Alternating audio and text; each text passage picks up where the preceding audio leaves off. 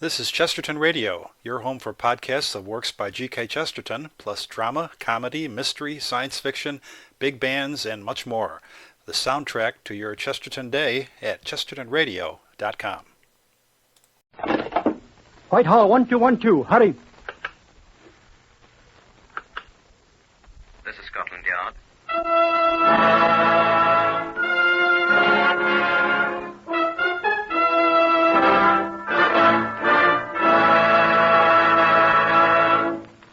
For the first time, Scotland Yard opens its secret files to bring you the authentic, true stories of some of its most baffling cases.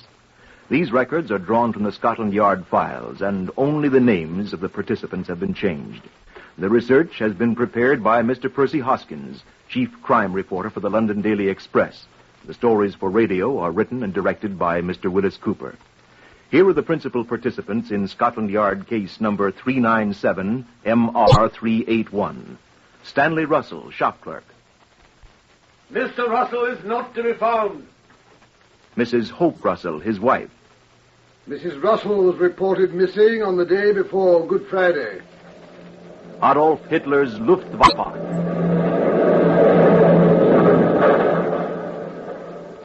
Chief Inspector Bryce Purcell of Scotland Yard. I should like to introduce Deputy Commander William Bird of Scotland Yard, my superior officer. Before we proceed, I believe it would be a good idea to visit the Black Museum. Come along with me, if you please.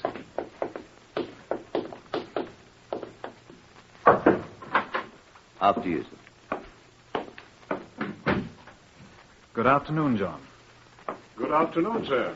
This is Chief Superintendent John Davidson, curator of Scotland Yard's Black Museum. Well, how do you do? You came about case number 397 MR381, I believe you said, sir. Right. Will you tell us about it, John? Well, this is the exhibit. No, don't touch it, please. It's quite fragile. And as you can see, it has already been broken. We have a great many other exhibits of crimes in these rooms. Murder weapons, blood-stained garments, bullets that have snuffed out many lives, death masks and many notorious criminals. Almost every instrument of violence that can be conceived. I should explain that these gruesome objects about us are not merely souvenirs. Many of them have aided our men in solving other crimes and bringing the perpetrators to justice. Now, this one. Tell us what this thing is, John. This is Mrs. Hope Russell.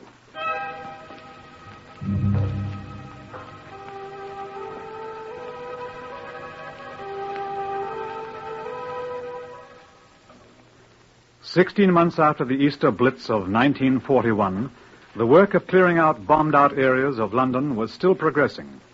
On the 12th July 1942, the Scotland Yard Information Room received an urgent call from PC John Dunn of the Kennington District. A patrol car in which Chief Inspector Purcell was riding was dispatched to the scene, a partially destroyed Baptist chapel. I was directed to the spot by P.C. Dunn, who was on point duty at the road intersection. Right over there, sir, where you see the men standing. They found something, sir. The navvies that's working here. Right, thank you. Morning, boys. Morning. What have you found? Who are you, mate? I'm Chief Inspector Purcell, Scotland Yard. What's up? Down, sir? Down there. In that hole, sir. Yeah. It's an old burying vault, sir.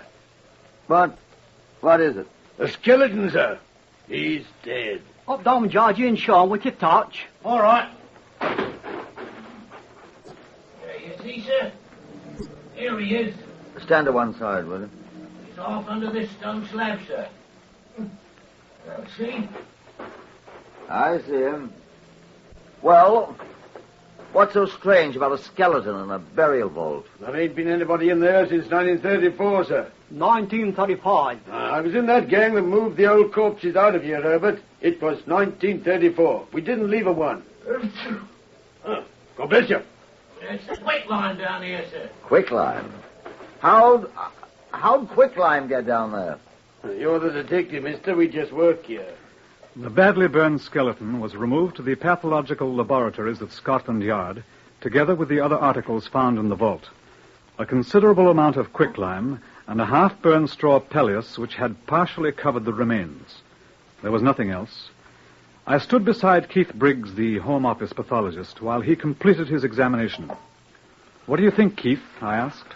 Well, she's dead. She? Well, it's a woman, all right. No question about that. The hip bones are characteristically a woman's. So is the sacrum here, and... How old a woman? Oh, middle-aged, I'd say.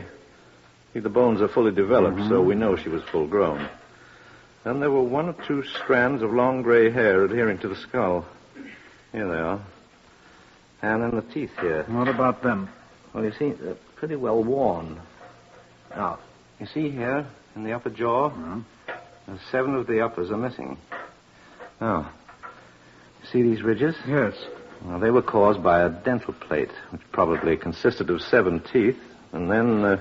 What are you looking for? The measuring tape. Oh, here. The lady was lying on it. What are you going to do now? See how tall she was. She's rather jumbled about. And the feet, where are they? Oh, the thigh bone's all I need. Oh, hold it, please, huh? This one. Now, let's see. 43 centimeters. Well, that's all right, sir.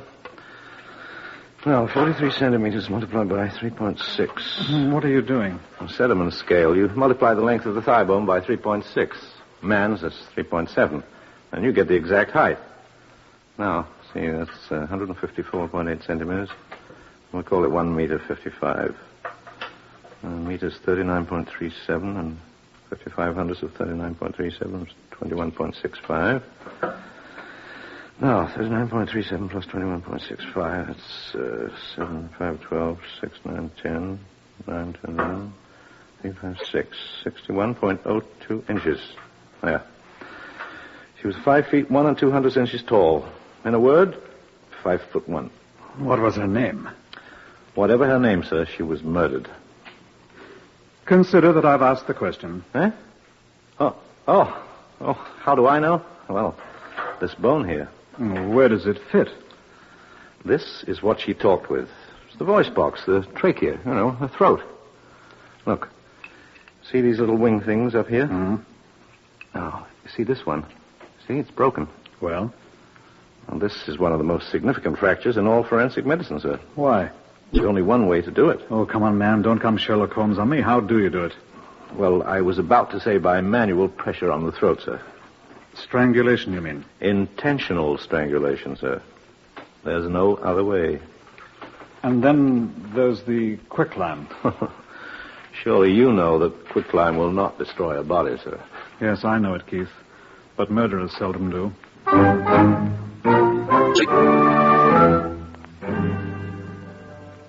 Reference to the ARP records showed that every other casualty and missing persons in Kennington had been accounted for. It was apparent that the victim had not been a resident of that district. I caused bulletins and charts of the teeth to be sent to all the dentists in London for identification. No results were forthcoming, and we were forced to conclude that the dentist in question had become an air raid casualty, or that the work had been done in some other city. I gave Purcell a very difficult assignment. Difficult, sir? Well, it's not so difficult, but it's tedious. It'll take a long time. I know, but it's got to be done. I'm strongly of the opinion that it was murder. We checked carefully, sir, and the only quicklime on the entire premises was that in the vault with the skeleton. I thought they might have dusted the entire place with quicklime for sanitary purposes, but they hadn't. Certainly looks as if someone had wanted to dispose of a body. Until we know who she was, we'll never discover who he is. Yes, sir. Well, I'll get cracking. I'll need men to go over the missing persons registers, sir, to find the names and addresses. Every woman 5 feet tall, of middle age with gray hair, who is still missing now. And then I'll need more men to make inquiries of all the next of kin to see which of them wore false teeth. And to find out which one wore an upper plate that matches the one in Briggs's chart here. It'll take a good many men and a good bit of time, sir. You can get the men, Purcell, and we've got the time. Good luck. Oh, thank you, sir.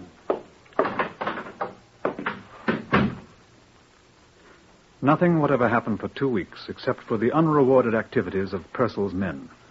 I had a minor inspiration about the 7th day. Put me through to Sergeant Bowles, please. Commander Bird here, Sergeant. I should like you to send me all the file copies of the Metro operations for the period 2 weeks before to 2 weeks after the Easter Blitz of last year, please. Yes, at once, if you please. The Metropolitan Informations is a daily newspaper containing digests of all the crime news. It is usually invaluable. I pored over every issue, looking assiduously for an item that might prove of some help. I had reached the end of the first week after the date the Kennington Chapel was destroyed, with no results whatever, when Purcell reported.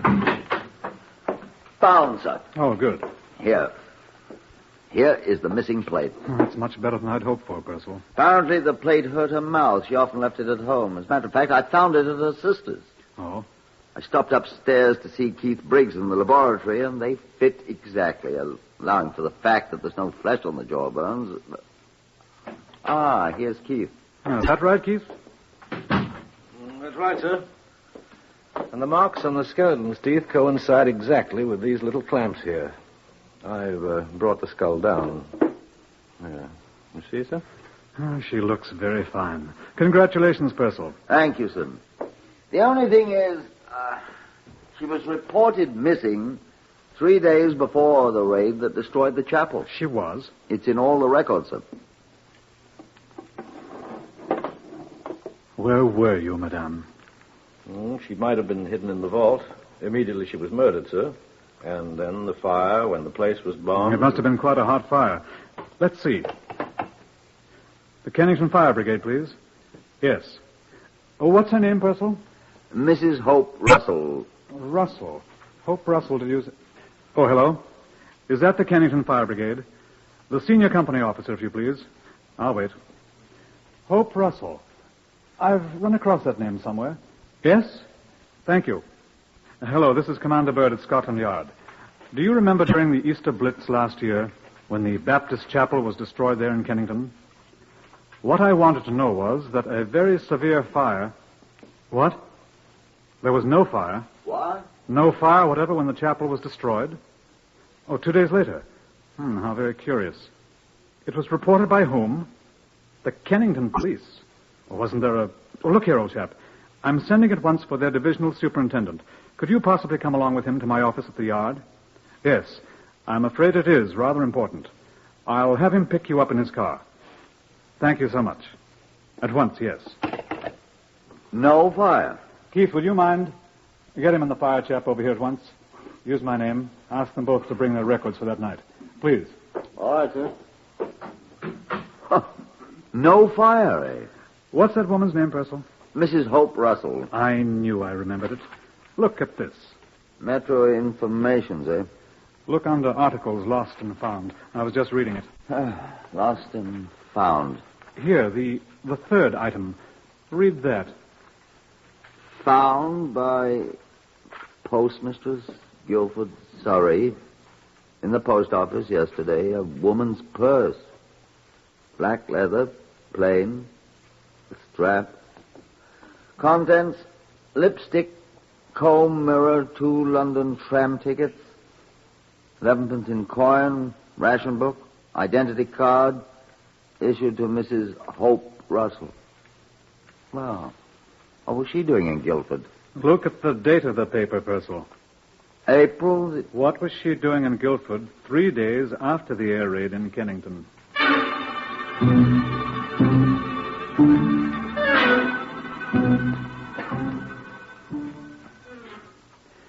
The divisional superintendent and the fire brigade officer from Kennington sat in my office with Purcell and me.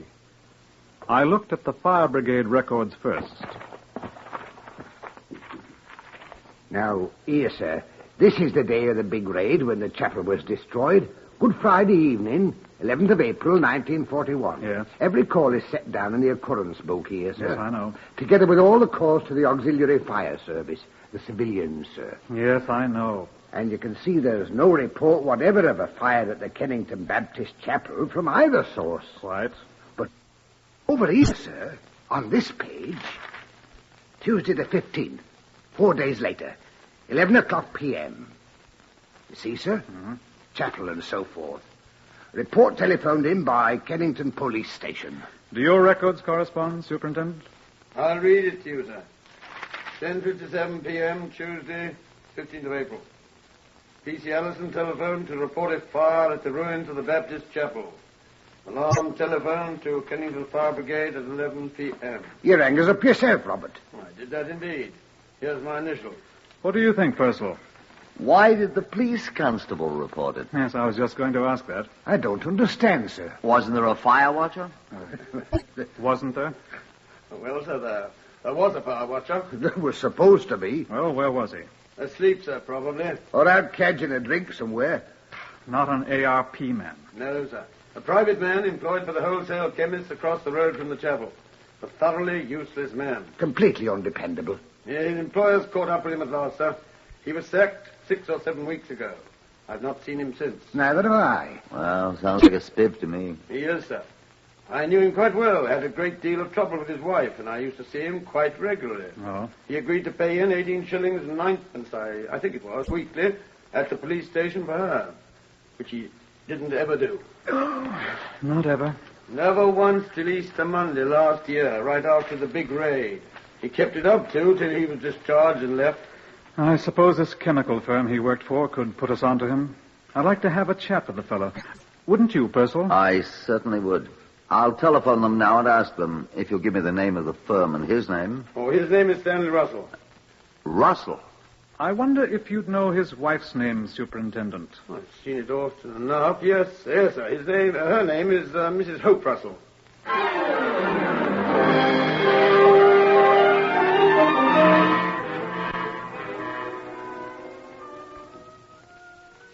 In The Pirates of Penzance, Gilbert and Sullivan complain bitterly that a policeman's lot is not a happy one.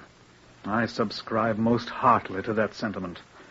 I would like you to hear Chief Inspector Purcell's report to me, just as he gave it, in my office.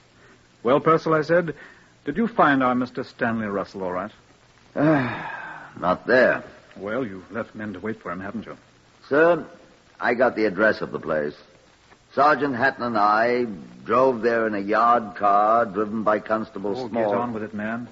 The whole bloody place was gone, sir. Gone? The whole bloody block was destroyed. Destroyed by an enemy bomb in an air raid 6 months ago. One day after Russell moved in. Not one person in the whole building's been heard of since. Sir, I respectfully request permission to go somewhere and get howling drunk. You know, Purcell, I think I'll go with you.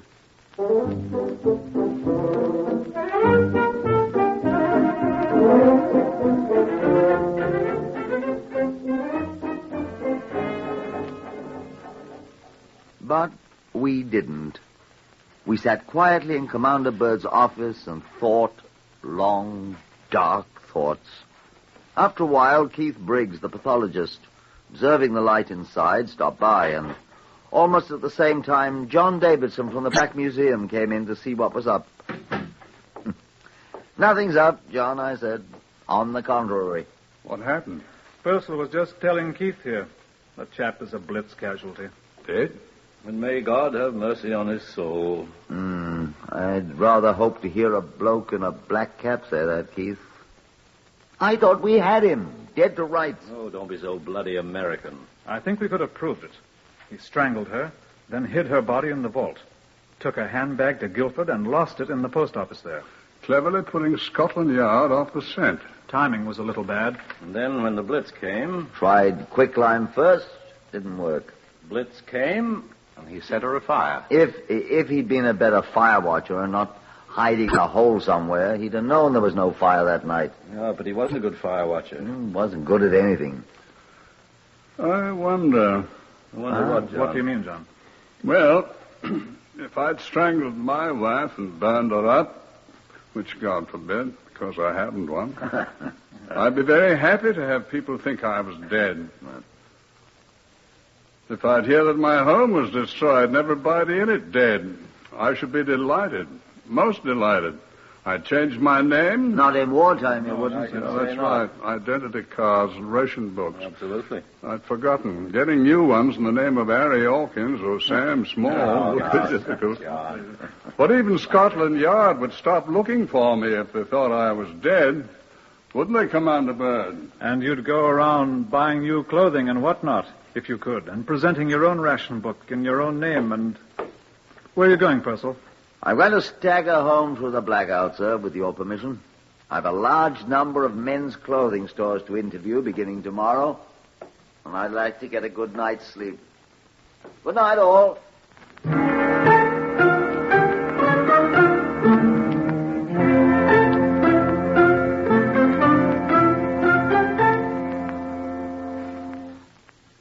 The Stanley Russell crop was enormous.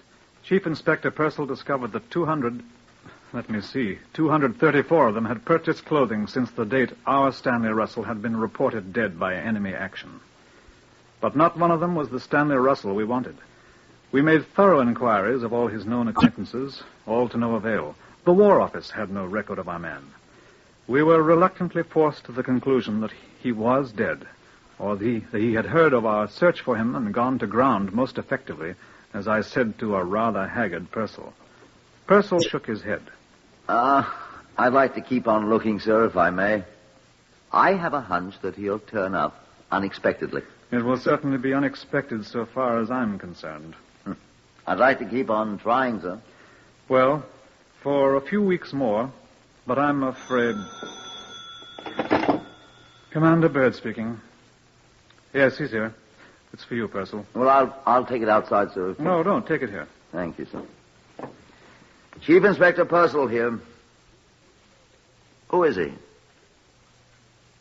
Oh?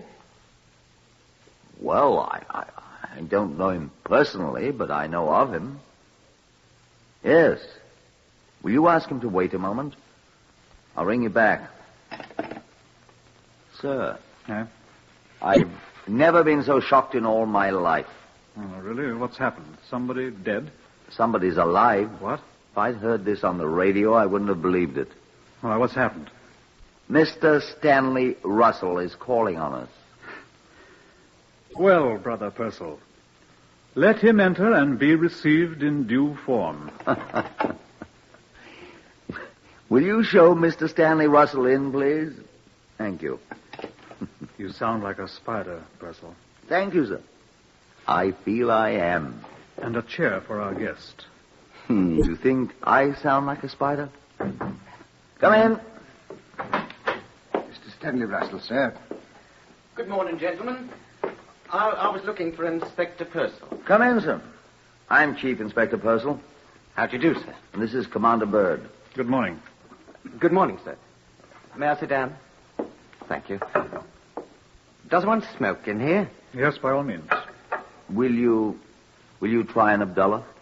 I'm afraid I always smoke Woodbines.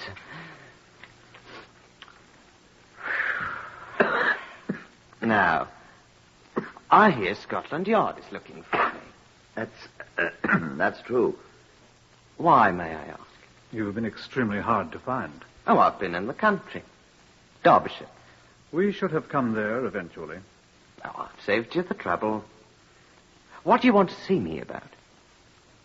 You were a fire watcher, Mr. Russell, in Kennington. Yes. There was an unreported fire at the Baptist chapel there whilst you were on duty. When? 2 nights after the raid that destroyed the chapel. I didn't see any fire. Is that all you wanted? No, Mr. Russell. Well, I don't recall any fire, sir. You didn't see or hear the fire brigade? No, sir. Near 11 o'clock? Oh. Well, I must admit I wasn't there. Where were you? I did see the fire brigade moving away when I came back, but... Where were you? Oh, I was out of cigarettes, and I strolled around the corner to see if I could borrow 1 or 2 from the fire watcher at post 4. He says he never saw you, Mr. Russell. Oh, he's probably forgotten. It's a long time ago. He will swear he didn't see you that night. Well, the fire obviously didn't do any damage. A woman was burned to death in it. Murdered? Do you know anything about her? Of course not. I'm very sorry to hear that anything like that. The woman was your wife. May I have one of your cigarettes, please? Thanks. So that's what became of her. Do you know anything about it? I'm afraid I must disappoint you, gentlemen. I wasn't on very good terms with her. We know that. I'm afraid I've no tears for her. She was... Oh, well, she's dead now. I shan't say anything. Naturally, I'm shocked. Naturally. But I'm afraid I'm not sorry. Do you know anyone who would have had a motive for murdering him? You had a motive, didn't you, Mr. Russell? I can see how you might think so, but I didn't murder her, I assure you. When did you last see her? I don't really remember. Several months before she was murdered, I think. How do you know she was murdered? Why, you said so. Did I? Oh, I would have had good cause to, Inspector, but I'd have been a fool to do it now, wouldn't I? Yes. Well, Mr. Russell, thank you for coming to see us. If there is anything else you remember, please come back and see us again. I think that's all for now. How can we find you if we need you? We may want your corroboration of certain facts. Well, I'll write down my address, sir. It's a sad affair, and you have our sympathy. Thank you, sir. I admit I'm terribly shocked. Of course. Well, here's the address and telephone number, sir. Thank you. Feel free to call on us at any time. Goodbye. Well, goodbye, gentlemen. I was merely trying to do my duty. Oh, you've done it admirably, sir. Goodbye. Thank you. Well, he's a liar. I know it. May I ask why you... Why I let him go? He thinks he's got us completely fooled. He'll be back with more helpful information. Come in, Mr. Russell. I just remembered something that might be of importance. Come in. I remembered that an old straw pelleas, a mattress I used to catch 40 winks on, it was stolen about that time. Oh. Could that have been used to stop the fire? Did you find it? Yes, we found it. Oh, that's good. Well, I must go now. Oh, by the way, was the body destroyed? By the quicklime? Yes. What's the matter? You are a very clever man, Mr. Russell. Much too clever for your own good. Why? Why, may I ask? No one had mentioned quicklime, except you. Well, I thought... I mean... I didn't... I wasn't even there. I tell you, I didn't touch her.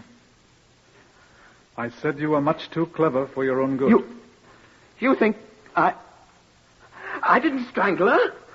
Go ahead, Chief Inspector. Stanley Russell, I arrest you on the charge of willful murder. I didn't do it. And I warn you that whatever you say will be taken down in writing and may be given in evidence.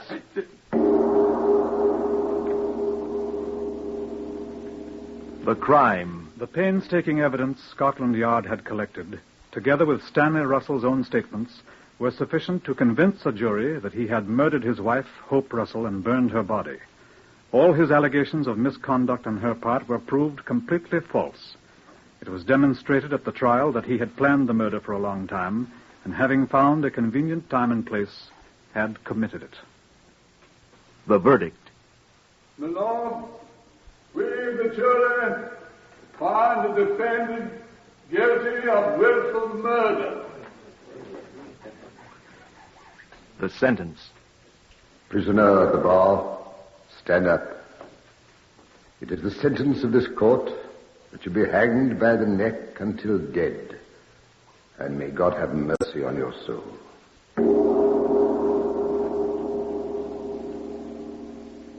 You have heard the true story of case number 397MR381 from the files of Scotland Yard. The names of the participants have, for obvious reasons, been changed.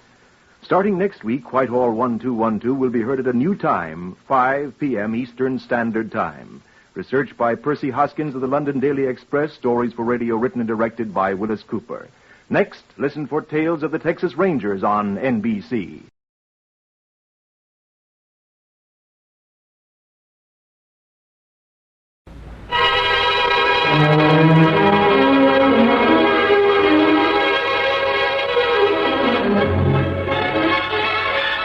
Good evening. This is Peter Tobin introducing Lux Radio Theatre.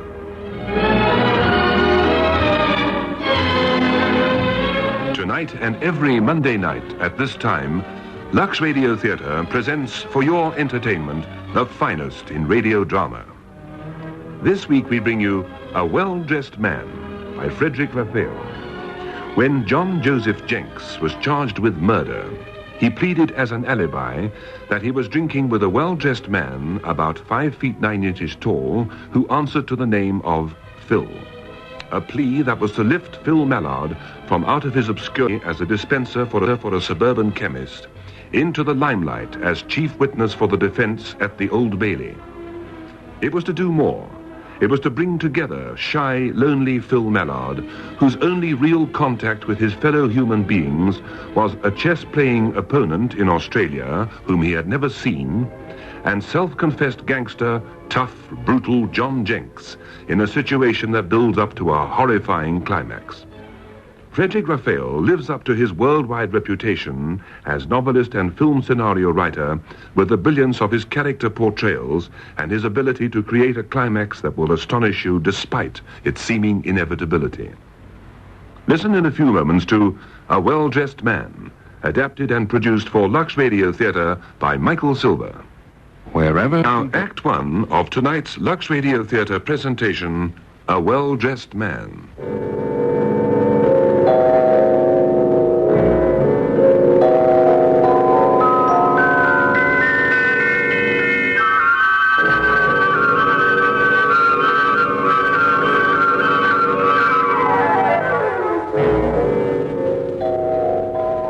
Here's your prescription already made up, Mrs. Louise. Thank you. I see you've got a new radio set. Yes, one of these new kind of transistors. Here.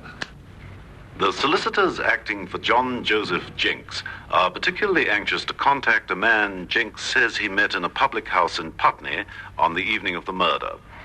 The man was well-dressed, about 5 feet 9 inches tall, and is said to answer to the name of Phil. Yes, nothing but murders and murder trials. Well, good day to you, Mrs. Louise. Good day. Oh, excuse me. Good morning, Mr. Laban. Good morning. I fear I'm a couple of minutes late. There was a queue outside the football ground. I had some difficulty in getting through. One gets punched about. Well, you don't look as if you've suffered any damage. Oh, no, not at all. Forgive me asking, Mr. Laban, but was there any post by any chance? Have you been applying for jobs again? It isn't that. I mean, I shouldn't like you to think that I would... Mr. Mallard, how many times have we been over this ground during the last, 10 years? It isn't a reflection on... I know, Mr. Mallard, I know. I quite appreciate your motives. I've often felt much the same myself. One doesn't enjoy being in a backwater. No, one doesn't. But quite frankly, wouldn't you do better to reconcile yourself? Reconcile myself? No one's going to take up the references of a not very young dispenser working for a not very successful branch of a not very famous firm of suburban chemists. Now, really, are they? Mr. Mallard, wouldn't it be wiser, I speak now as one who has been your colleague for a period of years, would it not be wiser to accept the situation and not waste your threepences on stamped addressed envelopes which never get used? You don't think I'm the man they're after? Frankly, no. I don't think you're the man they're after. The thing is... You feel that you're wasting yourself. I know, Mr. Mallard. I had a picture of yourself discovering a cure for some rare disease and receiving the homage of a grateful nation. We all did, Mr. Mallard. saving someone's life and basking forever in the sunshine of his gratitude. We're most of us driven to take up our careers with the idea of performing some magnificent service to others, and we stay in them because by the time we discover what drudgery they are, we're too set to move. There wasn't any post, I take it. There was not.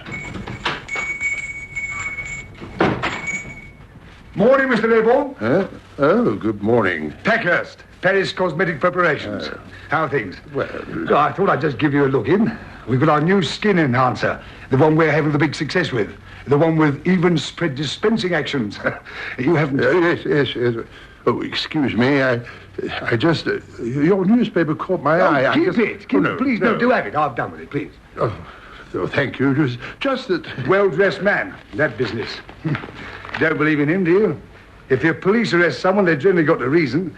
You don't often get the police making a mistake. Now, 2 sizes these come in. The 5 and 9 tube and 10 and 3 the handy can with the luxury diffuser. Yeah, well-dressed man. Obvious red-heading. He might turn up. You never know. You think so? Looking for something, Mr. Mallard? No. Oh, smell it a mile off. The red-heading, I mean. Smell it a mile off. Well, I'll take 6 and 6. That's 6 big and 6 small. 6 and 6. Very much obliged to you, Mr. Laybourne. They always have some sort of red-heading, the defence does. Their job, though, isn't it? He doesn't exist, you can be sure of that. Well-dressed man. Answers to the name of Phil. Could be anyone. Well, I must depart. Good morning to you, Mr. Laybourne, and many thanks. Next Friday week, if that's convenient. Oh, yes, indeed.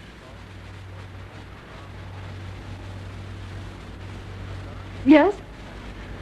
Good afternoon. Good afternoon. Can I help you? Don't you recognize me, Vivian? Philip!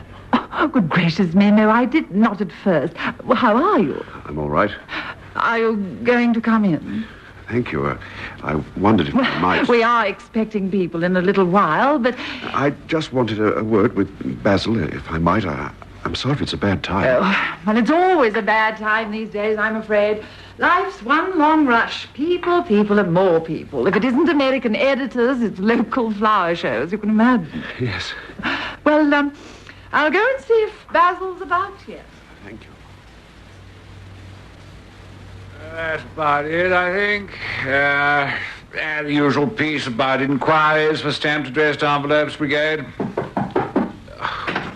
Sorry to disturb you, darling, only, Philip's here. Philip? Your brother. Philip? What's he want? Well, he didn't say. He wants to see you, that's all. I suppose someone must have died or something. Oh, dear. Oh, well. Olive, call Dennis Thingamabob. Tell him I'd love to lunch on Friday. Oh, and get hold of that man from Vacation Magazine. Tell him I'm on for the Chateau country. And how many words do you want and when? Oh, and call the Maison Provençale. Tell them I want a table for 8 for tomorrow. And make sure they know who we are. I don't want limp game, chips and Empire cough mixture at 22 and a head, all right? Yes, Mr. Mallard. Philip. Oh, Philip, my dear old boy, this is a surprise. I'm sorry, I seem to have come at a bad moment. Well, you weren't now. Oh, what have you got there? Oh, only this... It's your scrapbook. I was... Oh, one of our scrapbooks, have you? Silly, really, keeping all that nonsense. Very impressive. Well, it's a living. You're looking as spruce as ever, Philip. How are things? Still the same. Time you found yourself a wife. I shall never do that, I don't suppose. Not now. Well, I'm going back upstairs to finish getting ready. Do excuse me, Philip, will you? Of course. It was nice to see you again. Oh, lovely to see you. Oh, Basil, the caterer, will be here in half an hour, darling. He knows where everything is if you let him in. I will. You've done more for her than I ever could have. Oh, I don't know. Oh, yes. She's not like the girl I used to know. Not now. They all changed. You've been very successful. We've worked hard, you know. Oh, yes, I know. You always did. Mother always had faith in you. Said you'd be someone. Oh, one has to take one's opportunities. I was lucky, that's all. Well, it has been a long time, Yes. We haven't met since the funeral. Mother's. Poor Mum. No, we have. Never fault you on a date, eh, Philip? No. You're still in Hilton, eh? I am.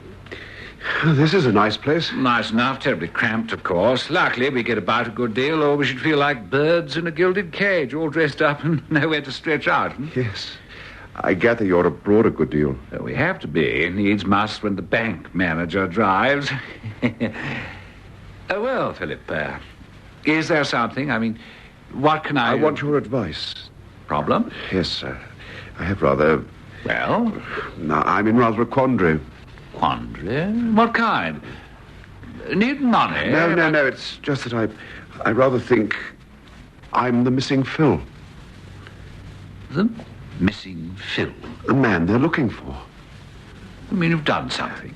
Haven't you seen the paper? It's been all over the paper about this murder.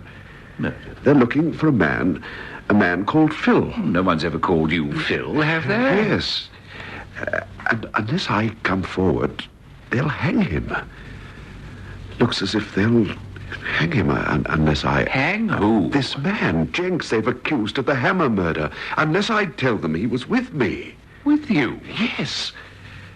You see how important I may be. How important. You say you were with him. Where was this? In the pub in Putney. Sometimes I go out. I go out to pubs. It's allowed. And you met this chap they... want to hang. Yes, I think I did. Strange company for you, Philip. A man like that. You're positive. I'm not like you, Basil. I didn't have your advantages. I didn't go to university. I don't have famous friends. I take my company when I can find it. Why exactly have you come here, Philip? To get your reaction. To what exactly? My problem, of course. What should I do? I must do it, mustn't I? Come forward.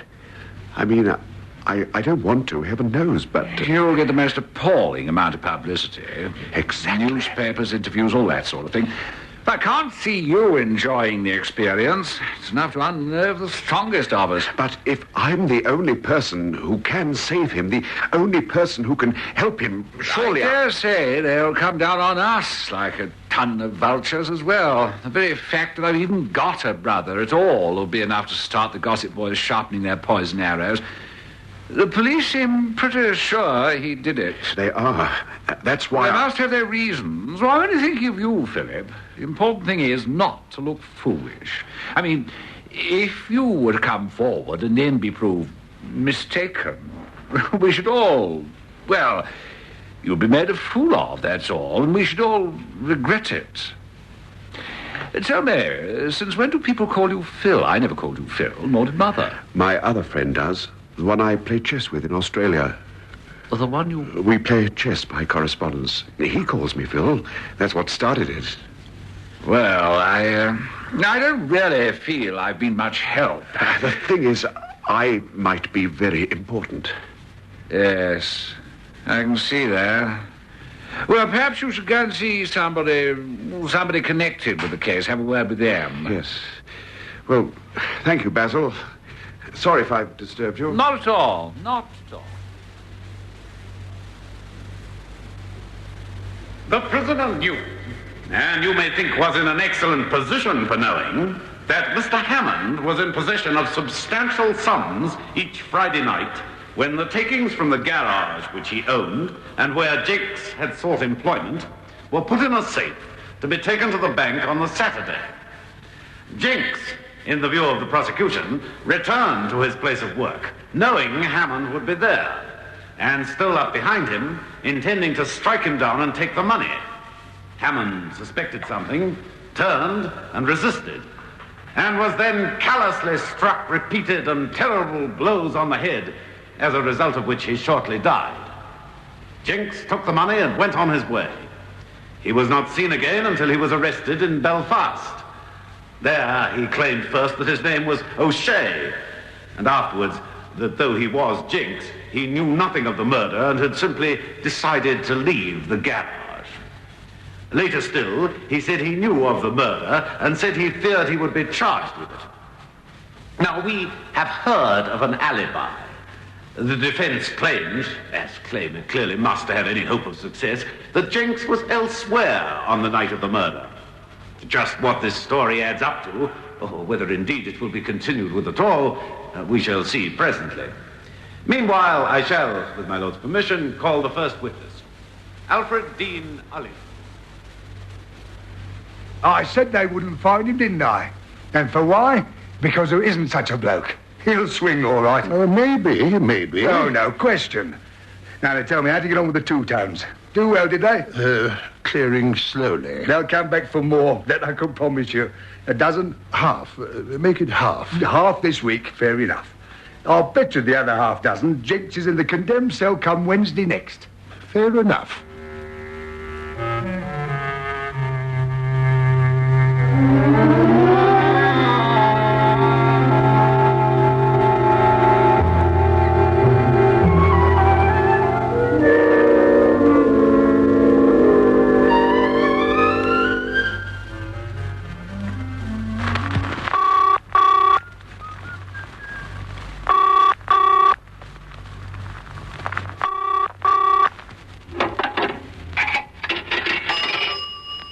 Central 0181. I think I can help you. My name's Phil Mallard. That's right, Phil. Now, will you tell the jury and my lord in your own words what you did that evening? I got home from work about 6:30. Then after supper, as it was a fine evening, I decided to go out.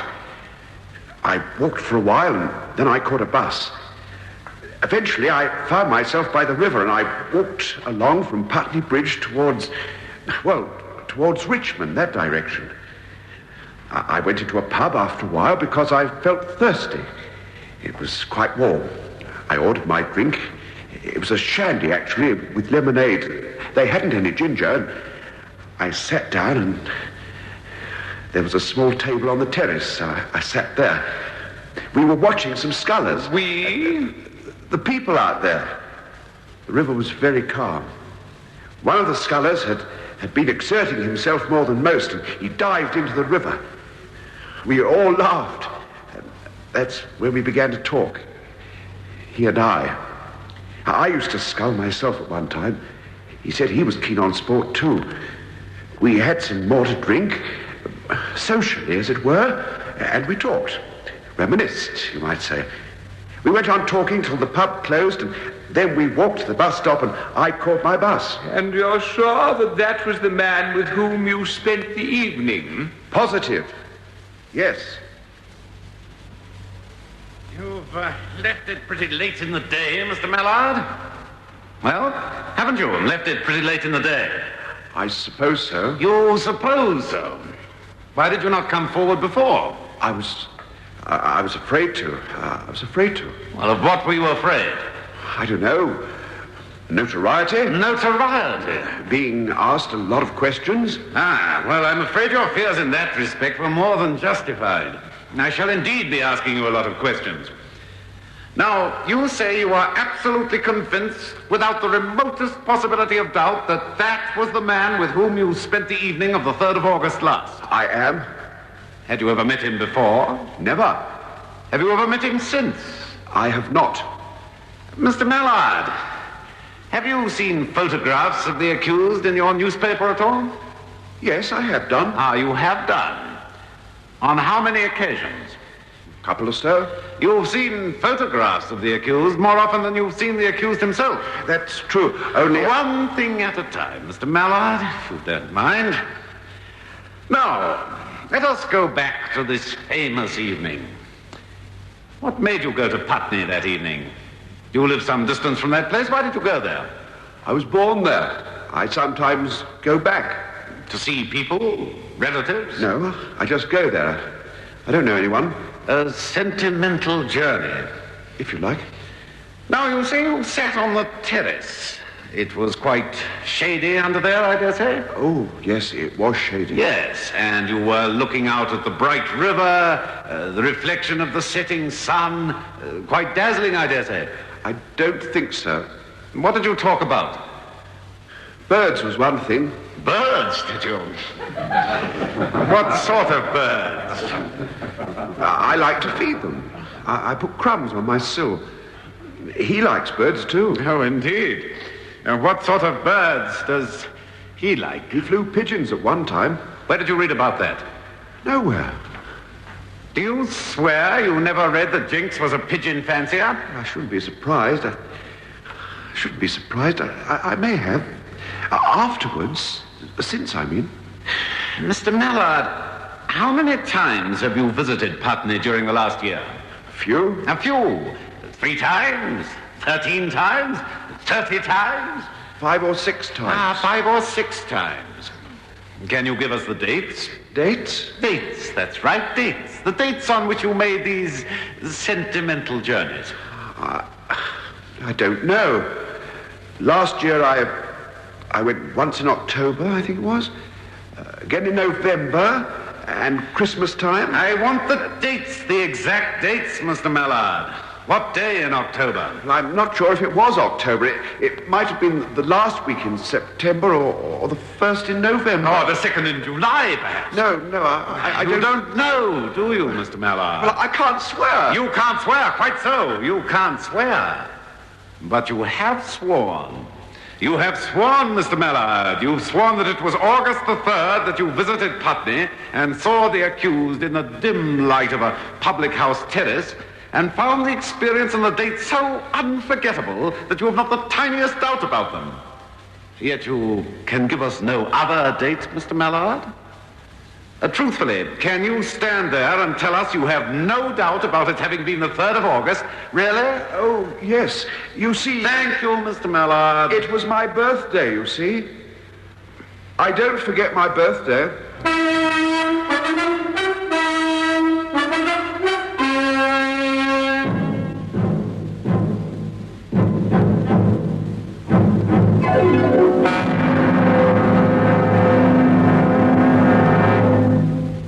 It's here.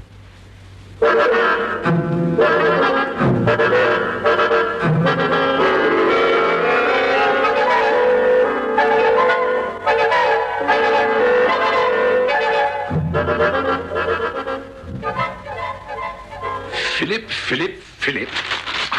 Paper's full of him. If he goes on at this rate, they'll be holding over my column to make room for pictures of him. Oh, grisly notion. I had lunch with Dennis about this TV series, and all they could do was talk about Philip. He'll make us famous yet. Making such a fool of himself. And us. Needless to say, and us. Do you know, one of the people at lunch actually wanted to meet him. Meet him? What for? They thought he sounded interesting. Interesting. Philip. Basil, do you think he's going to get that man off? Oh, I don't know. If he's telling the truth, well, after all, why should he make it up? Philip, of all people, why should he? You may well think that Mr. Mallard is the most important person in this case.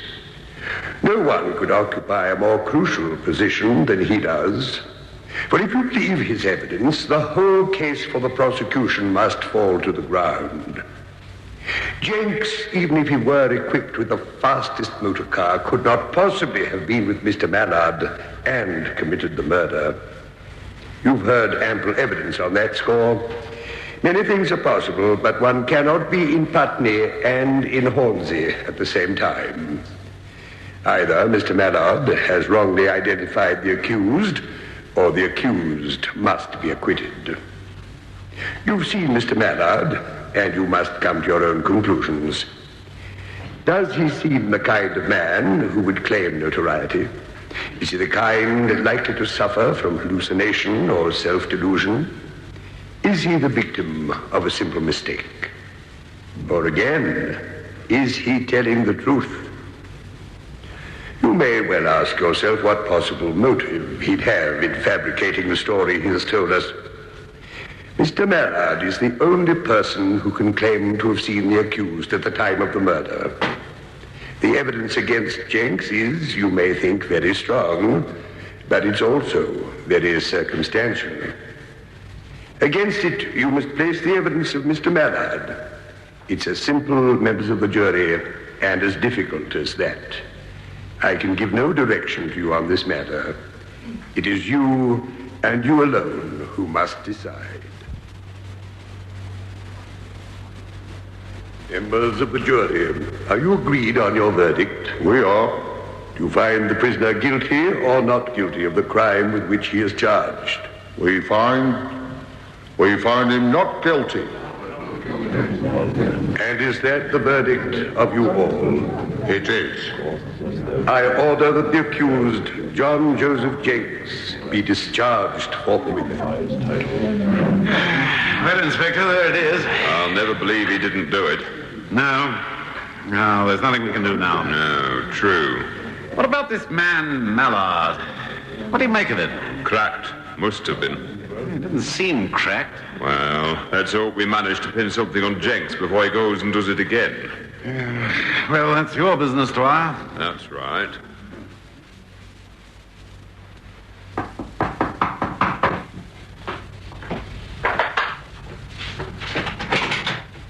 Yes?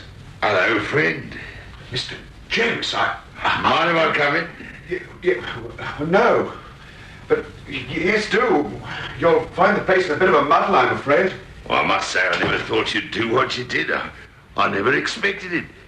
Quite a turn-up, really, that was, you coming forward. I like 2 spoonsful of that coffee, if you don't mind. Oh, yes, certainly. I had to. I could never have borne it if they'd found you guilty and if they'd... Hang me? They would have too, you bet. Should have seen old Dwyer's face when I come out of court. Should have seen his face, old Dwyer. What? The inspector on the case. Livid. Livid. Oh. You are? Yes, sir. Well, I had to come and thank you. I mean, in the circs, it was the least I could do, wasn't it? Very nice of you. Very nice of you, come to that. It's nothing. Nothing? Save me blooming neck, no fooling.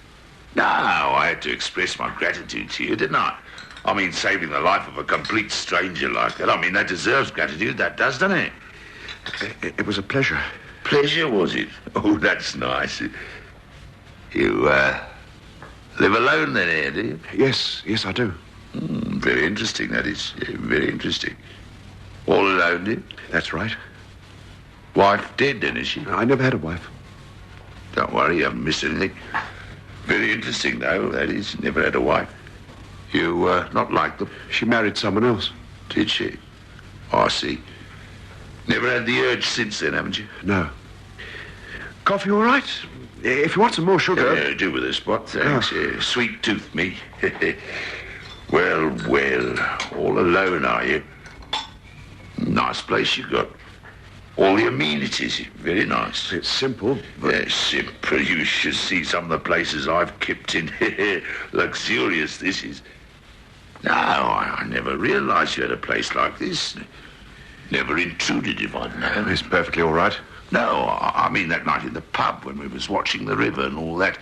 I'd never have intruded myself if I'd known what sort of bloke you were. I had to come and thank you, give you my gratitude, didn't I? It's very nice of you. I'm glad you came. Lonely, I dare say. Eh? All by yourself. Never been married. Well. Your birthday, was it? On the 3rd of August. That's your birthday, is it? Yeah, 3rd of August. How old are you then? 45. Are you really? 45, eh? That's very interesting, that is. Got any biscuits, have you? Biscuits? I could do with something to eat, matter of fact. I see. Makes you peckish being tried for murder, it does. Nervous tension, think it must be, yes. Hanging about, you know. Yes. I've got some digestives and some cheese if you'd like it. Well, that'll do. Yeah, you should have seen old Dwyer's face. Funny people coppers are. Never let you off the hook. You know that? Oh, I don't suppose you would, respectable bloke like you, but they never let you off the hook. I've cut the ride off. Furious. Yeah. It's like old times, this is, eh? You and me, eh? Yeah, yes, Go round to my digs, the place I used to live. You'll find one of them there. One of them? You'll find a copper hanging round the door, waiting, hoping I'll do something else. Very interesting, that is, about coppers. One-track minds. What will you do now? Do? Now the case is over. Where will you go? Well, I don't know. I hadn't thought.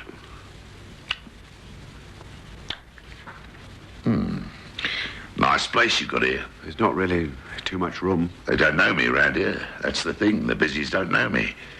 I'm not known. I can lead my own life. I can't go back to Hornsey. They'll hand me. Certain to. One-track mind. That's why I thought I'll look that bloke up. Really? See if he can help me. No, I think it's very luxurious. I mean, you've got all the amenities, haven't you? Fancy you remembering me. That's what gets me. Really recognise my face, did you? Yes, of course. Amazing, that is. What's your racket, then? What do you do for a living? I work in a chemist. Oh, chemist, you? Very interesting. Big one? Reasonable one. Not large. Reasonable size? That's right. Yes. I have to be at work quite early in the morning. I have to get to bed quite early, otherwise I can't do my work. Incapacitated, quite. Don't mind me. I mean, if you want to kip, don't mind me. Whenever you want to, I mean, just, you know. Hey, play chess, do you? If you don't mind... Or something wrong? No, don't touch those chess pieces if you don't mind. Oh, I beg your pardon. I do apologise. Important, then, that is it? It's an unfinished game. Well, why don't you finish it? My opponent's in Australia. Ah, why? Well, he lives there. He sends me his moves, and I send him mine. I see. Couldn't you find no one nearer, then? I don't happen to have done so. Ah. I suppose... What? You're not a chess player? Nah. I used to play solo, but not anymore. In Australia, is he? Right, Stu? Yes. We managed to exchange moves once a fortnight. Do you really? Very interesting, that is. Once a fortnight, do you? Sometimes less, sometimes more. Oh, I know. Do you really? You're cracked, aren't you? I'm sorry?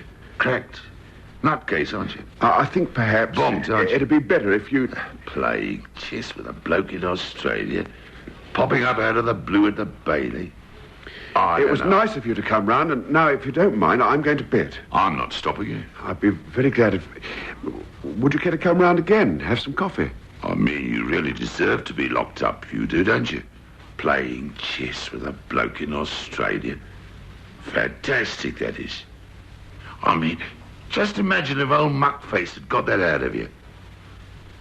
Would I be wrong in thinking that you played chess with a man in Australia? I mean, all he had to do was ask you a question like that, and I'd be playing drafts for the Death Watch, I mean. Straight. You're a pretty rum bloke, you are. You think so? Dead rum. Oh, never mind. This is a nice place, I must say. All the amenities, haven't you? I mean... You must come again. Short of company, then, are you? Lonely? It can be. Just think of being in the condemned cell, like... I should think that is lonely and all. Yes. People around you all the time there, though. Lonely. I suppose it would be. I mean, watching you. Horrible that must be. Quite. Nerve-wracking that must be, I should think. Well, you got me out of that all right then, friend, didn't you? I mean, you looked after me, didn't you? Saw me all right then, didn't you? Oh, it was nothing. No, I suppose not. Got your name in the papers? Yes. Both of us did. Both of us did, you're right there. You got something there, all right. Famous we are. It's all over now. For them it is, but not for us. I mean, we're a famous pair, you and I.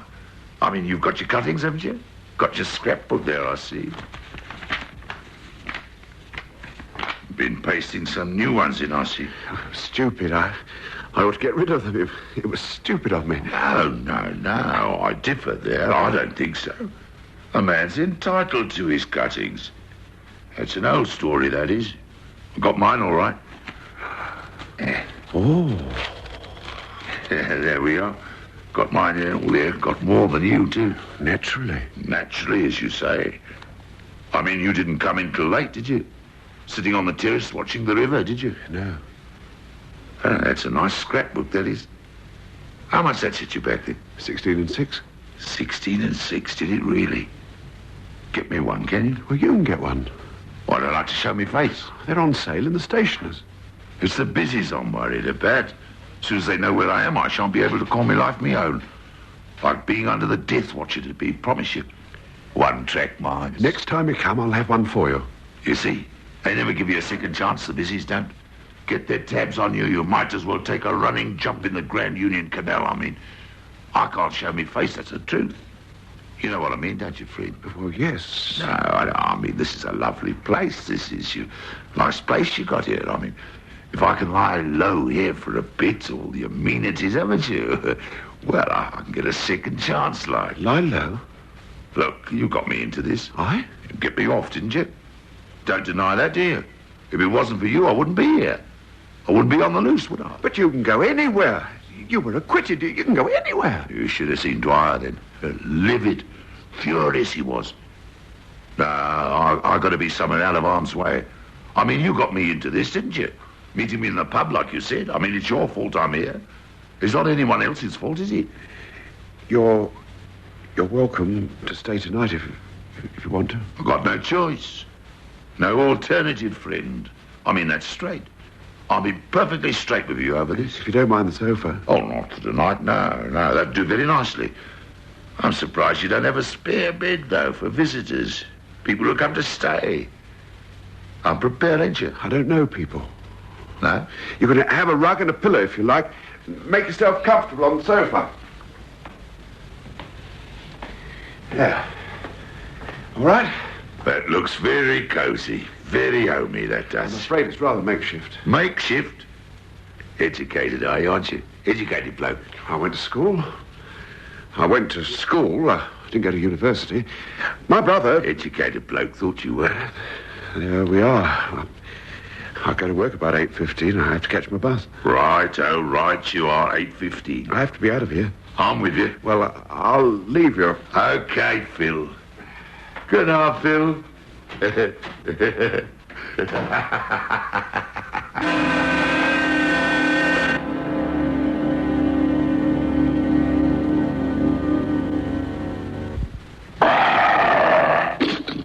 You are now listening to Drive, the hungry detergent.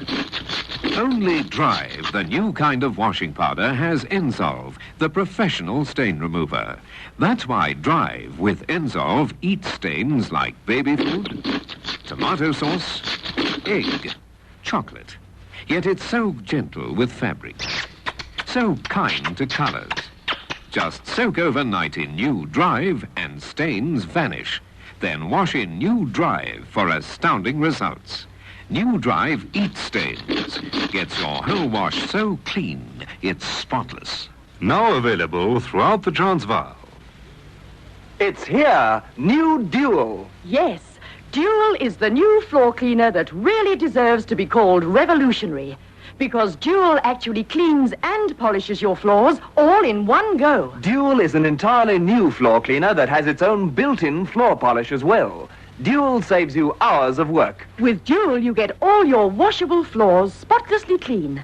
And you get a magnificent, hard, non-slip, dirt-resisting shine. All in one go. And the more you clean with Dual, the more brilliantly your floors shine. Get new Dual right away. It's the revolutionary new floor cleaner that cleans and polishes all in one go. Remember, it's Dual. D-U-A-L, Dual.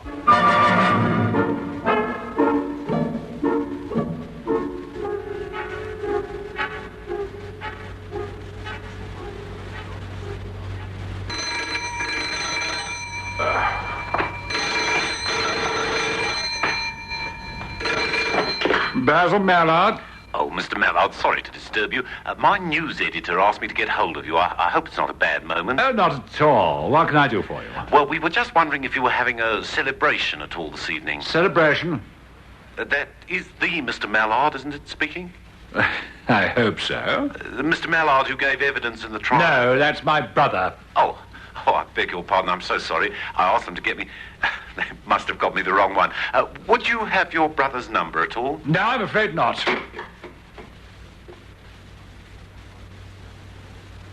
Jenks. Mr. Jenks. It's breakfast, Mr. Jenks. Oh, how is you? Never jog me, Phil. That's a jog. I don't like to be jogged. Breakfast is ready. Breakfast, is it? You woke me up. I was dreaming. You woke me up. We've got to be out of here in a quarter of an hour. We have to be out of here?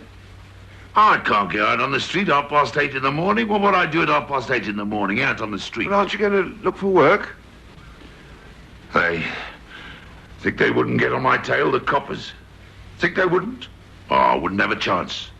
Nah, best thing I can do is lay up for a week or two. We could go and look for something suitable somewhere. Hopeless. I told you, friend. I go out of that door and down into the street, and where am I? Hillston High Street, north side. I'm in trouble right away. I told you I don't know how many times they'll hound me. They'll give us a break. What do you want to do? Stop here a day or two. Pals, aren't we, Phil? Hey, you and me. I'm your best friend, I am, remember? The sun on the water and all that, remember? We're pals. You don't want to let a pal down, do you? No, but... Of course you don't. Not made like that, are you? What am I, Phil? I don't... What am I? Who am I? John Joseph Jinks. And I'm an innocent man, aren't I? Yes, sir. Yes, exactly so. Now, you got me into this, and I came round here to express my gratitude, right? Yes, I'm very grateful. Then show how grateful you are, friend, and help me out for a day or two, okay? I must go to work. I shall be late. You never want to be late. You want to be punctual. That's good, that is. Punctuality is. That's a virtue. You run along. Now, please, don't... What? Don't touch this. Move anything. Any of the chessmen. Righto, if you say so. Right you are. Oh, by the way, might bring some smokes when you get back tonight. I'm right ahead. Haven't got any, have you? No, I don't smoke. Sensible bloke. Don't forget, will you? And the scrapbook, friend. Cheers. Inspector Dwyer here, Doyle. Any sign of Master Jenks? I see. Has he indeed? Well, in my experience, people don't vanish, Doyle. I want tabs on him. Now, let me know as soon as you hear anything. He must be somewhere. He can't have vanished into thin air.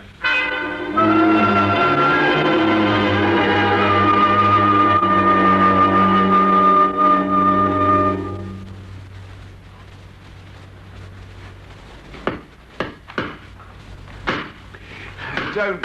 Oh, sorry. Bang too hard, will you? Oh, don't worry. I can handle an hammer. I was just putting a couple of nails in this picture. You and me coming out of the Bailey. Good, isn't it? I thought we should put it up. Memento. Got the book, have you? The scrapbook? I managed to get this. Ah. Flimsy, isn't it? Flimsy, that is. Unsubstantial. Well, it was all they had. All they had. Go on. The shops were closing. It wasn't proper stationers. All they had. You want to watch it? It was a general store's on the corner. On that corner. You want to watch it? You telling the truth, are you? I couldn't get anything else. I'll have to do. Have to do? What do you mean? See if ate the baked beans. That's right.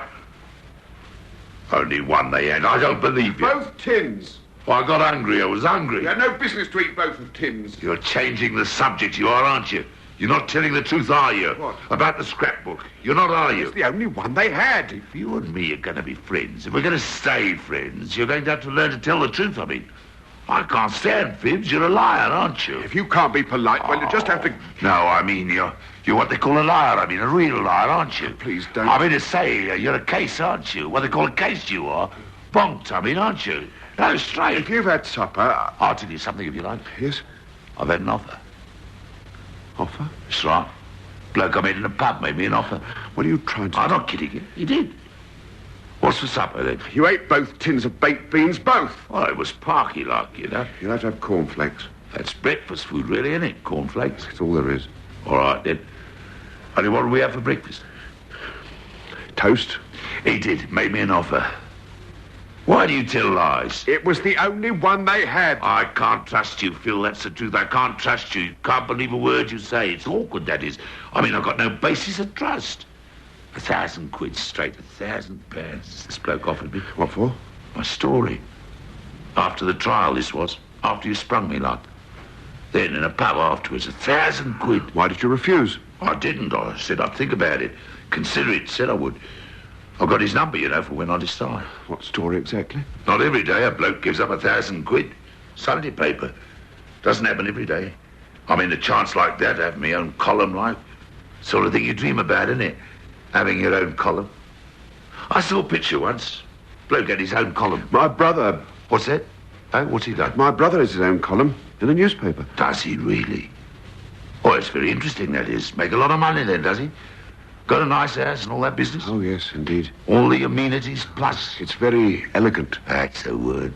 Luxurious, am I right? Yes. He's done very well. He's got everything. Travels a lot, everything. I'd like to see the house where he lives, your brother. Elegant, I expect. Away a lot. 1,000 quid I could have made. That's a lot of money, isn't it? Your brother make that much for his articles? I don't know. Well known, is he? Quite. Well known as Godfrey Wynne? I don't know. Dare say. Very interesting, that is. Well known as Godfrey Wynne.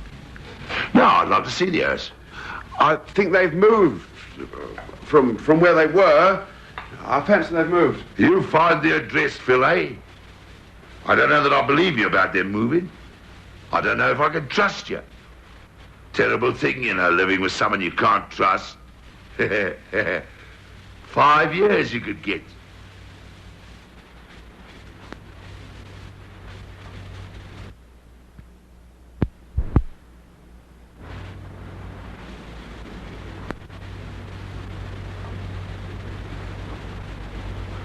Oh, Inspector Dyer.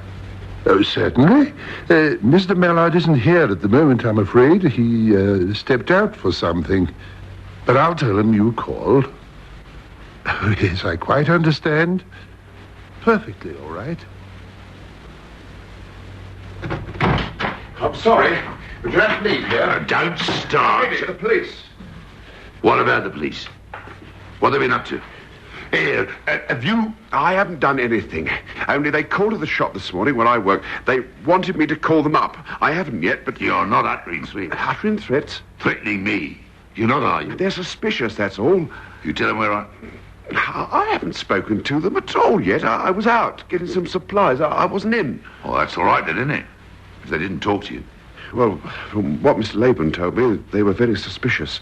There's been a break-in and they're suspicious. Break-in? The tobacconist's store bashed in. Oh, yeah. 2 nights ago. You don't say. Want a fag? No, I don't, thanks. Got some cash, you said, have you? I'll give you money. Yes, cash. I've got a bit. Haven't made a note of the numbers or anything, have you? Haven't been educated about it or anything? Here we are. They're all odd ones. I haven't even looked at them. Here. This is all on the up and up, I suppose. I mean, knowing what a liar you are, I wouldn't put it past you to be putting the wind up me. I mean, ones isn't much use these days now. I don't suppose your brother even uses ones, not nowadays. 5ers or nothing. Expect he's got drawers full, eh? Small change once are to a bloke like your brother. Keeps all his money in the bank. Never has any in the house. I promise you. Found the address of it? There's nothing there, I tell you. You must get out of here. Dwyer, was it? You can get down to the bus station very easily. You could be in Manchester tonight. What do I want to be in Manchester for? What am I supposed to do in Manchester? A new life couldn't I have in Manchester? Yes. Got a suitcase? Suitcase? Under your bed? Oh, yes. Only pyjamas? I'll give you a pair. Suspicious, Dwyer, was he? Well... I thought you didn't speak to him. I was going to say... Mr. Laban said... and a toothbrush. Must have a toothbrush. He sounded... businesslike. Would do. That's why I thought he might come round, might call. This isn't a trick of yours, is it? One of your lies? No. You won't tell him when you would have gone? He won't even know you've been here. Get the case. Come on. Thanks, Fred. Good luck. Turn right at the bottom, and you're at the terminal. I'll say cheerio, then. Cheerio. Looks like it's too late. I better get back into the bedroom. Only watch it. So much as one word and I'll be on you.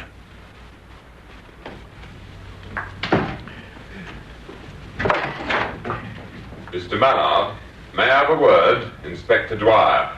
Of course. Come in. I hope I haven't come at a bad moment. What can I do for you? You seen anything of your friend, Jenks, at all? Jenks? No, nothing. Why? Has he been in some sort of trouble? No. We've rather lost touch with Master Jenks, that's all. He must be keeping out of harm's way somewhere. What about this robbery at the tobacconist's? I suppose you were thinking... Was I? Jenks? No, I don't think so. No one was cursed, for one thing. He makes up to violence, Jenks does. Does he? As long as he keeps his nose clean, we can't touch him. Only I'd like to know where he is. Goodbye, Mr. Mallard.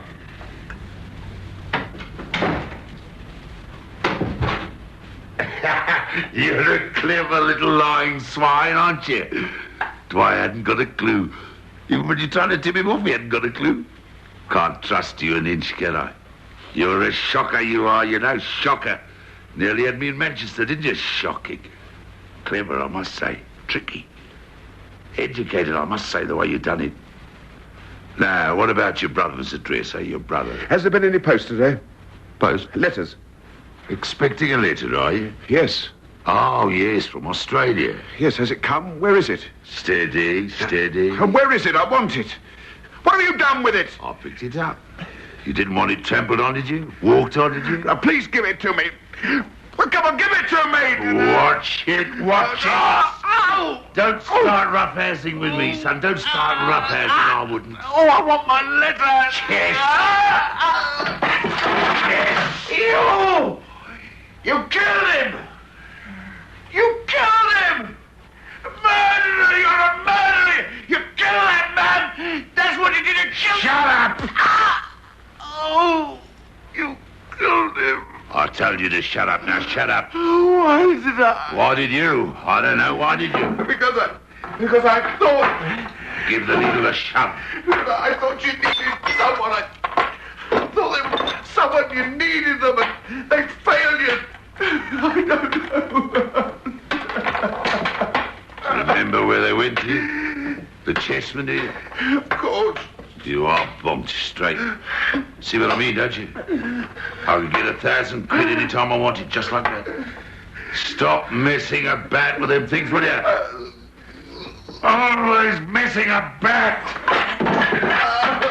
Hey, you're a full-time liar, really, aren't you? I mean, that's really what you are. Terrible thing that is to be a liar. Shocking that is. Please, may I have my letter? After you've made the copy.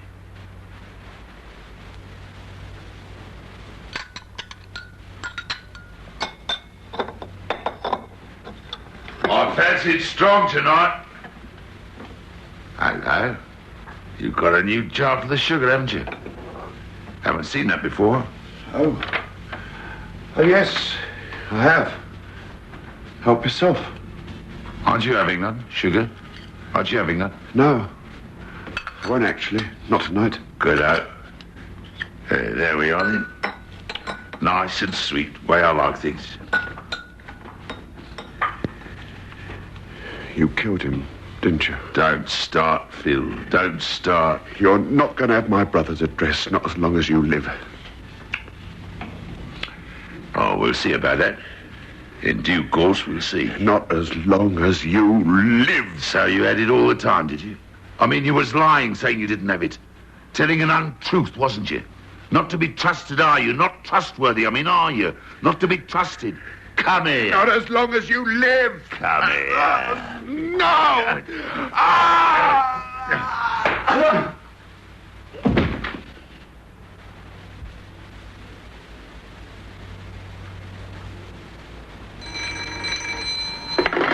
Inspector Dwyer. What? Dead? I see. Yes, I'll be right over. Stay there. I'll be right over. I was afraid of something like this.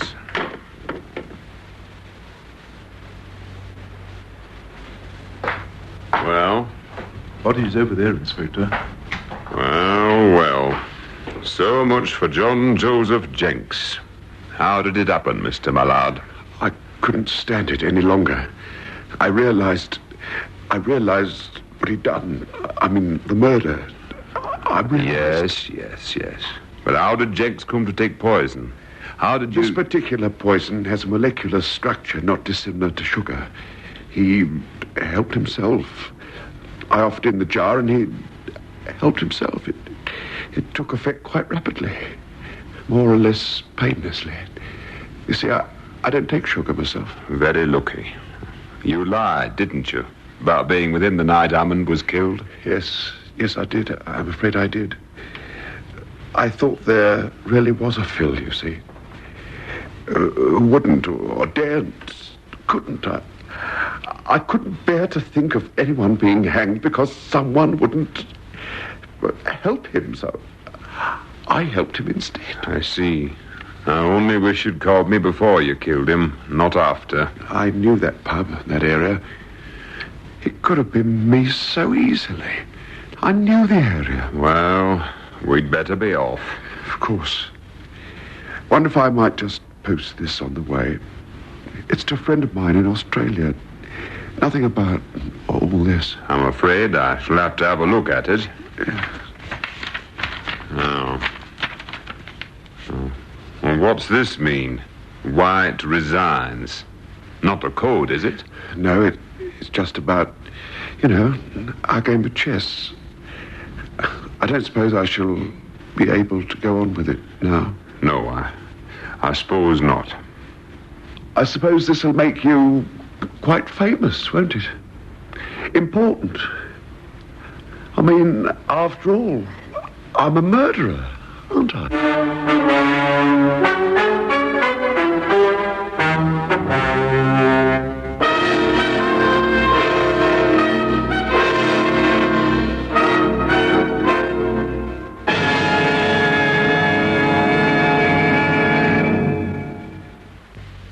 In tonight's presentation of A Well-Dressed Man by Frederick Raphael, you heard John Hayter as Philip, Gabriel Bayman as Jenks, and Hugh Rouse as Basil. Sheila Holliday played the part of Vivian, and others in the cast were Donald Monat, Bill Brewer, John Whiteley, Stuart Brown, and Derek Royal. A Well-Dressed Man was adapted and produced for Lux Radio Theatre by Michael Silver. Next week, Lux Radio Theatre will celebrate its 1000th performance, and for this very special occasion, takes pleasure in presenting 4 internationally known stars of stage and screen who are at present visiting South Africa. Richard Todd, Jean Kent, Vanessa Lee, and Peter Graves in Canaries Sometimes Sing, a delightful comedy by Frederick Lonsdale. Canaries Sometimes Sing has been produced for Lux Radio Theatre's 1000th anniversary by Anne Freed and directed by Henry Diffenthorpe. So until next Monday night at 8:30, this is your Lux Radio Theatre host, Peter Tobin, bidding you all good night. Enjoy brighter radio listening with Blaupunkt Radiogram's automatic pre-select tuning.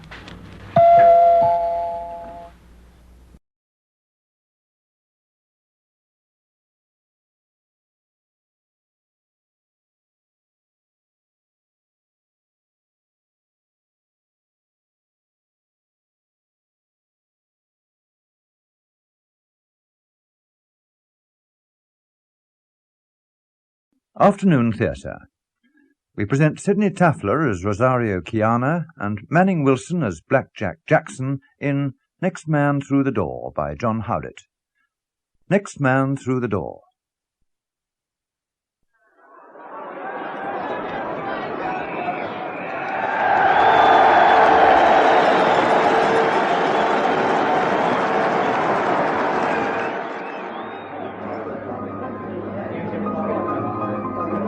Hello, sir. Good evening. A small or a large, sir?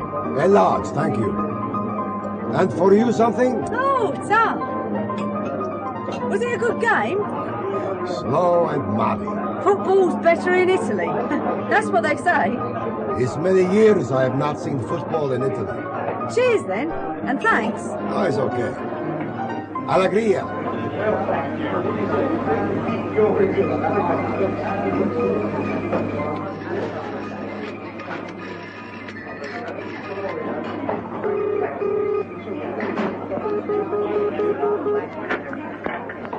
He's come.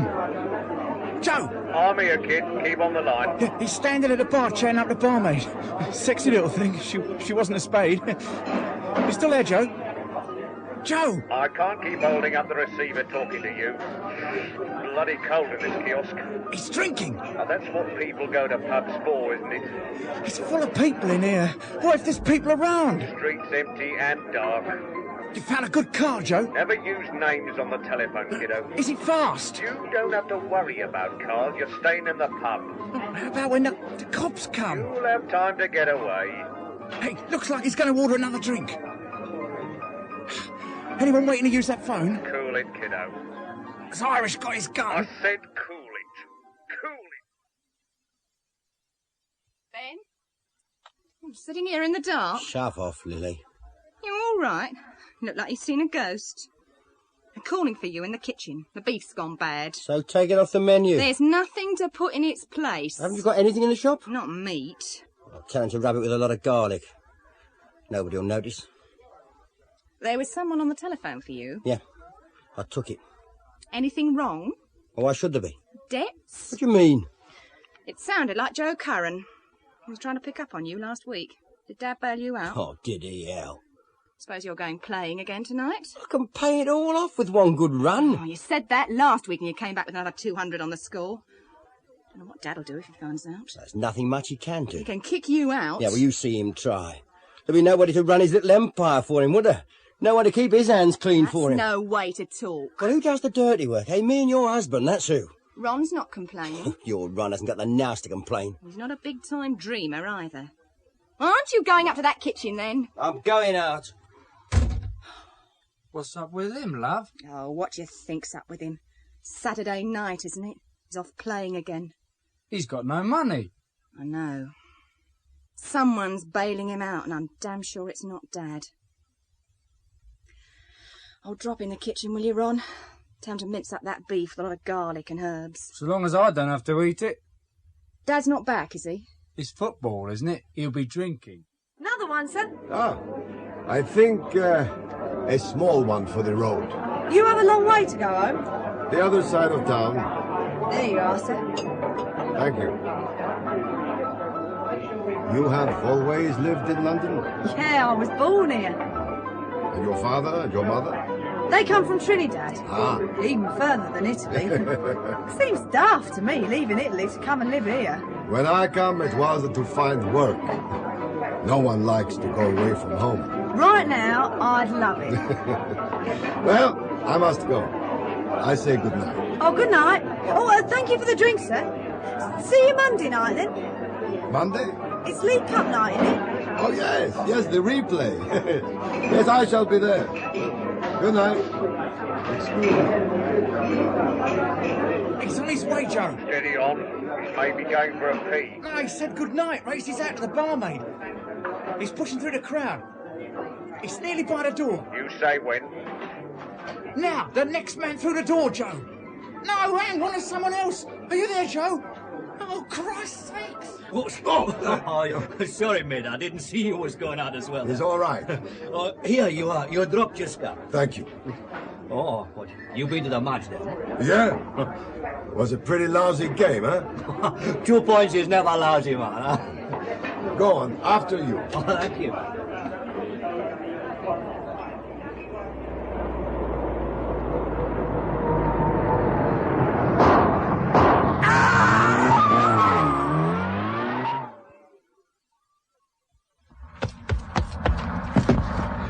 You'll break your bleeding neck jumping on a bus like that. Are you all right?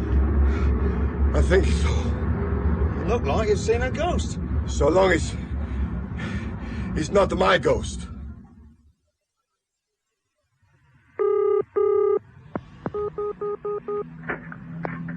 That you, Joe? We blew it. He's on a number 15 bus going west. What happened? Wrong bloke came out the door. Dead? Must be. Irish give him both barrels. It's your mess. We've been following the bus. We overtook it. We're waiting for him. It's your setup, Joe. No result, no payout. It's going to be more difficult. He knows we're coming. You better tell us who you are in case we have to talk. You don't call me, Joe. I call you. I might have to call you. You know more about him than we do. I've told you all you need to know. Well, I got your office number, so you got no choice. This is a call box, Joe, on Euston Station. Have a listen when I've gone. Hey. Hey, leave us another number. That buzzard's dropped us. We're on our own, Irish. Come on. Let's not hang around then. The bus is past. Rosie's not on it no more. Taxi? I'm going home, mate. I'm not on hire. Which way you go? Camden Town. You can go by Regent's Park. Where are you going? Park Crescent. Hurry then, the lights changed.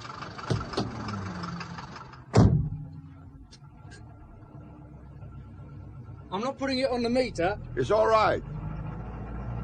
You live in Park Crescent? No. You live in London? Yes. How long you lived here? Longer than you drive taxis. No offence, mate. I like to parlare a bit of Italiano. So I like to parlare inglese. They've all come over this year, I reckon, doing their Christmas shopping. There was more Italians than Cockneys in Oxford Street last week. You in catering? I got a shop and a restaurant. Ah, we always like to know where to bring people. There's always someone climbs in and says, I want a nice Italian restaurant. We give no commission. Blimey, mate, you're not very friendly tonight. Whereabouts are you? The junction. Ah, the Blue Grotto or something. Yes. La Caverna Blue. Where the roads divide, isn't it? Always beats me how that block's been left out by the developers. It's left out because I never sell to them. You own that whole block, do you? With all those alleys and courtyards inside? It's a bleeding gold mine, isn't it? Gold mine? The property. Renting rooms and shops and that. It's more trouble than gold, I think. Hey, you looking for someone? Sorry? Out the back window, you keep turning round. I wonder if a car follows. A friend, I mean. There's no one on our tail, mate. I'm back. Any calls while I've been out? No, Mr. Baker. The letters to sign are on the table. Oh, thank you, Amanda. If you sign them now, I can post them on my way out. No, they may have to be changed. Do you want to dictate any more now? No, that'll be all. Monday morning, then? Yes, not here at the office. Who's that? Just a minute. Who is it? It's Mr. Kiana, sir. Oh, show him in on your way out. Good night, Amanda, and thank you. Good night, sir. My dear Sorrow, what on earth brings you here on such an unfriendly evening? You look as though you need a drink. Rupert, who would someone use for a shooting? A killing, Sorrow? Heavens, man, I'm your lawyer, not your bodyguard. Who is there in London who kills for money? I should hope nobody. Who do you want to get rid of? I do not do killing, Baker. Not with my hands, not with my men, not with my money. So who wants to? This is the question. You know of someone who's been killed? I know someone tried to kill me. You? They killed the wrong man. When? 20 minutes ago, a gun from a car. Have you been to the police? Police? What they do? You want me to go to them? From you, I need money. My dear Sorrow, it's Saturday evening. Okay, I find money at home for the weekend. Is it safe for you to go back home? They could be waiting for you. Rupert, you help me on Monday. Of course. There are several things we could do. I fight for what I got, like always I have done. Of course, you must. If something happened to me, everything is in order, right? We mustn't let anything happen to you. You look after my children, right? Ben will need a head to think for him. This is why you are my executor. And Lily, she is a woman with a dumb husband. Look, why don't you hide out somewhere? Let things cool down. I can find your cottage in the country. What do you think? They can shoot guns at me, I turn the other cheek? What are you going to do? I am running, Rupert. Never. I am on the run before. It's a new game I have to learn. Maybe I can help if I know where you are. I think it's better if no person know. Is bicycle that thing at front door? Yes, it folds up. I borrow it. You on a bike? Exactly. No one look for Rosie Kiana on a bicycle. Inspector Jackson, Sergeant. Good evening, sir. Hello, Pike. What's it all about? A shotgun from a car killed a coloured boy. He died before the ambulance got to him. Who is he? He lives down Lewisham. Came over for the football. That's what his mother said, anyway. Uh-huh. Anyone see it? We've taken 40 statements from people in the pub, but none of them tells us very much. They had the gun and they had the car, and that's about all. Yeah. Motives? Nothing that we've found. No one knew him in this neck of the woods. Right, what have you got on him? It's down here. And that's all we've got so far. Timmy Allen, bus driver. 25 years old, no crime record, born Jamaica. Yeah. Who kills bus drivers? Who kills black bus drivers? Oh, maybe. Who saw this car? It was someone in the main road, sir. They heard the shot and then the car came out fast. 2 blokes, driver and a man in the back seat. Yeah, well, he'd have had to been in the back seat with a shotgun, wouldn't he? Yeah, I suppose so, sir. Descriptions? Masks. All set up nice and careful. It makes cock robbing something of a VIP, doesn't it? Timmy Allen? Well, it depends if Timmy Allen was really cock robbing. Are you taking over, sir? No, just sniffing around. Now, you carry on. How did he die? Bled to death on the pavement. No one helping?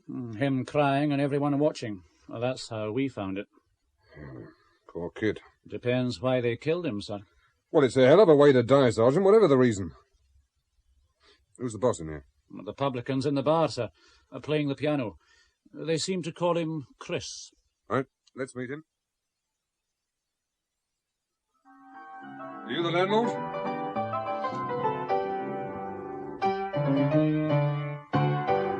Yeah, that's me, Squire, yes. Detective Inspector Jackson. Blimey, you still around? My dad used to talk about you, Blackjack Jackson. Yeah. It's going to lose you trade, isn't it? This killing. Well, you must be joking. They'll all be coming to look, won't they? Bloodstains on the pavement. You didn't know him then? No, they're all the same to me. She'd know. Oh. You were here? Yeah. Behind the bar? Yeah. Did you know? I've seen him in here once or twice. Saturdays. Football, I reckon. Uh-huh. You going to pour me a drink, love? It's after hours. Yeah, well, it's all right if I don't pay for it, isn't it? Yeah, go on. Give him a drink, Sally. You get a regular crowd in here after football, do you? We get to know him, yeah. Someone who came here only on football days? 1 or 2. Who else besides the black kid? I don't know. Few from the south of the river. Yeah, well, we don't open till an hour after the game, so it's only those that hang around. Are there any other coloured boys? Well, not exactly. There's a foreign bloke. Sally's posh bloke. Oh, yeah. Who is he? I don't know who he is. He comes in after football. An Italian gentleman. Who raises his hat and says good evening and wears gloves and handkerchiefs in his top pocket. Oh, tip-top style. Wouldn't break eggshells where he walked. He's nice. Is he local? No. He fancies you, does he? No. He's just polite, that's all. Old-fashioned. He was here tonight, was he? Well, he was gone by the time it happened. Just about then he went, didn't he, Chris? What? I never saw him. Yeah, he said goodbye, and I served one other bloke, and then bang. Oh, yeah. Is that your only telephone here? Someone's been smoking a lot. The floor's covered in butt-ends. You see anyone using it? Place was too crowded to see anyone over there. Inspector? I think you'll find there's drinks on the house, Sergeant Pike. No, thanks, sir. Not for me. They found the car, sir, halfway up Commercial Road. It seems it was stolen from one of the South Bank car parks. It's being checked by forensic. We've just about finished down here, sir. Does that mean I can go home? Italians, Sergeant. What's that, sir? Do you think our computer could sort out some Italians? Photographs to show this young lady? Not bleeding lightly. I'm going home. It's my bedtime. What the devil's that? This time of night. Take it easy, Irish. Yes? Joe? Who is it? Oh, thank God you're at home. Kid? I'm at the junction at my dad's place. I've seen him. Who? Rosie's up here, just rode in on a bike. A bicycle? A push bike. He's rode in the alley by his daughter's shop. Okay, watch him. We're coming up. If he stays at home, we'll have to go for him there. Hey, his daughter's seen him. She's just coming out. We're on our way. We're in a blue marina when you see us. Dad, where have you been? What are you doing out in the night? We've been looking for you. What are you doing on a bike? Where is your brother? Ben's been out since tea. I got to see him. He's always out Saturday nights. What's the matter, Dad? Go back home. And where are you going? For the moment, I sleep no more at home. What do you mean? I mean, if you got some money at the shop, I find a nice hotel and treat myself good. What's happened? What is it should happen? You're frightened. Oh, for God's sake, Dad, you've been in hotels before. Every time you're in trouble. Where is your husband? Ron's running the arcade. Do you want him? He has been here all the evening. Of course. All of them? Dad, what's wrong? Nothing is wrong. Go home now. Where do we find you? I come back tomorrow. Who's chasing you? Go home. Silly one.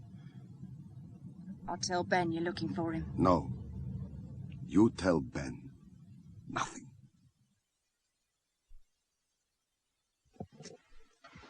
Hello, kid. He's round the corner walking down the street. He'll be going down to the taxi rank. I hope you know what you're doing this time. It's darker lower down. It won't be no one to see. This time we're going to hit him with the car. If you've picked the right mick for us. Don't ride me, Irish monkey. Oh, my, you're a big boy tonight. Just round the corner. Hey. Oh, what's up? I never killed nobody with a car before. They can take your driving licence away for that. Here he comes. Kill the lights. He's keeping on the pavement. He'll have to cross. Find a pillar box, I reckon. Seems like he's looking for us. He's crossing. Let her go. Hey, he can run, that little old man. Careful. I'll get that little sod. Watch it. You've lost him. Hang on. Big enough to see, wasn't it? Hey! Get the hell out of here. Drop me round the corner, I'll follow him.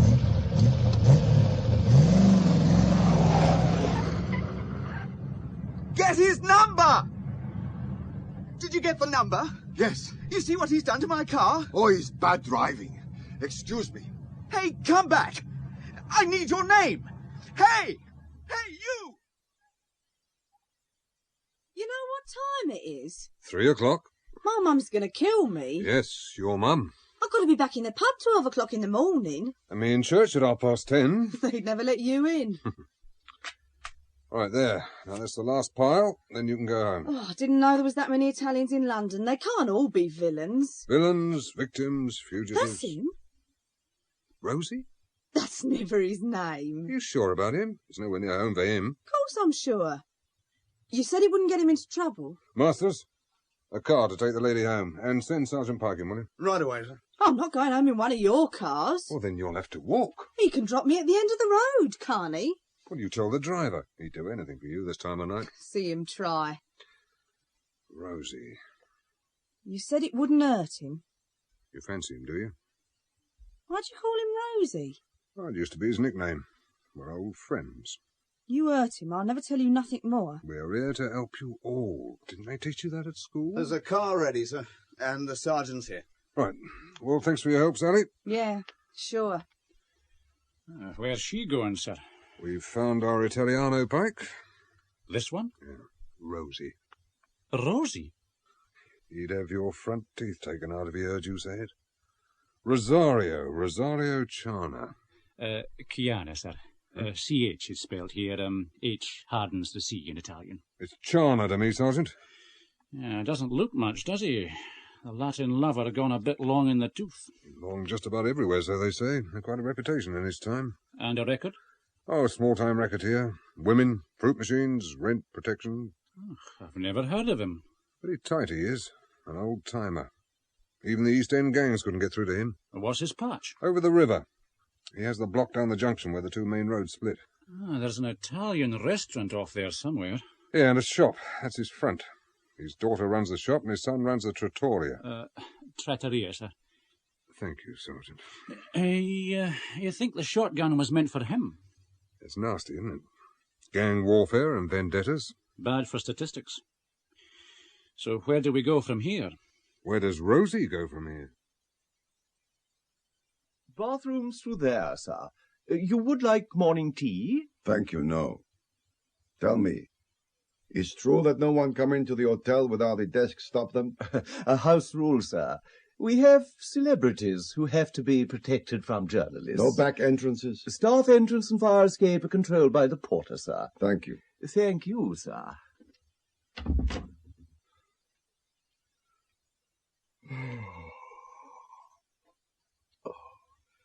Va a dormir, Saro. Va a dormir.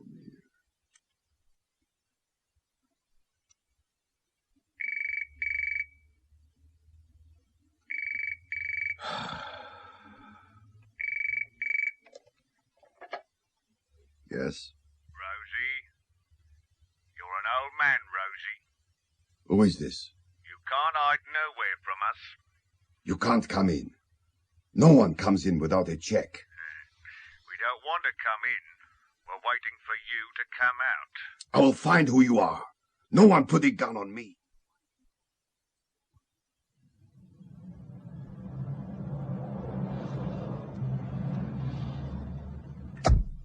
Was he there? Yes. What did he say? He's frightened. I think he done the wrong thing. He'll never come out of there if he knows we're waiting. If he doesn't, you'll have to go in. Look, it's your job to set this up. I'm just a trigger. You're being paid a lot of money. You're going to have to earn it, and fast, too. The cops will have this town tight as an old man's kiss once they know we're going for him. You watch me running for home when they do. You won't run nowhere, mate. Not until you've done the job. Now, you get off home, kid, and watch the junction. Here, check into this number once every 2 hours. Whose number is it? It's my mum. Your mum? I got a mum too, pretty boy. How you getting home, Sonny? I don't know. You don't know how to nick a car? Huh? Have to walk, won't you? You'll just about make it for breakfast. Juliet, control to Sierra 5. Sierra 5, Jackson. Masters here, sir. It sounds like they had another go at Rosie during the night. A car tried to run down an old man along the road from the junction. It smashed into a parked car. The owner of the car saw it from his bedroom window and went running outside. He later identified the old man as Rosie Kiana. Thanks for the news. We'll let you know what happens at the hotel. Over and out. Didn't waste any time trying again, did they? They're taking a lot of trouble. Turn left here, Pike. Now, why Rosie? That's what I can't work out. He's so small. That's always been his secret. I've been reading his files. He's pretty, isn't he? He should have been put away 20 years ago. I suppose so. Has he been buying time? Oh, police corruption, Pike. Is that what you're sniffing? His crimes are down there, sir. Women, machines, and protection. A left-handed form of human endeavour. It's all black and white to you, isn't it? He looks black enough to me, sir. He's well organised, is Rosie. Each time you think you've got him, you turn round to grab him, and he's gone. If you're bent, he gives you money. And if you're straight, he shops someone for you. Either way, he's nailed your foot to the ground. Give me 10 days, I'll nail him. We're not exactly trying to nail him at the moment. Anyway, you could say he represents stability. A landmark in the jungle. The jungle being the regular underworld. It's a jungle we have to find our way through somehow or other. Right, now turn right here and pull in. The Aramis? Funny name for a hotel. It's one of the Three Musketeers. And don't forget to lock the car, Sergeant. Can I help you, sir? I have a picture here. I wonder if you could identify one of your guests. Oh, I'm Detective Inspector Jackson, CID. This is my assistant, Detective Sergeant Pike. It is more usual to telephone first. Is he here? He'd have come in late last night. You want to arrest him? No, nothing dramatic like that. More of a social call. Our residents usually meet guests in the lounge. It's less obtrusive if we go upstairs, isn't it? Room 117. Right. Has he had any calls? We don't keep records of incoming calls. Come on, laddie, don't make it all difficult. You wouldn't want us to raise our voices, would you? He had one call just after he checked in. Thank you. Look after the residents, don't they? Oh, they got to do something extra at the prices they charge. Second-grade celebrity dothouse. How did you know he was here, sir? Oh, he's been here before. He hides up here when he's in trouble. 117. Be on the first floor, sir. Now remember, Pike, he hasn't done anything wrong. You mean we can't prove he's done anything wrong? Come on.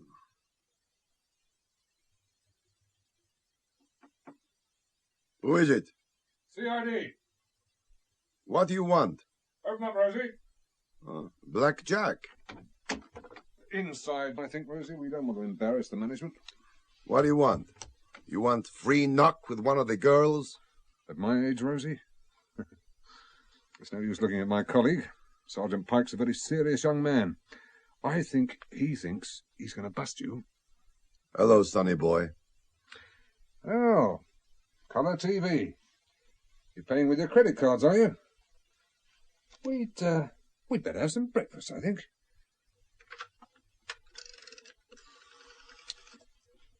Room service? Room 117 would like breakfast for 3. We have full breakfast, double portions of bacon, eggs, sausages, tomatoes, mushrooms, and fried bread, and a pint of coffee each, and iced grapefruit juice for starters. And the bread to be fried in bacon fat, not marge. Who'll pay for all this? You pay, Rosie. It's compensation. I missed match of the day last night, and you've kept me from church this morning. Oh, sit down, Pike. You're making him sweat. You look a bit scruffy, Rosie. Not your usual spruce and dapper self. No luggage? Oh, I am surprised they let you in.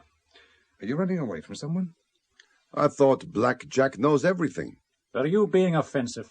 It's all right, Pike. That's my nickname from Gaslight days. You got warrant? I don't need a warrant to talk. He tried to bust me, this sonny boy? I bet he tries. There is no way. I'll be the judge of that, Mr. Kiana. Black Jack, he never called my name right in 20 years. You say it right first time. I get details correct. Yes. Very crumpled you are, Rosie. I'd say you hadn't undressed all night. Expecting callers, were you? It does not concern you where or how I sleep. You concern me 24 hours of the day if there's a carload of trigger chippies trying to pin you. One man's dead already. I know nothing what you say. You were in the Green Eagle last night. Always I drink there after football match. A black boy was killed on the pavement there about the time you left. A couple of hours later, they had another go, trying to run you down in a car. I know. Hey, nothing of what you say. Yes, I know. Are they watching you now? Who was it called you here last night? Someone telephoned a few minutes after you arrived. They're trying to make you sweat, are they? You're not the sort to panic, Rosie. But you know how easy it is to make mistakes when you get a little scared. You got big imagination. Well, we're not averse to helping you. I don't need your help. It seems to me, if they're waiting outside and you're sitting in here, there's no move you can make. Did you tell your family where you were hiding? No, I suppose you didn't in the circumstances. What circumstances? If somebody's trying to kill you and you don't know who it is, well, it could be anyone, couldn't it? Even family. My family? You crazy?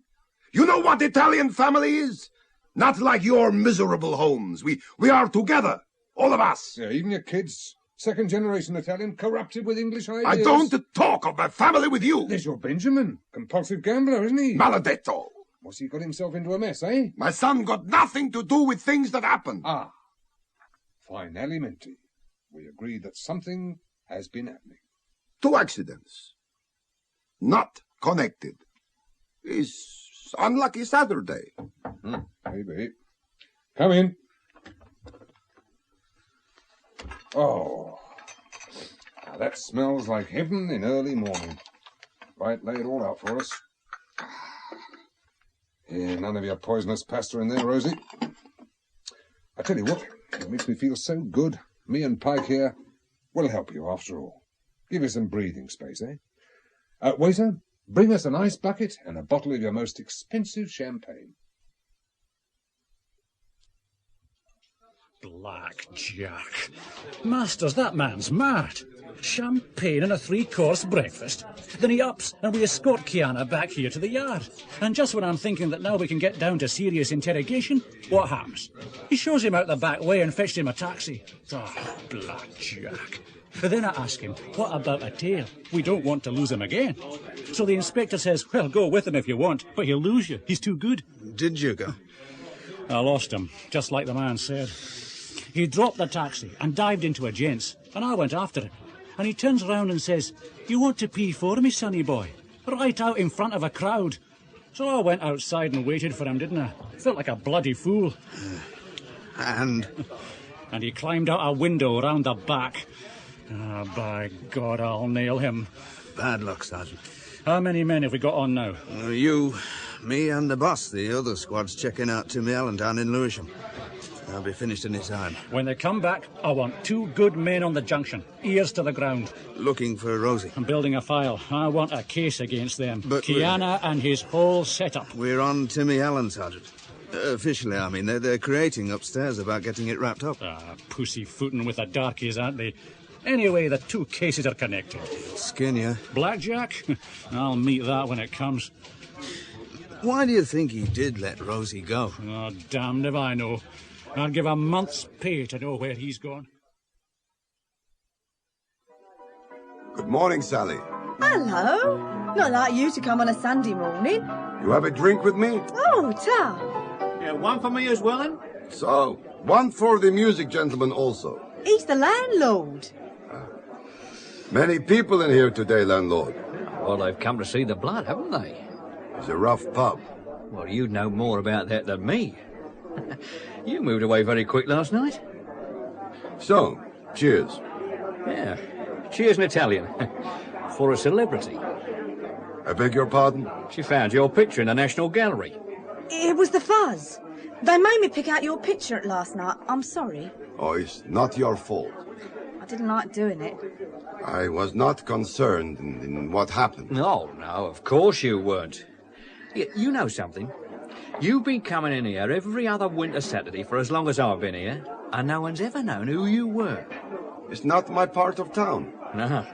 I'd be paying you trouble money if it was, wouldn't I? Lay off, Chris. What, you think he sells ice cream, do you, love? 40 years ago I sell ice cream. And if a Charlie laugh, I'd take his teeth out. Oh, no offence, mate. First they laugh.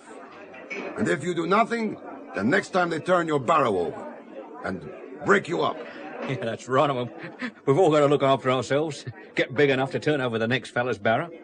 It's good for you you're not in my part of town. Okay. I've got drinks on the house. I talk too much. Yes. It's better when you play. Right then, what is the gentleman's request? You have trouble here often? Not guns.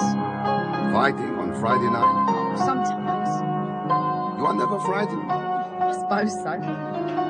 You have a telephone behind the bar to call the police? No, only the coin box there. And your boss? Does he have his telephone? No, he uses the coin box as well.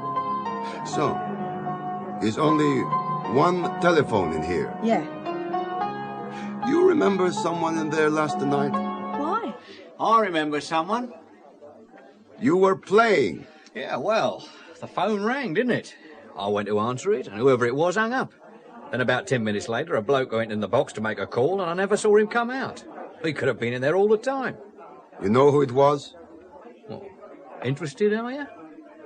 Have you ever seen him before? I don't know. You want money? A $5? Blimey. You do want to know, don't you? You tell me what he looked like. Well, he's a young bloke with fuzzy hair and spotty. Is not enough. Yeah, well, he had a donkey jacket with something down the back, you know, a Mickey Mouse or something, and metal studs. No name? No, I've never seen him before. You recognize him if you see him again? Identify? No, I don't know, mate. You earn easy money. Goodbye, Sally. Oh, goodbye. Why didn't you want to help him? Well, look, it is all trouble if you get mixed up in that sort of thing. You stay out of it if you want to keep your job.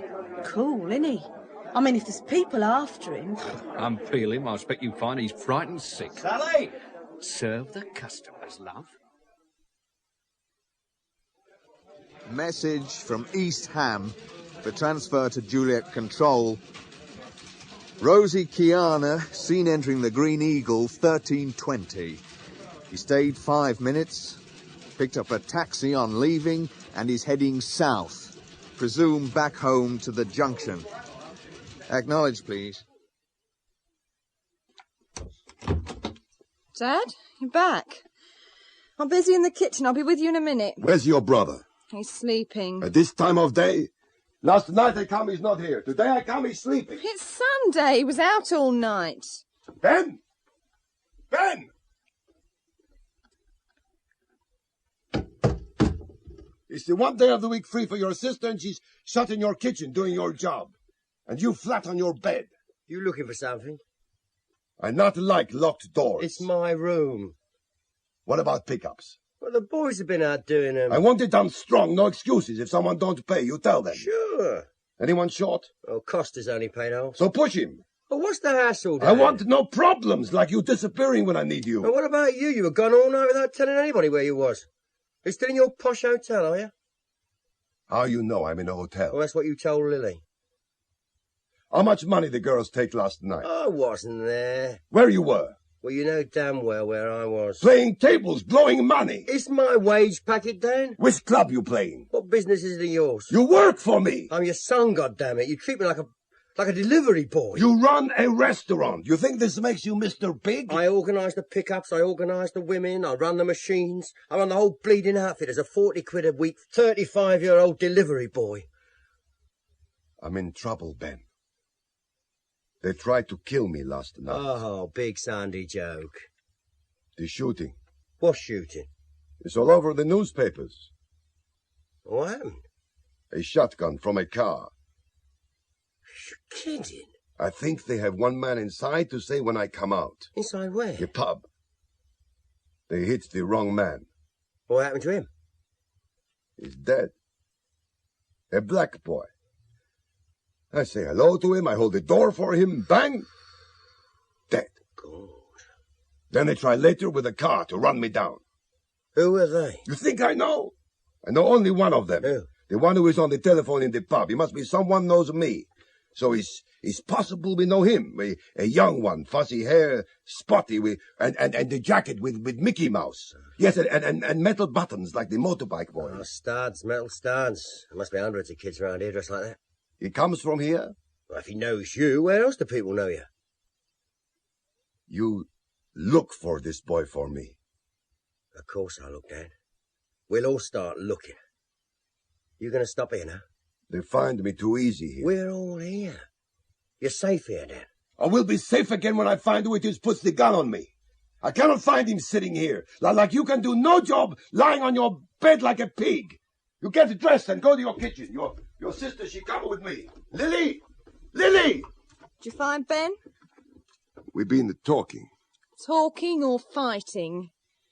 You want to start also to treat your father bad? Did you find a nice hotel? Yes. It's a good way to live. Are we allowed to know where you are? I changed the hotel. I not know. Look, if you're in trouble, you've got to tell us, Dad. Well, this wine is like a bad water. It's Italian. So it's made of cabbage. You send it back. Oh, it's very cheap. We can buy it for 40p a bottle. And sell it? I don't know yet, 60 or 70. 80. The English love the... Now, you come with me, Lily. Where?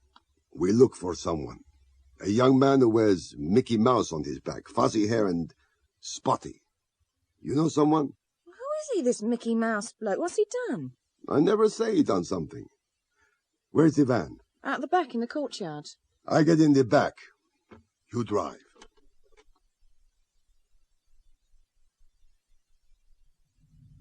You tell me what you see in the street before you drive off. It's almost empty. There's a couple of cars down by the pub, and a white Cortina outside the shop. Ron's standing by the arcade, and Isaacs is coming out the barber's. Looks like he's been with one of the girls. Anyone in the Cortina? Yeah, someone reading a newspaper. Can't see who it is. Oh, there's a Mini in one of the alleys. No other cars? Not this side of the lights. Okay. We go. I know someone who wears Mickey Mouse. Who? Him in the car there. I can't see nothing here in the back. Costa's boy, the one they call the Kid. He drives around in that Mini. He's just driven out the alley by his dad's shop. You're stopping. The lights are red. Kid's coming up behind. You can see him out the back window. He's not wearing nothing that could have Mickey Mouse on the back. Got fuzzy hair, though. I know I've seen him around in something with a Mickey Mouse. Turn left. See if he follows.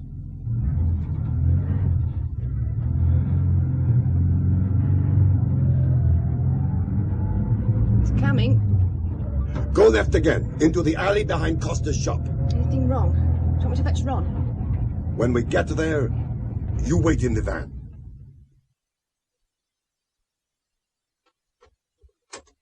Hey, what you... Oh. It's you. I paid up. I paid your men this morning. Only half you have paid, Custer. I'll pay rent, but I'll pay no more protection.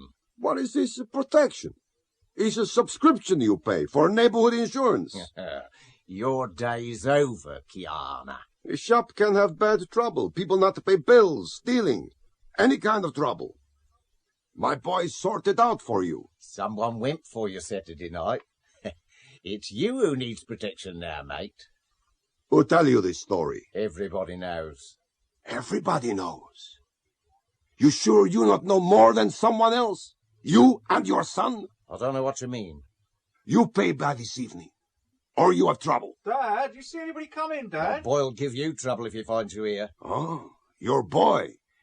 He's a tough, sunny boy, is he? Dad? Hello, sunny boy. Let go of me! Let go of him. I'll call the police. Get out, Custer. I talk with your son. Let go of me, old man. Who are your friends? Day's over, Rosie. Your friends? My friends are good friends. You were in the pub. I want to know who put you there. I know what you're on about. You will. Out the door. Go on. Get you going. We're taking me. I'm not going anywhere with you. Oh, yes, you are. You stay down on the floor. An old man is still strong if he's angry. Are you out in the road? Turning out now. Is Ron still by the arcade? Do you want him? Pull in by him. Hello, love. Dad's in the back. Costa didn't pay. He paid half, sir. If he not pays the full inside this evening, you do something to tell him. Yes, sir. You touch my dad, I'll kill you. You already try, sonny boy, it not work. Let's go, Lily.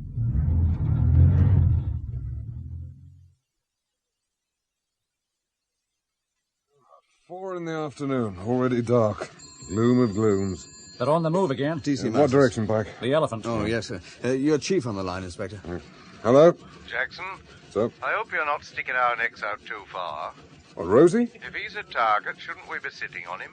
Well, I'm hoping he'll show us the way to whoever's behind the shooting. He can't do that with half a dozen coppers on his tail. And if they get to him before he gets to them... Oh, he's an old fox. My money's on him, survival-wise. It might be more than your money that's on him, Inspector. Timmy Allen's a very bad corpse, and even Rosie's body would be a statistic. Yes, sir. I'll get on with it, shall I, then? Trouble, sir? Statistics, Masters. Where's that van now? Tower Bridge, turning east. Do we know who's with him? His daughter's driving, and there's some young bloke in the back with him. Right, come on, Pike. Let's go down there. Masters, you let us know where he is over the radio. Yes, sir. Do we know where he's heading, sir? Well, back to the pub, I guess. Well, pubs are still shut, sir. I don't suppose he's going for the beer, Sergeant. You're hurting. I break your arm, you not keep still. Now, look, the pub's not open. Oh, it's you again, is it? 2 minutes, I want to talk. All right, come on in. Sally? It's your gentleman visiting again. She's washing the glasses in the back. I think you know this sonny boy. What, a friend of yours? Oh, hello. Good evening. You remember this boy? Sally didn't see no one. He is the man in the telephone cabin yesterday. Were you here yesterday evening? I never been in this pub before. Seems to me you picked the wrong fella. Sally, you see him in here last night. The Mickey Mouse boy. Sally didn't see him. You describe him. The one in the telephone box last night. I've never seen him before in my life. Are you satisfied, old man? And maybe you let me go. Is this the boy, lady? I don't know. Get on back to your work, Sally. Now let me go. Oh. Lost your prisoner.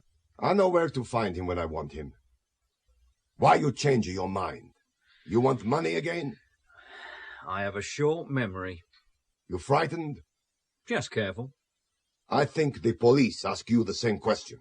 That'll make me even more careful. When I play my piano, mate, I don't see nor hear nothing. You will hear from me again. Look, don't you ever set foot in my pub again, right?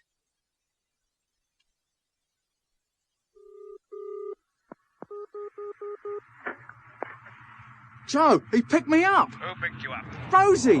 Where is he now? He took me to the pub. Letting yourself be pushed around by an old man? No one recognised me. Don't want that pub burned down, do they? Where are you now? In a box down the road. Where were you last night? How did he know about me? Shouldn't be such a pretty boy, then people wouldn't remember your face. Yeah, I can see him coming out the pub. I'll stay with him. How can I? I haven't got no car or nothing. How did he come? In a van with his daughter. Which way? Down Commercial Road. OK. Well, pick them up if they come back the same way. He's Irish with you. You get off home and don't be so bleeding frightened. If you lose your nerve, he'll pin you. He's having a go at my old man and all. He told his boys to put the screws on tonight. Get off home, kid. He might not be around no more come the night time.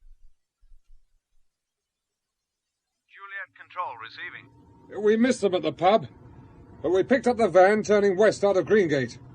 We're coming down into East India Dock Road about 50 yards astern. I think they must have dumped their passenger. I can't see anyone in the back of the van. I presume Rosie's sitting on the floor up front. Now get someone to check out the pub. Find out who was with Rosie. We're catching up on them now. Oh, hell. That truck's blocked us off. Right, pull over, round the traffic island, Pike. Right.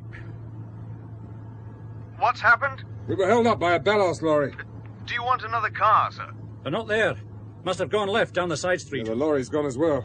Strikes me they were trying to get away from it. Turn the blower on. There's another car on the way. But we've gone left on a parallel.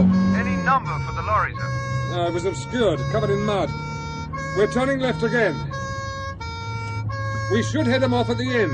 Which street are you in, sir? I didn't see the name. Somewhere parallel with Cable Street. Right, we're into the street. They turned on. No sign of either vehicle. There it is, in that yard. They piled into the wall. Pull up, Sergeant.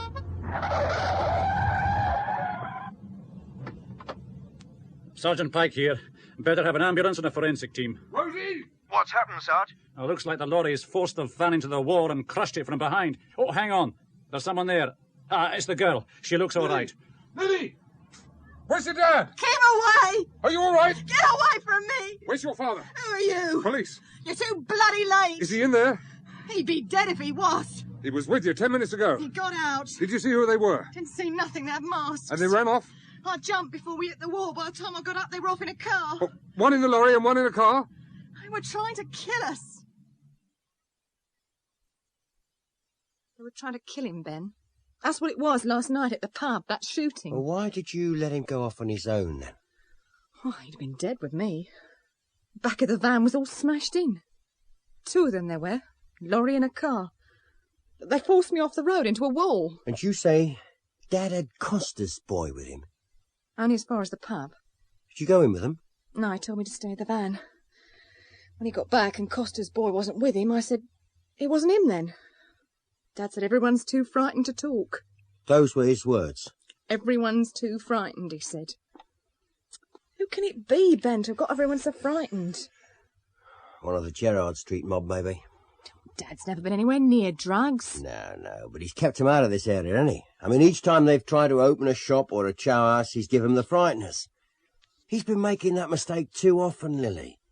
You have to go in with the people that are that strong. Sounds as though you think you could run things better. Maybe. And you'd want to? Of course I would. I'm 35, Lily. And he's an old man. He couldn't run things here without you, he knows that. Oh, you should have got out, Ben. You should have got off on your own 10 years ago. Doing what? Selling ice cream? You had good schooling. You'd done anything you wanted. Surveyor you were going to be. You were going to go off and make maps in unknown parts of the world. I don't remember, do you? In love with life in them days, doing everything. I stayed because he wanted me to stay. You think Dad didn't want you to make something of yourself? That's why he treats you rough now. He's got no respect for you. Why didn't you get out? Because I thought you were going. Someone had to stay with Dad. So I screwed up both our lives then. Well, I didn't say I wasn't happy. Got the shop. Got a family? Yeah, you could have done better than Ron if you'd gone away from here. Ron's all right, as long as he stays out in the nick. You won't lose, Lily. I mean, if something goes wrong, there'll be money for you. Are things going to go wrong, Ben? Whatever happens, girl, you'll be all right. You know what's going to happen, don't you? Of course I don't know. Does Dad know? I don't know what Dad knows. He's all on his own now. What happened after the pub? Where was he going? I don't know. He made me drive round till we found a really dark street. Then he got out and told me to go home.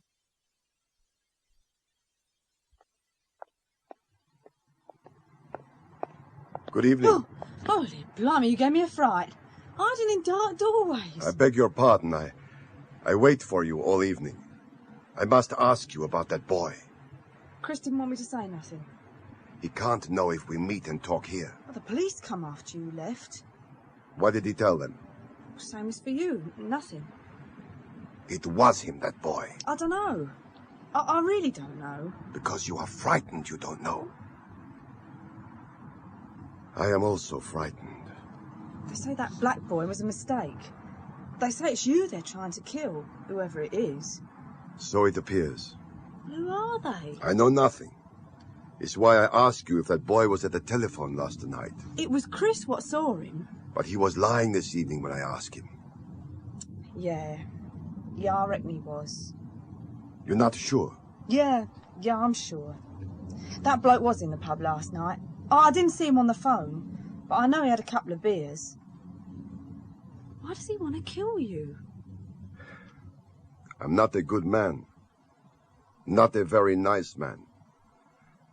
I make enemies. I think there is 100 men who would like to kill me. Have you ever killed anyone? No. So what do you do? I have a shop and a restaurant. That's not dangerous, is it? Well, not for a gentleman. It's very easy to be a gentleman. Come in here. Oh, it's only a car. Come in the doorway so they don't see us. You think they're looking for you?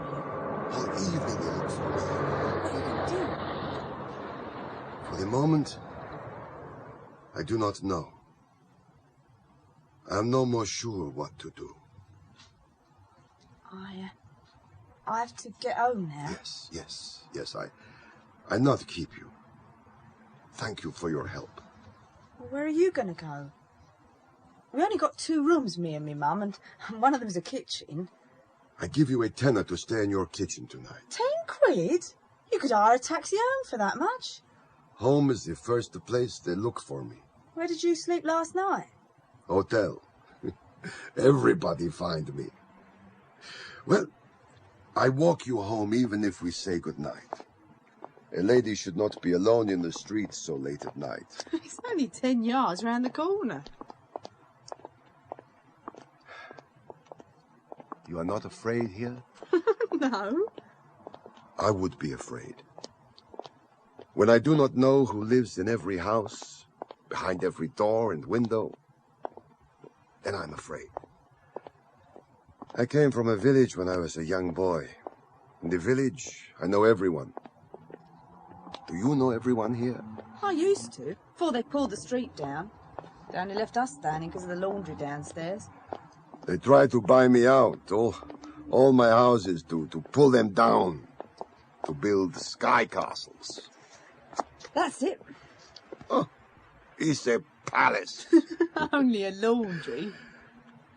So, I say goodnight.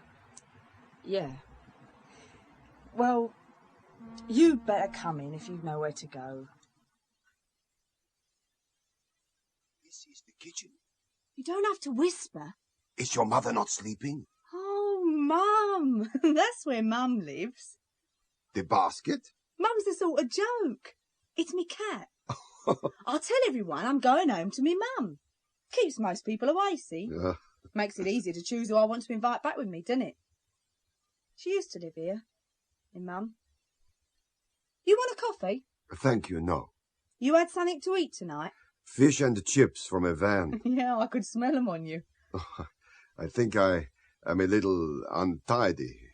All day I am without a change. Oh, don't worry me, mate. I am all right in here if you want to go to bed. 2 hard chairs? It's all right. Well, you'll have to stay in here while I undress. I'm not having you watching. Oh, yes, of course. There's a light. Yes. Shut the door, then. That's where my family comes from, the picture on the wall. You ever been back? Once, when my grandfather died. It's like an island. It is an island. I mean like a story island, a desert island. Hot sun and blue sea. Yeah, you'll never guess what happened to me when I went back. No? I got sunburned. And what color that make you? Green. Really? It did something to me. They told me I'd have to live back in England forevermore. Do you believe me? I do not know. It's all true. Not that I mind, living in England. I mean, it didn't feel it was home while I was back there. Do you feel it's home when you're back in Italy? In a way, yes. In a way, no. Do you get homesick? I do not know. I do. Only I never know what I'm homesick for. The picture is your father? Yeah. A soldier? In the war. He died for the flag. I'm sorry. It's another bleeding lie.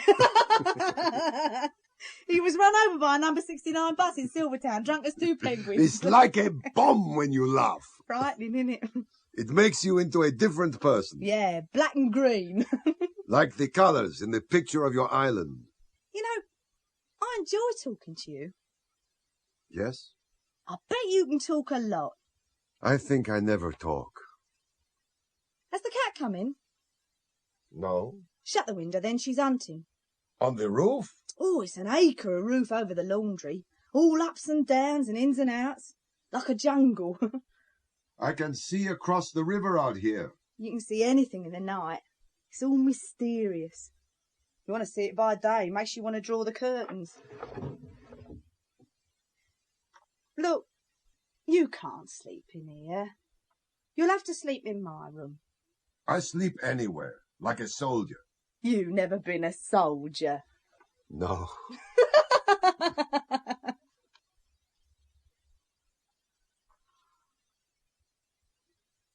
If you don't want the bed, you can sleep on the floor. There's a good carpet. Anyway, it's bleeding cold in here. I won't get no rest if I'm worrying about you. You want to sleep on the floor? I'll give you a blanket. I would like to sleep with you. Not with those dirty clothes on, you won't. No. And I not undress with you watching. There. Now it's dark. Turn her round. We'll be out in Dagenham if you go any further. It's too bloody cold for anyone to be on the streets. It's around here somewhere. In a shop doorway or a building site. Or some bird's nice warm bed.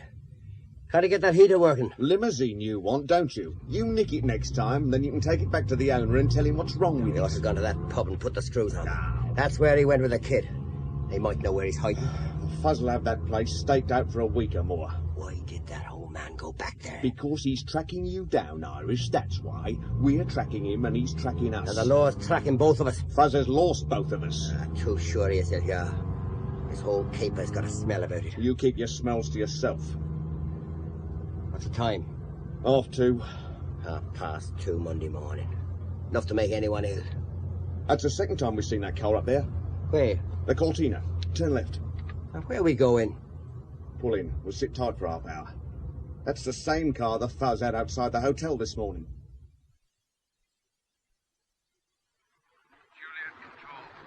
Hello, Masters.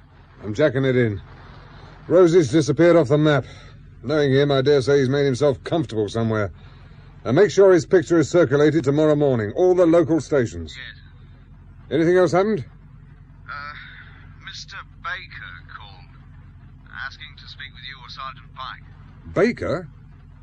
Oh, Rosie's lawyer's called Baker. That's the one, sir.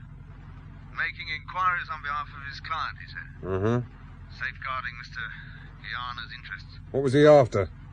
Well, he asked a lot of roundabout questions, but I reckon he was trying to find out where Rosie was hiding. Isn't he the baker of that property case the fraud squad got knotted up in? Yeah, that's him. A very clever lawyer. Never takes on anything he knows he can't win. Your chief called down as well, sir. He was very concerned. The Home Office on his back? Race relations, I think, sir. What time was it the baker called? About 1 o'clock, sir. A double bluff. Beg pardon, sir? First thing in the morning, see if you can get the district valuer to put a price on Rosie's property, the block on the junction. Think someone's after it? Oh, it'll be very respectable, but pitch a figure high enough, it turns into a motive. You had any kip? I've a relief coming in, sir. Right, well, you can turn this voice box off now. Open it up again at 7. Sergeant Pike wanted a central control kept open, sir. Well, he'll have to learn to look after himself, won't he? Plug him into the switchboard, he can talk to the girls. What's he doing, anyhow? He's at the junction, sir. Yeah, like a pig after truffles. Hey, there's nothing happening there, is there? He said there was no movement. There's some lights still on, that's all. No one seems to have gone to bed, he said. Well, I suppose we ought to wish him luck in his lonely... Isn't anyone going to bed? You're going out, you two, aren't you? Ron? I don't know, love. I'm not the boss. Ben? No, I don't think anyone should go outside tonight, not with Dad away. He might not want it. It's something he wants done, isn't it? What is? Get upstairs, girl. You've never had to know... Get scared of the fuzz. And you're not scared? If they want you, they'll take you. Don't make much difference what you do or what you don't do. We'll be careful, love. We're only off to break a window or two. Then we can talk to him tomorrow and he'll pay.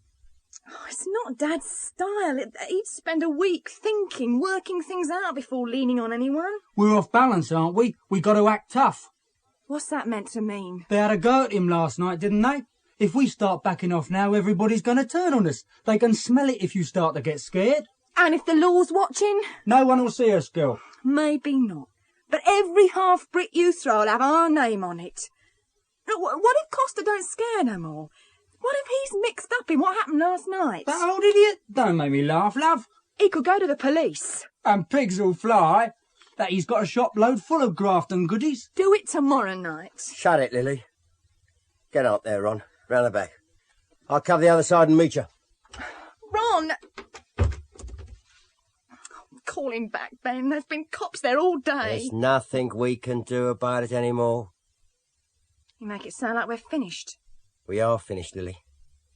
As soon as that shotgun was fired, it was all over. We're not in that league.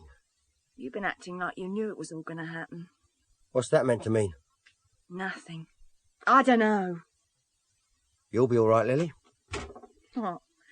Were you two creeping round out there with a hat full of bricks? That's our league, love. Small and nasty.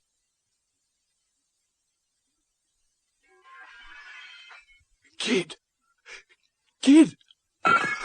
Keep still, Dad. There's nothing we can do. You said they wouldn't come, you young fool. I wish they hadn't. All 3 windows. You know how much that'll cost me. It'll cost me more than the £20 I could have paid them. We're not paying nothing more than none of them. And when Rosie comes tomorrow, what I tell you? Rosie will be dead this time tomorrow. You're talking rubbish. Look! Yesterday you tell me Rosie won't be back no more. And today he walks in. Now you say he's dying. And you know what?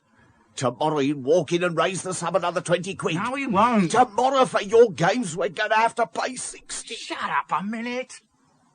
Are they still out there? Who's that? I don't know, but he's coming here. It's them coming back. No, it's not one of Rosie's men. I'm off. Where you going? Look, I'm not here. I haven't been here. I'm never here. Got it? Mr. Costa? Who are you? Yeah, this is dangerous. It'll all have to be picked out. Do I know you? Not until now. Yeah, it's a mess, isn't it? You're the police? Detective Sergeant Pike. You have a card? Here.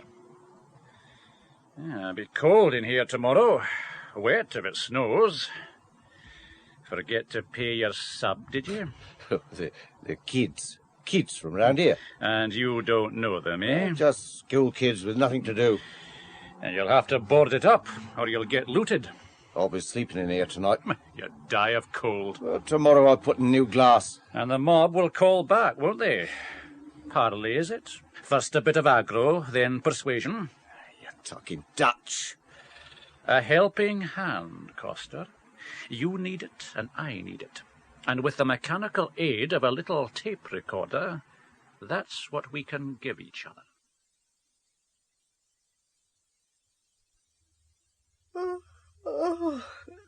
Oh, where are you? At the window. Oh, you don't sleep much, do you? You watching the stars? There's nothing down there. Street's empty. There is a car has been driving around. I hear it. Round in a circle in different streets. You'll catch cold like that. I don't even know what to call you, do I? That cop called you Rosie. Sorrow. They call me when I'm a child. Sorrow. Sorrow it is, then. Come back to bed. It is easy to forget things in your bed. So, you should be happy. I was happy. I'll make you forget. You make me remember. You have lived with a man? Not really. Week here and there. Month once. Yeah, month and 10 days. Yeah, I lived with him. You went away? I went away. It was his place. No one stops here for long. I don't like that. Don't know where I am if anyone stops here too long. So, you must tell me when it is my turn to leave. Oh, no, I didn't mean it like that. I didn't mean you. Not yet, anyway. I told you. You make me remember things. Oh, you are cold, you know. The car come again. You hear? I wouldn't know what to do if I was you. I'd be so scared. I think I do not know either. 2 hours ago I was fighting them. Now? You see what it is to make love. It changes a man's instinct. You said it made you forget. For a while. Then you see everything cold and clear. Now I do not want to remember nothing. If someone want to kill me,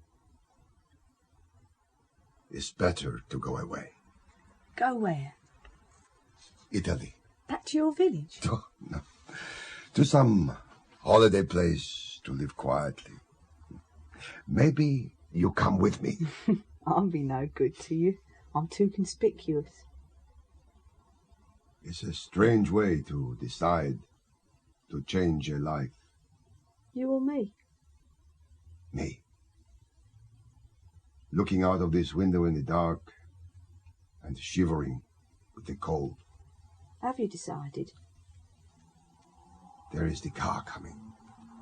They won't never find you here. No one knows this place. Even Chris at the pub don't know where I live. Only time he ever walked me home, I went to my girlfriend's mum. Clever girl. Put your arm round me. You are also cold. So, come to bed. They come down the road this time. You have good eyes? A light-coloured Mini. No number? I can't see it. No matter. It will be a stolen one. Come on. What is down there, in the yard behind the gate? Where the laundry vans load and unload. There are many vans? Oh, hundreds. All over London they go. Hotels, restaurants, roller towels for offices. The baskets are all labelled? Yeah. You know a lot about them. Used to work there, didn't I? I know what you're thinking. Shh. I take you to bed again. You are a good girl.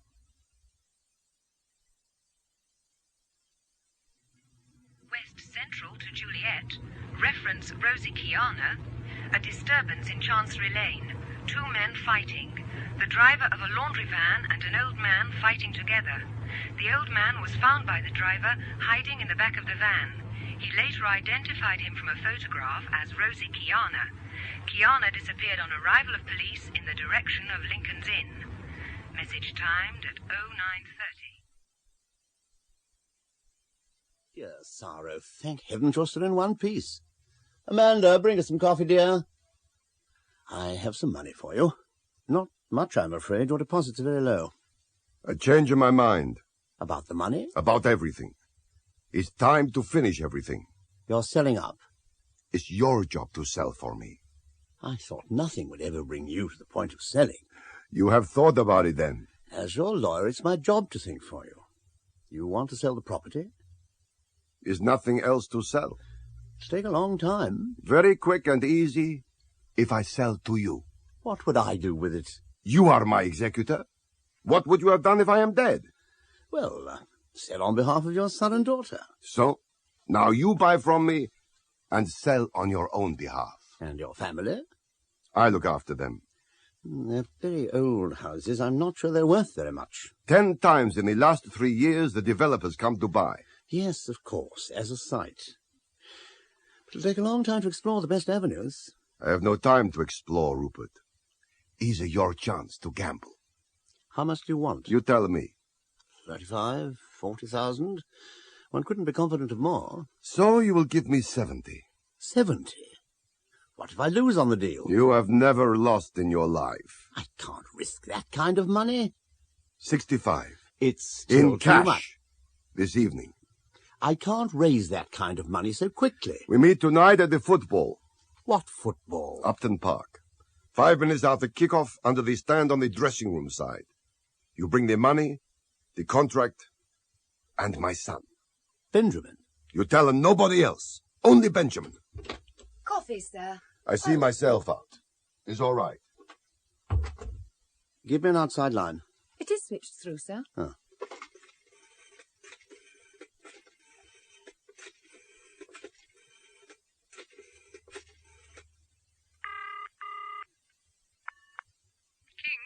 Mr. King. He's in conference, sir. Tell him it's Baker. He's expecting a call from me. Baker. Oh, yes, sir. You're through? Yes, Baker. The site is acquired. How much? 120,000. In whose name? In my name, but I need an advance. How much? 65 in cash. At 25%. The percentage comes off the final price. Naturally.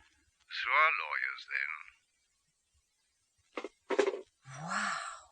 Is that how it works? Thank you, Amanda. Oh, yes, sir.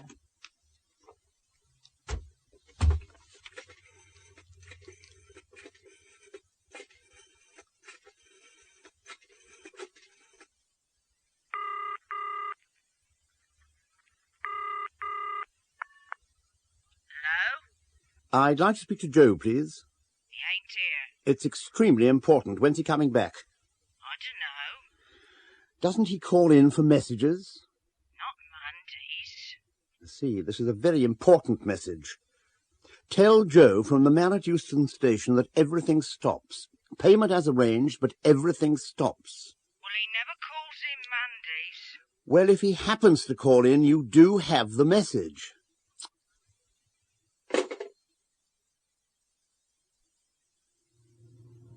Control. Okay, this is Jackson. Rose is crossed over and he's walking north into Bloomsbury. Turn north, driver. Right, message received. There's been another communication from Baker. He's getting rather hysterical about the safety of his client. And there's a report on Rose's property. There's outline planning permission for a business and shopping complex. The site value would be very high. Okay. We've seen Rosie. Over and out. Right, driver, pull in beside him, then wait for me round the corner.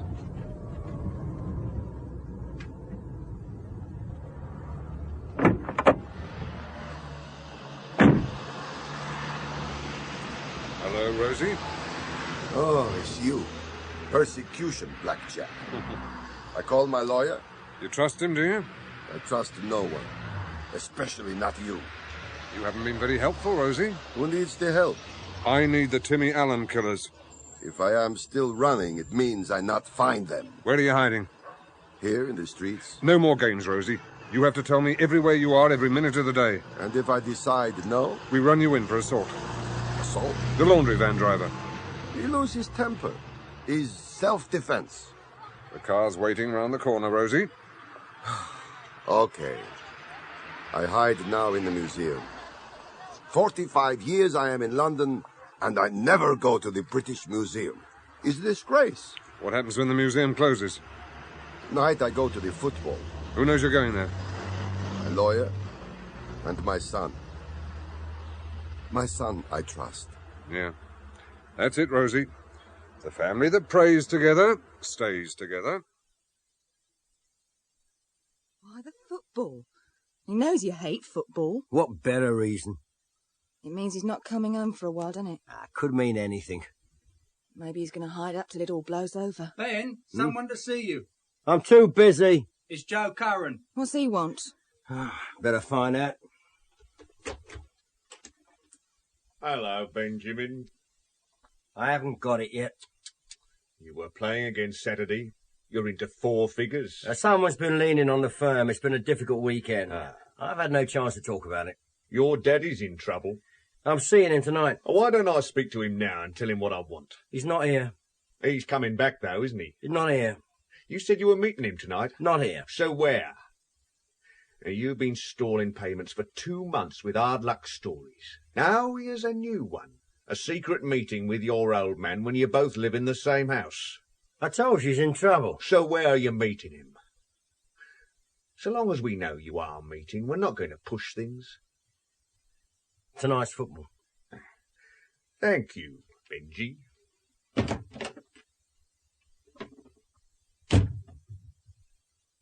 Are you mad? You been listening?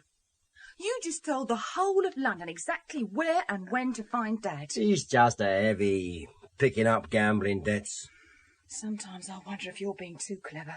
Because if you're not being clever, you're just plain thick. What's that meant to mean? It means get hold of Dad and cancel tonight. I can't get hold of him, Lily. I don't know where he is. Anyway, I'll be there. I can look after him. If you're not all in the nick by then.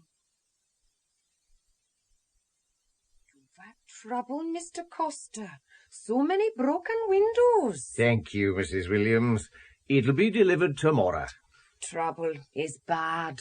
Schoolboys, Mrs. Williams. Schoolboys. A good day, Mrs. Williams. Bye, Mr. Costa. Bloody chit-chatter. Send the television, Mr. Costa. Television packed up all weekend, Mr. Costa. Hello, Costa. Get out of my shop. Someone broken your windows? No, they climbed out the frame and walked away. You can't hide under the counter. I'm switching on the heat. You'll need more than heat. You want to buy a television? That's not the intention. So you're wasting my time? Money, Costa. You owe the boss 20 quid. Money for what? For no more broken windows. So you say you broke 'em? Next time it won't just be windows. What'll you do next time? I'll do you next time, mate. A broken arm or broken fingers. You can't fiddle your soldering iron in a plaster cast. That what the boss says? That's what Ben says. Well, what's he threatening me for? You're not paying your sub. I paid 20 quid yesterday. Rent, not sub. Rent is rent. Sub is security. I'll be back, Costa.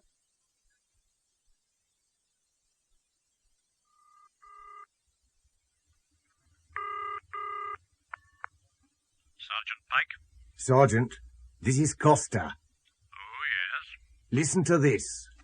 Next time it won't just be windows. What'll you do next time? I'll do you next time, mate. A broken arm or broken fingers. You can't fiddle your soldering iron in a plaster cast. Young lady to see you, sir. Hello, Blackjack. Hello, Lily. What brings you to my castle? You're Mr. Pike's running my run. Nothing I can do about that. If he picks up Ben as well, there'll be no one to look after Dad. He needs looking after, does he? You know what's happening better than I do. Have you got something to tell me, Lily? I don't want my Ron in the nick. No bargains. That's Sergeant Pike's private war. If you've got something to help your dad, you better tell me. Who's after him? We don't know, Lily. He might be in trouble at the football tonight. A bloke called Joe Curran knows he's going to be there. Joe's after him? I don't know, but I know he came up to see Ben to get something out of him. What about Ben? What about him?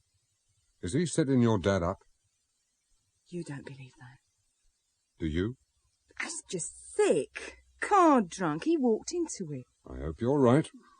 Why should you hope so? Well, I still believe in happy families. Have you got kids, Lily? Yeah, 2. Well, shut up shop and take them out of town. Free counsel from an old fox. That's what Dad used to call you. Yes, it was reciprocal. Now we're both 10 years too old. Why do I have to get out of town? Things could go wrong.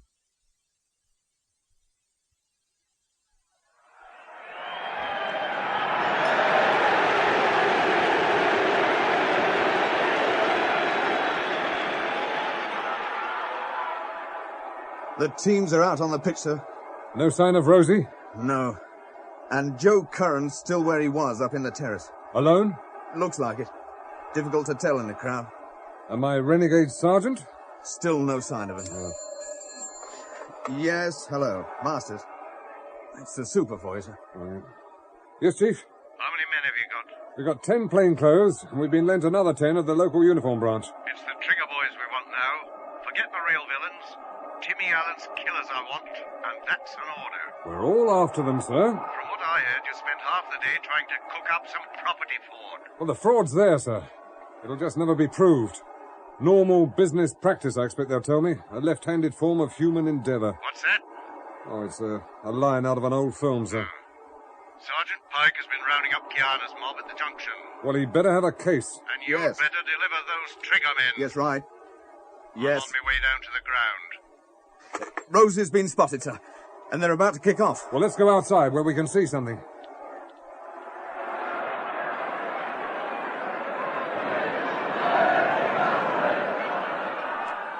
I'm getting something on the walkie-talkie. There's crowd trouble on the far end terrace. Oh, hell. They're taking our uniform cover away. End terrace is where Joe Curran was. I expect he's set this up. I can see Rosie, sir, coming down the steps, moving under the stand. Just a minute, sir.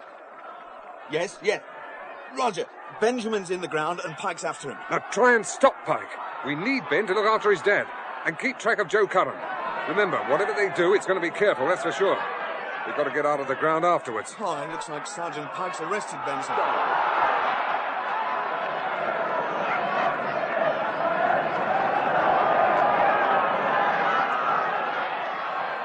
Benjamin Kiana. Get out of my way! Sergeant Pike, CID, I'm running you in. You've got to let me get to my dad. He's walking into an ambush. Try it again, Sam. Look, I'll come back to you. I'll give yourself up. Give me 10 minutes. I'll plead bloody guilty. Honest, I will. Can you let him go for a couple of minutes, Sergeant? Benjamin Kiana, do you wish to say anything in answer to the charge on this warrant? Where were you meeting, Ben? By the dressing room. I'm not obliged to say anything, but whatever you do say will be taken down in writing and maybe used as evidence.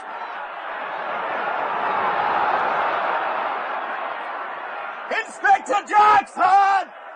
By the dressing room! Right! Rosie! Get out of it! You've been set up! Rosie, I'm up here! Get out of it!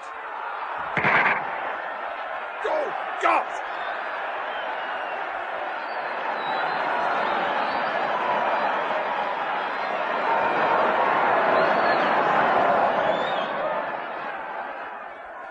Rosie.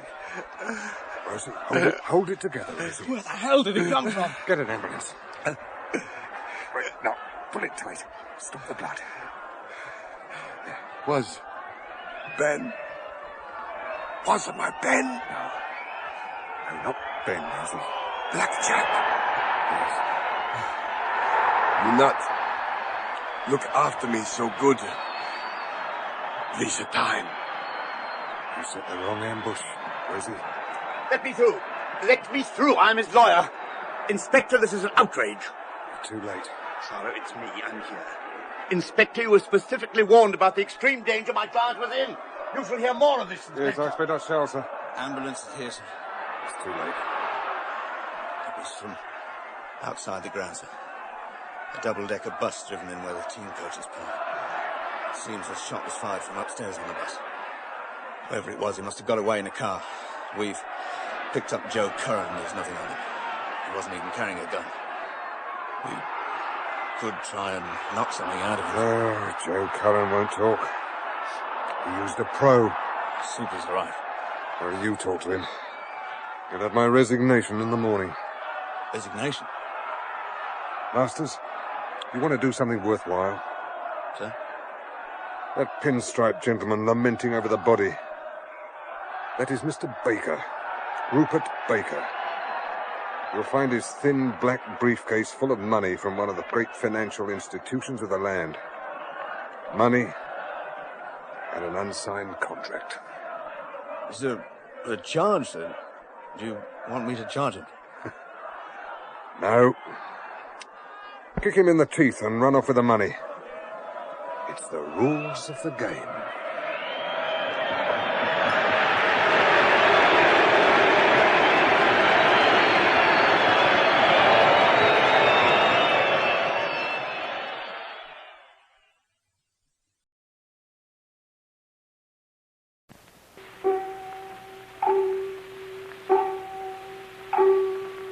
Time and the little grey cells. These will always catch the criminal. Agatha Christie's Poirot.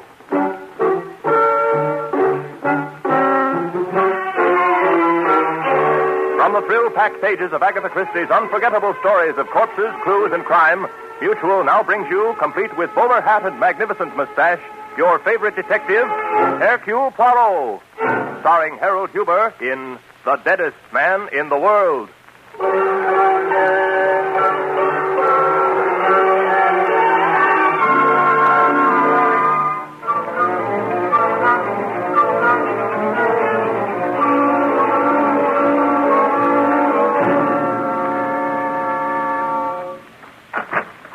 Mr. Poirot. Oh, thank heaven you're in. I was afraid that...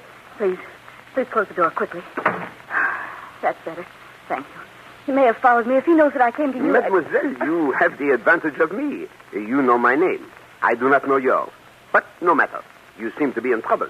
I have found that a cup of tea is... Oh, no, I mustn't stay. We haven't time. Mademoiselle... Shepherd. Shepherd. Mademoiselle Shepherd, what you have said is intriguing, but confusing. If you want my help... I'm sorry. I haven't made anything clear, have I? You see, Derek killed my dog. Mademoiselle, are you asking me to investigate the death of a dog? Oh, no, you don't understand. I know I'm telling this badly, but... Perhaps it is my fault, Mademoiselle, for being impatient and hastening to conclusions, eh? You see, I live at Manitou. You've probably never heard of it. A small suburb of New York, about 37 minutes by train from the Long Island station. Oh, you know it then? No, a small hobby of mine. I read timetables. Oh. Well, I live there with my Uncle James. Pardon, Mademoiselle, but if my memory does not betray me, James Shepherd is a famous name. Is he not called... The luckiest man in the world. Yes, that's Uncle James. I have often asked myself if the newspapers were not wrong to call him lucky. I myself would have them change it to the shrewdest man in the world. What makes you say that? A simple deduction. Any man who wins the grand prize in the Dublin sweepstakes 40 years ago takes all his winnings and boldly breaks the bank at Monte Carlo, and then, Mademoiselle, has never gambled since. There is a man who makes good use of his little grey cells. I suppose some people might look at it that way, but others say that Uncle James is tight. Well, no matter. Was it your uncle who sent you to see me? Is he also concerned about the death of this dog? Oh, no, Uncle James mustn't know anything about this. He's very ill, his heart. If he found out what was hanging over me, I'm afraid it would kill him. I see. Everything was all right until about a year ago. Uncle James was raising his rose, and we were all very happy. And then Derek Redfield took the house next to ours. He was young and attractive. And you are also young and attractive, and so you fell in love. Eh bien, that is only natural, Mademoiselle. Yes, but what happened next isn't. Derek is... Oh, he's charming, Mr. Poirot, but he was insanely jealous. I noticed it before we became engaged, but he was just difficult then. After we became engaged, well, it was impossible. And so you broke the engagement and returned his ring. How did you know? Mademoiselle, that is obvious. You tell me you are in difficulty. You tell me you were engaged. And yet I see no ring on your hand. Voila, you have given it back. You're right, but that's what started all this. Derek is going to kill me. Oh, come now, mademoiselle, you are not serious. I was never more serious in my life. Ah, mademoiselle, if we were to suspect every young man who threatened to kill his loved one when the affairs of the heart went badly, poof, half the population would be in jail. And what about the dog? What about Taffy? He said he'd kill Taffy, and he did. But, mademoiselle, what makes you so certain your dog was killed? This.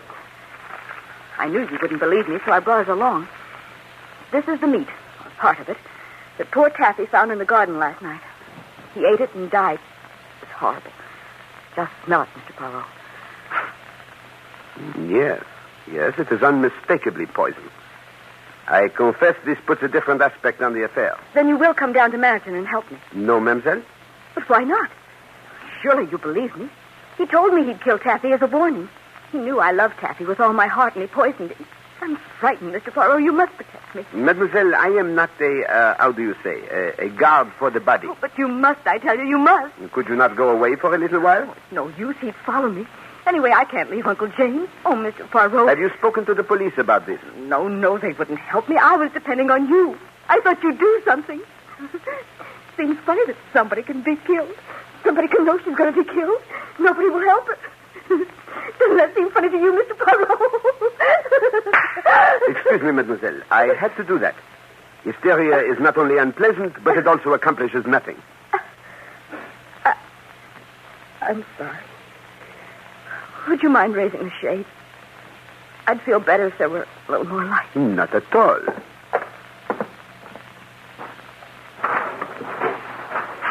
Voila. Better? Much, thank you. Perhaps a cigarette. I myself find they have a singularly soothing... Pardon.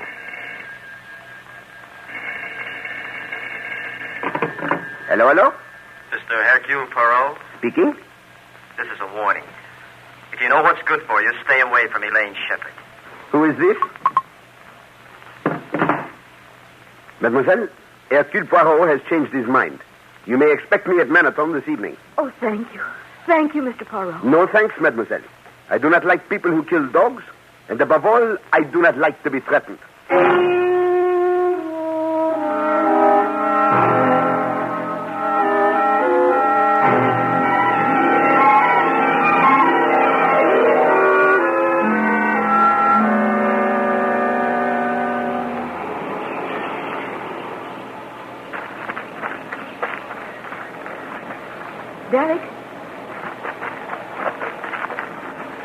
Derek?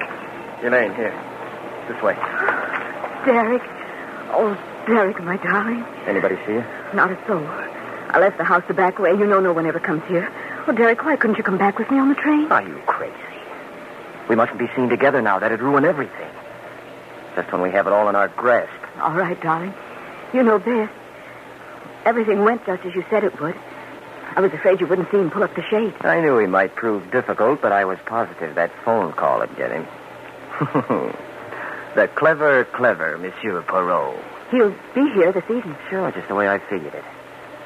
The servants will be out tonight, and the luckiest man in the world will soon be the deadest man in the world. And we'll have the money. What about Anne? Oh, he probably left her a few thousand, but what's the difference to us? We can afford to be generous. There's millions there. But Anne's his adopted daughter. He's terribly fond of her. Yes, I know, but Anne's only 7 years old, and you're his niece, his own flesh and blood. You'll see. He's left practically all of it to you. Yes. I hope you're right, Derek. What's the matter? I know we've been thinking about this for a long time, Derek, but the doctors did say that Uncle James doesn't have long to live. Couldn't we... No. We've been waiting a year now, and his luck's still holding. We might go on waiting for another 10. You don't want that, do you? No, but... We want that money now, Elaine.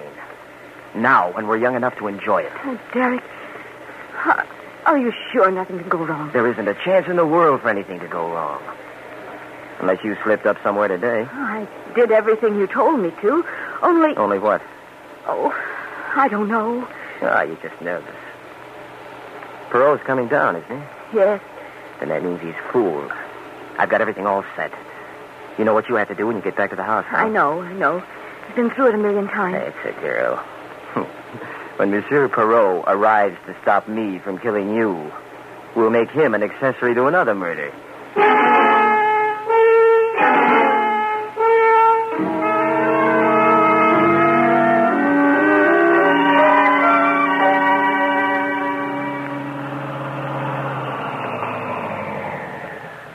Here you are, buddy. The shepherd joint. 1,000 thanks. Okay, but if it's all the same to you, I'd rather have one tip. And that, too. Oh, Monsieur Poirot, come in. You don't know how glad I am to see you. Mademoiselle, it is a great pleasure to receive such a hearty welcome. There's a deep, dark plot behind my welcome. I suspected as much. Yes. You see, tonight is the servants' night out. I didn't want you to run away because you'd have to put up with my cooking. But, mademoiselle, that will be a pleasure, if I may help. You? But people who have had the pleasure of sampling the cooking artistry of such famous chefs as Escoffier, Oscar, and the immortal Monsieur de Gouy, these people, mademoiselle, say there is yet one greater chef. Who? Hercule Poirot. Oh, then I'm doubly glad to have you. Oh, there's Uncle's phonograph. That means he's awake. Wouldn't you like to go upstairs and meet him? That is, if you don't mind climbing 3 flights. Oh, I should be delighted, but did you not tell me that it would upset him to know that I am in the house? Oh, don't worry about that. I'm going to tell a little white lie. Now, don't you be surprised at anything I might say. On that score, be at ease, mademoiselle. I have come to expect extraordinary things from you.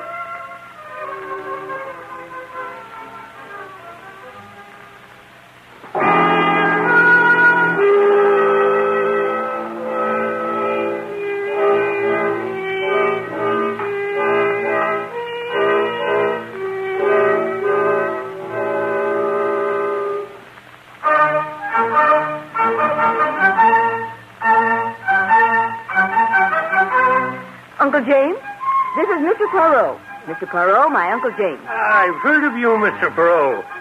Wait until I turn this phonograph off, and then you can ask me some questions. Questions, monsieur? Sure. And the only reason I can see for a famous detective like you coming to Manhattan is that you suspect me of murdering someone. All right. Fire away. No. I assure you, monsieur, my visit has no such purpose. And then you're here to find out how I broke the bank at Monte Carlo. You'd be surprised how many people want to know. Well, that of a surety I would love to know. But I am certain that is something beyond my poor powers of discovery, eh? You're just as smart as they say you are, and I like you. So I'll tell you how I did it. I was just lucky as the devil. Now, Uncle, Mr. Poirot really came down because he heard about your roses. He's interested in gardening. Well, of course he is. Any smart man would be.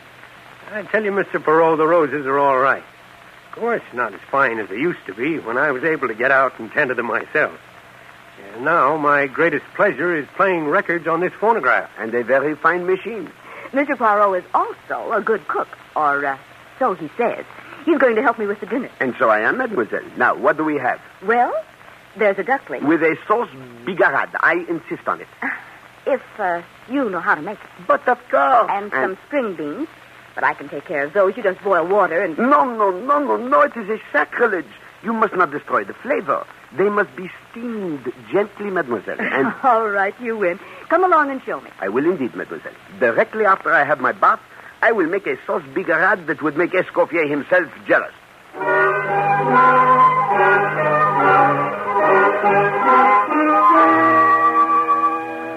Ah, mademoiselle, I thank you for a magnificent dinner. Superb. I'm glad you enjoyed it. And the sauce bigarade? A masterpiece. I have never prepared it better. I hope you didn't mind my asking Derek over after dinner. No, I did not mind, but I do not see what you hope to accomplish. I know it's probably silly, but if Derek sees that you're actually here, he'll realize that I'm serious and leave me alone. I shall not threaten him, mademoiselle. Threats are useless. No, there he is. Oh, no, don't bother. I'll let him in. Elaine, I got your message. I came right over. Does it mean you forget... Who's this? May I present Mr. Hercule Poirot? This is Derek Redfield. Poirot? Well, if you did this to impress me, Elaine, you've certainly succeeded. I've heard of you, Mr. Poirot. And I of you, monsieur. Yes, I know. I can just imagine what Elaine's been telling you. You must think I'm a pretty bad sort of guy, but... Well, you really got me in a spot, Elaine. How about a little drink to sort of help me out, huh? Would you like something, Mr. Poirot? A little sherry or port or something strong? Port will do excellently, mademoiselle. Then if you'll just press that button next to your chair, the maid will bring it. I'm too lazy to move. This one? Mm-hmm. I suppose Elaine's told you how I made a complete fool of myself and scared her half to death, Mr. Poirot. But I hope you can realize how it is when a fella's in love. Mademoiselle, it has just occurred to me. There is no maid to bring the port unless she has already... Of course, I completely forgot how stupid of me. It's only a little after 9. Servants won't be back until 11. I'll get it. Hey, what did you ask me over for, to ignore me? I was hoping that maybe we could straighten everything out tonight. I'll tell you exactly why I called you when I come back. Ah, the danse macabre, eh? Monsieur Shepard seems to have a rather morbid taste in music. Look, Mr. Poirot, you can ask me any questions you like, but I've got to convince you that I don't mean any harm to Elaine. Tell me, monsieur, you did kill her dog? Well, yes, Here we are. I hope you'll find the port to your liking, Mr. Poirot. Elaine, I just admitted that I killed Taffy, but I only did it because I love you. You know, sometimes you want to hurt the person you love. Derek, I asked Mr. Poirot to come down here to show you that I'm serious. When I tell you I never want to have anything to do with you again. I can never forgive the way you've acted. And if you make any more threats, Mr. Poirot will know how to deal with it. But, Elaine, if you'll only listen... I have nothing more to say to you, Derek. Oh, Uncle's turned off the Victrola. What time is it, Mr. Poirot? It is 9:15, mademoiselle. I'd better run upstairs and see if Uncle wants anything. Good night, Derek. But, Elaine... I said good night. Mr. Poirot, I'm desperate. Maybe you can understand the way I feel. Would you talk to her and put in a good word for me? I am afraid, monsieur, that I would find it slightly ridiculous for me to plead the suit of a man who terrifies a lady to such a degree that she seeks my services to protect herself from him. But I... Sacre bleu! Mademoiselle! Mademoiselle! It's Uncle James. He's fallen out of the window. He's dead.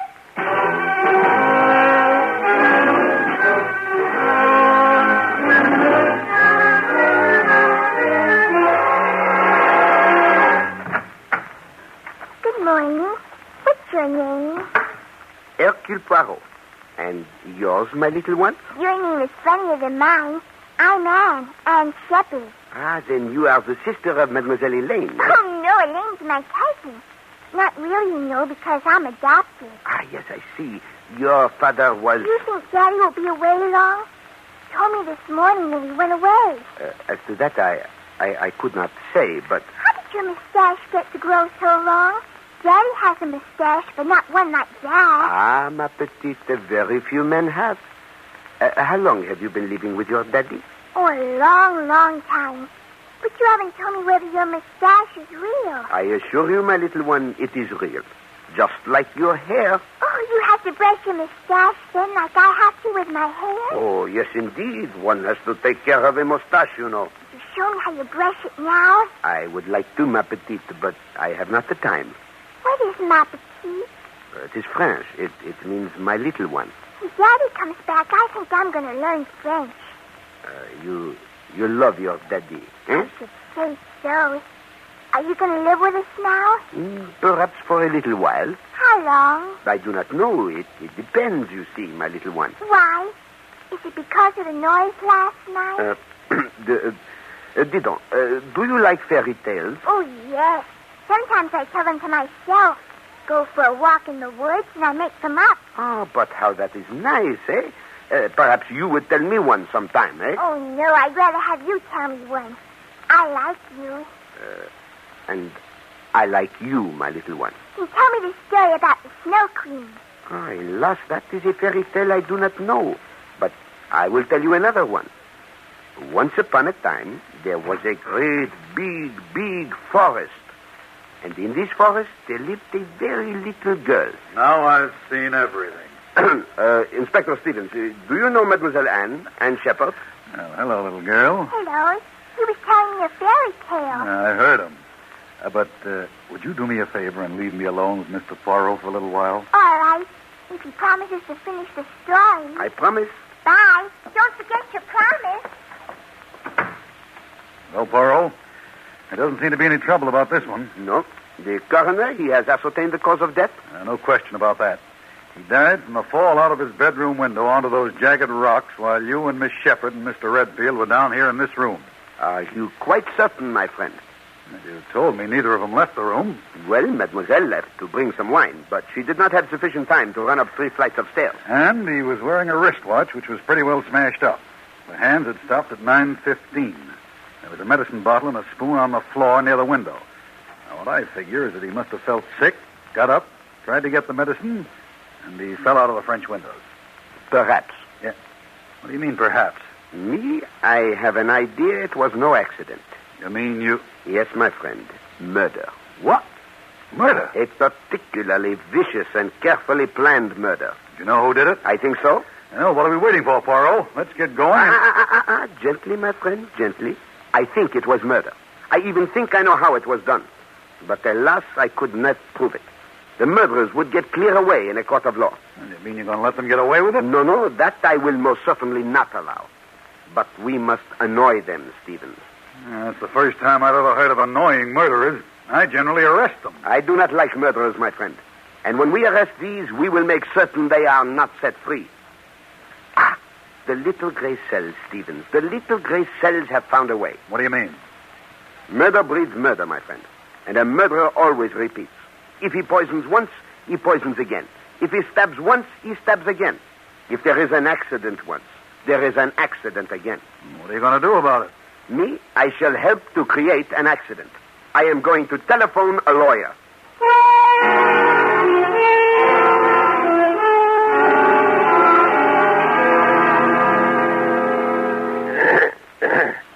And now that we are all together, I think that we can proceed with the reading of the will. As the late Mr. Shepard's attorney, I am the trustee of the estate. I, James B. Shepard, being of sound mind and body, do him. I believe that we can skip all that. Here. All my property, both real and personal, I leave to my adopted daughter, Anne Mary Shepard, to be held in trust for her until she attains the age of 21. To my loving niece, Elaine Shepard, I bequeath the sum of $2,000. Some water, please. It appears Mademoiselle Shepard has fainted.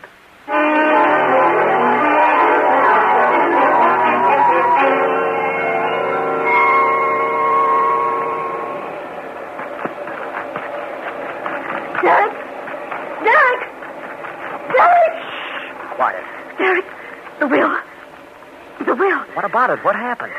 Will you stop shaking and tell me? Uncle James left everything. Left it all to Anne.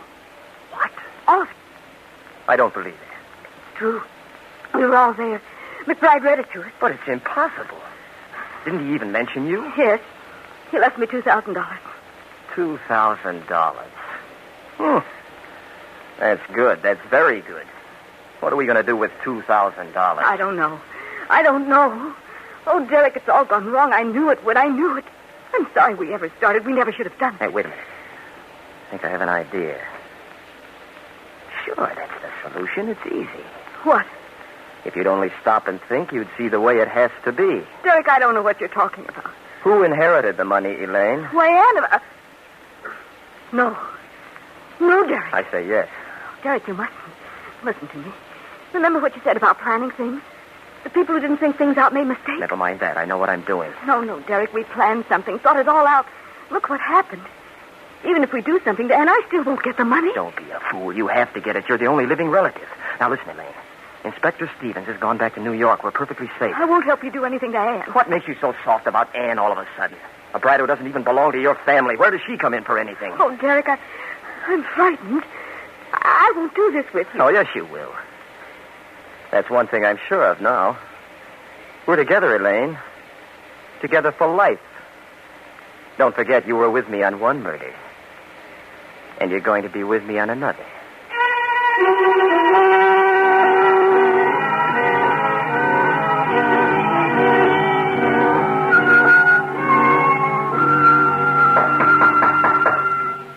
Come in. Mademoiselle, I have come to say goodbye. My train leaves within 10 minutes. Oh, yes. This has been so dreadful, I hardly know what to say to you. Such a terrible accident. If you'll send me your bill... No, mademoiselle. You owe me nothing. That's very kind of you. Of course, now I'm afraid I shall have to get used to economizing. Mademoiselle, before I go, Is there anything you would like to tell me? Tell you? Why, no, I can't think of anything. You are no longer afraid of Monsieur Redfield? To tell you the truth, I've had so many things to think about. I haven't even given Derek... Well, he hasn't entered my mind. What are your plans? What? Do you intend to stay on here with Mademoiselle Anne? What? I hadn't considered it. I don't know. She is a very charming child. I spoke to her this morning and told her the truth about Monsieur Shepherd. She is very sad. I think you should see that she is helped. Oh, I intend to. I'll do everything in my power. I am sure you will, mademoiselle. Au revoir.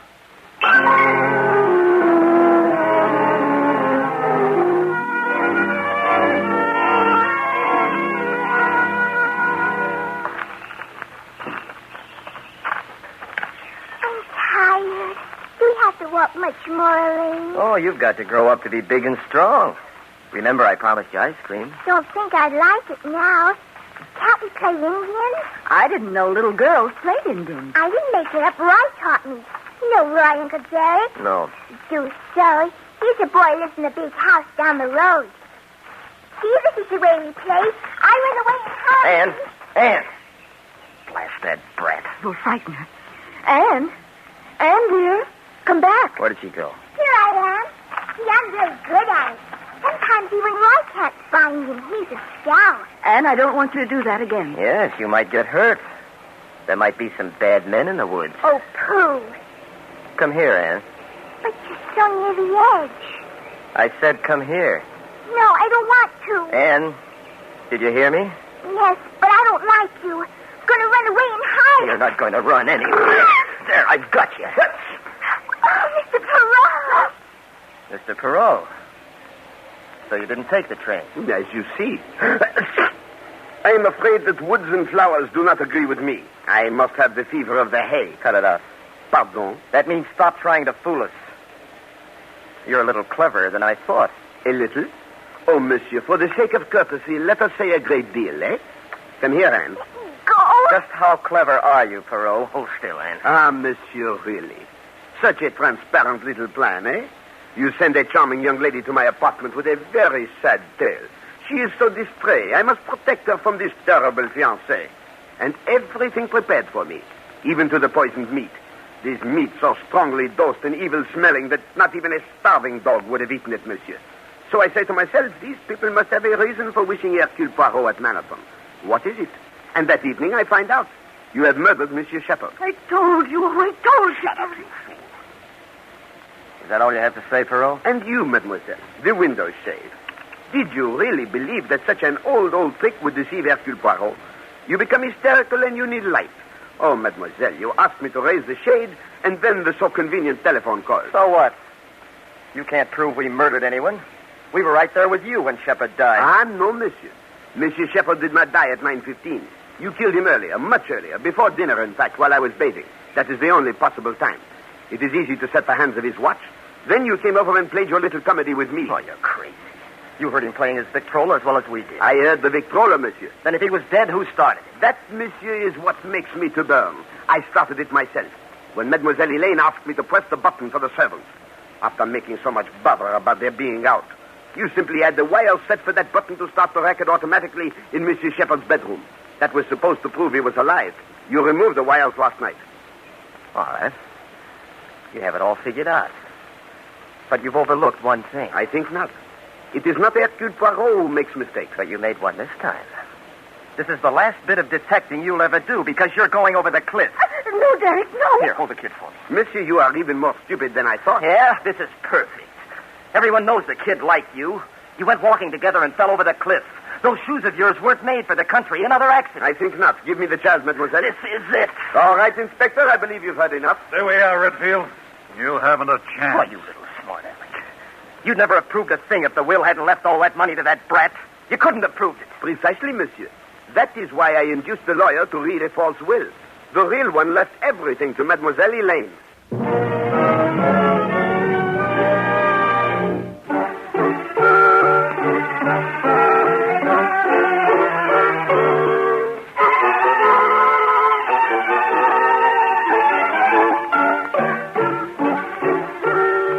Be sure to listen again at the same time next week when Agatha Christie, America's favorite mystery writer, brings you her favorite detective, Hercule Poirot, starring Harold Huber in The Book and the Corpse. Agatha Christie's Poirot is directed by Carl Eastman. This is the Mutual Broadcasting System.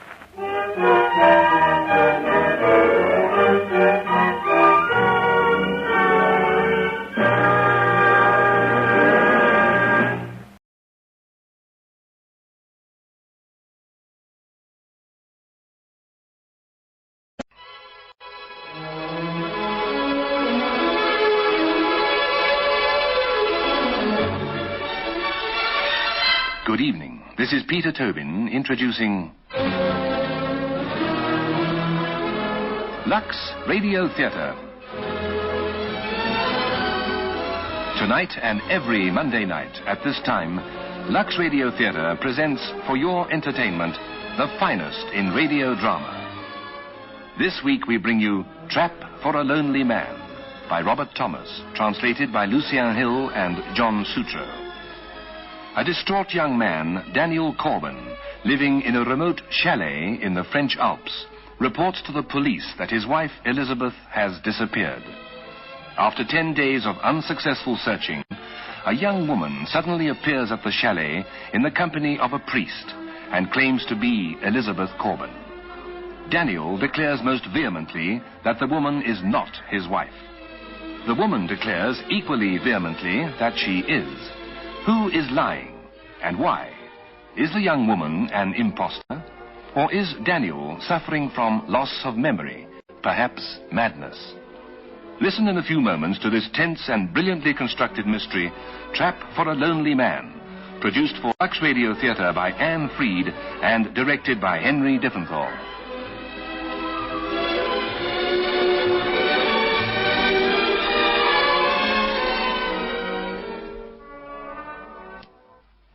And now, Act One of tonight's Lux Radio Theatre presentation, Trap for a Lonely Man.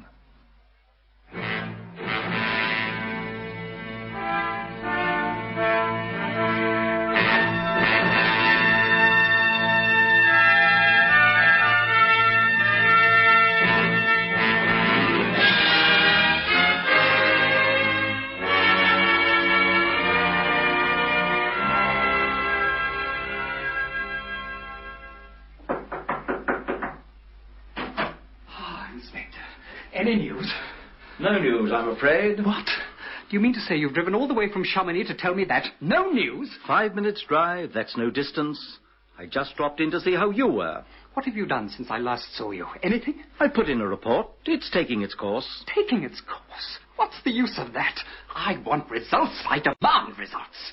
Have you got any news of my wife or haven't you? Monsieur, there is no need to shout. I'm sorry. Do sit down, won't you? Monsieur, you mustn't torture yourself.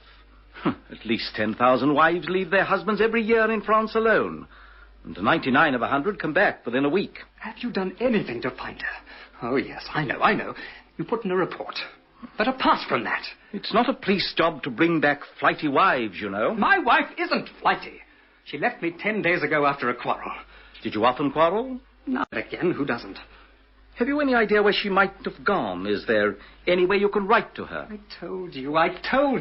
I wrote to our flat in Paris. The letter was returned. The porter had instructions to mail letters here. Any relatives? Friends? I don't know much about her friends. She never mentioned anyone special, and I haven't met any of her family as yet. We've only been married 3 months, Inspector. And I've told you all this before. Does she see any of her relatives? There's only an old uncle, and he's on his last legs. Oh, yes, I recollect. The rich old uncle. You told me. Yes, She'll come back, Monsieur Corbin. My advice to you is to stay where you are and wait until she does. So stop worrying. If anything's happened to her, we'll know soon enough. Don't! If anything happened to her, I'd never forgive myself. It's all my fault. Oh? There was an argument. Nothing serious. But I've got a temper. Oh... She'll never come back, I know it. Nonsense, of course she will. I loved her desperately, Inspector. You are young, Monsieur. Even supposing she doesn't come back, don't let it spoil your life. It's not worth it. Nothing is. You get married in June, she walks out in September. What's 3 months in a lifetime? It's easy for you to talk. Oh, take the long view, man. Your wife was rich, wasn't she? Yes, she was. With these rich women, you can't win. Your wife has had money all her life, and she's used to her own way. She'll either come begging for you to take her back, or you'll get a letter from her asking for a divorce. A divorce? When she went down on her knees to get me to... And she'd do a thing like this to me. That's what you've come for, isn't it? Well, go on. Give me the divorce papers. Come on, let's have them. Monsieur, I am a policeman, not a lawyer. Why should I have divorce papers? I told you I had no news of your wife, and I haven't. Why should I lie to you, eh? I'm sorry, Inspector, but I'm worried, and I've been missing her desperately. I apologize. I'm irritable. You've been patient and understanding. Monsieur, my advice to you is don't worry. She'll come back. I'm an older man than you are, and I know women. The very devil to manage, but where would we be without them, eh? Now you pour yourself a drink and try to relax. I must get back to the village. If you have any news, let me know. Yes, Inspector. And thank you again.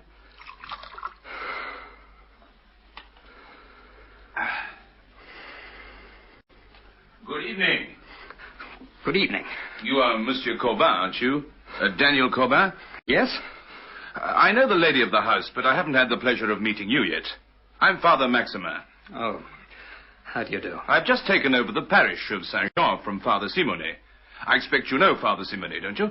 No, I'm on holiday. I've only rented this chalet. Sit down, Father. Thank you. Can I give you a drink? I won't say no. It's chilly these autumn evenings. A brandy? No, whiskey, I think. A very weak one, thank you. I ventured to call because I have a holy picture for Madame Corbin. A holy picture? It is the custom of our mountain churches. We present a holy picture when we receive a donation. My wife gave you a donation? Yes, she gave me 100 francs. A lot of money. She's a wonderful person. Yes, isn't she? Here's the picture. I'll see my wife gets it when she... if she returns. Oh?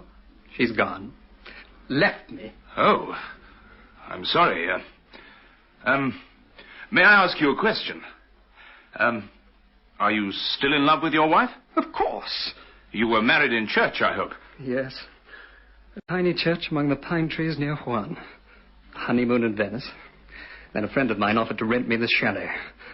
The second evening we were here, we quarreled. Elizabeth packed her bags and left. I see. That was 10 days ago, and I haven't heard a word from her since. Not a word. I love her dearly, I do, Father. And I miss her. Oh, more than I can say. Monsieur, I have good news for you. Oh? Your wife has come back. What did you say? I saw a young woman at afternoon prayers today in my church at Saint-Jean. She was weeping. I recognized her as Madame Corbin. She told me the whole story. You mean... I brought her here with me. She was afraid you'd be angry, so I told her I would speak with you first. She's waiting outside. Oh. Here. Are these your cigarettes on this desk? Would you like one? Yes, please. My wife outside. This is... Here. Thank you. I'll ask your wife to come, monsieur. Madame, will you come through, please? Daniel, oh, darling, please forgive me. What? Oh, everything will be all right now. I know it will. Oh, I've missed you so terribly. Oh, darling. Father Maximin, oh, thank you for everything. Bless you. I must just go to my room now. There, monsieur. But that is not my wife. What? That woman isn't Elizabeth. Monsieur, I don't comprehend. I've never set eyes on that woman before in my life. You're joking. Father, I tell you, I don't know that woman. Isn't she Madame Corbin? Certainly not. Are you sure? Of course I'm sure. That girl is either an adventuress or a lunatic. Now, you upstairs, come down.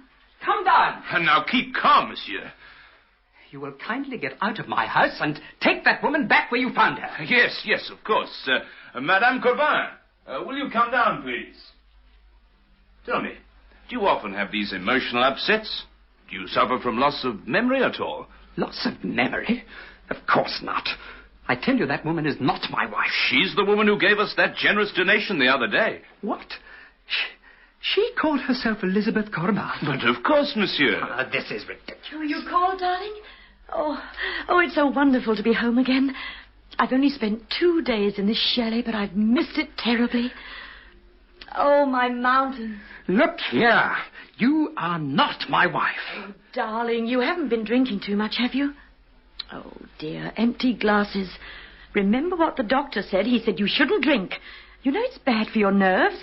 And your depression is always worse when you drink. Nerves? Depression? What the devil are you talking about? My nerves are perfectly all right, and I'm never depressed. Ah, so that's what it is. It's nothing serious, Father.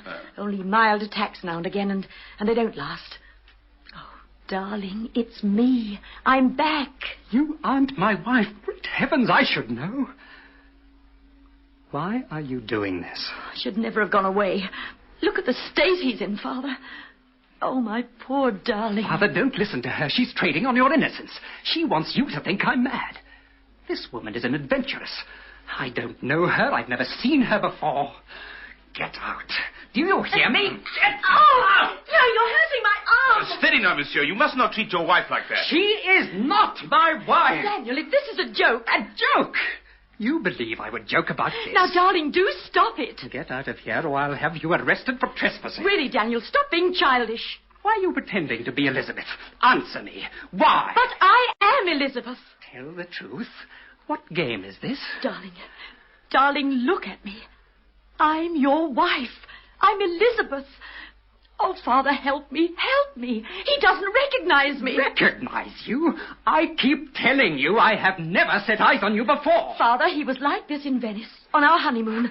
One evening... How do you know that my wife and I went to Venice on a honeymoon? One evening I came home rather late from the hairdresser, and I found Daniel in our hotel room raging like a maniac. What? It took me all night to quieten him down. That's a lie. Oh, it's all my fault. I should never have left him, Father. But he was cruel. Lies. It's all wretched lies. You'll help me, Father, won't you? You'll help me. Yes, my child, of course I will. We'll both look after you, Monsieur Corbin. But are you feeling better now, my angel?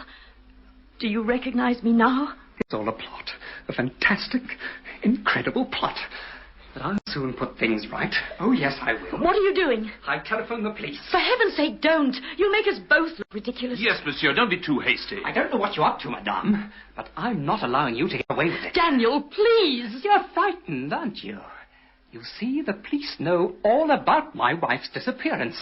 So if you think you can foist yourself upon me like this, you're mistaken. Oh, do something, Father. Help him. This is all very bewildering. I don't mind playing the Good Samaritan, but I'd like to know what I'm doing. So if you don't mind, I'll phone the police. Hello? Chamonix? Get me police headquarters. Yes, it's urgent. The inspector, yes. Hello, this is Father Maximin. I'm at the Corbin chalet on the Chamonix Road. Oh, you have? Then I think you'd better come straight back. Well, you see, I brought his wife home. Well, no, Inspector, he isn't. He's not pleased at all. Give me that. Steady, monsieur. Listen, Inspector. A strange woman has just forced her way in here, and she's threatening to stay. Please come over immediately. No, this is not a joke, and I've not been drinking. Yes, perhaps, well, 1 or 2. Yes, he's still here. Right? I'll tell him to stay. Thank you, Father. The inspector will soon get rid of her. Poor darling. Look, what game are you up to? Do you plan to get money out of me? Is that it? You're in for a disappointment, then. I won't allow you to get a penny of my money. Is that understood? Not a penny. Your money? My money, you mean? You hadn't a penny when I married you. I'm sorry, darling. I didn't mean to say that. What's mine is yours anyway. I see. Monsieur, please, compose yourself and let us wait for the inspector. I'm getting sick and tired of this whole wretched business. I wish the inspector would come and arrest this impostor. Forgive me, madame, but have you any means of identification? Papers, a passport or something? That's an excellent idea, Father. I should have thought of it. Well, madame, your passport, please. Of course, in my bag. Here you are. Elizabeth Corbin. This is a fake, a forgery. This seems authentic enough, monsieur. Great heavens. She's not alone. There must be a whole gang behind her. Daniel, for pity's sake, pull yourself together. If the police see you like this, they'll think you're verging on a breakdown. There's a car coming now.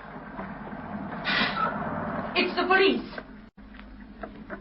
At last. The inspector will soon clear this up. Inspector, come quickly. What's the matter? What's all this about? This woman arrived in this house. There she is. Madame. Good evening, Inspector. I'm afraid it's all a ghastly misunderstanding. Misunderstanding? Explain, madame. My husband telephoned you during one of his nervous attacks. What's that? It was nothing serious, really, Inspector, but he does have these spells sometimes. You mean I was brought back here and... I'm Elizabeth Corbin. She is not. I returned home a few moments ago and She found... isn't my wife at all, Inspector. This woman's an impostor. Now, take it easy. Don't get so excited, monsieur. Sit down. Yes, do sit down, darling. Inspector, I don't know what sort of game she's playing, but Be quiet, Daniel. You're only making it worse for yourself. I thought it best to call you, Inspector. I hope I did the right thing. Yes. Good evening. Oh, I'm the new parish priest of Saint-Jean. Oh, I see, yes. This unfortunate gentleman doesn't recognize his wife. Father, she is not my wife. I'll show you a photograph here on the desk. Oh. Monsieur? There was a photograph of my wife on that desk. Father Maximin, you came over to this desk a moment ago. To get your cigarettes, yes. You're in league with her, aren't you? My photograph, where is it? The photograph of Elizabeth, which was standing there? No, there? look, really, this is... Now, darling, you mustn't attack Father Maxima. He has nothing to do with all this. You're hand and glove, the pair of you. This man isn't a priest. Inspector... Now, watch what you're saying, Corbin. Look here, all of you. I'm Chief Inspector of the police at Chamonix.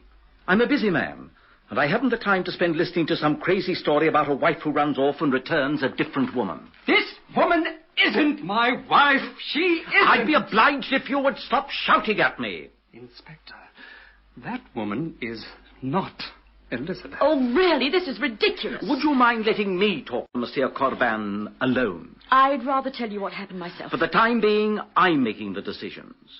Would you mind going? Whatever you wish, Inspector. Father Maximin, will you explain? Father Maximin will have his say in a moment. Perhaps you wouldn't mind waiting in here. Both of you. But, Inspector, Come along, madame. It is best. Now, monsieur, let's try and make some sense out of this rigmarole. Rigmarole is right. That wretched woman forces her way in here and claims... Do you mind if I sit down? Of course, sorry. You were saying? Yes, well, it's like this. Just after you left, I was sitting here quietly when suddenly... Do you mind if I smoke? Of course not.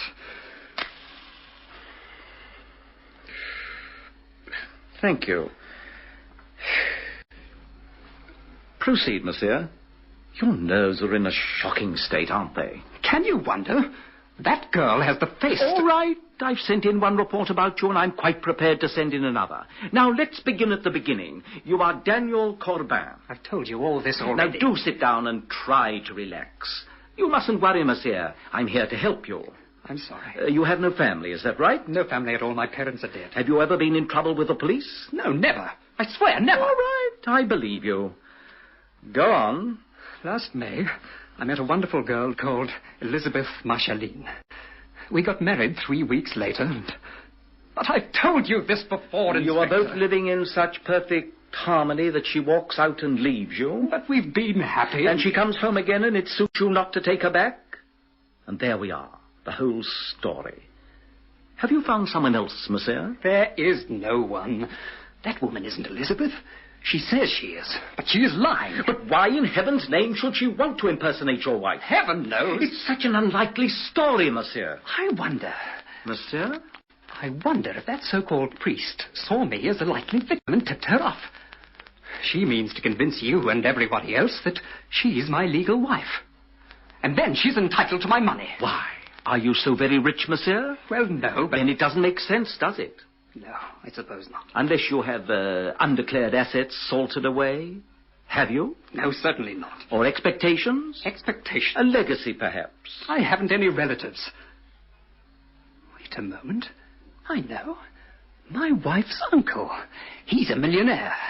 She mentioned some time ago that he was desperately ill. That's it. Has he died? I I don't know. Curiouser and curiouser. Look, I'm frightened. If she's cool enough to pass herself off as my wife, she won't stop at that. Before long, she'll manage to become my widow. An accident, anything. It's happened before. And she's free to do as she likes. But what about your wife? Your real wife? She's gone. Perhaps. But she won't stand aside and allow someone to take over her fortune. It doesn't make sense, monsieur. It doesn't. Candidly, I find the whole story utterly fantastic. That's a good word for it. Fantastic. And evil, too.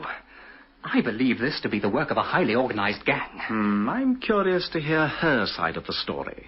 It's up to you to break it down, Inspector. And you'd better trace my wife quickly. I think I'll see the priest first. Father Maximin? Yes, Inspector? Just a few questions, Father. I'm sorry to trouble you. You have your papers on you? Of course. Here. And if you'd care to ring the Bishop of Chambéry... Oh, there's no hurry. Ring him now. Don't give me orders. Do you mind? You'll excuse my checking up, won't you, Father? Of course. You're only doing your duty. I'm afraid this poor fellow isn't at all well. His mind seems to be... Why, you... Be quiet and let me handle this. 212. Father Maximum, I'm calling Canon Cambert of Chamonix. You know him, I expect. He's a great friend of my father's. I see. Hello? Is that you, Father? Inspector Quentin here. How are you? Oh, good. I wonder if you can help me. I have a Father Maximum here. Oh, you know him, do you? Splendid. Yes, that is correct. Thank you. Goodbye, Father. This is unbelievable. Unbelievable is right. Look at him, will you? The nerve, the bare-faced impertinence of it, sheltering under a cassock. That's enough, monsieur. Father Maximum looks perfectly calm, and you look a nervous wreck. The comparison isn't in your favor. Now will you sit down and keep quiet? All right. Now then, Father, tell me all you know. Well, there isn't much. Madame Corbin came to see me. She said she wanted to go home, but she was afraid of her husband's temper. So she asked me to go with her. When she arrived, her husband started shouting that she was an impostor. Go on. And then, of course, I realized that Monsieur Corbin had... Lost his memory? Exactly. He threatened us. He tried to throw her out. She was in despair, poor soul. She was what? Quiet. According to you, Father, this woman really is Elizabeth Corbin. Most definitely. I saw her myself in this very room 10 days ago. I see. It's a lie. Oh, it must have taken you weeks of research to spring the trap like this. Days of rehearsing to get it perfect. Now, look here, monsieur, I've had enough Gently, of this. Father. I'm sorry. Now, Corbin, let's have a few names of people who saw your wife here 12 days ago. Who? Let me see. Who saw her? That's right. Wait a moment. We arrived on a Friday evening. I got the key of the chalet from Madame Chardonnay at the cafe in the square. Did your wife go into the cafe with you? No, she stayed in the car. The postman doesn't come right up to the house, does he? No, he leaves the mail in the box down by the gate. But the grocer delivers here. But he didn't see Elizabeth. I remember she was lying down. Anyone else you can think of? Not here. But there are dozens of people in Venice who saw us together, and in Juan, and in Geneva. I dare say, but bringing people all the way up here without any sort of warrant, that will take some doing. I'll pay. That's not the point. Now, let's stop wasting time. Madame Corbin, come in here, will you? Thank you. Sit down. Oh, it's dark in here, Inspector. Let me switch the lights on. I'll do it, madame. Oh, thank you. The switch is over by the door. Oh, it's getting chilly, too. Father, I wonder if you'd turn on the heating for me. There's a red lever in the kitchen under the gas meter. And I'd very much like a soft drink. There's some fruit juice in the refrigerator. Thank you so much. A pleasure, madame. I see you know the house well. Naturally. Quite so. Your husband... I'm not. Your husband, I repeat, until proof to the contrary, has just been telling me how you met and got married and how you came to be staying here. Yes, he's been suffering from his nerves lately. I thought the mountain air here at Chamonix would do him good. You thought that... Monsieur, please. Now, madam, we come to the quarrel you had just before you went away. Yes, I'm desperately sorry about that. I should never have left. I had no idea it would bring on this breakdown. May I see your papers, madame? Oh, but of course. Here, Inspector. They're all forgeries. You'll see. You will see. They seem perfectly genuine to me. Enter. Yes, what is it, Francois? This letter was found in the post box, sir. It was addressed to Madame Corbin. Thank you, Francois. You may go. Yes, sir. This letter is from Bellinger and Martin, solicitors at Saint-Denis. May I have it, please? Don't give it to her. Give me that letter at once, Inspector, or I'll ring up the Commissioner of Police at Chambray and report you. You have no right to keep that letter. Give it to me, please. Don't let her have it. This woman is not Elizabeth Corbin. Well, for heaven's sake, prove it then. All right. Prove it. All right, I will. I'll soon show that she isn't Elizabeth. I'll ask her some questions now. What questions? About us. Intimate questions. All right, Corbin. Go ahead. Tell me the name of the travel agency in Venice which arranged our tour through Italy. My wife bought the tickets, Inspector. The Marcellus agency in the Piazza San Marco. Oh. What's the name of the friend who rented us the chalet? Jean Bernadet. Is that right? Yes. Do you think it's worthwhile going on with this Corbin? Yes. One more question. Where did we break our journey on the way to Chamonix? Geneva. The Globe Hotel. Wrong! I've got her! All right. I'll soon check. Give me 1-4. Hello. Fernand? Put a priority call through to Geneva headquarters. Get them to check on reservations at the Globe Hotel by a couple called Corbin early this month. There won't be any. We never stayed there. Quiet! Hurry, will you, Fernand, and call me back as soon as you know. Any more questions? Yes. My wife and I had an argument on the day after we were married. What was it about? Darling, this is all very embarrassing. I don't think we should discuss it in front of... You see, Inspector, she doesn't know. Yes, I do. It was about money. Is that right, monsieur? She guessed. She just guessed. She guessed right, though. That's the point. Hello? Yes? Yes? I see. Thank you. No, that's all. That was the Geneva police confirming a registration at the Globe Hotel in the name of Elizabeth and Daniel Corbin. What? It's not true. Can't be. We never stayed there, not at the Globe Hotel. We didn't. Monsieur, you signed the register. I did not. My men have seen. There is no doubt. None. But I didn't. This must be madness. Yes, monsieur. I'm beginning to think it might be.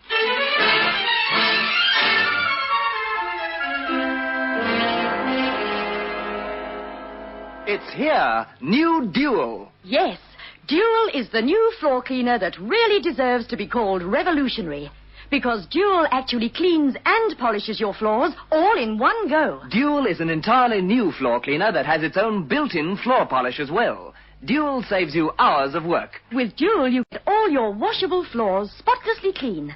And you get a magnificent, hard, non-slip, dirt-resisting shine, all in one go. And the more you clean with Duel, the more brilliantly your floors shine. Get new Duel right away. It's the revolutionary new floor cleaner that cleans and polishes all in one go. Remember, it's Duel.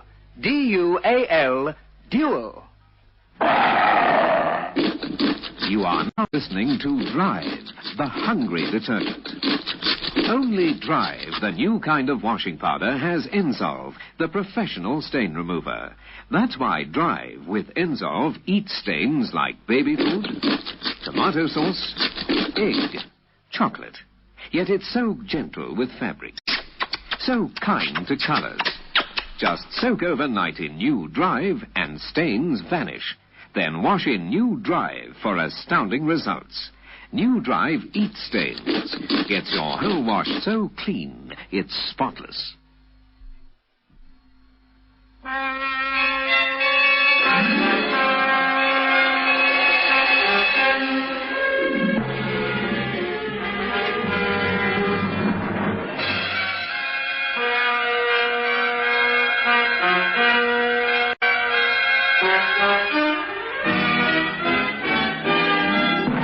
Well, Inspector, and what are your plans now? I'll get back to the station. Inspector, I never signed that register. Darling, go up to your room and try to rest. You must.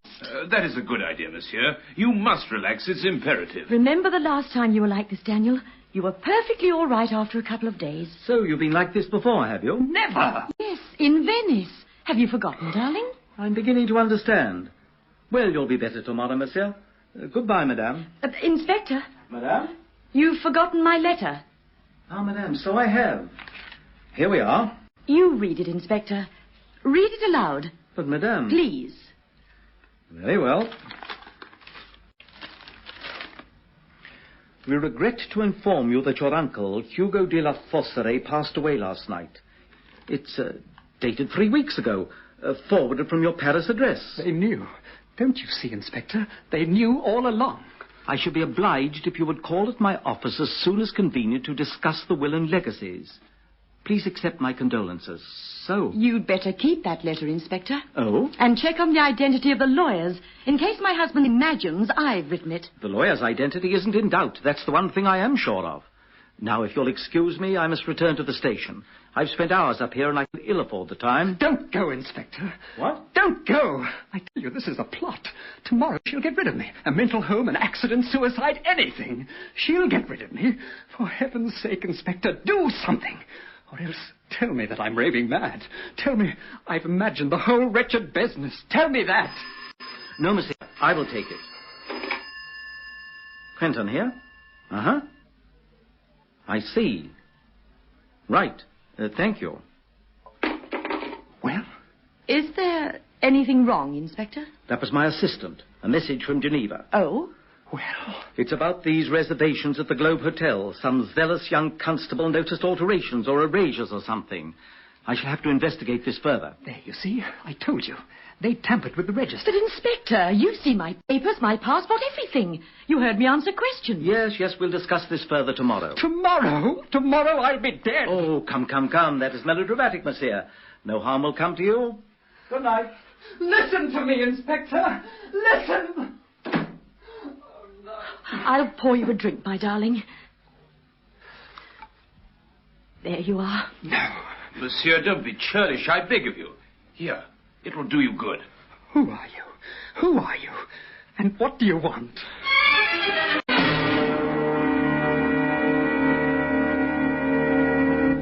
Well, Monsieur Corbin, a new day, a beautiful day.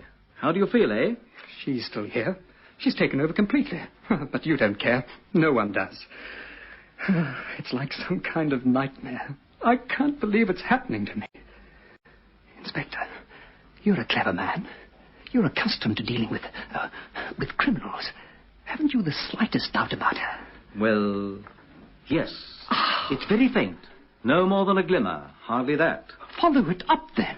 If you can't help me, no one can. Now, monsieur. Let us see what we can do together.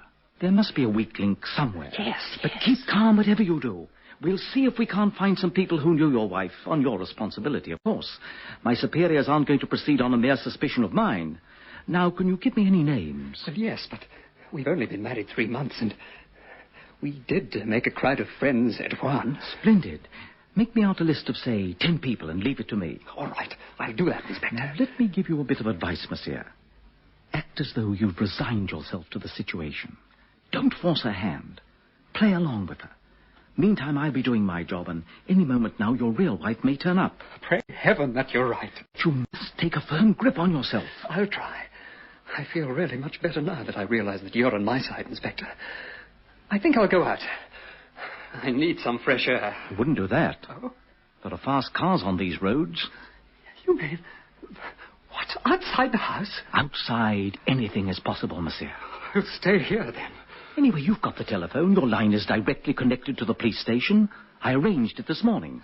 I'm very grateful. It's all part of the job, monsieur. Now then, you think of that list of names and cheer up. Cheer up. Oh, good morning, Inspector. Oh, good morning, madame. Don't you think my husband looks much better?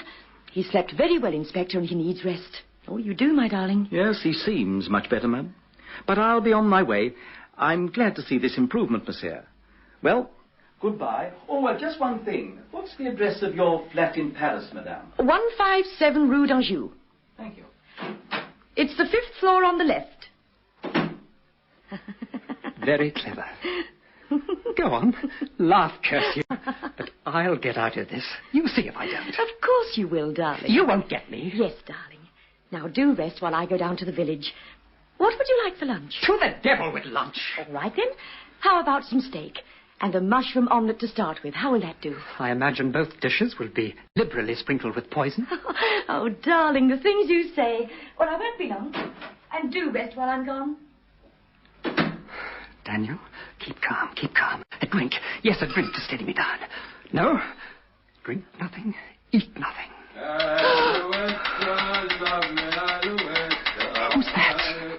Anyone at home? Who'll treat Mouche to a drink? Who are you? Open the door, monsieur. What do you want? My apologies for this interruption, monsieur. Melouche is the name, artist by profession. Oh. What the devil do you want? I am on holiday. I was sitting in the sunshine eating my breakfast when, crash, my bottle of red wine fell from my fingers and broke into 1,000,000 fragments. You wouldn't have a bottle of red wine to sell, I suppose? No, I'm afraid not. Now, if you'll excuse me... I notice whiskey yonder. Would you have any objection if... Oh, help yourself, but be quick. One moment, no more.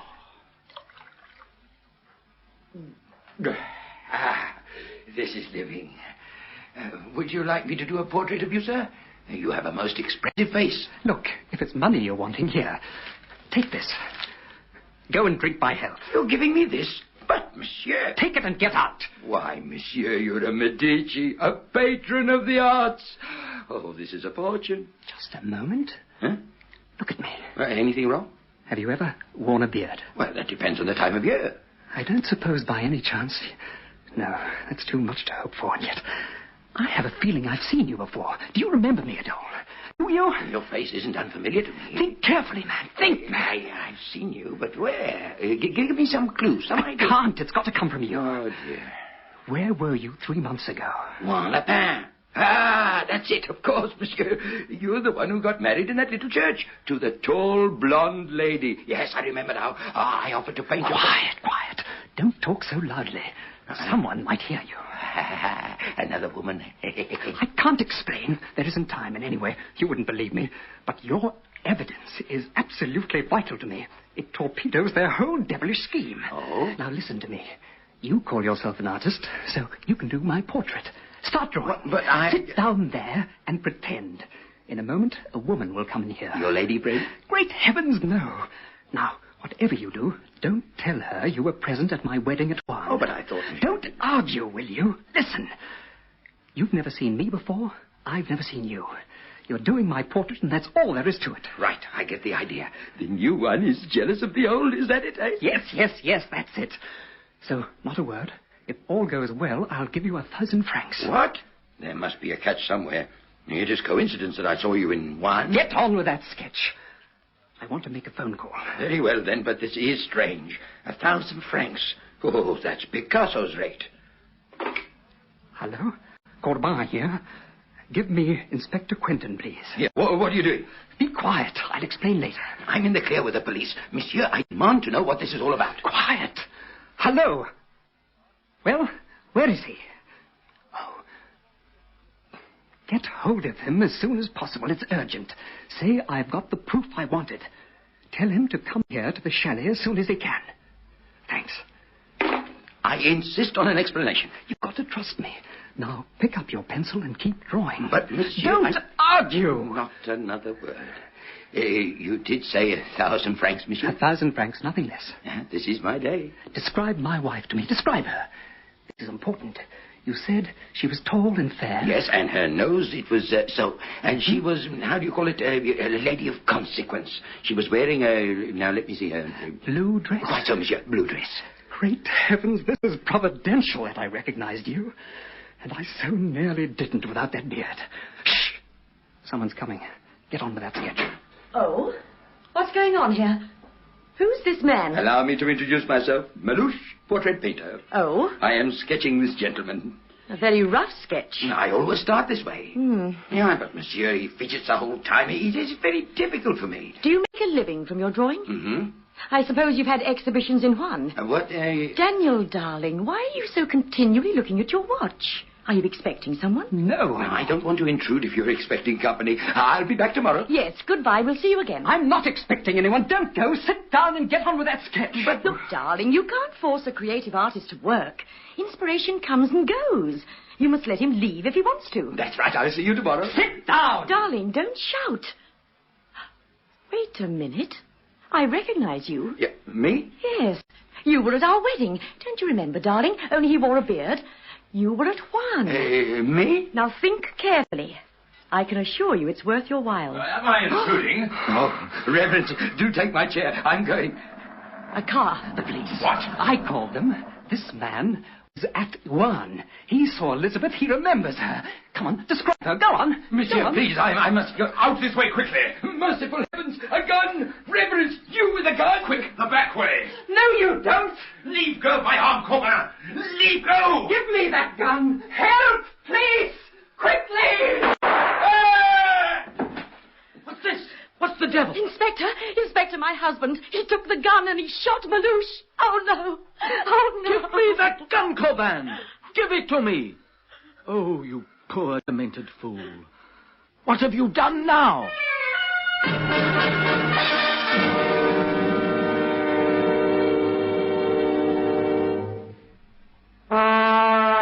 Boy, have I got that fuzzy feeling. I gotta get a clean, fresh mouth and a new tongue. Do I need you, Pepsodent? Heavy-duty Pepsodent. Cleaned up, freshens up.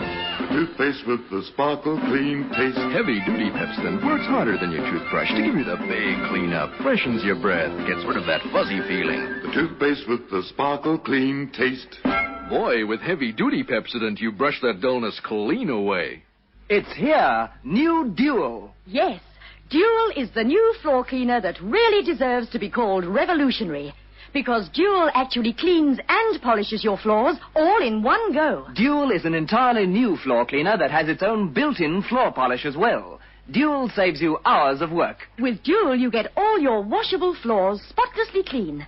And you get a magnificent, hard, non-slip, dirt-resisting shine. All in one go. And the more you clean with Dual, the more brilliantly your floors shine. Get new Dual right away. It's the revolutionary new floor cleaner that cleans and polishes all in one go. Remember, it's Dual. D-U-A-L, Dual.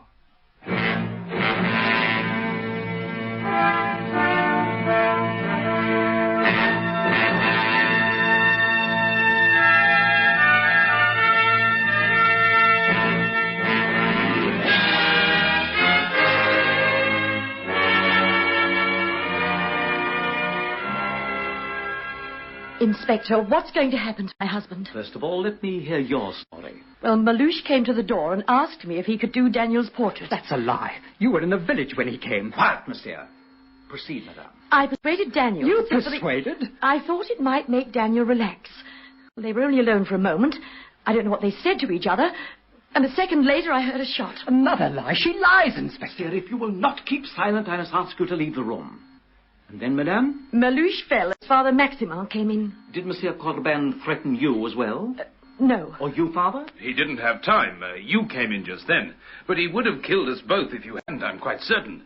You'll have to arrest him, Inspector. You can't allow a dangerous psychopath like that... Inspector, you must let me speak. You must allow me to speak. In a moment. Yes? Speaking. Right. Come over immediately. Hurry. What is it, Inspector? That is my business. Now then, Monsieur Corbin, give me your version of what happened. Malouche was a witness at my wedding in Rouen. I sent for you so that he could tell you the truth. But they killed him. They killed my only witness. On the contrary, monsieur, there is a second witness on the way. What? Someone else? You won't have long to wait. Oh, this is tremendous, Inspector. Someone who knows my wife, who knows Elizabeth. Who is it? You'll know soon enough. If I'm not mistaken, the witness arrives. Monsieur, stand over there with your back to the door. You, Father Maximin, over there. Of course, Inspector. And you, madame, go to the top of the stairs. When I call, come down, you will walk down the stairs without a word. Yes, Inspector. This witness has no idea why she's been brought here, so her reaction will be spontaneous and incontestable. Is it a woman? Quiet, monsieur, and keep your back to the door. I insist. Ah, Francois, bring madame in. Keep your face to the wall. Well, Inspector, what is this all about? I insist that you tell me. My apologies. I'm looking for someone who knows the people who live here. One of my men, who is a neighbor of yours, understood you to say you had attended the wife. Is that correct? Yes.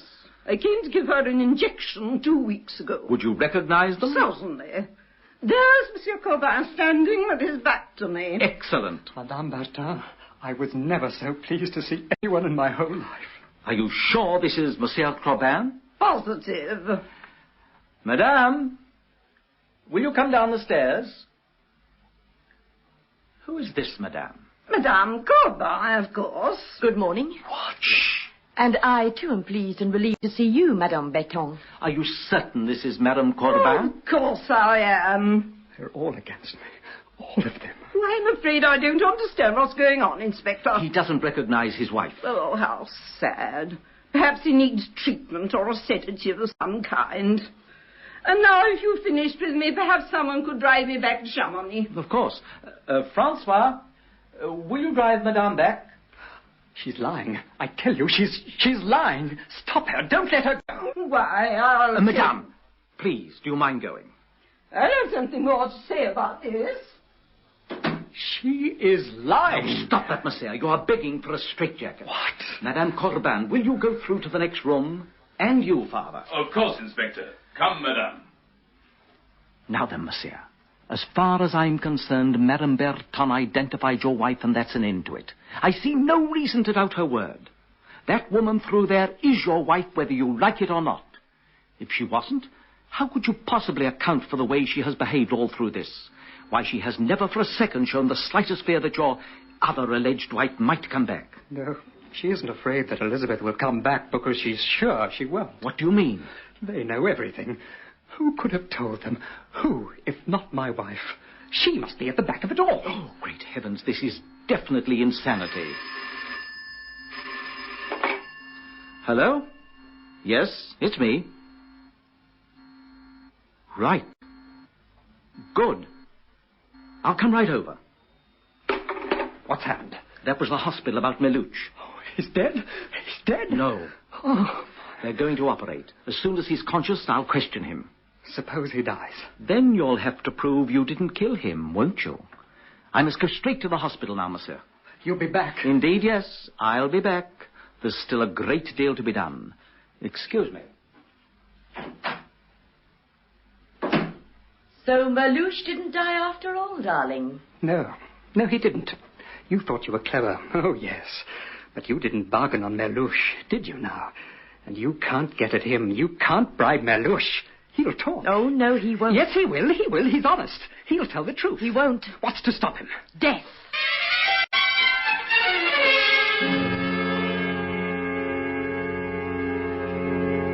Are you ready? Yes, I've packed everything I could lay my hands on.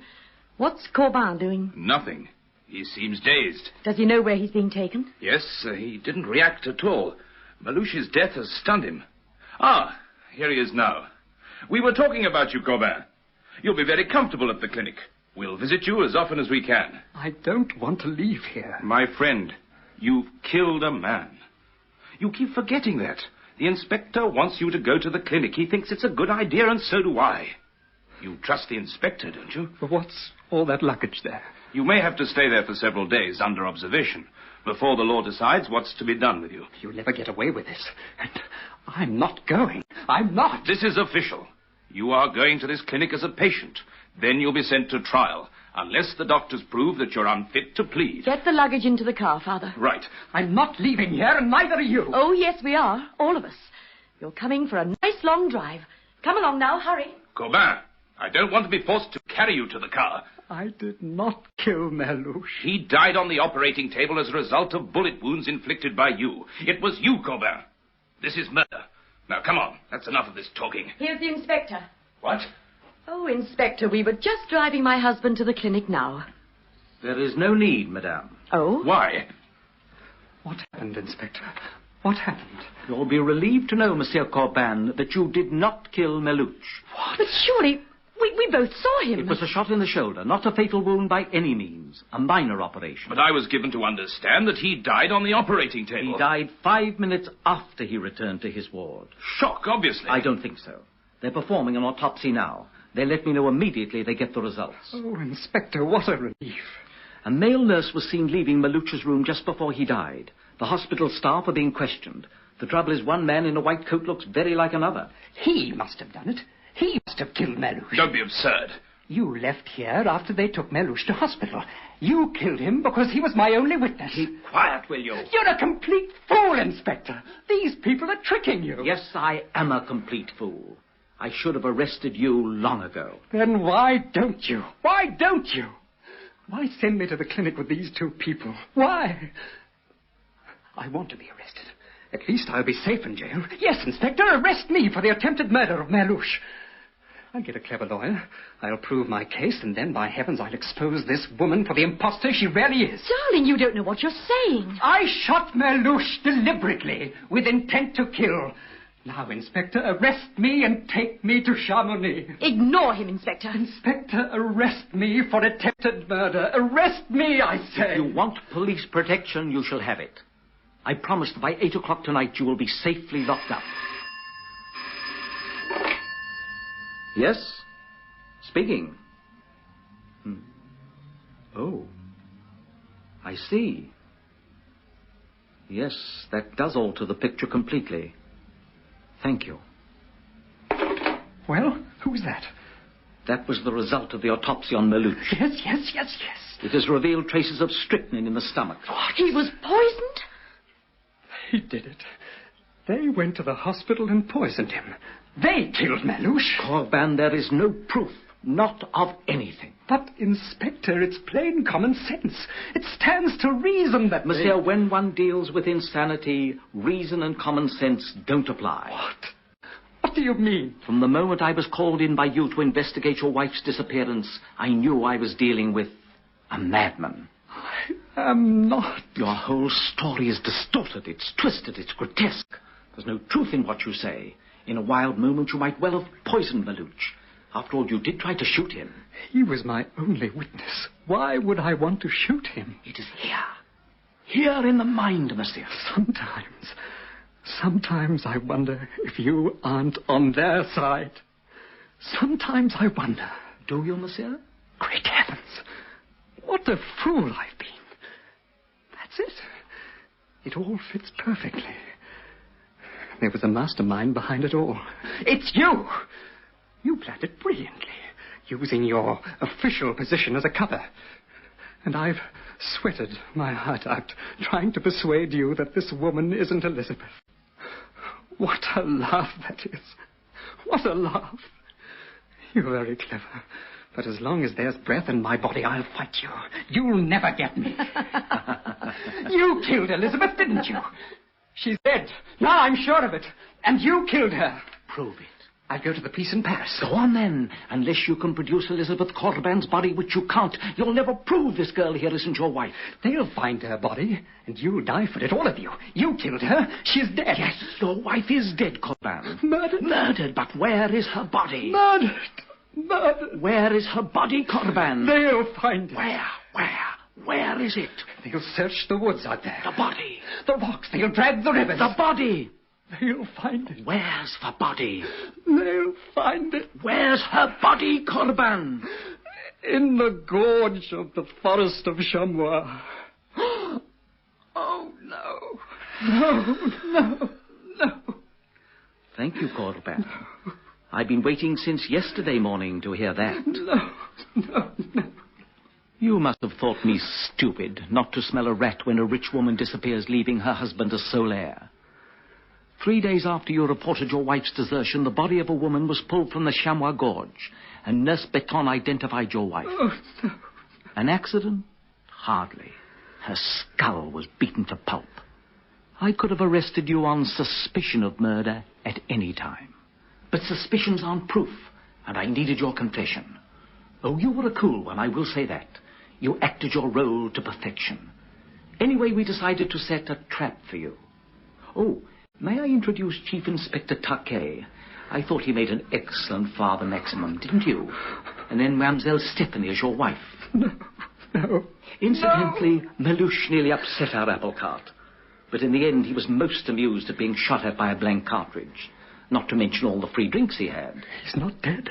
Of course not. However, out of all the tricks and lies and inventions we made to get you, one thing was true. I made you a promise. I said that by 8 o'clock tonight you would be safely locked up, Corban. And by heavens, You will be.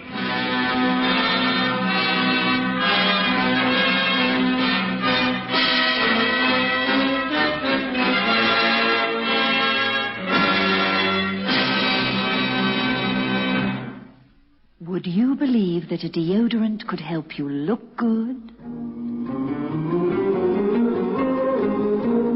The newest Shield aerosol deodorant has something very special. The unique Stay Dry formula that keeps you dry, keeps you looking cool, crisp and confident, even in today's flimsiest fashions. And Shield's extra dry spray will never sting or burn your skin, even if you use Shield right after your bath. So slip into something comfortable. Slip into the deodorant that helps you look good. The newest Shield aerosol with Stay Dry. Lovely, fresh as a daisy, dewy-eyed. That's international film star Elka Sommer. Sunflower by day, exotic moonflower by night. Vivacious Elka Sommer. How does Elka Sommer retain this 24-hour radiance? It's Lux Beauty Soap. I use it for lots of reasons. It's pretty shape. It's lovely perfume. Doesn't it remind you of Paris? And most of all, I love the care it gives my complexion. You see, the lather is so pure and mild and gentle. I'd like every woman to use Lux. Remember, Lux, it's the complexion care of the stars. In tonight's presentation of Trap for a Lonely Man by Robert Thomas, the part of Daniel Corbin was played by Don Ridgway, with Fred Stone as the inspector and Maureen Adair as the woman. As the priest, you heard Ian Hamilton. Others in the cast were Reg Richards and Dacia Charlesty. Trap for a Lonely Man was produced for Lux Radio Theatre by Anne Freed and directed by Henry Diffenthal.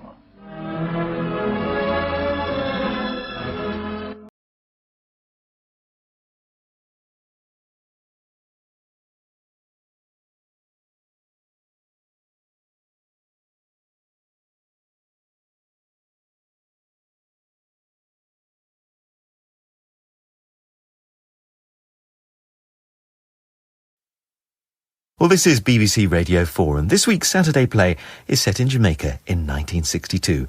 Noel Coward is on the veranda of his hilltop house, Firefly, beavering away at a novel.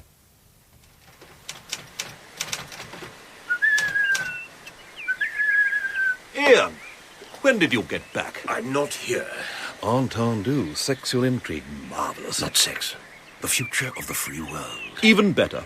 Noel, your country needs you. Me, doubtful. You are shamefully underused. On the contrary, I'm trying to finish my novel. Fidel Castro. Bearded chap lives in Havana, likes a good cigar. Not for much longer. Now you're being sinister. Go away at once. You will relish this mission. Ian, look around you.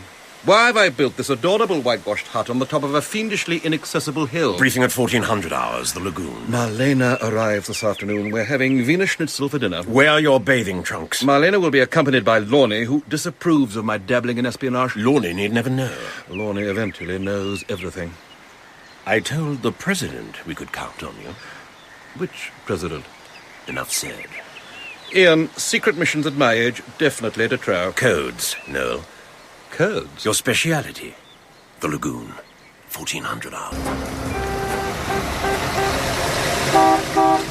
Noel, I was coming to get you. Change of plan, Cole. You'll have to meet Lorne and Marlena all on your own. Anything wrong? Not a thing. I thought I saw Ian's car turning up here this morning. You really must try not to be so observant. Ian's romantic intrigues are safe with me. Ian's schoolboy fantasies. He's keen to brief me about some exotic mission. Espionage, even better. He's obviously rehearsing some outlandish scenario for his latest book. Promise me you'll tell me everything when I get back from the airport. Only if you promise that you won't breathe a word of this to Lorne or Marlena.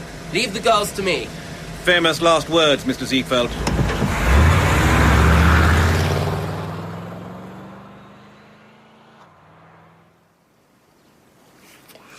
Operation Mongoose. That's the CIA name for it.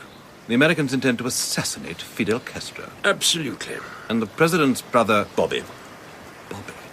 is directly involved. Obsessed.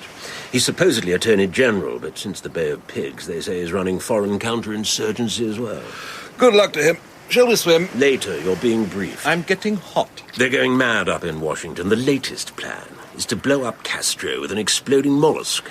A seashell bombshell. Ingenious. And Castro's a keen scuba diver. Have they considered the possibility that he may not prod the right mollusk exactly on cue? It's just what I said. Now, obviously, you and I can do the job a lot more efficiently. You're forgetting one thing, Ian. I have no interest in blowing up Mr. Castro. Neither have I. The Batista gang were just as objectionable. Precisely. All dictators are objectionable. All leading ladies are tiresome. Let's swim. Don't you care about your country? Fervently. Last round of the big rock is a rotten egg. The Yanks are leaving the British out of the loop. The loop? Intelligence briefings. Since Suez and Burgess and Maclean, they don't trust us. Fair's fair, we no longer trust them. I intend to out-mongoose the mongoose. I've got a foolproof 100% British scheme to get rid of Castro. A supersonic rocket a la Moonraker. I know you think my books are over-imaginative. I think your books are wonderfully diverting, but you always go too far. Look, I don't expect you to do any underwater sabotage. How very disappointing. I need you to give a lecture, Noel. I don't give lectures, except the occasional finger wag to colleagues and friends about their shortcomings. This lecture will be in code. What sort of code? Leave that to me. There's a literary society in Kingston called the Middlebrows. Middlebrow, and proud of it. I've steered well clear of them for years. You will deliver a lecture on contemporary drama. Anything but that. You will be supplied with a list of words that need to be inserted at the end of every third sentence. Words like arsenic and ballistic and explosion at 800 hours. Ordinary words. You needn't know what they refer to. In fact, it's better that you don't. Where's the skill in that? The whole thing has to sound like a genuine, plausible talk. Go on. The lecture will be open to the public. A Mr. Skimpole from Montreal, a professor of the humanities, will attend the lecture. Real name? Gonzalez, Cuban counterinsurgent. Gonzalez will note down the coded words, translate them, and transmit them to Havana. End of mission as far as you're concerned.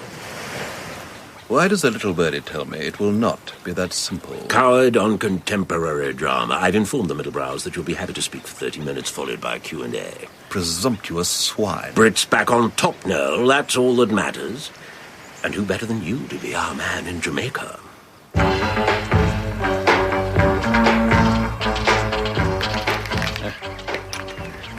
Brits back on top. That is the essence of Ian's mission. But he wouldn't tell you exactly how he plans to eliminate Castro. Where Ian is concerned, it's bound to be fantastical. No, if you and Ian should need any help... That's terrifically sweet of you, Curly. But I don't intend to get more involved than I have to. So you've lost your enthusiasm for espionage? The war was different. The survival of Britain. But the Cold War... I mean, Havana is a mere 90 miles away. Havana is America's obsession. Even so, once a member of Her Majesty's Secret Service... Not so loud. Lawney may materialize at any moment. Lawney and Marlena are both fast asleep. They had a fairly bumpy ride across the pond. But you got them out of the airport in record time. They recognized Marlena at customs. She said she had nothing to declare but her emeralds and a portable Olivetti. The Olivetti was a present from me. Any reporters? Our photographer from the Gleaner. He took Marlena's photo with her permission. And everyone in the arrivals hall applauded. Marvellous. That guarantees we shan't have a moment's peace. Well, you'll be busy with your secret mission. Secret mission? Lawney, where did you spring from? From your bijou little guest house. What secret mission? Noel has a secret mission to finish the novel several weeks before the deadline. Indeed. Gin and tonic. Lovely. I was just telling Cole the novel is coming along swimmingly. Incredibly swimmingly. And I plan to take full advantage of this gratifying fluency. Secret advantage? Exactly. No sense in letting the dear old publishers hear that they might have the manuscript earlier than agreed. We call it Noel's secret mission. There we are. Do you know? G&T. Thank you. Whatever you two are up to, I do not wish to know. Understood. I've spent most of my life worrying about you. I've always been grateful, Lawney. I'm an old woman. Not so old. I'm an old woman, and you, Noel, are an adolescent, late middle-aged man, but there is nothing we can do about that. Hear, hear. I wish to have a carefree holiday. And so you shall. Not if Miss Deirdre persists in banging and clanging in the adjoining room. Banging and clanging? Relentless percussion. Endlich ist die Welt uns entglitten und wir fahren in unserem Schlitten Und wir fahren in unserem Schlitten durch ein Tal im Schnee.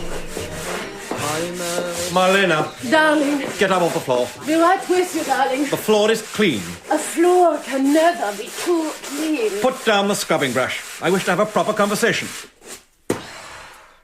Why have you come to Jamaica? To see you. Precisely, to see me. To enjoy this delightful island. Even Lorne intends to relax. Relaxation is not in my vocabulary. Cole tells me you brought your typewriter. An American publisher has commissioned me to write my philosophy of life, from A to Z. Excellent. You can therefore leave the house cleaning to my dedicated and capable staff. My typewriter ribbon is fading. Coley will change it for you. Give me the brush. Now, tell Uncle Noel what's really bothering you. I am unhappy. The affair with Reggie. Ricky. His name is Ricky. He doesn't want me. Oh, for heaven's sake, Marlena. He says I'm too egotistical. Of course you're egotistical. You're a star. I may be a star, but I still need a man. Well, you won't get a man if you're desperate. Believe me, darling, it's a huge turn-off. Remember who you are, the most glamorous actress of our time. What about Garbo?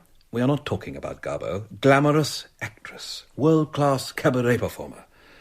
So this wretched Cinderella act is not worthy of you. In fact, it's downright perverse. No, sorry, there's a Mr. Atkinson just arrived from Government House. Give him a drink. He needs to speak to you urgently about your lecture. Oh, God. Ian doesn't waste any time. Tell him I'll be along shortly. Right here. You go. I'm better on my own. If you say that again, Marlena, I shall throttle you. What am I to do? Freshen your mascara. Resign yourself to being the belle of the ball. In dem Schlitten mit den Schellen und dem Tal, tief im Schnee. Sorry to barge in like this without an appointment. Not at all, Mr. Atkinson. I gather you're arranging the lecture. Yes, the lecture. That's why I thought you wouldn't mind my bursting in. These matters best done face to face. Especially in Jamaica, where gossip is a national sport. How true, how true. Now, what I'm about to tell you must remain our absolute secret. Entendu. Sorry? Mum's the word. Ah, you know. Know what? The Queen Mother is coming to luncheon.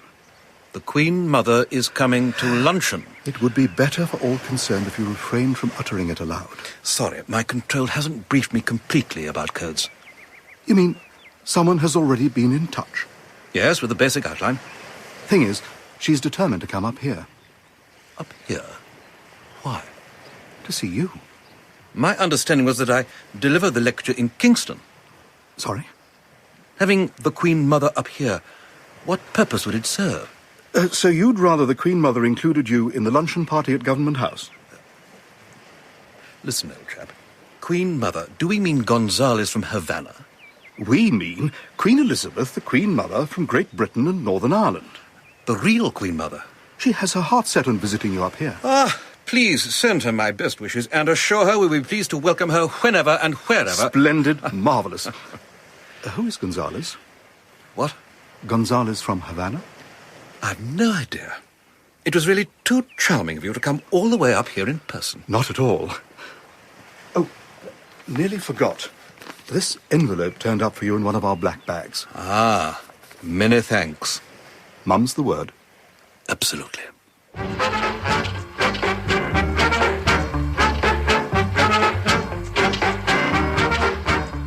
Ladies and gentlemen, the Little Browns are delighted to have with us tonight a man who really needs no introduction. Fasten your seatbelts, we're in for a long one. Noel Coward, actor, playwright, producer, composer, lyricist, writer of fiction, verse, autobiography.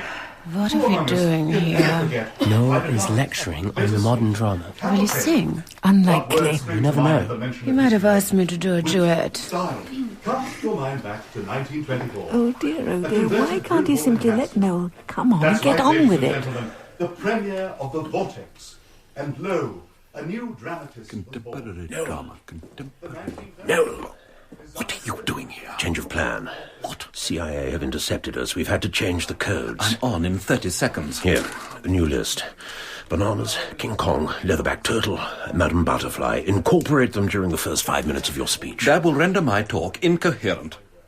Interesting. What?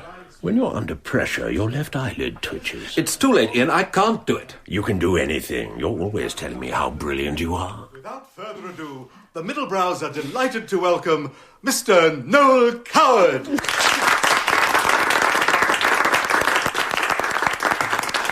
Thank you. Too kind. The subject of my talk this evening is the contemporary drama. As a veteran of 52 years in the theatre, it is a subject dear to my heart. But I'm not here, as you may expect, merely to castigate the younger dramatist, to throw brickbats or indeed bananas. I was brought up to believe that the prime purpose of the theatre is to entertain. The most important ingredients of any play are life, death, food, sex and money, but not necessarily in that order. Plays can be produced anywhere. London, New York, our own dear Jamaica, even King Kong. That is to say, Hong Kong. As long as it's entertaining, you can be in Hong Kong and do King Kong. Cool. He's fine, Lonnie. He seems to be having a breakdown. Touch of surrealism for the Middlebrows. I knew a surrealist in Berlin. He was obsessed with me. Playwriting is a bit like deep-sea diving. Indeed, I have spent many a happy afternoon contemplating the giant squid, the Portuguese man-of-war, and last but never least, the leatherback turtle. I mean, never underestimate the turtle. It's finally happened. He's gone balmy. He's being metaphorical. Why doesn't he ask me to sing? Young playwrights everywhere, consider the public.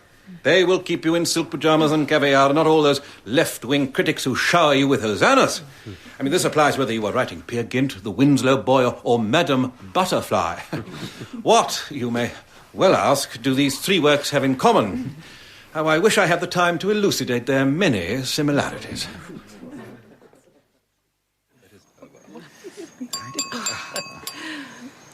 A toast to Noel for an intriguing speech. To Noel. Thank you, my darling. Intriguing indeed. I've never known you to be so digressive. A side effect of late middle age, Lorna. What is that? Our famous white owl. Sinister creature. He's just round the corner. Come on, I'll show you. We all adore him. I was adored once. More brandy. Thank you.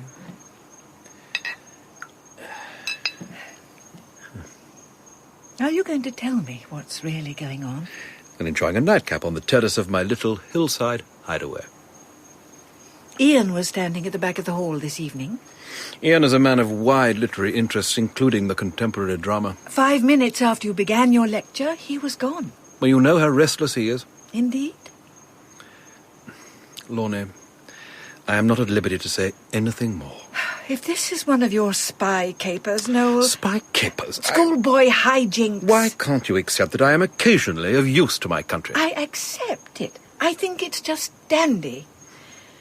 It's your uncanny skill at getting yourself locked into sordid rooms with enemy spies pointing guns at you that chiefly concerns me. You have a pompous streak, Lorna. I've been meaning to speak to you about it since 1926. The least you can do is give me a general idea of what you're involved in, so that when you find yourself in the inevitable locked room... My involvement is over. I have discharged my duty as of 10 o'clock this evening. You're quite certain of that? Quite certain. Thank you. I shall sleep well tonight. So shall I.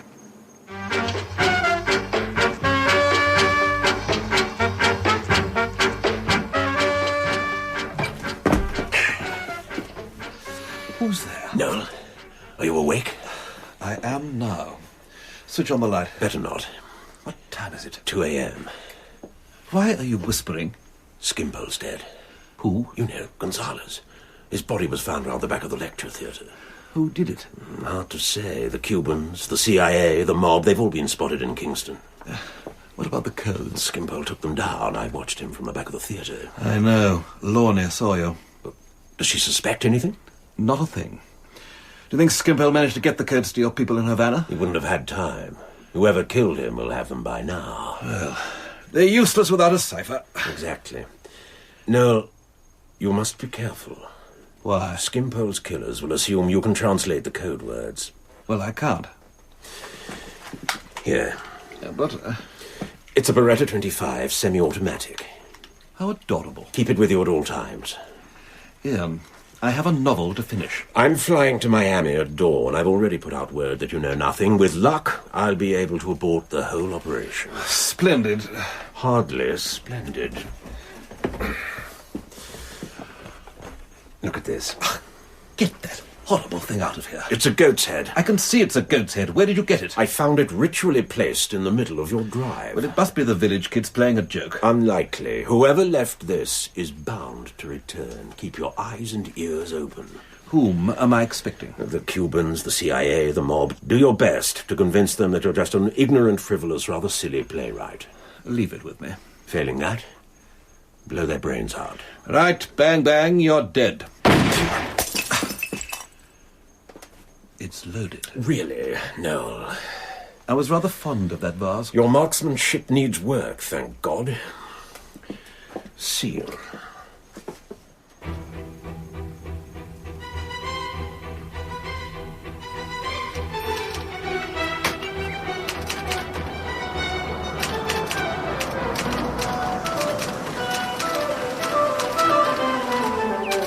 Mr. Coward? Mr. Noel Coward. Mr. Coward, he no here. He gone fly fishing Mandalay. My name is Garibaldi. You are Noel Coward. I seen your face in the papers. Very resourceful. Sorry to disturb you. What do you want? I was at your lecture last night. I'm a student of contemporary drama at New York University in New York City. And we have to do a thesis in our final year, and I was wondering whether I could kind of interview you on the state of contemporary drama. My lecture stated everything I have to say on the subject. Yeah, that's just it. There were a couple of obscurities. Obscurities? Yeah, references that didn't kind of make sense. I'm sure that once you've graduated, Mr... Garibaldi. Garibaldi. Once you've graduated, all should become clear. Just 2 or 3 phrases, see, if you could just clarify them. Is that the time? Don't tell me it's 10:45. It's 10:45. Really? I must fly. Overseas visitors. This always happens. I get into a creative rhythm and the time simply evaporates. How about this afternoon? I'll tell you what. Come with me. Where? My other residence, Blue Harbour. If you could maybe give me a copy of your lecture. Not to worry. My secretaries can answer all your questions. Garibaldi? The man is obviously a fake. Why have you invited him to lunch? Safer than having him stalk me from afar. Stalk you? Ian's little scheme went awry last night. And allow people on this island who wish to interview me about codes. And you think Garibaldi? Obviously a gangster with a vested interest in getting rid of Castro. I don't follow. Before Mr. Castro's revolution, the mob ran all the casinos in Havana. They want them back. Got it. So how do we handle Garibaldi? I want you to get him drunk at luncheon. Right. When his guard is down, we can determine whether he is a genuine student of literature or something more sinister. Perhaps I should hum Santa Lucia and see if he joins in. Precisely. Music hath charms. Where is he now? Down by the pool. Lorne is filling him in on my early struggles. Let me see if I can get this straight, Mrs. Lorraine. His first big hit, The Vortex, that was about drugs? Cocaine, actually. Then he wrote Bittersweet, then Private Lives. Not quite. In between The Vortex and Bittersweet, which was an operetta, there were many failures. So, how long does it take him to write a play? Sometimes as long as 4 days. How is that possible? Oh, he thinks it all out beforehand. Noel has a very ordered mind. Is he interested in politics? Noel, Mr. Garibaldi wishes to know whether you're interested in politics. I prefer the theatre. Where is Marlena? She's being interviewed. Outrageous. The boys of the Gleaner promised me they would leave her alone. Not the Gleaner, a Mr. Henry Hedges. He's a movie expert from Miami.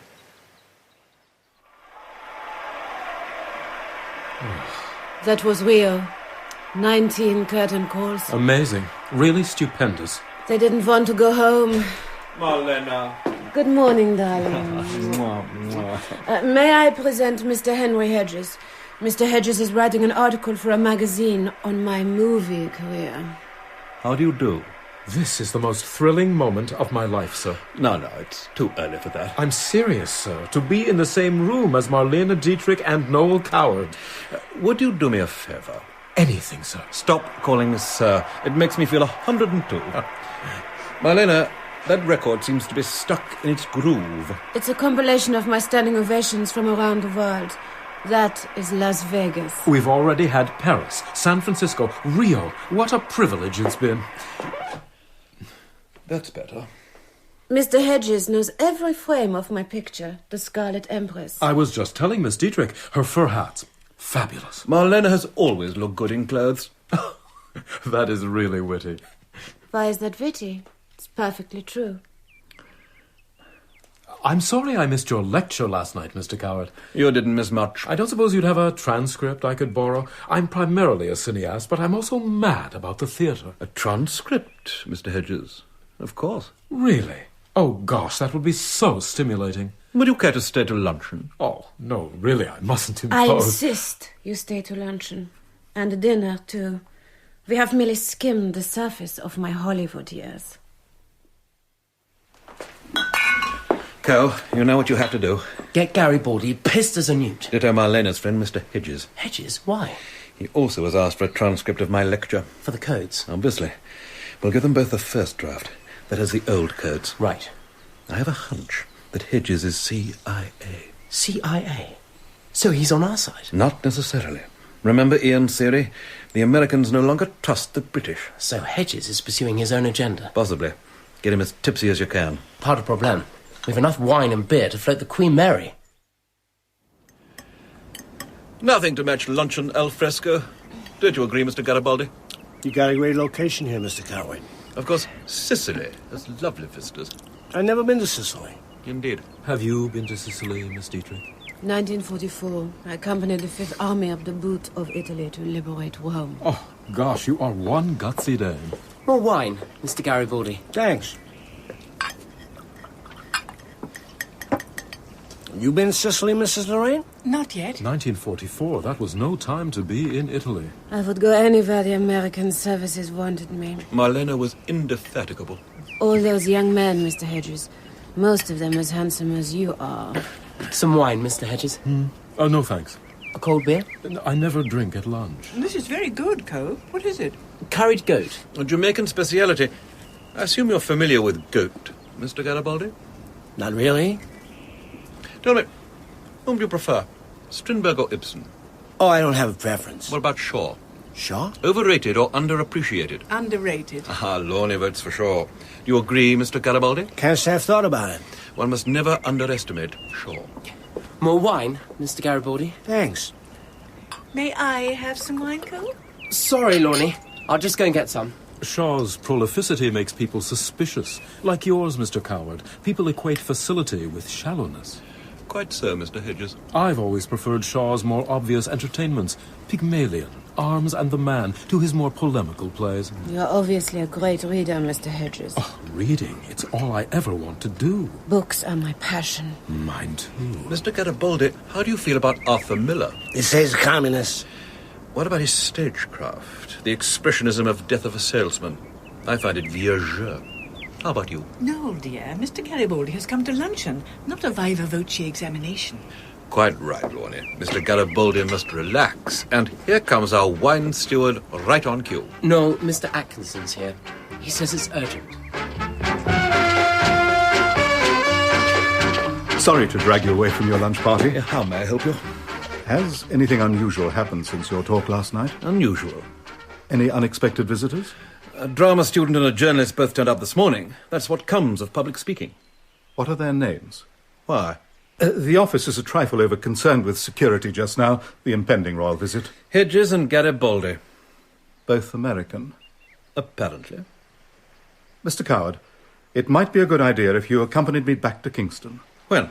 Now. Impossible. I am entertaining two of my dearest friends and trying to finish my novel. I'm sure Her Majesty the Queen Mother would be grateful if you helped us with the strategic planning for her visit. Strategic planning? How very American. We pride ourselves on our modern efficiency. Look, you know as well as I do, the Queen Mother has been on more royal visits than we've had whiskies and sodas. Even so. I cannot leave Blue Harbour, Mr. Atkinson.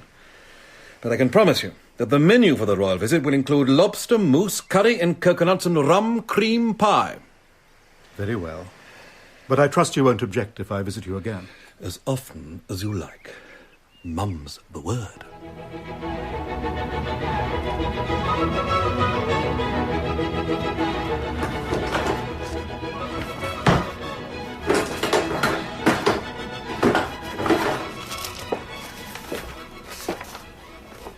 Have you lost something, Mr. Garibaldi? I have everything I need.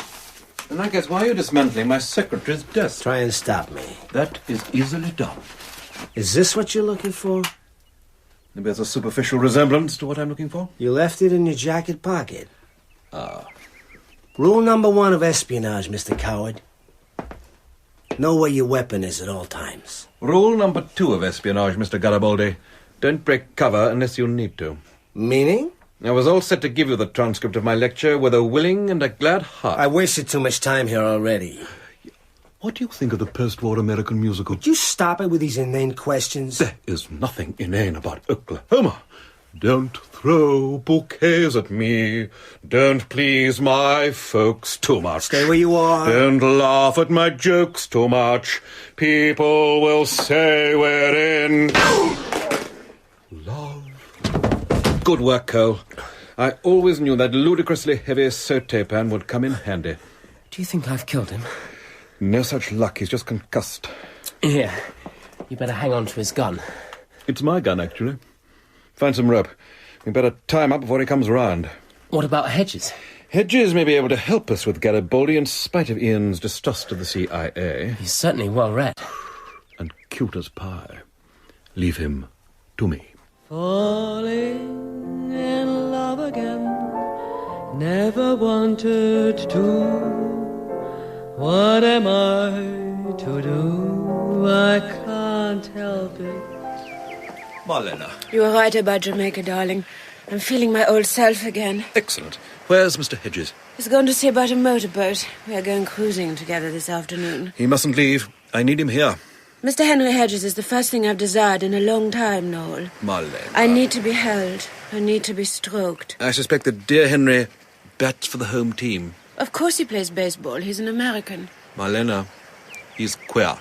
Sexuality is not a noun. It's a verb. A fascinating notion. Look, you can go cruising with Henry tomorrow. You're obviously jealous. Precisely.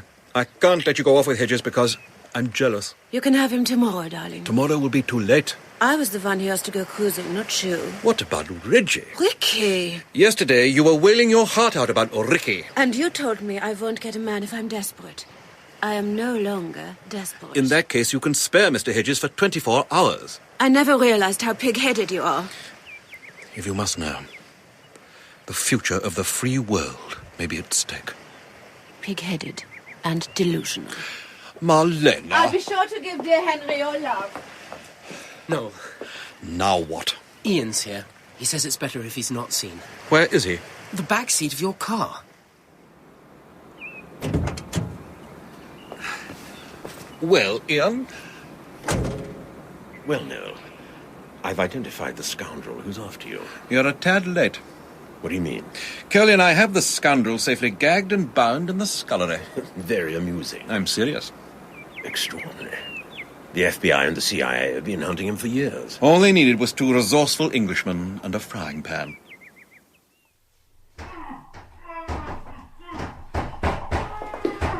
He's in there. Sounds like he's revived. Give me your gun. Gladly.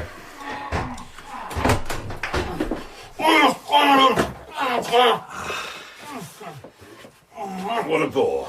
Garibaldi. Bound and gagged as promised. This is not the scoundrel.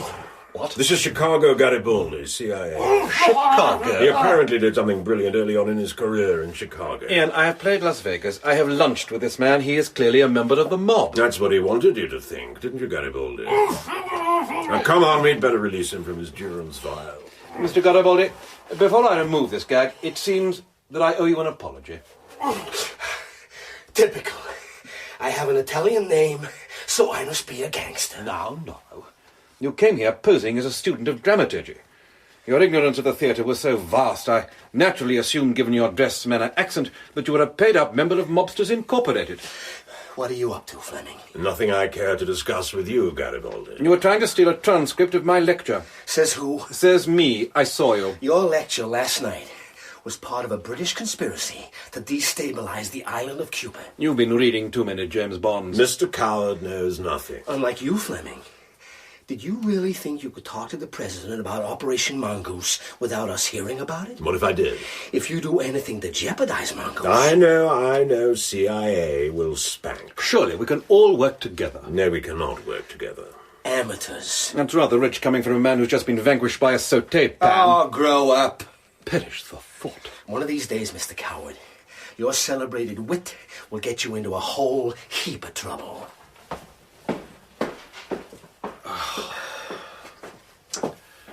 Sorry about that, Ian. He always was a hothead. Even so, he might have had some valuable knowledge. This is a British operation, no. By the way, who is the scoundrel? Man named Hedges. Hedges? Henry Hedges. Has he been here?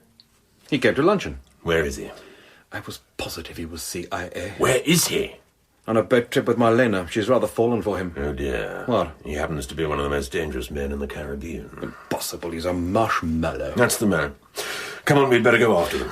What about Cole? Well, the less Cole knows, the better. Cole is a lot more resourceful than you think. No. Listen. Our lives... We've both had a diverting time in our different ways, agreed? Definitely. So, if we happen to die in the next 24 hours... Die? Let's regard it as an exclusive privilege. I have enough privileges, thanks, all the same.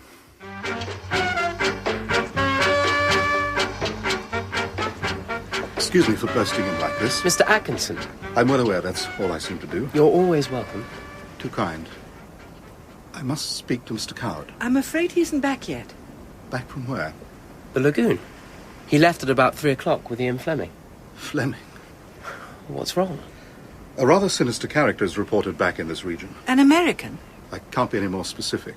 Miss Dietrich isn't back either. She went on a motorboat cruise with an American named Hedges. Hedges? Is Hedges the sinister character? Hedges is a rather diabolical henchman. Oh, dear. And he was so charming at luncheon. What can we do? Sit tight. I must go after them. Cole? Yes, Lorne? Do you feel like sitting tight? Not in the least. Let's go.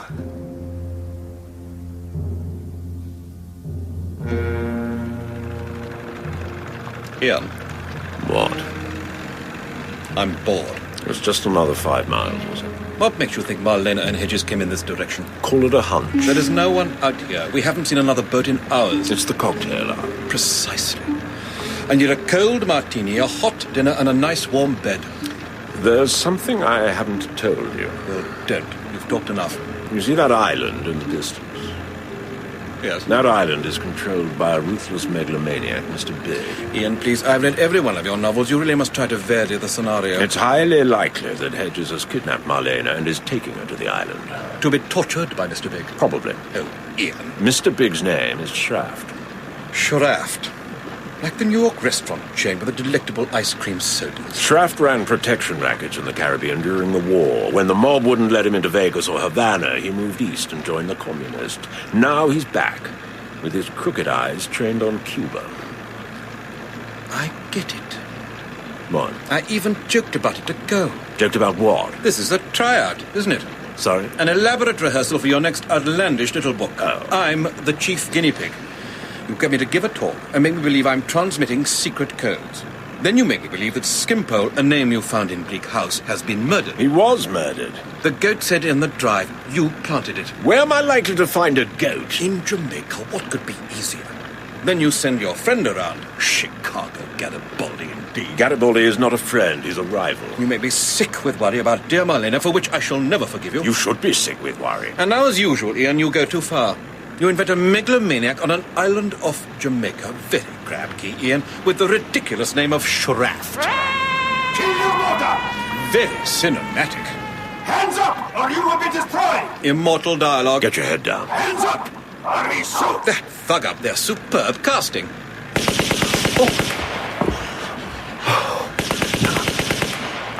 No, you are okay.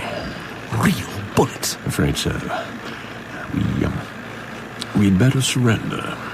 Shraft is real. All too real. So that stiff upper lip speech about us dying in the next 24 hours? All too probable. Sorry about this, Noel. Apology accepted. We must not give way to despair.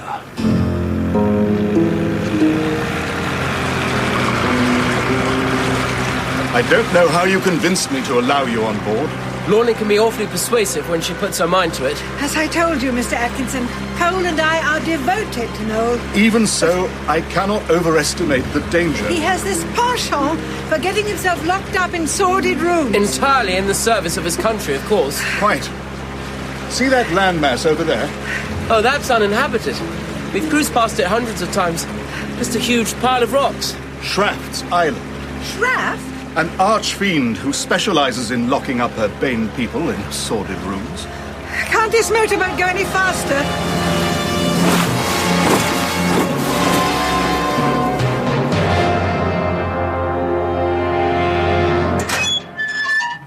Ah, Mr. Fleming, Mr. Coward, we have been expecting you.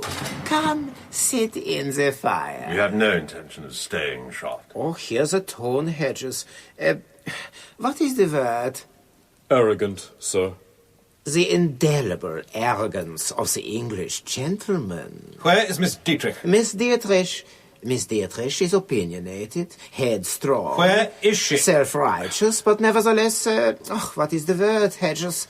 Sexy. Sexy. Marlena! It's Noel! You are wasting your breath, Mr. Coward. The walls are... what is the word, Hedges? Soundproofed, sir. Nobody can hear you. Sit. If you do not sit, Robotnik will blow your kneecaps off. Robotnik, manacle them. I know many things about you, Mr. Fleming. I know that you are a close confidant of JFK and his brother RFK.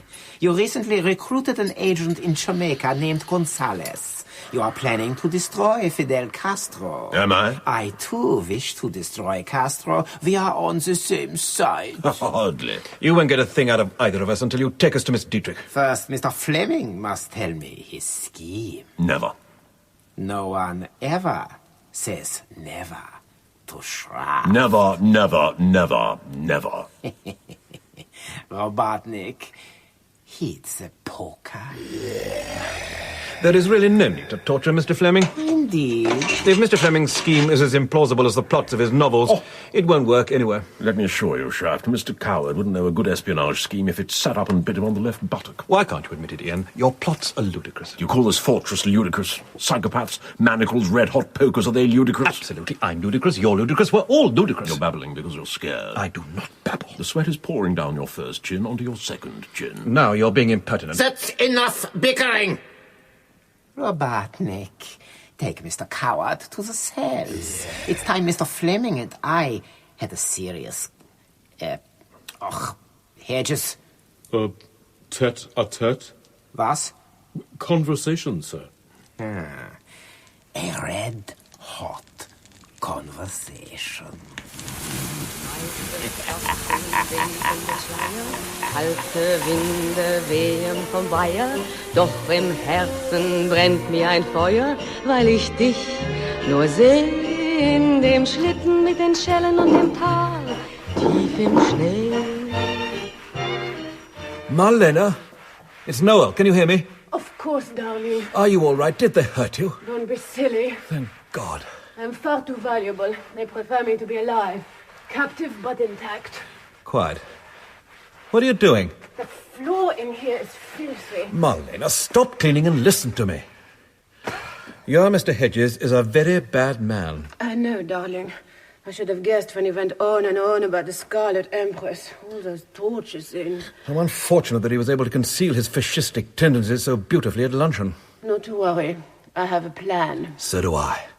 They were about to torture Ian, so I went into my I'm just a shallow, trivial, rather idiotic aesthete routine. Did it work? Not quite. But it got me in here next to you. My plan also requires acting. Heavy seduction. I am never heavy. I intend to tantalize Schraft with my womanly charms, which will make Hedges jealous. While they are fighting over me, you and Ian can make your escape. Very noble. But what if Schraft never invites us back into his parlour? You! Woman! Schraft, now! Oh, dear, must we? Hey-ho, lead the way. Just as I feared, impenetrable. It's a dead ring for the witch's castle in The Wizard of Oz. Do you think there are sharks in that moat? Definitely. Oh, we need more men. Men, weapons, high explosives to break down those walls. Listen. A small crowd. Oh, we're done for. Get your hands up! Oh, thank goodness. Hello there. You. The more the merrier. Who is he? Chicago Garibaldi. Not so loud. Sorry. We're rather worried that Noel and Ian and Marlena are in there. Of course they're in there. British strategic planning. Now, Mr. Garibaldi, there's no need to be derogatory about your closest allies. What do you propose that we do? I'll go in first and create a diversion. A diversion? Wonderful. May I ask how? The only way in is across that moat. My wetsuit has been specifically manufactured to repel sharks. Are you quite sure? I tested it myself in a water tank in Florida. What about the floodlights? Schraft's guards will gun you down before you reach the gate. Why do you think I called Chicago? Well, do tell us, Mr. Garibaldi. First week of my training, I stayed underwater in Lake Michigan longer than any trainee before or since. Congratulations. Thanks. I better go. I'll leave the gate open. Give me 4 minutes, then follow. Good luck. Luck is for amateurs. He may be an arrogant and ignorant American, but he does have pluck. Mrs. Lorraine, I should warn you. Schraft has a reputation for amoral ruthlessness. So does Noel, but he's a terrific sweetie underneath. And he's tremendously resourceful. But he may at last have met his Moriarty. Noel is surprisingly tough. He's faced down opening night gallery hecklers. Baying for his blood. Even so, if we do get in there, you must prepare yourself for the worst. We're prepared. I shall radio for reinforcements. Meanwhile, Mrs. Lorraine, here's what I need you to do. Now then, is everyone sitting uncomfortably? It's rather like the dear old Garrick in midwinter. May I have a cigarette? All in good time, Miss Dietrich. You may get more cigarettes than you ever bargained for. You're really Schraft. Remember your manners. As you can see, Mr. Fleming has not been tortured. Yet. Oh, those diabolical prepositions. Yet is not a preposition, it's a coordinating conjunction. Where did you learn that? Paris, 1939. My French teacher taught me English grammar. Silence! Mr. Fleming has not yet been tortured because he has told me all about his plans to destroy Castro. Splendid. Then we can go. I do not believe him. Tiresome or what? Radioactive beards, Mr. Fleming. I can assure you, it's worth a try. Mr. Coward, what is your evaluation of Mr. Fleming's radioactive beards scheme? I hadn't heard that one. It's because it's top secret. Perhaps Mr. Fleming could bring me up to speed. Our agents infiltrate Cuba and convince the natives that as a result of American atomic tests, the island is radioactive. Radioactivity is held longest in beards. It leads to male impotence. So all the men shave their beards. And without bearded revolutionaries, the Cuban Revolution is de facto over. It makes sense to me. Thank you. Silence! I am running out of patience, and you three are running out of time. Please, just one tiny cigarette. No. I can never resist a man who says no. Hedges, why is she smiling? She likes strong men, sir. Not physically strong. I admire moral fiber. You would have made a first-rate headmistress, darling. There's no substitute for character. Miss Dietrich, if you do not shut up, Hedges will gag you. Surely it is you, Herr Schraft, who would prefer to gag me. I shall do worse than gag you. How thrilling. Miss Dietrich can tell you all about beards. Of course. A beard is a cry for help. That's enough about beards! When we eliminated your agent Gonzalez, we found several code words in the heel of his shoe. Codes that were transmitted by Mr. Coward during a public lecture. I've never heard such nonsense. So you deny that your coded words revealed a diabolical British plan to destabilize Cuba? The theory of a delusional brain, Schraft. You and Ian should collaborate. Bananas? King Kong, Leatherback Turtle, Madame Butterfly. Your favorite things? Robotnik, bring the poker close to Miss Dietrich's ear. Translate, Mr. Coward. Bananas. Yellow, curvaceous, scarce during the war. King Kong. Misguided but sincere lover of Miss Fay Ray. Leatherback Turtle. What you turn into if, like dear Somerset Maugham, you live too long. Madame Butterfly. My second favourite opera. Mr. Coward. After Turandot. Your facetiousness will cause Miss Dietrich a great deal of pain. Robotnik? You touch a hair of her head. It is entirely within your power to stop me. Ian, tell him the cipher. Never. The man is a psychopath. Do your worst, Herr Schraft. Oh, for heaven's sake, Marlena, this is not a movie. I thought you were a patriot. You won't find a bigger patriot. But I'm also a pragmatist.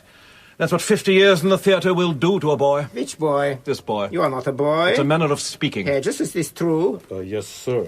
Speaking as a pragmatic, blue-eyed boy, Ian, translate the codes. Oh, wise and upright judge, Daniel, come to judgment. You know your Shakespeare. Admirable. Shakespeare. I abominate Shakespeare. Really? You must meet my friend Winifred. You'll have a ferocious debate. I abominate England and everything she stands for. You are clearly an ignorant and very foolish man. My father sent me to an English boarding school. English boarding schools are the best. Which one? Erpingham. Yeah. They made fun of my name. Really, Mr. Schraft? I can't think why. There isn't a particle of England that I do not know, abominate, and detest. Teddy bears, marmalade, the first 11, stiff upper lip, then Sybil Thorndyke. I would advise you not to spit with contempt when you utter the name of one of our greatest classical actresses. You advise me? English swine? First, I kill you. Then I invade Cuba. Then I take over the casinos. Then I buy the support of the Soviets and the Americans. And we blast your arrogant, grey-skied, sherry-guzzling, shortbread, chomping, cane-swishing Great Britain back to Kingdom Come! Passion and ambition. I love that in a man. Mind you, the nitty-gritty details of his plan are a tad vague. Details seldom matter if you're genuinely insane. Robotnik, it is time we relieved Miss Dietrich of one of her pretty pink ears. Hedges, investigate. An intruder. It's under control. He's outside. Robotnik, bring him in. Ah, Chicago Garibaldi. This is indeed a pleasure. Shraft, so we meet at last. But not for long. Robotnik, liquidate him. No, are you in there? Lorne, stay where you are. We're coming in. Go away at once. Robotnik, open the door. No. Are you all right? Darling Lorne, how I wish I'd never encouraged your sense of adventure. Who are these people? Non-entities. Non-entities, indeed. And my London representative, Mrs. Lorraine, you must release her at once. Miss Dietrich, is there anything you need? A cigarette? My secretary, Mr. Leslie, an utterly harmless man, completely ineffectual. How dare you tie up Miss Dietrich and Mr. Coward and Mr. Fleming? How dare I? You ask me that, you Englishman? There is no need to take that tone with Cole. I've no idea what you're up to here, Mr. Shraft, or indeed what any of this is about, since Noel promised me he was up to nothing. Sorry, Lorne. But now that I'm here, it's obvious the situation has become positively macabre. Now, you may have all the time in the world to indulge in these boys' own shenanigans, but it is beyond the pale to detain Miss Dietrich with her busy cabaret schedule, or Mr. Fleming, who needs to churn out a bestseller once a year to keep his son at Eton. As for Mr. Coward, money flows through his hands like water. You of all people know I work like a slave. One glance at a sports car, and he's reaching for his checkbook, which is why it is imperative that he deliver the manuscript of his novel on time, so that he can begin work on his new musical, which we fervently hope and pray will take London and New York by storm. Of course it will. Unlike all his other post-war musicals. Lorne, shut up. What about his post-war musicals? They flopped. They weren't crude enough. They weren't entertaining enough. But, as they say in Times Square, Mr. Shraft, that's showbiz. Noel and I have weathered some tricky theatrical storms over the years, so before things take a turn that you will inevitably regret, Mr. Shraft, I suggest that you untie everybody and wish us all Godspeed speed back to Blue Harbour. Do as I say, Mr. Shraft, or I can assure you there will be tears before bedtime. If there is one thing I abhor, it is being lectured to by supercilious English women! Lorne is 3/4 Scots. Robotnik, liquidate them all! Not so fast! Hands up! Mr. Atkinson? Who? How did you get up there? Hands up, or I'll shoot. He means it, Shraft. Hedges, that window is supposed to be locked. Too late, Shraft. The fortress is surrounded. Hear that, Garibaldi? British forces to the rescue. Jamaicans, actually. Shraft, you're under arrest. On what grounds? 17 traffic violations, 2 counts of littering in downtown Kingston, failure to wear a necktie in the dining room of the Half Moon Country Club, and threatening to liquidate Mr. Coward, Mr. Fleming, Miss Dietrich, Mrs. Lorraine, and Mr. Leslie. British swine. Careful, I'm going to jump. Well done, Mr. Atkinson. Yeah. Well diverted, Mrs. Lorraine. Mr. Garibaldi, please take them away. Okay, Shraft, Hedges, Robotnik, keep those hands up. You have to believe me. Shraft had me brainwashed. Yeah. Tell it to the Marines. You weren't brainwashed this afternoon, darling. Oh, Miss Dietrich. You were exceptional. Will you visit me? I shall send you my recipe for pot au feu. Mr. Atkinson, what are you doing here? Can't you guess? I can now. Ian, may I introduce our man in Jamaica?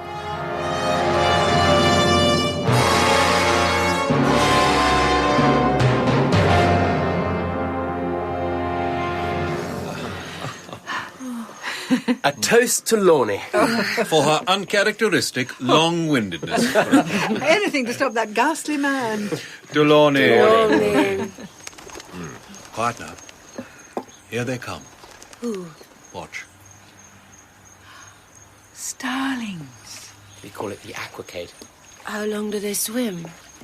Not very long. Rather like Mr. Coward. We mustn't disturb them. Oh. There they go. Now for Ezio. Who? Oh, listen.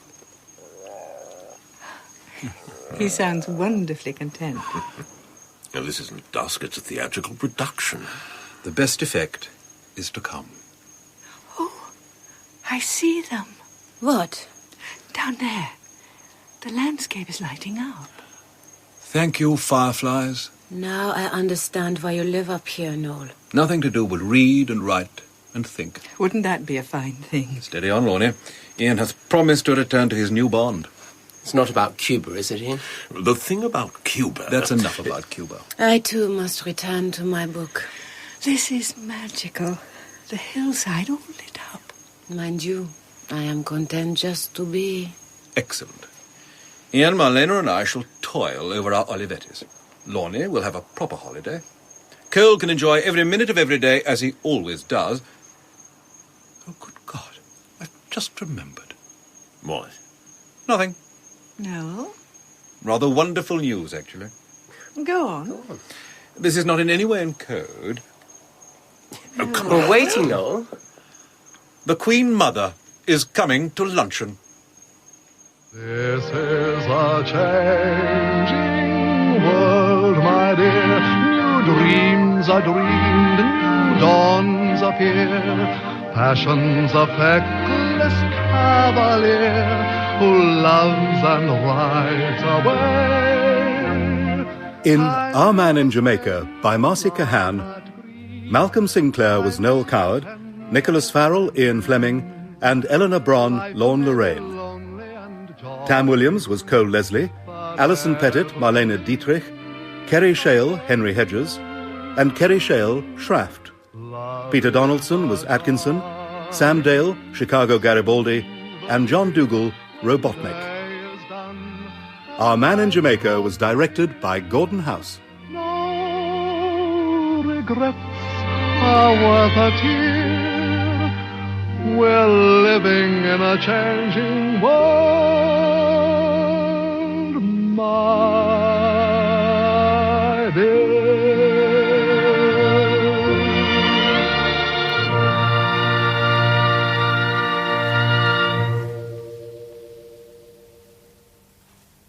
I'll never see my colleague Peter Donaldson in quite the same light again.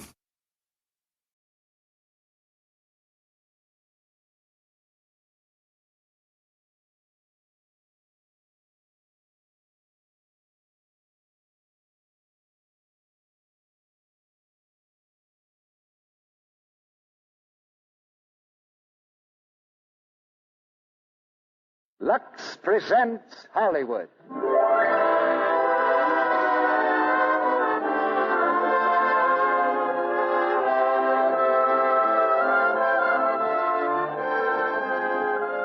Lux Radio Theatre brings you William Powell and Myrna Loy in After the Thin Man. Ladies and gentlemen, your producer, Mr. Cecil B. DeMille.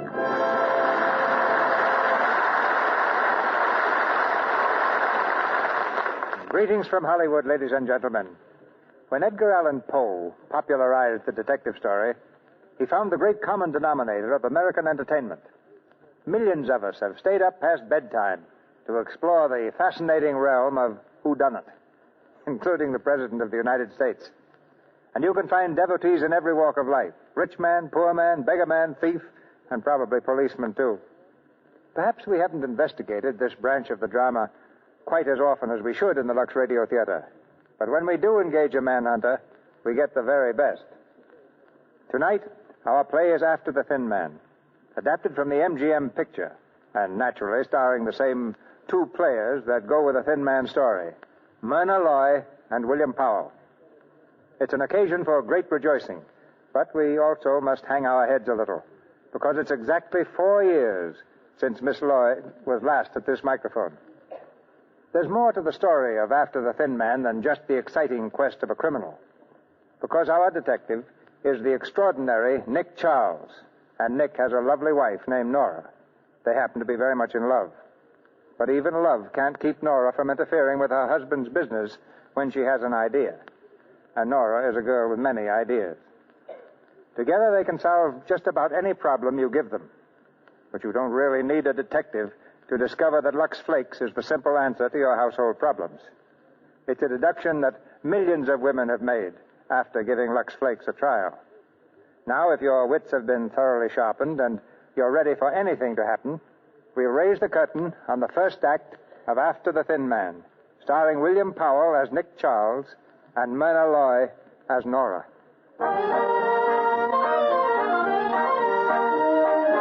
The railroad station in San Francisco. Into the dim maze of tracks rolls a mighty streamliner, sleek and shiny after its mad dash across the country. With a final throb of its powerful engines, it comes to rest. From the gate tumbles a crowd of reporters and photographers. They rush breathlessly up and down the length of the platform, eager to be the first to greet the arriving celebrities, Mr. and Mrs. Nick Charles. Where's Nick? What car is he in? He's probably in that car over there. Come on, let's get a statement from him. Is Nick Charles in this car? Charles, 2 cars back. Thanks. Oh, there he is. Hey, Nick. Hello, Nicky. How does it feel to be home? You going to stay with us a while now? I'm from the Chronicle, Mr. Charles. Can I have a statement? Easy, guys, easy. One at a time. Darling, these are the gentlemen of the press. Gentlemen, my wife. Glad to know you, Mr. Charles. How do you do? How's about a statement, Nick? Are you going to keep on with your detective work? No, gentlemen. I've retired. Now on, I'm just going to take care of my wife's money. So I'll have something in my old age. Oh, you said you'd retired before, but I noticed you took that Thin Man case in New York. Yeah, that Thin Man was a beaut. They're still talking about it. You'd take a case like that now, wouldn't you? Not a chance. I just took that to please my wife. She wanted some excitement. Well, I guess you had it, Mr. Charles. Oh, it was wonderful. 2 men tried to kill him. But he's not going to take any more cases. You can print that. That's the girl. So long, gentlemen. Come on, darling. Goodbye, nice to meet you, Charles. Goodbye. Nice to have met you. Nick, slow down. I can't keep up if you're going to... Excuse me, lady. I guess I wasn't looking where I was going. No, I guess you weren't. Hiya, Fingers. Well, Nick Charles. Well, how are you? Fine. How's business, Fingers? Business? Oh, I quit that racket. Nick, my purse. It's gone. Oh, that's a shame. Nora, I want you to meet Fingers McCoy. This is my wife, Fingers. Your wife? Mm-hmm. Say, I didn't know she was... Oh, I'm sorry about your purse, Mrs. Charles. What'll I do, Nick? I know I had it with me. Oh, it'll turn up. Won't it, Fingers? I certainly hope so. Sure. Well, so long, Nick. Glad I bumped into you. Goodbye, Mrs. Charles. Goodbye. Nick, I've got to go back to the train. Oh, I wouldn't bother, darling. Let's get home. I just can't go off. Come on now, come on. You don't want to embarrass him, do you? What do you mean? Fingers. He's a purse snatcher. Think of his feelings. A purse snatcher? Well, he must have taken it. Certainly, but you see, he didn't know you were my wife. You'll get it back in a morning mail, darling. He's a very honest pickpocket. Oh, Nick, you do know the nicest people. Hiya, Nick. Welcome home. Hiya, Bumps. How's the boy? Never better, Nick. In the pink. See you around. A prize fighter, darling? No, wrestler. Oh, a wrestler. Well, that's different. Hiya, Nicky. What's a good word? Well, hello, Slats. How's everything? I'm doing okay. Glad to see you, pal. Likewise. Now, there's a sweet character. He ought to be in jail just to play safe. He got out last Tuesday. Oh. Welcome home, Nora. Oh, hello. Thank you. Nice to see you, my dear. Thank you very much. Now, who are those people, darling? You wouldn't know them. They're respectable. Oh.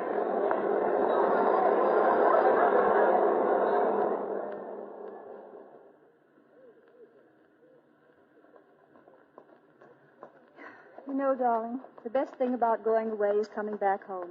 I suppose you remember that tonight is New Year's. I know. Got your keys, darling? Yeah. I also suppose you've got some ideas on the subject. Very definite ideas. I was afraid of that. I want to lock the doors and plug the bells, cut off the telephone, and crawl into bed for months. Mrs. Charles, you're a woman after my own heart. I won't be awake at midnight, so I'll kiss you now. Happy New Year, Nora.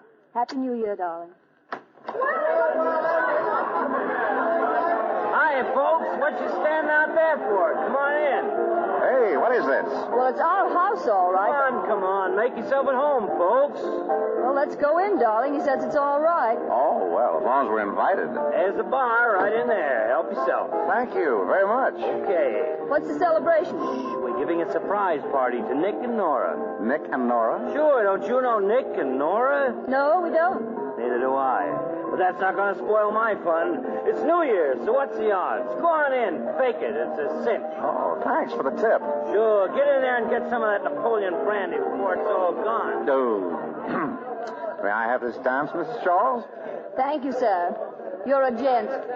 Who are all these people? Well, now, let's see. It looks like Mo Stone over there. He's a bookie. That fellow with him is a police captain. And I believe the gentleman in the loud suit runs the pool room. That fellow in the fireman's hat... Never mind. I get the general idea. Mrs. Charles, welcome home, madam. Thank you. How are you, Peters? Never better, Mr. Charles. I'm sorry about the party, sir, but they forced their way in. Yeah, knowing my friends, I can believe that. Nick, I smell something burning. Probably just the living room rug or, If I may be allowed to suggest, sir, that's probably Mrs. Charles' aunt. She's been calling all day and very much annoyed. She wants you to come to dinner this evening, Mrs. Charles. Oh, dear. Goodbye, darling. See you next year. She expects you too, Mr. Charles. Me? Aunt Catherine wants me to come to dinner? Well, there must be some mistake. She couldn't want you, Nick. I'll take it in the bedroom, Peters. Nick, come with me. If it's your Aunt Catherine, get out of it. No more family dinners. I wouldn't go through that again if you had twice as much money.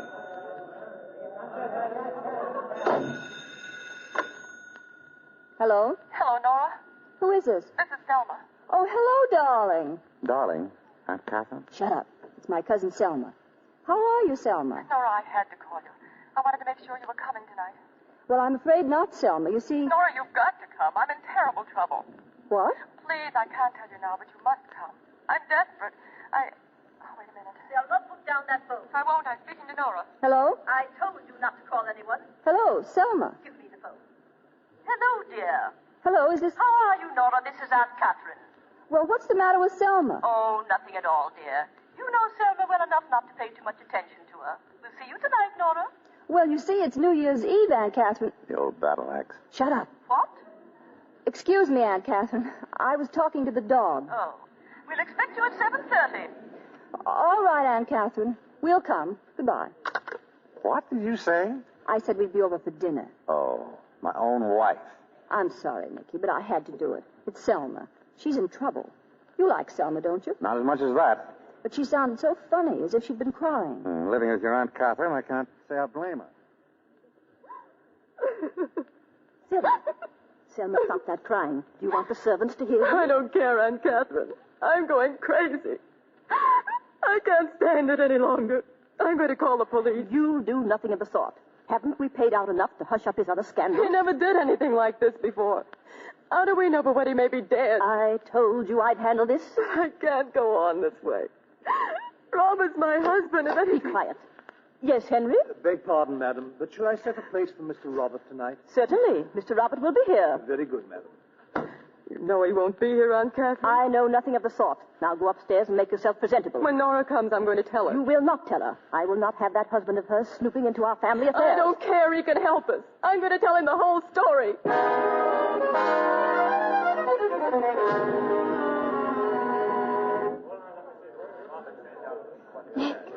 Nick. Aunt Catherine wants to speak to you. What did I do now? Use the wrong fork? Nick, listen. Do you know why Robert wasn't here tonight? Sure, because he's smart. I'm not fooling. He's disappeared.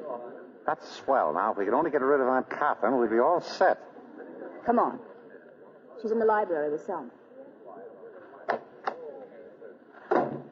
Here he is, Aunt Catherine. Oh, Nicholas, I'm sorry to take you away from the family. Oh, that's fine. I mean, it's quite all right. Well, what's all this about, Selma? How long's Robert been gone? 3 days. 3 days without a word. You notified the police? Certainly not, and we're not going to. Oh, no. Robert may be kidnapped. He may be lying dead somewhere, but we mustn't do anything about it. Our precious name might get in the paper. Oh, don't pay any attention to her. She's exaggerating the whole affair. However, to please her, I thought you might investigate the matter quietly. With your experience as a flatfoot? Well, I didn't mean to be as blunt as that. Why not? It's all in the family. Selma, have you any idea where Robert might be? No, but there's a woman mixed up in it. I know it. Selma, you know nothing of the sort. What about the vanity case they sent me from that Chinese restaurant? It was a stupid mistake on their part. Mistake? Some woman left it. He was there with some woman. Selma, you know that Robert worships you. How can you say that? You know he hates me. He only married me for my money. He never did love me. Sometimes I wish he were dead. Well, I'm a little confused. Tell me, Selma, do you want him back or don't you? Of course she wants him back. Don't, Selma, please. Come, Selma. I'll take you up to your room. Dr. Keller will be here in a moment. He'll give you something for your nerves. Excuse me. Nora, Nicholas. Well, Nick, what do you think about it? I'm not thinking at all. What are you getting me into? There are lots of detectives in this town, men who need the job. But no one as good as you, Nicky. That won't get you a thing. I've retired. But this is different. This is for Selma. You will help find Robert, won't you? Why? I didn't lose him. It's your chance, Nick. It'll get you in right with the family. That's just what I'm afraid of. Nicky. Get your hat, darling. We're going to get out of here while we still got the chance. Well, where's it going to be? Still New Year's Eve. We ought to go someplace. All right, let's go look for Robert. Now, listen, my sweet. Hello, Nick. Hello, Nora. Oh, hiya, David. David, how nice to see you. What are you standing out here for? Oh, they don't let me in the house anymore. Selma said she'd try and meet me later. I'm afraid she won't be able to make it.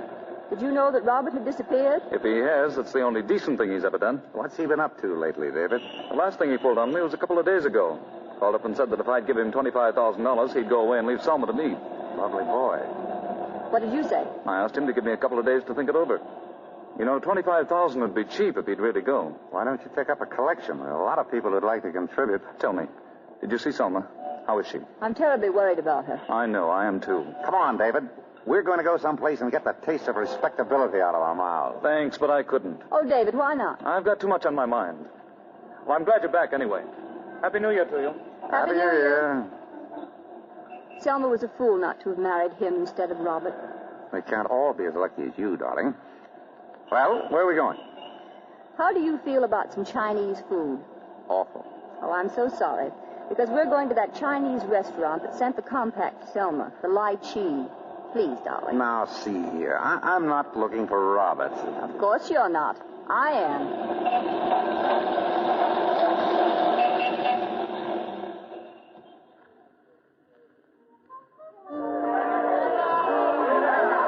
Hey, boss. Yeah? Fella here wants a table. Well, tell him we're all filled up. I did. He says to tell you his name is Nick Charles. Nick Charles? Where is he? Over by the door.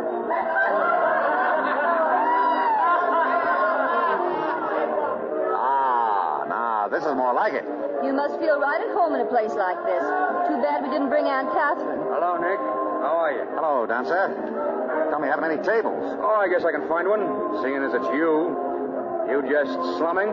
That's all, Dancer. Why? Just wanted to make sure. I don't like business calls on New Year's. Oh, say, I want you to be my partner. Hey, Lum Key, come here. Yes? I want you to meet a friend of mine, Lum Key. This is Nick Charles. And Mrs. Charles. Oh, I'm your friend. You bet you. You sent his brother up, Nick. Lum Ying. Remember? Oh, yes. He's the one who spread a tongue war out to include sticking up a bank. Oh, you bet you. You catch my brother. You play trick on him. Who played trick on him who'll catch him, you bet you. You still in jail? Oh, you bet you. 4 or 5 years more. Goodbye. Have a nice time, please. Is he a tong man, too, Mr. Dancer? No, but you never can tell how close brothers are. I thought you might like to know, Nick. Thanks. He's a good guy to have liking you. Oh, there's a table over there by the wall. This way, Mrs. Charles. Nicky, there's Robert. I know. I saw him before. Why didn't you tell me? Robert? Robert? Oh, hello. Good evening, Robert. Happy New Year. Is it? Robert, what are you doing in a place like this? We just saw Selma, Robert. Yeah? She's terribly worried about you. Don't you think you'd better go home? Sure, I'll go home. When I feel like it, and not before. Robert! Oh, let him go. Got your table, Nick. Oh, is that fellow a friend of yours? On the contrary, he's a relation. He's been hanging around here drunk for 3 days. He's got a case on our prima donna. I wish you'd toss him out. His wife is going crazy. Oh, that's too bad. I'll speak to his girlfriend. Well, I've done my duty. Hey, Polly. Polly, come here. What's up, Dancer? Now, listen. That boyfriend of yours is pretty drunk. So what? I thought that was the idea. Keep him happy. Sure, but a couple of his relations just blew in. Relations? What do we do? Well, give the customers one more song and then knock off for the night and take him out of here. Okay, but I'm getting sick of that guy. It'll just be tomorrow, honey, and then he can turn him loose. Tomorrow's a holiday. The banks will be closed. That's right. Well, then the next day. What's the difference? Ain't it worth it? I guess so. That's the girl. I'll make it snappy, Polly. I'll keep an eye on him. Hey, Polly. Yeah, what? I got a message for you. What is it? Your brother's looking for you. My brother? Where is he? In your dressing room. He wants to see you right away. Hello, Polly. What's the matter? You don't look so happy to see me. Please, Phil, don't try to start anything. I'm in a hurry. You've been in a hurry ever since I got back. Can I help it if I gotta work? That's not what I'm kicking about. What's going on with this drunk Robert Landis? Nothing. Oh, no? Then what's this check doing on your dressing table? Give me that. A check made out to you, signed by Robert Landis. Get out of here. What are you... Shut up or I'll smack you right in the teeth. I'm in on this, you know. Phil, please. If you don't cut me in, the party's off. I can't cut you in. The check's yours, ain't it? Yes, but... But what? But what? Let me go. Let me... Sure. But this is just to remind you that I'm in on the deal. You big lug. Look what you've done to my face. How am I going to explain that? There's a lot of things you'll have to explain before I'm through. You and Dancer are taking this Landis guy for plenty of dough, aren't you? What about it? How much? Come on, how much? 25,000. Did you get it yet? No. Go ahead, spill it. Some friend of his wife's is putting it up to get him to leave her alone. So you're going to keep him drunk and then collect it for him. When? I don't know. When, I said? Tomorrow night. Okay. I'll be around the next morning. Early. What are you doing here? Hiya, Dancer. Just leaving. So long, Polly. What did that heel want? Nothing. It's okay, Dancer. Now, listen. There's a switch in the plans.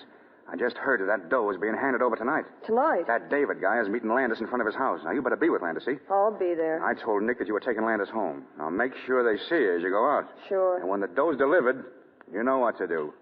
I'll be across the street just in case something goes wrong. Now, get going. And no slip-ups.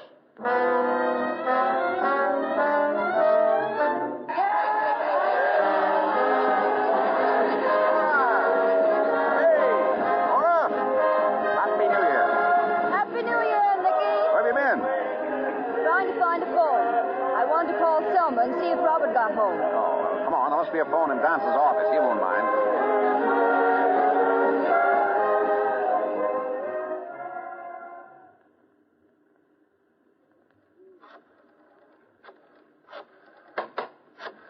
Hello, Dancer. Come in. What are you doing in this office? Just calling a number. Any objections? Once a gum heel, always a gum heel. I don't like gum heels, and I thought you'd quit it when you married a pot of money. Did he call me a pot? I don't like to be critical, Dancer. But, you know, it doesn't look quite right when you and your partner and your prima donna and your best customer all go out at the same time. It gives the place a sort of a vacant look. Have you ever been thrown out of a place, Mr. Charles? How many places was it up to yesterday, Mrs. Charles? How many places have you been in, Mr. Charles? Hello? Aunt Catherine? This is Nick. Nicholas. What? When? I see. Yes, I will. Bye. Well, if you're through in here, you can beat it. What's the matter, Nick? Bad news? Dancer, you'd better... Ah, Polly, come in. Another of our travelers has returned. Now, if only Lum Key will... Well, no sooner said than done. Oh, someone call me? Quite a gathering of the clan, isn't it? I wonder which one of you would be most surprised if Robert Landis walked in now. You know there's no chance of that, don't you? All of you. Now, I don't know what you're talking about. Now, get out of here. What is it, Nick? What's happened? Robert's been killed. Killed? He was killed on the front steps of your aunt's house. Police are questioning Selma. What's that got to do with us? Go on, get out. You said that before, Dancer, and it's foolish. I'm not going to get out. On the contrary. We're going to have a lot more people in. Listen, you... Hello. Nick Charles speaking. I want to get hold of Lieutenant Abrams, the homicide squad. Why are you calling him? It's a cinch none of us shot Landis. That's so. Well, then maybe you'd like to explain how you knew he was shot.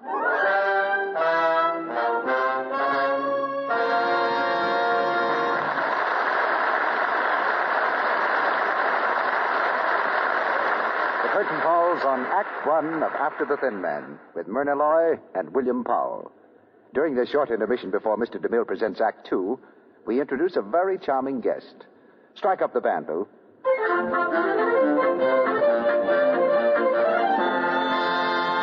That music, ladies and gentlemen, welcomes a real Southern belle, Miss Mary Nell Porter from Memphis, Tennessee. In private life, she's a debutante, but this spring she's touring the country in a very important role as Maid of Cotton, representing our huge cotton industry. We're certainly delighted to welcome you to the Lux Radio Theatre, Miss Porter. Thank you very much, Mr. Roy. I'm so glad to be here. I hear that you've been doing quite a little flying the last 3 months. I certainly have. Over 12,000 miles. And on top of that, I understand that you've had a staggering schedule of fashion shows and radio speeches and personal appearances in 30 different cities. It has been a very interesting experience, and I've enjoyed meeting so many nice people all over the country. We've had such large crowds at all our cotton fashion shows. Well, I'm sure the women want to hear about that. And I'd love to talk about it. You know, cotton is terribly smart this year for play suits and street dresses and evening frocks. Now, here, just a minute, please. How about giving us some details? Well, there's a very good-looking red and white striped daytime dress with big sleeves, and has a very full skirt with the cutest Dutch boy pockets. I wear it with blue shoes. That sounds very patriotic. It surely is. Red, white, and blue is awfully fashionable this year. A lot of the dresses on our show are patriotic. I see where the stripes fit in, then. Well, they're smart, too, and so are flower prints. My bathing suit has tropical flowers scattered all over it. Oh, so cotton goes swimming. I should say it does. And dancing, too. You should see one evening dress in our fashion show. It's a brilliant red muslin with large white Hawaiian flowers all over it. Straight from the South Seas. Well, straight from a storybook. It has the sweetest puff sleeves and a long basque bodice. Well, tell me, is cotton all glamour? Goodness, no. It's simply wonderful for wearing in town, too. Things like gingham or bouquet or seersucker make beautifully tailored suits. They're cool as can be and awfully easy to take care of.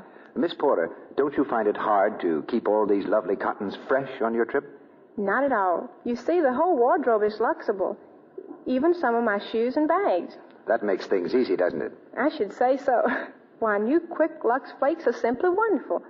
They take such beautiful care of all the lovely new cottons.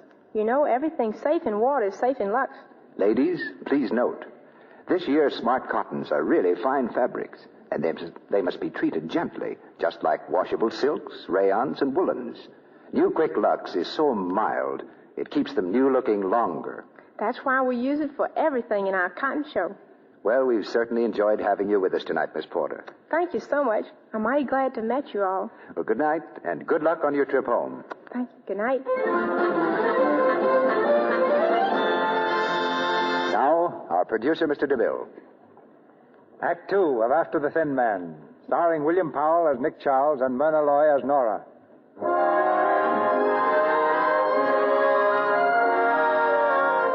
It's 2 hours later. With mystery shrouding the death of Robert Landis, the police have been questioning Selma, who discovered the body. Now the grilling is over, and her nerves are worn to the breaking point. They're going to arrest me. They're going to arrest me, Nora. No, of course they don't. They all believe I did it. Aunt Catherine, everyone. They don't, Selma. They don't think that at all. I know. I heard them. Now, darling. But I didn't kill him, Nora. I didn't. I'm sure I didn't. I couldn't have. What? What do you mean? Nora, you'll help me, won't you? Tell me what happened. Everything. He came to the house at midnight to get his things. He said he was leaving me. I tried to stop him. He pushed me away and went down the stairs. I followed him to the front door. While he was letting himself out, I went to the library table. There was a gun there. A gun, Selma? I didn't mean to use it. I only wanted to frighten him, to make him come back and listen to me. All right. Go on. I went to the door. He was standing on the steps looking up and down the street. And then there was a shot, and he fell. Where did the shot come from? I don't know. All right, darling, never mind. You've been through enough. You'd better lie down now and rest. I can't rest. I've got to think. Nora. Yes? David. What about David? He thinks I'm guilty, too. He thinks I killed Robert. Selma, how could... He must think so, or he wouldn't have taken... He wouldn't have taken what? Nothing. But he mustn't think that. I couldn't bear it. You must tell him. Tell him I didn't do it. Couldn't you tell him? No, somebody might be listening. You go to him. Tell him. Hurry!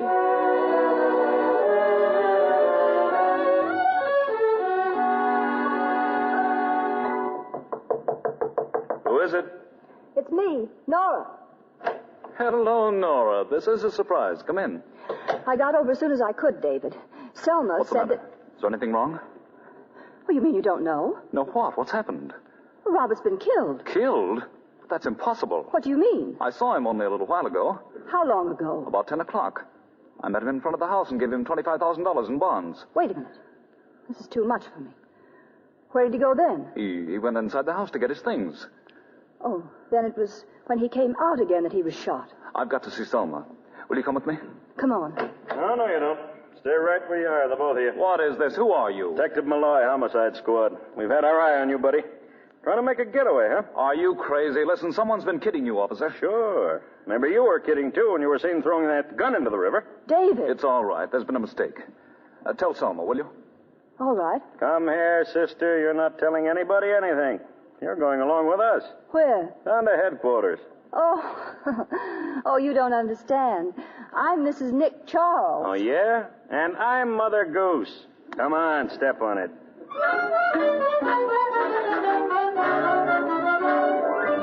Hello, Nick. Yeah? This is Abrams down at headquarters. Oh, how are you? Say, Nick, we picked up a woman a few minutes ago in David Graham's apartment. She claims she's your wife. My wife? Yeah. Says her name's Nora. What about it, Nick? Nora. Oh, sounds like a phony to me. You better put her in the jug till I get down there. You're the doctor, Nick. In the jug she goes.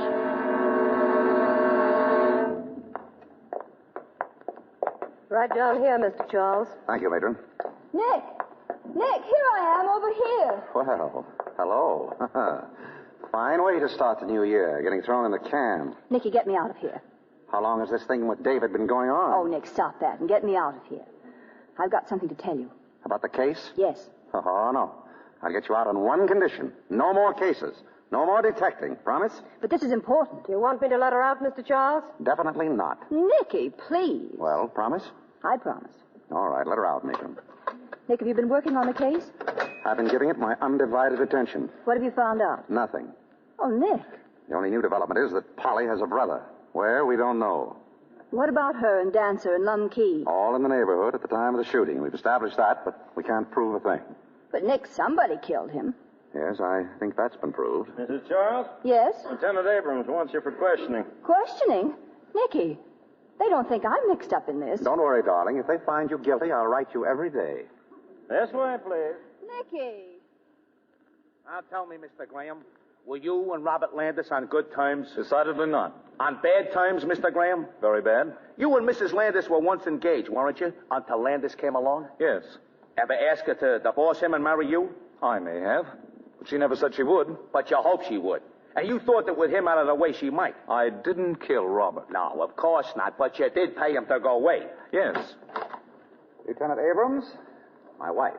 Oh, come on in. I got to ask her some questions, Mr. Charles. I'm sorry. Quite all right. Go ahead. Now, Mrs. Charles, why did you go to Mr. Graham's apartment? What?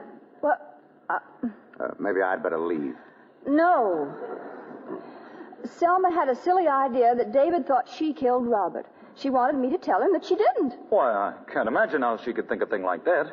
It's ridiculous. I haven't seen her for a couple of days. Here's Mrs. Landis, boss. No. Will you come in, Mrs. Landis? David. Oh, I didn't want you dragged into this. No, it's all right, dear. Mrs. Landis, why did Mr. Graham think you killed your husband? I never said that. I never thought it for 1 minute. Don't, David. He had every right to think I did it. He's just trying to protect me.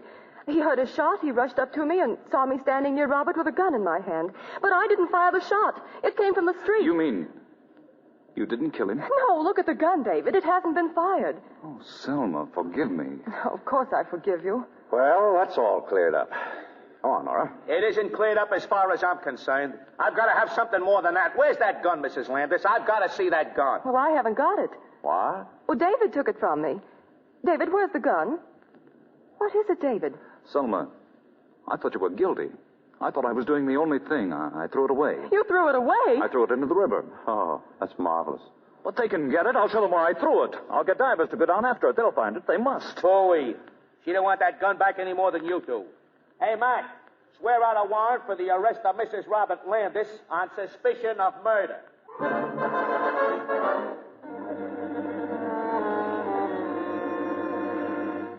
Nicky, are you awake?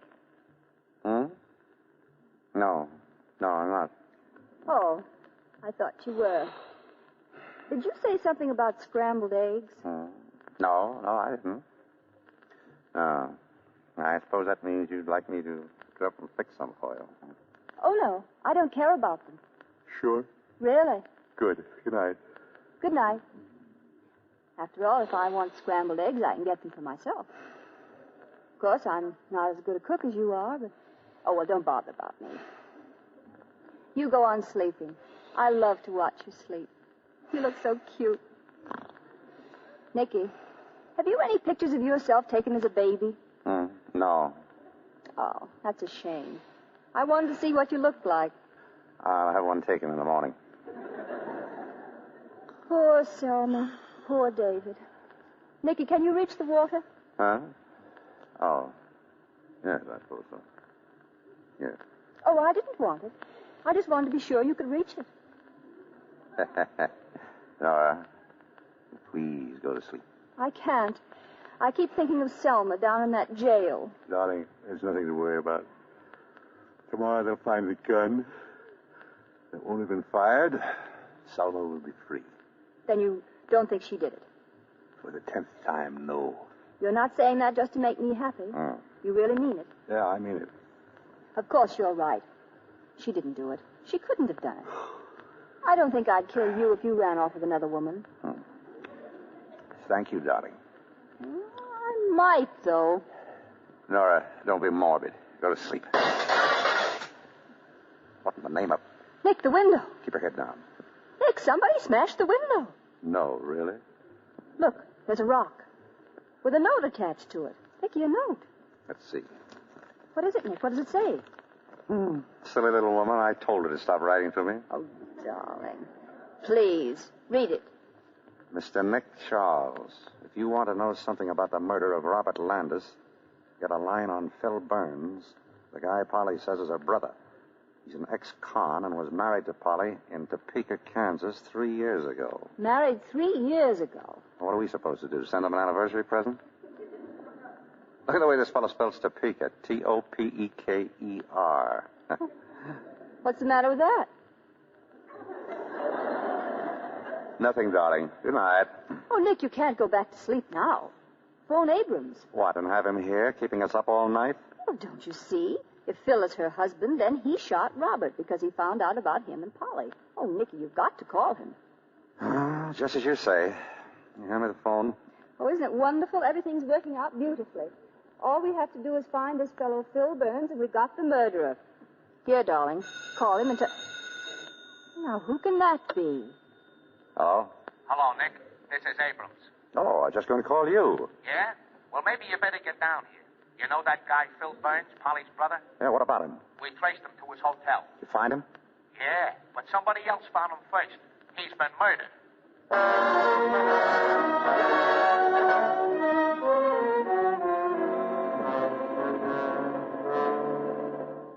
Well, there he is. That's the way we found him, Nick.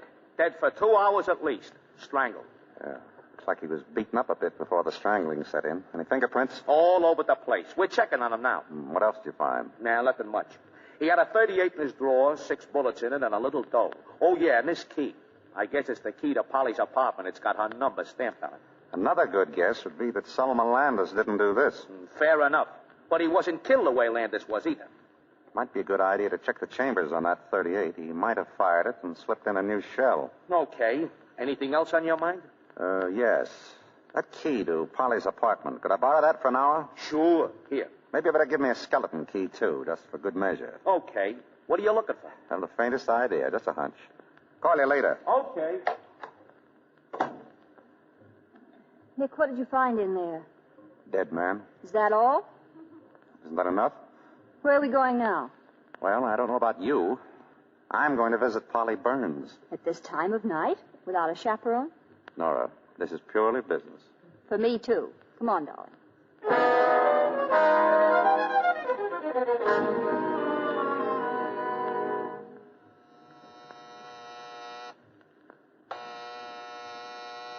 She's not home. Miss Burns keeps late hours, doesn't she?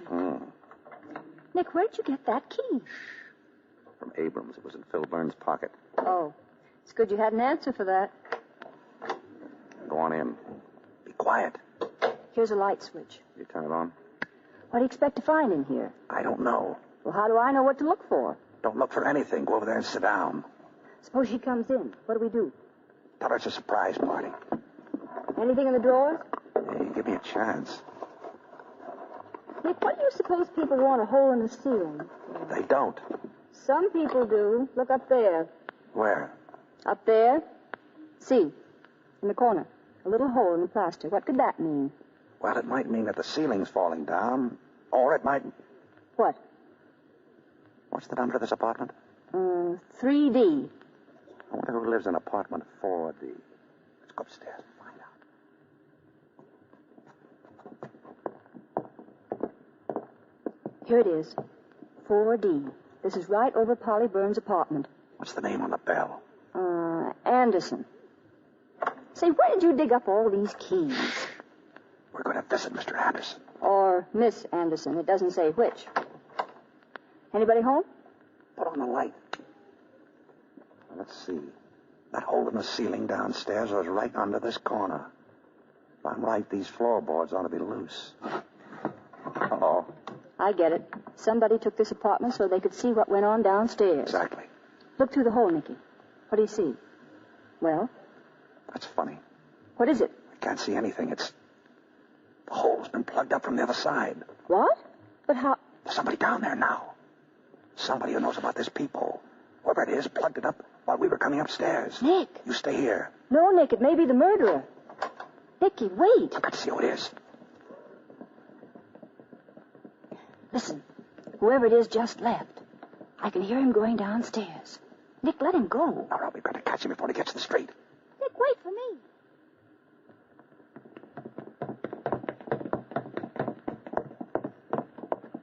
Well, did you see who it was? No. He went through that door at the end of the hall. That must go to the cellar. Wait here and don't move. Nick, be careful. It's black as pitch down there. Right back, darling.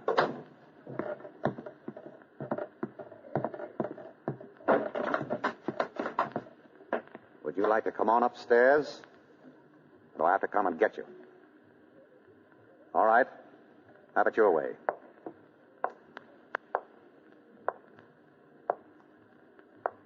Come on, I can see you over there.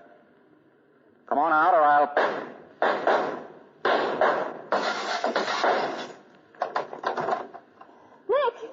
Nick, are you all right? I'm okay. Come on down. I can't see. Nicky, did he get you? No, but I didn't get him either. He got out through a window over there. Oh, darling, I was so scared. Where are you?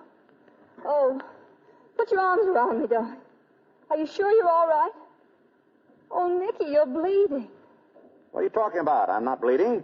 Nick, where are you? I'm here. Well, then who's this man over here?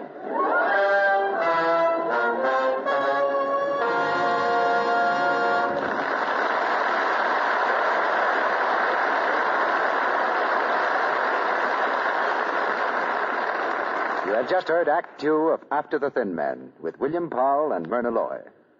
During this brief intermission before Mr. DeMille presents Act 3, we bring you another story about Mary. She's washing dishes. Oh, boy, is she mad. I say, look at her hands. They're all red. And coarse. Here, let's see your soap, Mary. Oh, it's harsh. And soap that's harsh pecks away at your hands. No wonder they're red and rough. Here's a friendly tip. Try New Quick Lux. It's so kind to your hands, so mild, so pure.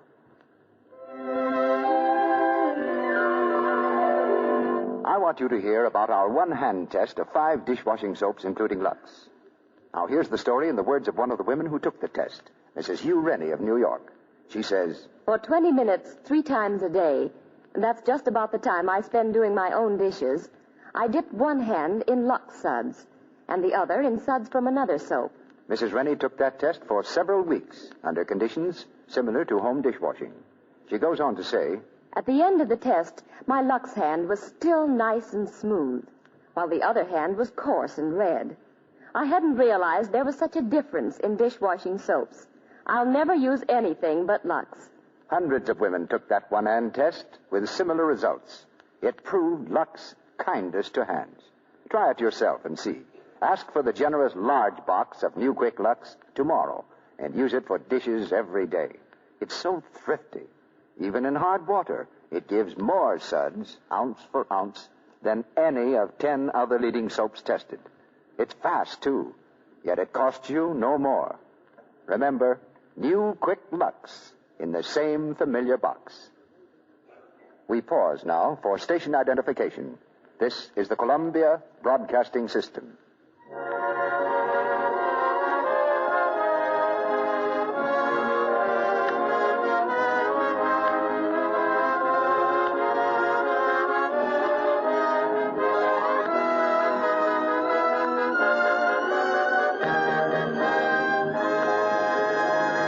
The curtain rises on Act 3 of After the Thin Man.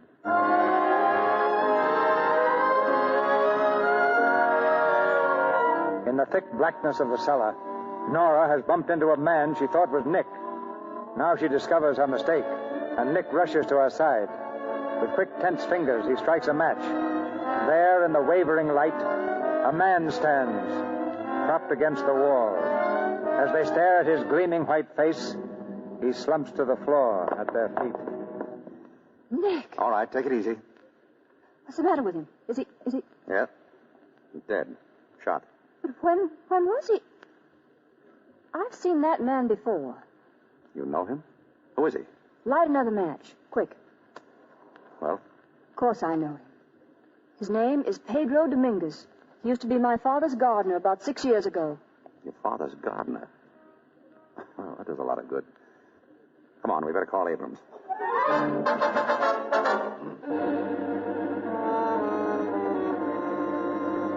What'd you find out, Lieutenant? Was I right about his name? Yes, you were, Mrs. Charles. Pedro Dominguez. But he wasn't a gardener anymore. He was janitor of this building. Probably shot about 5 hours before you found him. But here's a very funny thing. Go ahead. We can stand a laugh right now.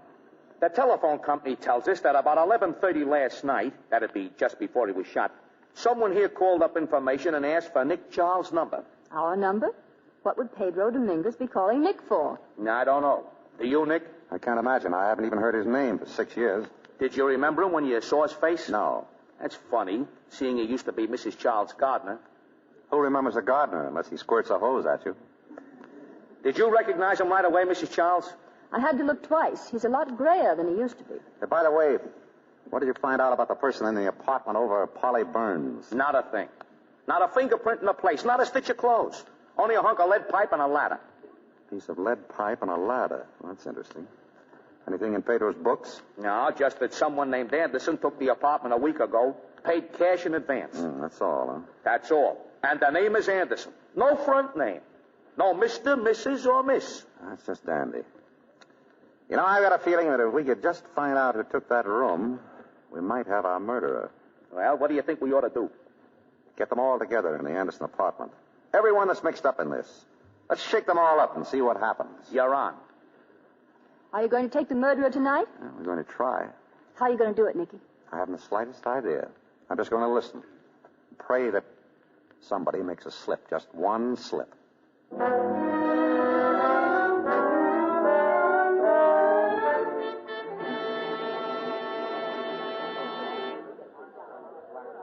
Lieutenant, you get them all here? All set and waiting, Nick. Picked up Dancer and Lumpkey at the Lychee. Polly was with them. Then there's that David Graham guy and your wife's cousin, Selma Landis. Anyone else? Yeah, a fat dame they call Aunt Catherine. I brought her along for luck. Swell.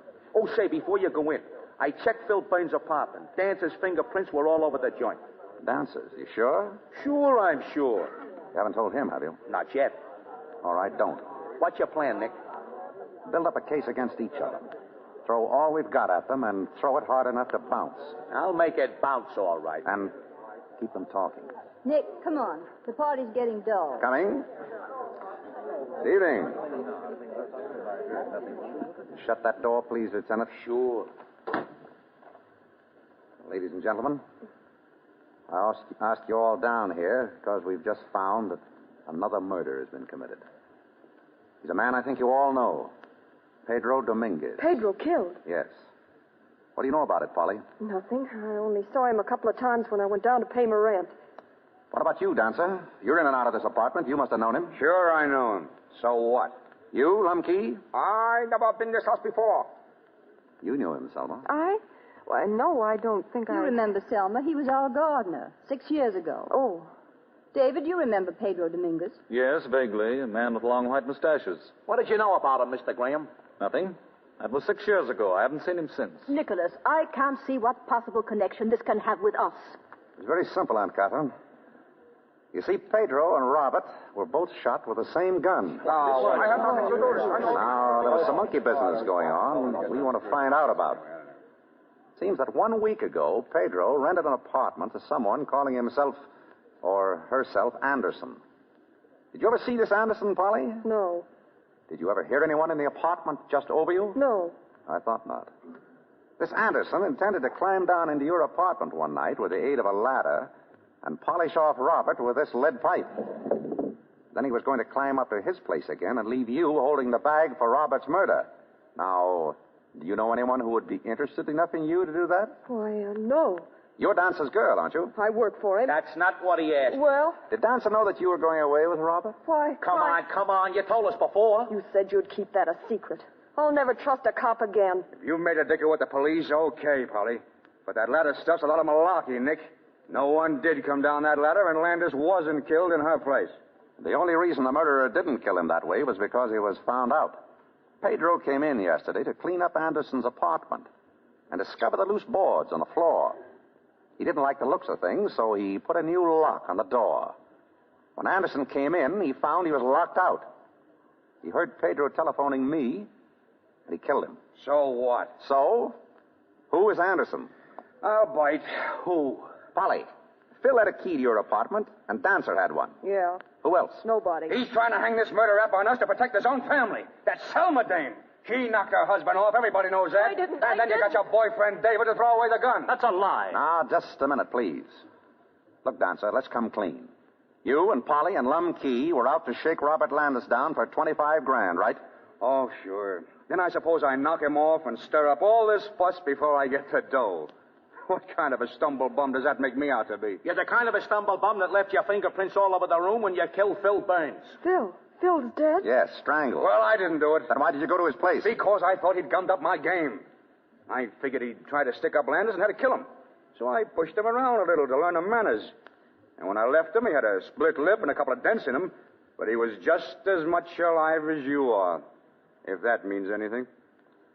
Polly, who knew Phil was your husband? What? You were married, weren't you? Yeah, but... So Phil was your husband? As if you didn't know. I never knew till now. But I wish I had, Polly. Didn't you ever tell anyone that you were married, Polly? No. Would Phil have told? No. Did you and Phil talk about it? Yeah, one night last week. But no one could have heard. We were alone, down in my room. Alone? Don't forget Anderson could hear everything that went on in your room. Lieutenant, when was Phil Burns killed? Oh, about 2, near as we can figure. At 3:30, Anderson threw this note in at my window. He was beginning to use some of the information he'd gathered while he was up here. Dancer, how do you spell Topeka? None of your business. This note is a poor attempt at illiteracy. The easy words are spelled wrong and the tough ones right. Like to see it, Lumkey? It was meant just to steer me down to Phil's place to find his body. And your fingerprints, Dancer. Someone's framing you, Dancer. Yeah? You say you don't know this Pedro, Lumkey? No. Well, I've got a picture of him right here. This picture was taken about 6 years ago when... Nick, what is it? Nothing. Except that all this time I've been waiting for someone to make a slip, and someone has made it. Who?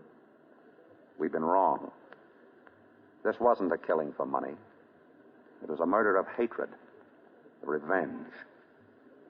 Polly, what did Phil go to the pen for? Blackmail. Blackmail. David, when were you supposed to give Robert the money to go away? This morning. In cash? Yes.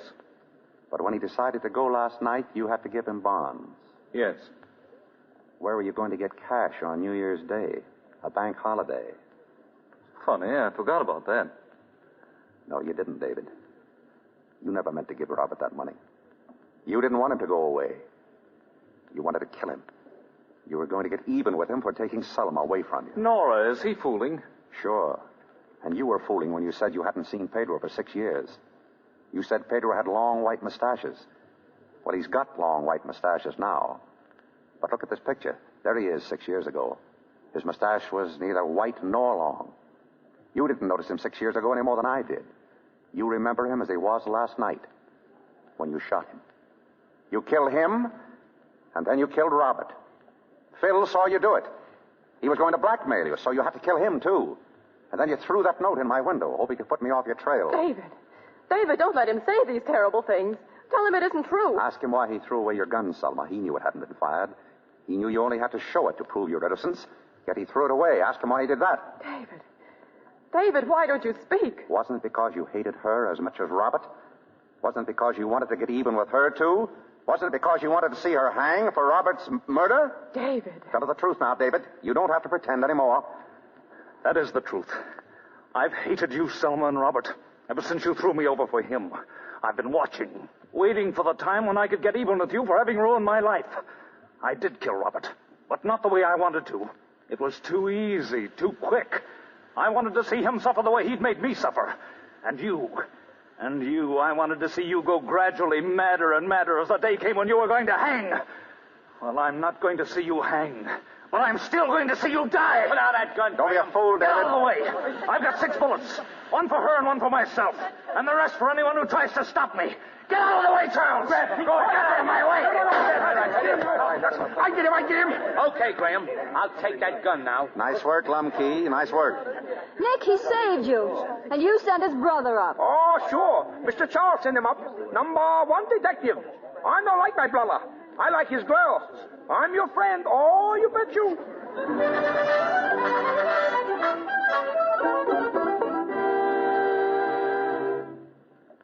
Tired, darling? Not very. Well, can you believe it? We're alone. No reporters, no friends, no surprises.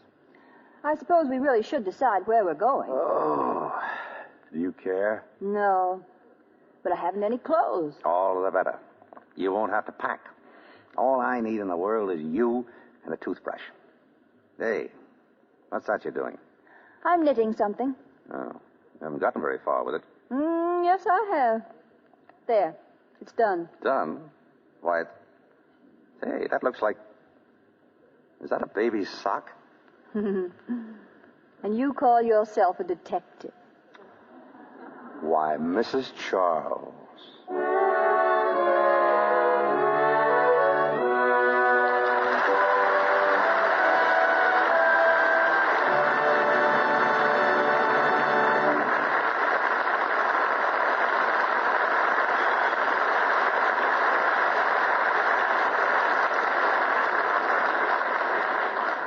We draw the curtain on After the Thin Man. In a moment, Mr. DeMille returns with our stars. While we're waiting, let's talk about babies. You know, families often speculate on the chances of the stork bringing twins or triplets. Well, here are some figures that may interest you. The chances of having twins is about 1 in 84. Of having triplets, 1 in 7,500. That makes triplets a pretty rare occurrence. Mrs. Frances Bardall of Holbrook, Massachusetts, was one of the mothers who drew the lucky number in 1939, and she's doubly lucky now because she has new Quick Lux to help her in caring for her 3 small babies. She says, The triplets have such sensitive skins, I wouldn't dream of washing their clothes in harsh soaps or rubbing them with cake soap. I just won't take chances on having woolens or diapers getting rough and scratchy. She's a wise mother, isn't she? She goes on to say, New Quick Lux is so mild and gentle. It's the only thing I'd use for the baby's clothes. It's so safe for everything, safe in water alone. I can depend on it never to make woolens harsh and scratchy or fade the pretty colors of little dresses and sunsuits. Yes, new Quick Lux is so wonderfully gentle. And so easy to use, too. So fast. In water as cool as your hand, it dissolves 3 times as fast as any of 10 of the leading soaps tested. Ask for the generous big box of new Quick Lux tomorrow. It comes in the same familiar package and costs you no more. Here's Mr. DeMille with our stars. As Bill Powell and Myrna Loy return to the microphone, we offer our congratulations to the Thin Man on some first-class detective work. Cecil, you're seldom wrong, but I'll have to mark that one up against you. However, if it's any consolation, everybody makes the same mistake. Brace yourself for a shock, Mr. DeMille. Bill is not and never was the Thin Man. He isn't. He never has been. Mercy, Myrna, can't we even believe what we see in the movies? Just for the record, the Thin Man was murdered in the first Thin Man picture. We haven't seen him since. Except in the title, where he seems amazingly healthy. What's in a name?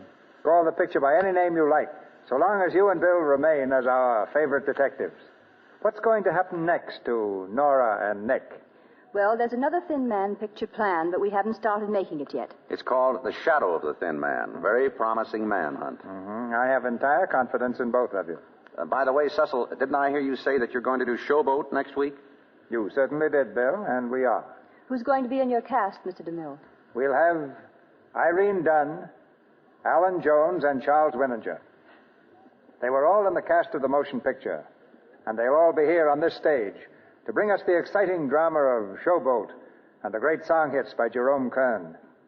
We embark at the usual time next Monday night for this cruise of adventure and romance along the Mississippi, and we hope you'll all be on board. Showboat is practically a command to listen. Good night, Cecil. Good night. Good night. Good night.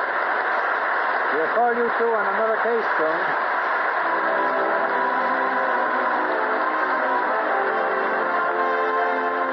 Our sponsors, the makers of Lux Flakes, join me in inviting you to be with us again next Monday night when the Lux Radio Theatre presents Irene Dunn, Alan Jones, and Charles Winninger in Showboat. This is Cecil B. DeMille saying good night to you from Hollywood.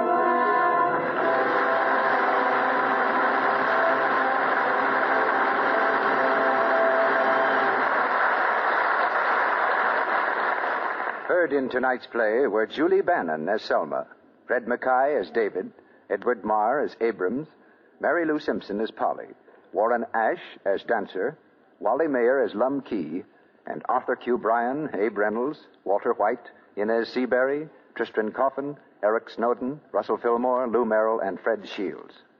The American Red Cross needs millions of dollars for European war relief work. They're asking for your contribution now. Anything you can give. The place to give, your local Red Cross chapter. The time, as soon as you possibly can. William Powell and Myrna Loy appeared tonight through the courtesy of Metro-Goldwyn-Mayer. They will soon be seen together on the screen in If I Love You Again.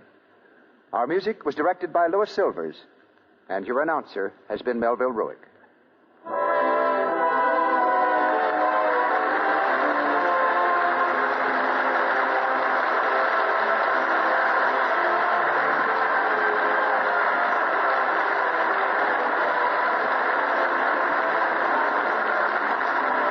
This is the Columbia Broadcasting System.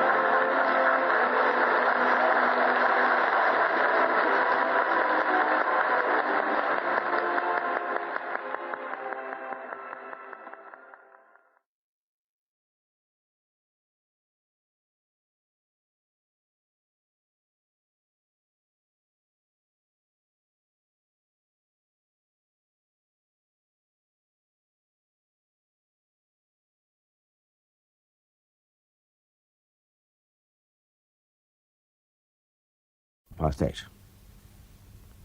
Saturday Night Theatre.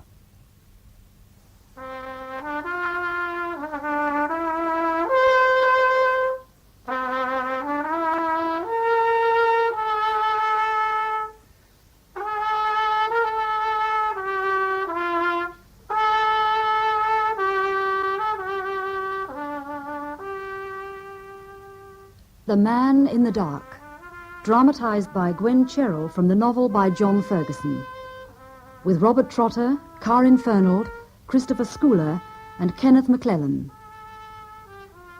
The Thames Embankment, London, the year 1921. The Man in the Dark. Spare a copper, mister. Mister!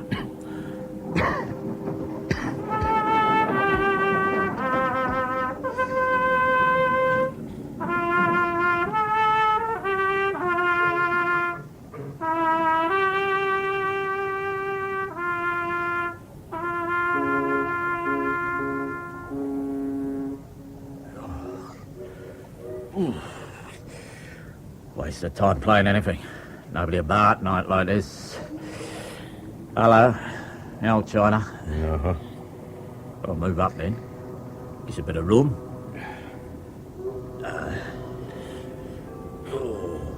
How are you, Beaumont? Yeah. What you know my name? I have a good memory. I have to have. Hey. I didn't send you none of my letters, did I? A begging letter to me? Oh, look at me, man. I'm in rags. Well, you might be one of my gents fell on hard times. This your billet for the night, then? Oh, less chance of being run in here. Oh, yeah. Roses won't give you no trouble tonight. Not in this fog. Oh. Cool. Well, I'm going down to Doss House. Coming? The sound of men screaming in the cellar. The stink. Stench of sweat, and worse. Yeah. A bit like vipers, isn't it? Still. When the trams have stopped running, the embankment's as quiet as anywhere. I remember you now. You're a chap. Knows a doctor. Lives in Ealing. What? Yeah, Doctor. Belgian. Oh, him. Yeah, we looked him up in that dictionary in a public library. Directory. Medical directory. Yeah. Hey, you tried touching him for a quid? No. Why not? I couldn't beg from him. I haven't seen him for years. Last time we met, we were students. Before you got your blighty. You're too proud, mate. That's your trouble. Ain't your fault you got a rifle butt in the face. There's hundreds. There's far... Hey, mate, you stop there. I'm going to raise the price of a cup of tea.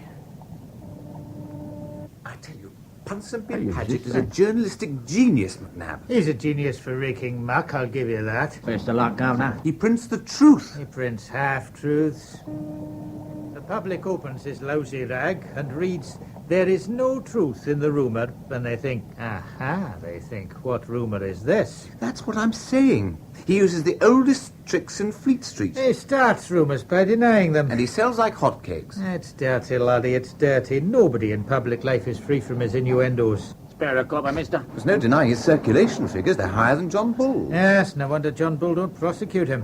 What for? For pinching their layout as well as pinching their readers. Look at it. Street lighting makes it even worse. Good luck to you, Captain. The eye-opener. What a name for a responsible weekly. Well, it is an eye-opener. Ex-serviceman, Major. Like yourself, Colonel. Beaumont, for God's sake. For only 2 pence, Ponsonby Paget opens the eyes of the British people. Impudence. His own face on the cover. Britannia's eyes are opened. I wonder how much it costs to shut her mouth. What? The price probably varies. Depends who he's got in his clutches at the time.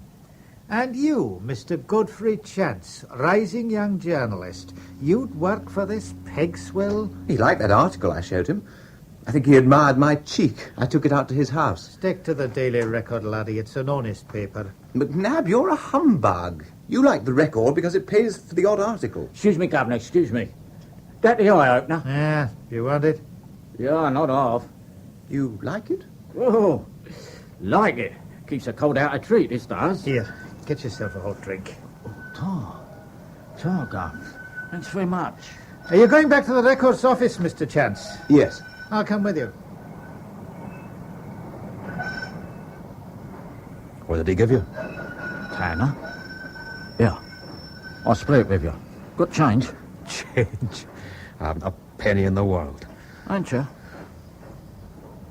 Yeah, look. You take this, buy yourself a ticket to Ealing. No, man, Now, no. listen. Look, I'm not giving it, I'm lending it. And I'm on it back, see? With interest.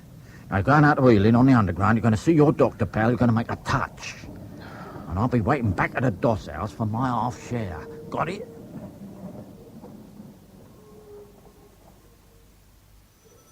Hello. We're not producing comic cuts, you know. Look, McNab. Take those two chaps we saw just now, down on the embankment. They're the men Ponsonby Paget speaks for. Ex-servicemen who fought for a land fit for heroes, men who've come home to find corruption rampant. There are profiteers in this country who are still making money hand over fist. Paget exposes them. And makes a fortune for himself while he's at it. He's a great man. He speaks for England. Oh, dear, oh, dear. That's why he's worshipped. Not by his victims, he's not. Victims? You're very naive, Mr. Chance, if you think that all Paget's money comes from the proceeds of his twopenny weekly newspaper. What do you mean? Some comes from what he threatens to print, not what he actually prints. You're not suggesting he takes bribes? Paget takes bribes not to publish? This is 1921, Mr. Chance. Men in public life don't take bribes, nor do they give them. They merely do business together. Dear me, what a lot you have to learn. Evening, McNab. Chance, I want you. Yes, sir. Lead article, Foreign Secretary speech. Yes, sir. Copies on my desk. Go and get it. Right, sir. McNab? No, sir. What? No, Mr. Matheson, I am not your employee. I'm merely a private investigator and your special correspondent in the event of a special crime. How's business? Find me a good crime. Find me one and I'll run your story. Plus expense. If it's a good crime, and a baffling one. Baffling to the police, that is. The old man wants to have a go at them. The police? I'm sorry for that. I'm a great admirer of the police force. Why didn't you join it, then, instead of setting up on your own?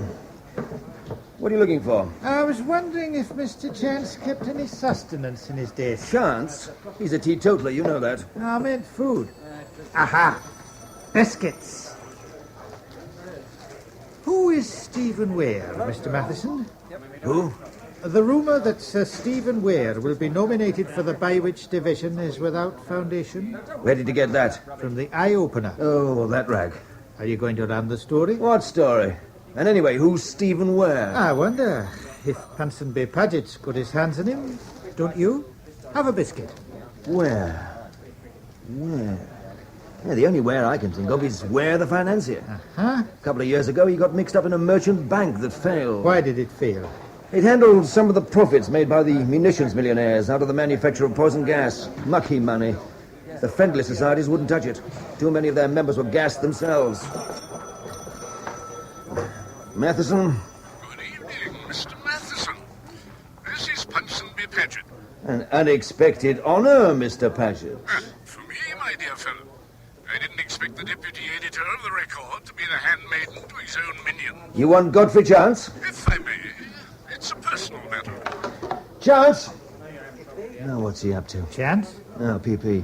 Chance! The great man himself? Coming. Yes, sir. Telephone. And my office when you've finished. Yes, sir. Thank you, sir. Godfrey Chance. Good evening, my dear young man. Mr. Paget? Short notice, but like you, I am a busy man. I want you to have dinner with me tonight. Tonight? At my house. It means leaving right away. You have my address. But, Mr. Paget... I'll be waiting for you. Mr. Paget, I can't. What? I've got an article to write, and then I have to... Damn. Oh, what a pity. I wanted to talk to you about that piece you left with me. However... Oh, Lord. Look here. What time will you be free? By 10? Can I rely on your being here at my house by 11? Oh, certainly by then. Ah, good. Now, this is a big thing for you. Take the sack rather than destroy understand? Yes. Good.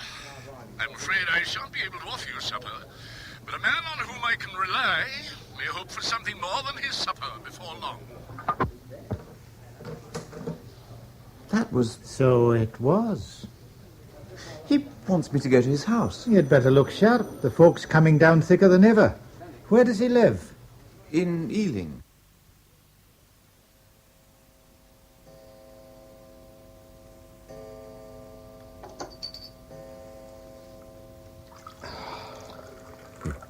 Midnight. A meal like that's been no more than a memory to me for the last 2 years, Peter. 2 years? Mm-hmm. Your health, Dr. Dunn. And yours, Sandy. And, talking of your health, if you want my diagnosis... I don't. As I said, I just happen to be in the neighborhood. You're in bad shape. Bad shape? Frankly, if it hadn't been for your voice, I'd never have recognized you. Your clothes, man, and your hair. Oh, long hair's a badge of respectability where I come from. Is it? Most of the men in the Doss house wear the close crop of the convicted vagrant, Peter. Ah, yes. Ah, yes, you see. Ah, yes. You sit here in the comfort of a successful practice, warm fire, good scotch. Have you any idea what it's like to have absolutely nothing? Not even hope? Your injuries must have been very painful. Which injuries do you mean? You're bitter, Sandy. Very. And, if you'll forgive me, too damn sorry for yourself. What? Your brilliant prospects. You threw them away. For what? All students fancy themselves as writers, for God's sake.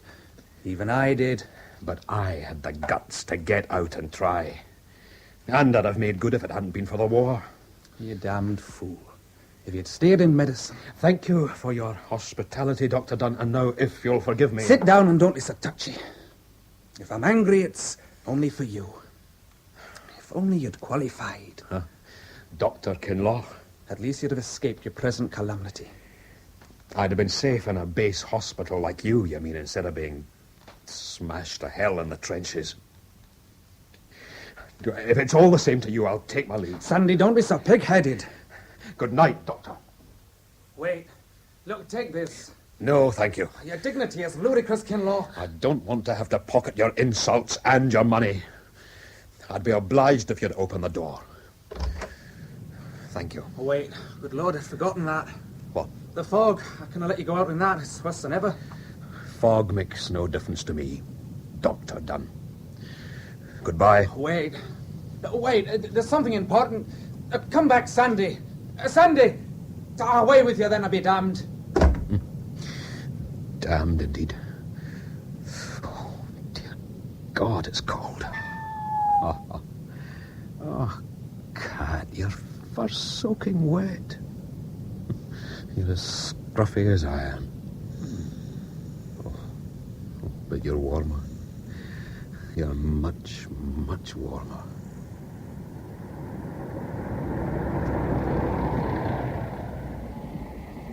Where are we now, cabby? I'm sorry, Cub. I can't see. If you ask me, we're going round in circles. Oh, I thought we'd have been out of the worst of it by now. Do you want me to go on? What time is it? Oh, past midnight. Go on!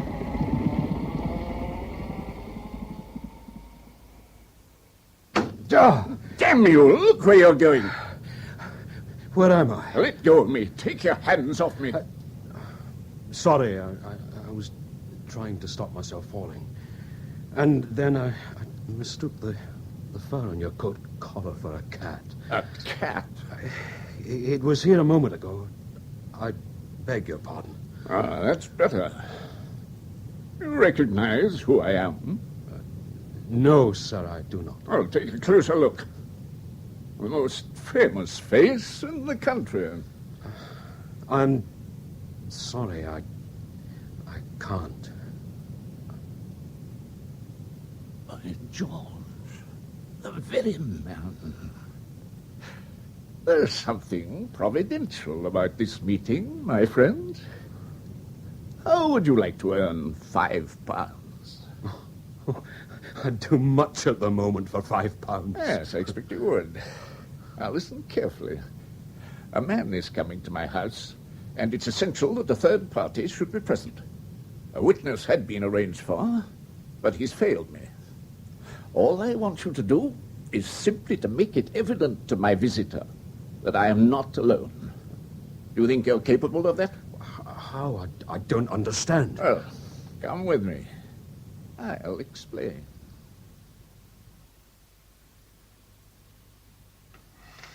I'll just close the curtains. I shall close but not lock the French windows.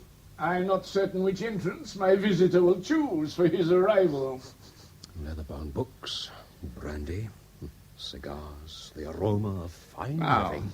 behind the screen is a chair and a table. What I want you to do is to sit here, my good man, and when I give the signal, make a noise as if you're busy with some papers. Now, give me that stick. No, I'd rather keep it. I'll lay it across my knees. Oh, very well. Now, I'll just draw the screen round you. I shall now give 3 taps on the fender with the poker. Are you ready? Ready? Right? Did you not hear it? Yes, but I can't find the papers. You've forgotten the papers. I'll try these. They'll sound like music in your ears. 1, 2, 3, 4, 5 pounds. Music to me, certainly. Not very audible to your visitor. Well, cough then. Cough. But only after I've tapped on the fender 3 times. Now, let's shut you in again. There. I'll make the fire up. It surely won't be long now. It's past midnight already. Just when everything seemed hopeless. Did you say something?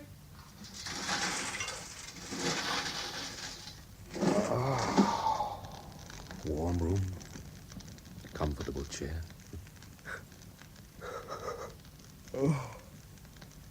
Oh, mustn't fall asleep. Mustn't fall asleep.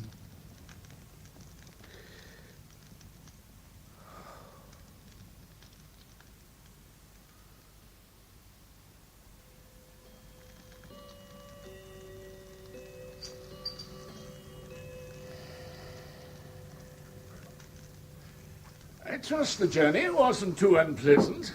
One travels hopefully. Of course, especially on an errand like this.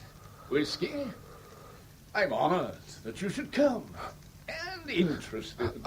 Interested in what? Why, your career. A promising politician rising rapidly in public life. What can stop this young man from reaching the top, I ask myself. What indeed? Oh, notes, where are those Nothing notes? that I can think of. Can you? There is one thing. Oh, it's chilly in here. Would you like me to rouse the fire? As I was saying, there is one thing, one small indiscretion, which could be erased. Ah, I see. The evidence of it purchased, you mean? Oh, come. And if I refuse to be blackmailed? All I'm suggesting is a little business arrangement. I surely don't take you by surprise. No, you don't. I have come prepared. Excellent. We'll get down to business right away. Who's that? I am also prepared. We are not alone. So that's your game. Well, this time you've mistaken your man.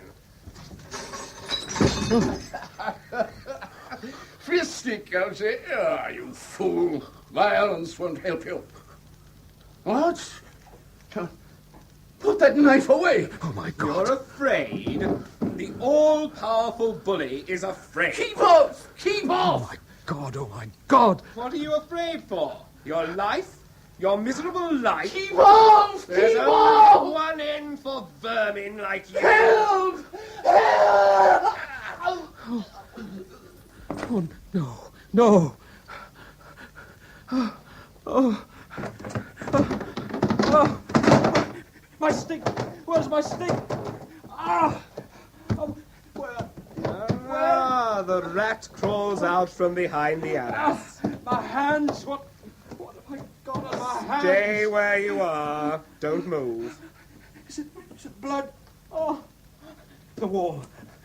Let me lean against the wall. Do as I say, rat.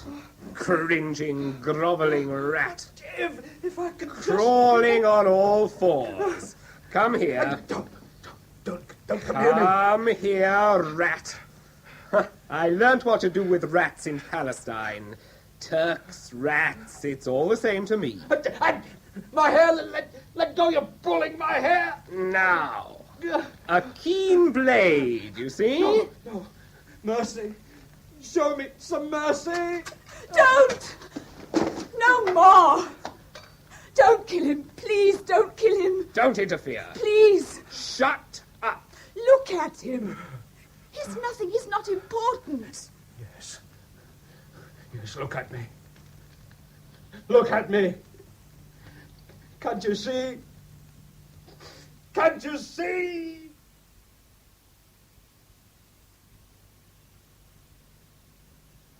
How did you know Mr. Paget was dead, Mr. Chance? I've attended too many police courts and inquests not to know that, Inspector Green. When there was no answer, I walked round the house, saw the French windows were open, and found, well, all this as it is now. How about my ringing my editor again, Inspector? I've never had an exclusive before, and this All in good time, sir. Well, Dr. Dunn, what do you think? Well, I'll tell you this, Inspector. The hand that sent that knife to the heart was an expert's. He struck upwards. Is that unusual? Well, downwards is the natural inclination. The trained killer pierces from below. Soldier, would you say? Possibly. Now, if you don't need my services anymore, Inspector, it's nearly morning. Well, I wouldn't mind your opinion on this, sir. Battered old walking stick. My God. What is it? Did you find that here? Yeah, on the floor, under that screen. I was going to ask you how tall you think the man is who owns it. You, think it might have been left by the criminal? Plain oak, pretty battered. It doesn't seem to go with Mr. Paget, somehow. No, that's why I was so surprised. Well, I'd guess at least 6 feet tall, wouldn't you? Yes, sir. Can I have a look at it? Yes, the Prince men have finished with it. Well, Green, what have you got here? Oh, hello, Inspector Snargrove. Thank goodness. What? You're not going to sulk. Most local coppers sulk when the yard's brought in. I could hardly expect to keep him to myself, could I? The most famous face in England. So, signs of a struggle, furniture overturned. No sign of the weapon? No. Forensics been in? Yeah, and gone. Decanter of whiskey, half empty. And 2 tumblers smashed. 2, eh? What's in this envelope? A little contribution of mine, sir. Several long black hairs, snatched out by the roots, seemingly. Where'd you find them? Over by the wall, just below those bloodstains. Good Lord. What the devil? Yeah, remarkable, isn't it? Smears of blood 3 feet up from the floor, plastered all along the wall. Paget's? So the doctor reckons, but nowhere near where he fell. Aye, that's right. What else? In this envelope, see? More glass. A splinter, but it's not from the drinking glasses. It's a fragment of looking glass. A mirror? Well, there's been quite a fight here. Did a mirror fall down in the rough and tumble? No, according to the servants, there's no mirror in this room. Where were the servants? They're asleep. Their quarters are in the coach house across the drive. Where's the chap who found him? I did. Godfrey Chance, Daily Record. What are you doing here? Well, I was invited. For 1 o'clock in the morning? I was delayed by the fog. Mr. Paget had telephoned me earlier in the evening.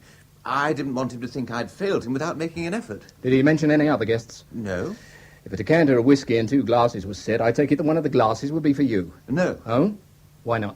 I don't drink. Would he know that? I told him the first time we met. He never forgot details like that. Is that your walking stick? No. Whose is it, then?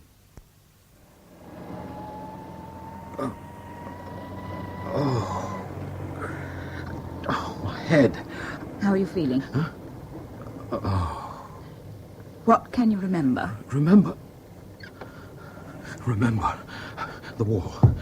The wall, it's here. You're all right. It must be on my left. When I fell, it was on my left. You're all right. But surely the wall... Has he gone? That man who was here, the visitor, has he gone? Look out, he's got a pistol. It's all right. That was the switch for the light under the dash. The dash? I turned it on to see if you were all right. Try to sleep. I must watch the road. We're in a car. Yes. Did you put these bandages on the back of my head? Yes. Where are we? You'll soon see.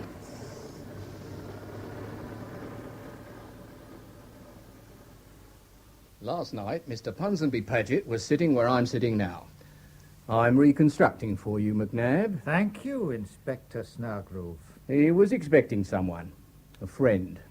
Someone who didn't turn up. Not for want of trying. Not Mr. Chance. It was somebody else. Oh?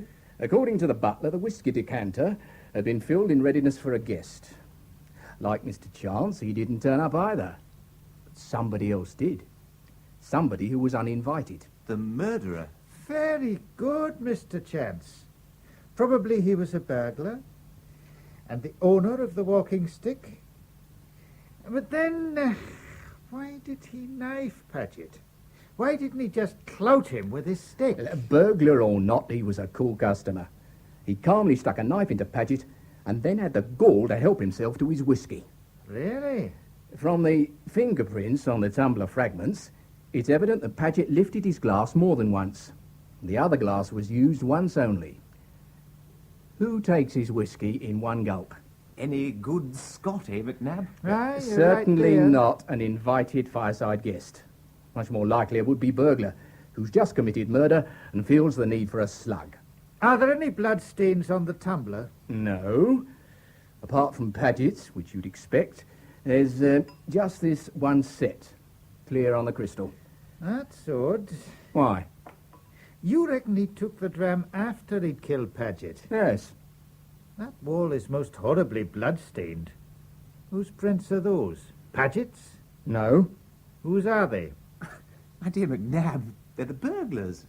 So he must have taken his nip before he killed Paget.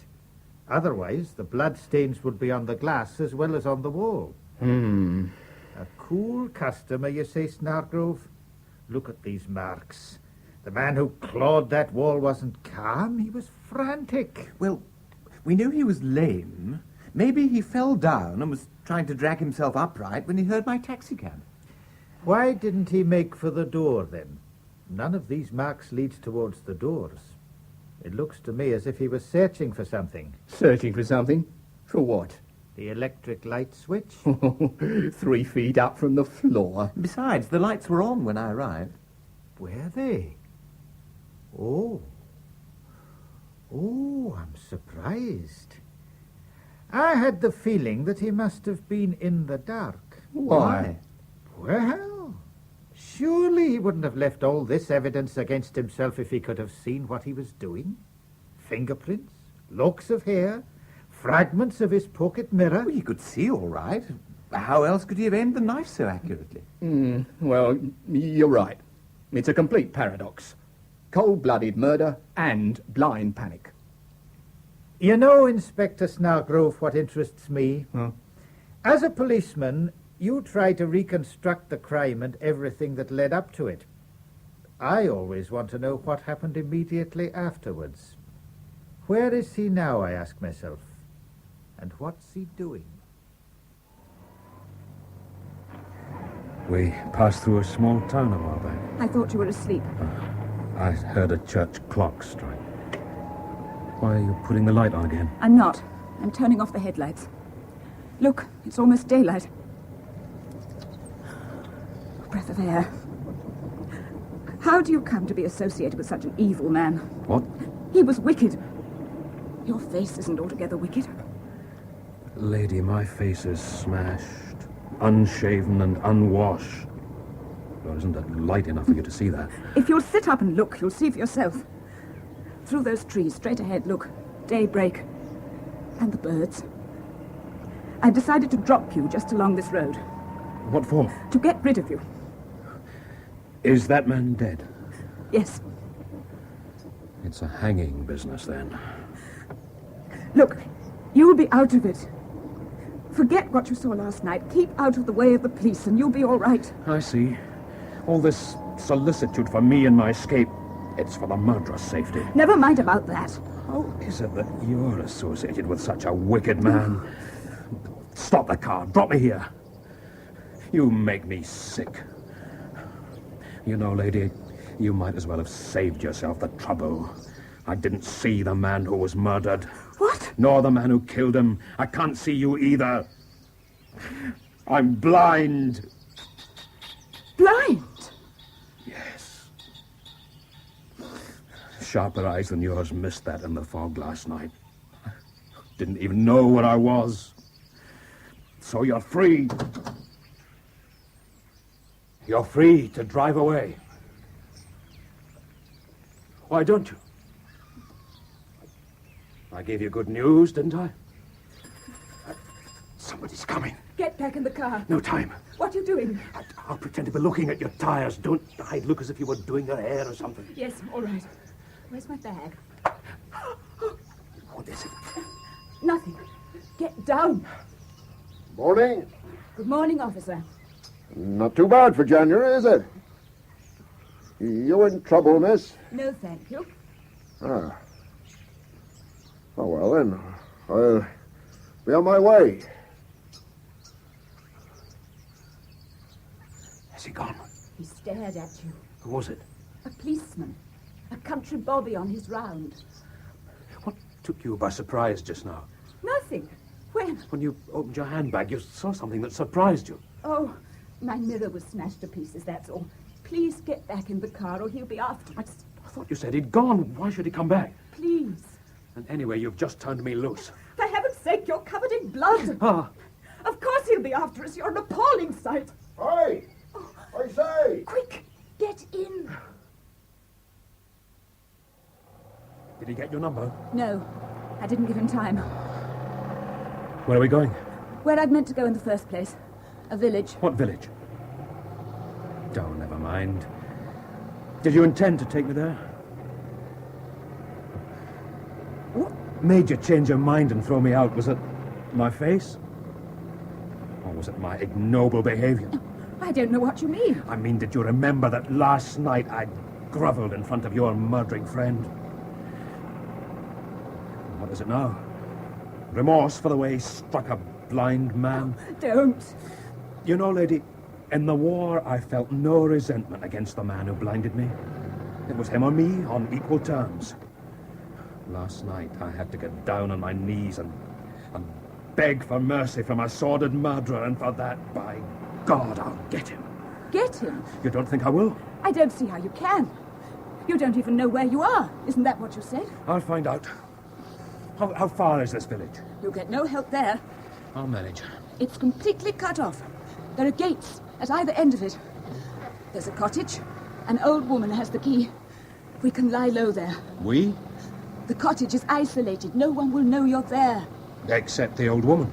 She won't. I thought you said that... I'll look after you. And nobody will see us arriving? A blood-bolter down and out and a well-dressed woman? I take it you are well-dressed. You can stay hidden till dark. I see.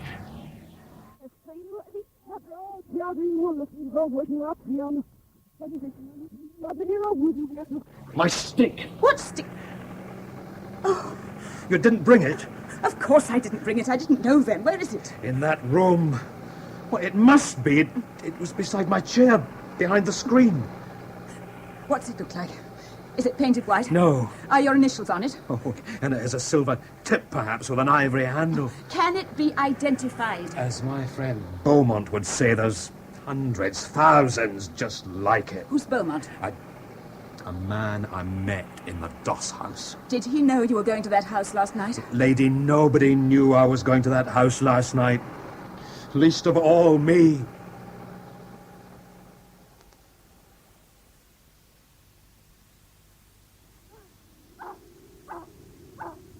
Quickly. Get in. The door's open. There's just one step. Quickly. Quickly. Oh! Done it. You're in.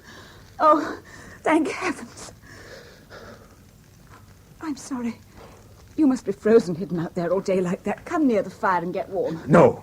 What? I want to see what I am. See? See? You thought I was helpless, lady. I'm not. Stay where you are. You've just flopped into a basket chair near the fire. Don't move. Log fire. Oil lamp on my left. On the table. Aha! A timbered ceiling. I can reach it, so the room must be under 8 foot high. House is old. Rag rugs on a stone flagged floor.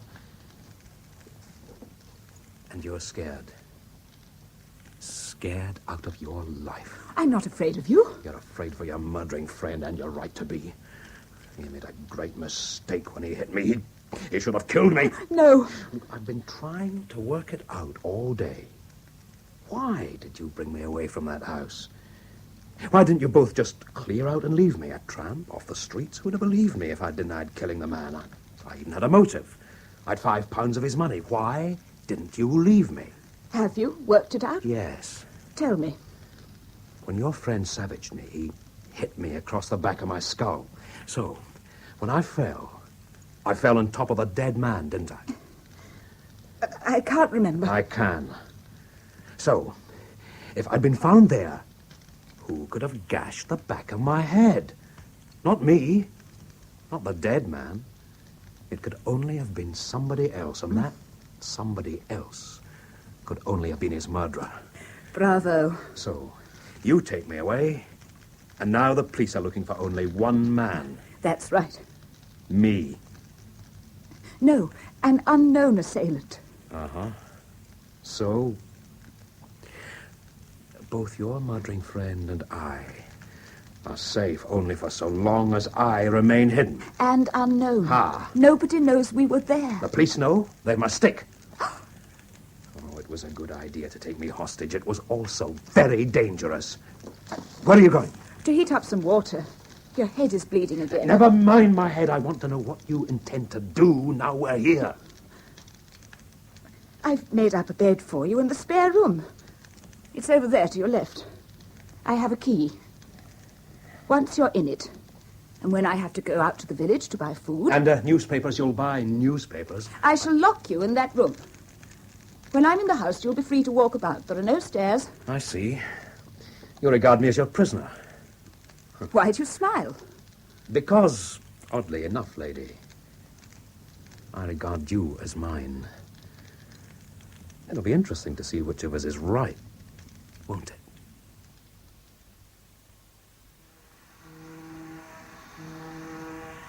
Tea? Biscuit? Have a biscuit. No, thanks. And for goodness sake, close the window. I can feel the damp rising from the river all the way up here. If you will have offices off the Strand. Offices? An attic with a gas ring. Snargrove's not going to solve this case, Mr. Chance. Why not? He's closed his mind. He thinks that the chappie who killed Paget was the same fellow who crawled round the room on his hands and knees. This extraordinary fop of a fellow. He carries a pocket mirror, yet he wears his hair unfashionably long. 1 minute he's in a blind panic, and the next minute he's having a quiet nip of whiskey and calmly limping away, leaving his walking stick behind. You saw that stick. Describe it. Well, it was, practical, thick. Much used? Lord, yes. Well worn? Yes. The handle? Grimy, sweaty. The tip?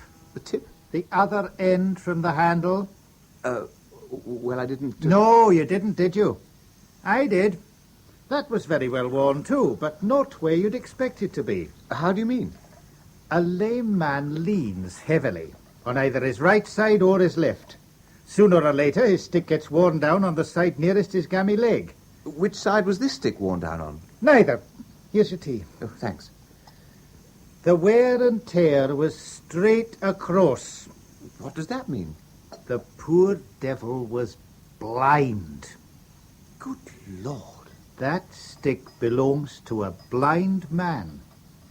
A blind man. and an innocent one. Why hasn't he reported? What happened then? Why didn't he go to the police? I wonder. Where is he? And what was he doing there in the first place? He wasn't an accomplice, that's for sure. Who'd take a blind man to assist in a murder? You mean he was there by accident? He just happened to stumble in on it? At 1 o'clock in the morning? What if he'd found a shakedown for the night in Paget's garden? We can reckon he was poor, perhaps destitute. He heard Paget cry for help. The French windows were open. He went to help him, stumbled over that screen, and then fell over Paget's body. Very unpleasant for him. Can't have been all that cosy for the murderer. Find out the names of all blind persons who were reported missing from home that night. Good idea. Shouldn't take long, please God, there aren't that many. And I want you to look out for any reports of unidentified bodies. You think they might have done him in as well? They? Why they? Well, I don't know. I mean, well, I wouldn't fancy carrying a 6-footer on my own, would you? He was spirited away somehow, wasn't he? He certainly didn't walk away on his own, otherwise he'd have taken his stick. There are no signs of his being dragged, so he must have been knocked out and carried. Mr. Chance, you've just made a bright suggestion. Oh, thanks. That would explain why the murderer suddenly turned squeamish. Why he didn't just knife our blind fellow. Why? It might also explain those fragments of looking-glass. What have they got to do with it? I should have remembered.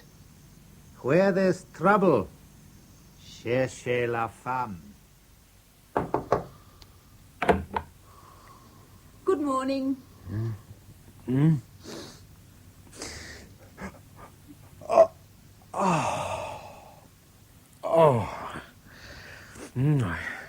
I smell coffee, bacon. Will that be all right again? Smooth sheets, silk pajamas. Very nice. How's the head? Better every day. Breakfast in 5 minutes. What time is it? 7:30. The old woman is coming in at 9 as usual. I'll be out in 5 minutes. Listen. Are you? She's here. Stay here. Don't move. Mrs. Speddy. You're early today, Mrs. Speddy. Well, I hope you don't mind me, lady, but you've been a keeping to your room so fast, I haven't had no chance for a gossip. Well, you know, if you don't mind me saying so, I reckon you lost your rosy cheeks. Still, I'm glad to see you eat hearty these days. 3 eggs, 8 rashers. Well, there's nothing like a great big breakfast that'll put the roses back. That and some good long walks along the downs. Oh, like when he was a little Miss Stella. And now you're a wedded. Mrs. Pebble, show me your photograph in the record. Old Jacob Witch. Now, you remember old Jacob Witch at the post office? Well, he wrapped it round a pot of treacle and didn't never notice there was your photograph, but Mrs. Pebble did, and then... Oh, what's the matter, me lady? Are you all right? Yes, I was leaning on this door. I didn't notice it was open. I thought I'd closed it. Damn.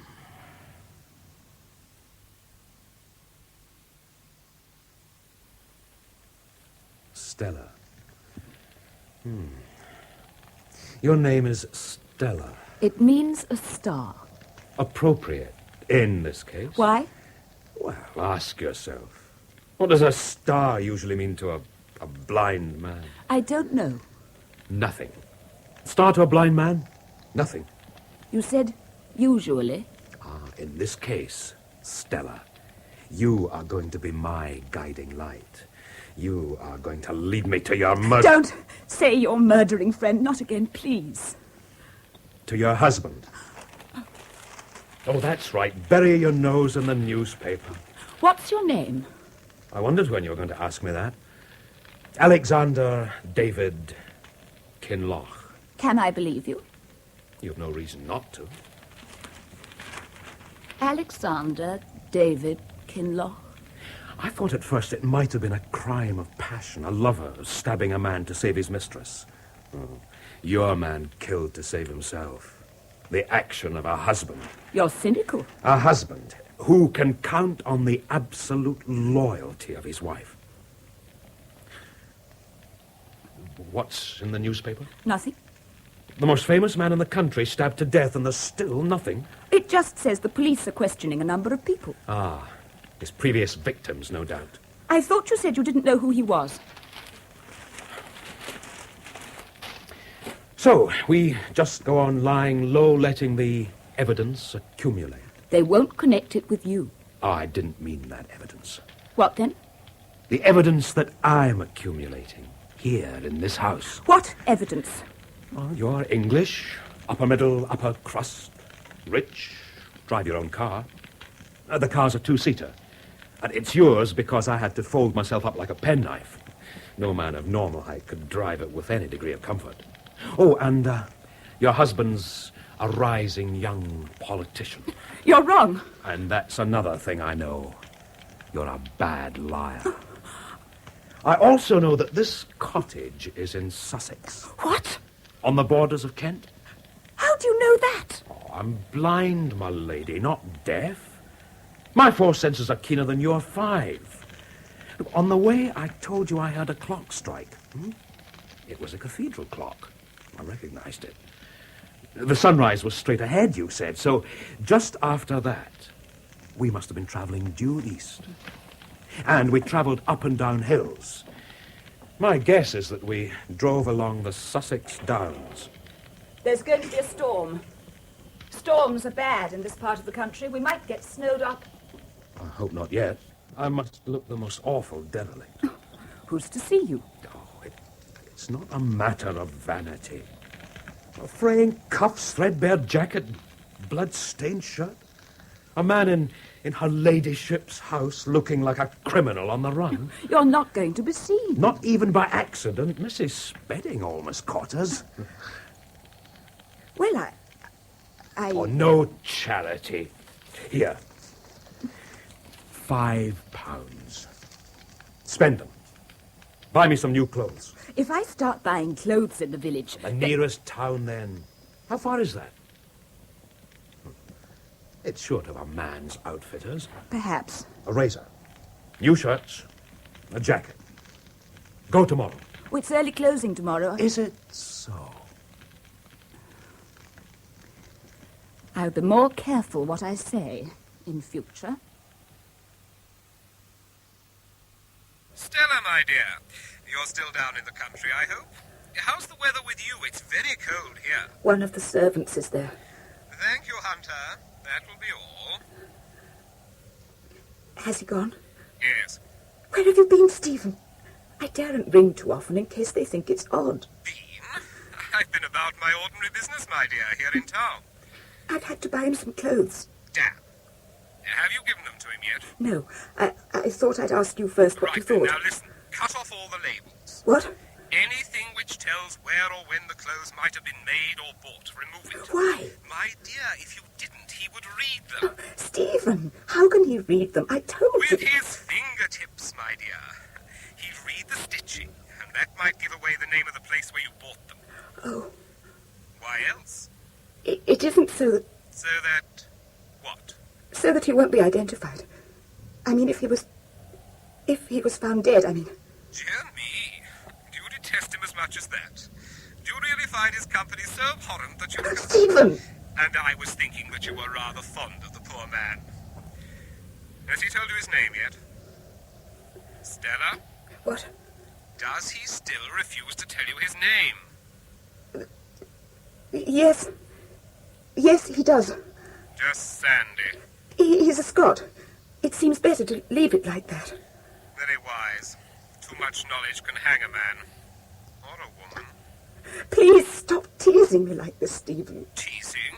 All this talk of death and hanging. Please, Stephen, what am I to do? I'm beginning to feel that you've... I've what, my dear? Deserted me. Deserted you? Now that's odd. All our friends are beginning to think it's the other way round. Why are you tormenting me like this? Listen, my dear, I have to go into the constituencies for a few weeks. A few weeks? If there is a crisis, and this tramp makes accusations, deny them. But Stephen! Damn it, Stella, you either deny him or you deny me. Now, which of us will it be? Pull yourself together. Won't be for much longer. Thank you for ringing. Good night. Found near the Reform Club on Sunday last. No. Missing from home, Daisy, Evelyn, Mary. No. Alexander David Kinloch will hear something to his advantage by communicating with Messrs. Selwyn and Smith, Devon Chambers, Chancery Lane. Liberal rewards. No. Compton, Rodney and Elizabeth wish to thank all kind friends. What are you doing? What I do every morning. Sifting through the agony columns. Missing persons. Why are you concentrating on this blind man? Why don't you go straight for the murderer, like Inspector Snargrove? Because that man is a known quantity. With routine inquiries, legwork, paperwork, sooner or later Snargrove will get him. Matheson will have kittens if he does. And the trouble is he won't be able to make it stick. Because our murderer's got pals in high places? No. Because the crime itself was well planned and he's got nerves of steel. Matheson says... I know what your editor says. I've got it here. Who is the murderer's friend? Time. Time blots out vital evidence, dulls the memories of important witnesses, and lessens public outrage at this abominable crime. So it does. Our man knows that. Except for one set of fingerprints on a tumbler, not one of those incredible clues could be traced to him. Time's working for him on that side. It's also working against him on the other. What other? The unexpected. The longer he has that blind man to cope with, the more difficult it's getting. He may have killed him by now. Perhaps he has. But dead or alive, what's he going to do with him? 1, 2, 3, 4. 1, 2, 3, 4. Why are you counting? I'm trying to judge the length of your hair from the strokes of your hairbrush. Oh. It's been a long time since a woman wore her hair over her shoulders in my company. You're blushing. There's nothing to me what you look like. I'm not beautiful. No? I got the impression you were. Not from me. No, not from you. From whom? 2 people walking on the common. The wind blew the conversation towards my window. When? A week ago. You forget that a blind man lives in his mind and in his imagination. And tonight, I picture you as you sit there in your long silk robe. Oh. It's long, but it isn't silk. Just an ordinary peignoir. Oh. Dinner at 8. Soup and fish. No, it's just a comfortable sort of robe. I got it in the town when I bought your things. It's not a bit Duclos. Not what? Duclos. What's Duclos? Dressmaker.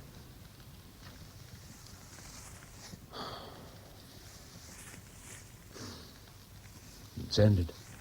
What has? Oh, this little oasis of time. Being snowed in. Cut off. You'll be able to buy your newspapers again. Listen. Snow melting in the eaves. Can you not hear? No, it's curious. I'm not apprehensive for my own safety. I'm worried for yours. You needn't be. Things have changed, haven't they? Changed? We've watched each other closely for every waking minute we've been here. I'm no longer the derelict who can be dropped when it suits you, am I? Am I? Answer me, Stella. Please. I can't. Don't you understand? I can't. Didn't they give you a disability pension? What? Oh, yes. They gave me a disability pension. I commuted it into a lump sum. You squandered it, I suppose. You sound like a wife before wives took to shingling their hair. I didn't blow that money. It went in tea shares. Calendar tea shares. 9p each they were. Friend advised me to buy. I believe there are thousands in my name, all completely unsaleable. I brought you back a present when I was last in the town. Hold out your hands. There. What is it? You tell me. It's Braille. It's a book in Braille. Travels with a donkey. I thought you might get bored when I'm out of the house. Not inquisitive. You want to keep me occupied, is that it? Oh, women don't use force, do they? They use guile. Your hair being brushed is stupefyingly beautiful to my ear. The gentle way you first bathed my head. Good food, wine, soft, clean linen. Always the scent of your body. Oh, you almost lulled me into forgetting, my lady. I don't read Braille. I can't. I won't admit that I'm not as able as you. And when you move, I want to be ready to jump. Come in, please, Doctor. Now, I have your card here. Thank you. My name is Dunn. And you're Mr. Selwyn, or Mr. Smith? Well, actually, my name is Spencer, Dr. Dunn. Messrs. Selwyn and Smith died more than 50 years ago. What may I do for you? It's your advertisement. Alexander David Kinloch will hear something to his advantage if he communicates with your firm. Now, will you give me your word that it really will be to his advantage? I mean, I'm actually trying to find him myself. And, will you give me your word to the same effect, Doctor? Oh, that I will. It's clear that we both mean well by this young gentleman. We'd almost concluded he was dead. Well, he was alive on January the 15th. He called at my house in Ealing. To tell you the truth, he came in rags. He was a broken man. To my eternal shame, I sent him away without help. I see. Dear me, in that case, he must be found at once. While he may not be rich, he'll certainly be comfortably off. What? All I need is his signed agreement to sell some of his shares. Well, he won't see your advertisement, Mr. Spencer. We'll have to find another way. Sandy! Sandy! What is it? There's another advertisement in the newspaper for you, for Alexander David Kinloch. What? And they've changed the wording. What do you mean, how changed the wording? Oh, it's not the same. Listen. Alexander David Kinloch, last seen in Ealing on the night of Monday, January the 15th. Read that again. Alexander David Kinloch, last seen in Ealing on the night of Monday, January the 15th. Full stop? What? Yes, January the 15th, full stop. Then, any person able to supply information as to his present whereabouts, kindly communicate with Messrs. Selwyn and Smith, Devon Chambers, etc., same as before. They know the date. And Ealing. Will any person, not will Alexander David Kinloch? Oh, no. What does it mean? And why have they changed it? They must know. They must know that I couldn't have read that first notice. That's why they've rephrased it. But what does it mean? They know I'm blind. But who is it? Either the police or your husband. My husband? He's the only other person who knows I was there that night. Why should he advertise? It's a trick. He wants me to make a move. He can't. He can't move without incriminating himself. Stalemate. Oh, I did warn you. A hostage is a dangerous liability. You neither of you know what to do with me, do you? What was that? Shh. What is it? There's somebody in the house. No. Listen. They're in the kitchen. The back door. Did I leave the boat undone? You must hide. Take my hand. Quick. Oh! Popping him to sight again, is he, that jack-in-a-box of yourn? Mrs. Spedding, what on earth? I seen him not half an hour ago, and not for the first time, neither. You've been spying. Locked him in the spare room, didn't you? Till you got so brazen, the pair of you. And he took to a sitting afore the fire. Well, I had a good look at him through the window while he was a-dozing, so you needn't try hiding him again. Mrs. Spedding! Don't you Mrs. Spedding me. Oh, the innocent I was. And I come across here in the dark. Oh. They're off now again. Oh, your friend. Half naked before the fire. I saw you through them very window curtains. I see you a-brushing your hair with your arms and your shoulders white in shameless nakedness before his very eyes. There's nothing wrong, I assure you. Then what's he hiding for? Oh, Miss Teller, you're in love with this man, aren't you? How dare you? Give him up. Give him up, do, afore it's too late. Give me up, Miss Stella. There's nothing more for you to worry about, Mrs. Spedding. I'm taking him away.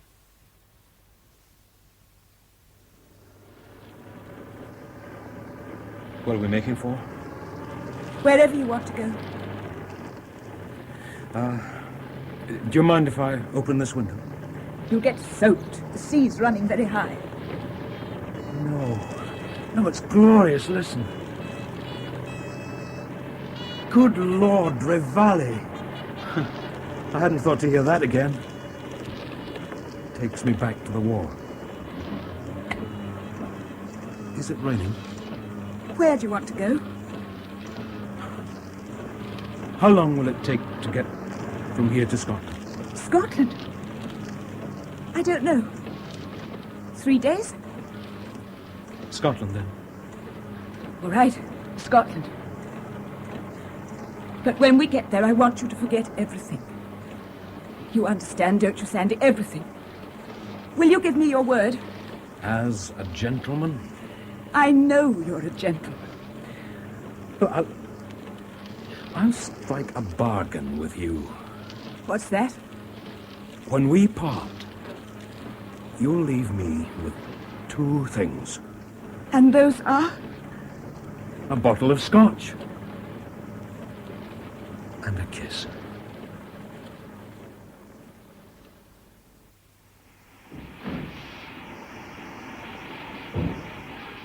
Dr. Dunn!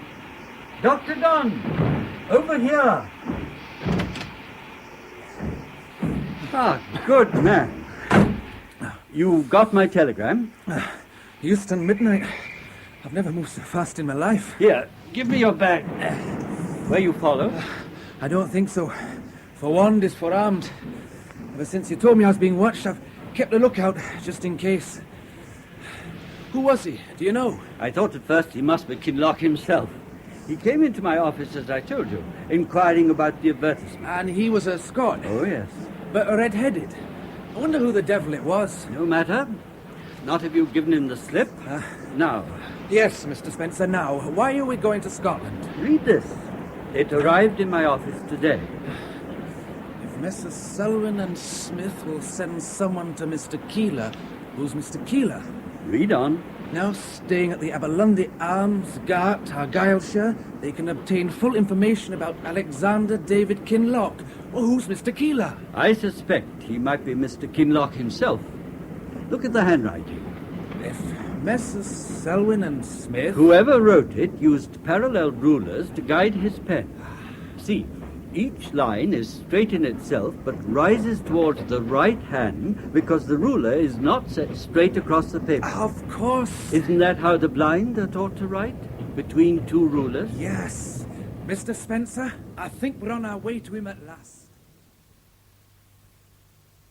A biscuit, Mr. Chance? No, thanks.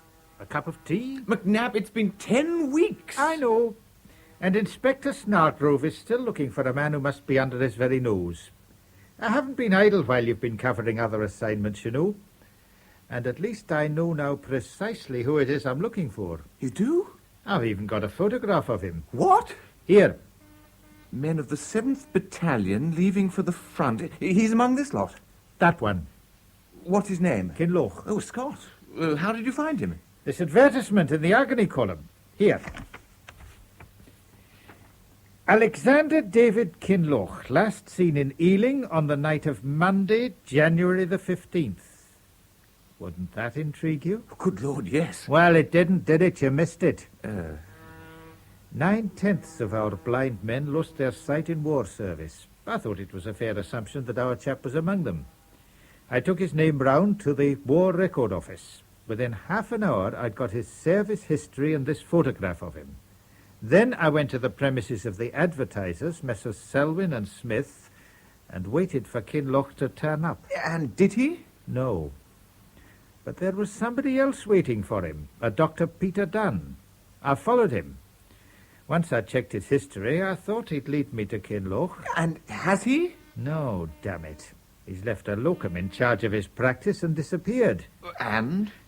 He's given me the slip, laddie. I don't know where he is.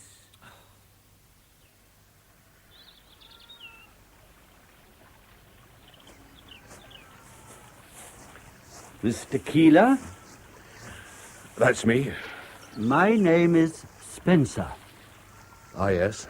My friend and I were looking for a Mr. Kinloch, actually. Alexander David Kinloch. Uh-huh. Are you Mr. Kinloch, sir? Yes, I am. I have a friend of yours with me, sir, who can identify you. A friend? No, you must be mistaken. I have no friends. Not even me, Sandy. Dunn. Is it Peter Dunn? Yes. I'm sorry to hear it. I'm sorry it was you who played the Judas. Judas? All right, Inspector, Superintendent, or whoever you are. Make your arrest. I shan't resist. Man, what are you talking about? He's a policeman, isn't he? Mr. Kinloch, I'm not a policeman. I am a solicitor. I come to discuss your holding in Calendar Tea. Your tea shares. Tea shares? What kind of joke is this? It's no joke, Sandy. Tea shares? Oh, my God! You have a holding for which there are people willing to pay you 41 shillings. 41 shillings? For 2,000 tea shares? Not for all of them, Mr. Kinloch. For each one. 41 shillings each. You're a rich man, Mr. Kinloch. Rich. Rich. Rich. Rich. Rich.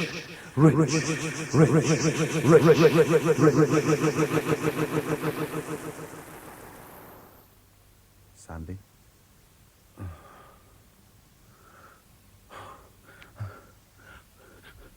Where am I? In a clinic. In a private room in a clinic. Where? Well, you've had a bit of a collapse. When? 3 weeks ago. You've had very few lucid moments since. Oh. I remember that there was a policeman. No, not a policeman. And something about tea shares. That's right. But I was at an inn in the Highlands. How did you find me? You told us where you were. Oh, yes. Now, why? I wanted to confess. Confess to what? That murder in Ealing. You didn't do that. Oh, come on, Peter. Look, my life's worthless. I faced that. Hanging's merely one way of ending it, that's all. I can at least save somebody else's life by confessing. What are you saying? Give her a fresh start. There's only one life to consider at the moment, my lad. It's too late, Peter. Listen. That night in Ealing, I saw that your eyes might respond to surgery. You see, Sandy, there are new techniques now. There's only one surgeon in this country who can perform that operation at the moment, and he's here in this clinic. You mean he might be able to operate on me? I mean, he already has. What? It's done, Sandy. You've had the operation. It hasn't worked. Put your hand to your face. Bandages? You mean I'm still in bandages? They're to be taken off this afternoon. Sit down, Mr. Chance. You're making me nervous. Do you really think he'll come? You said 4 o'clock. He's long overdue. Only 5 minutes. There. Come in. My name is Dunn. Dr. Dunn. I'm Francis McNabb. We haven't actually I know met. you by sight. You followed me on several occasions. Oh, dear. Not very discreetly, obviously. Mr. Godfrey Chance, the journalist, you already know. Monday, the 15th of January, Ealing. Yes, I was called out that night. How do you do? When did you last see Mr. Kinloch, Dr. Dunn? Kinloch? Kinloch, I recall having heard the name, but I... Take a look at this photograph. Good Lord. You recognize him? It's how I remember him before the war. Blindness doesn't alter a man all that much. You know he was blinded. Doctor, you must tell me where he is. I can't. The man's in great danger. All right. He was there when Paget was murdered, but he didn't kill him. I know that. Do the police? He has nothing to fear by coming forward. Without protection, his life is at risk. Oh, he doesn't give a damn for his own safety. There's a woman. Ah, the looking glass. The fragment of pocket mirror. You were right, McNabb. La femme. The woman is shielding him, is she? Oh, quite the reverse.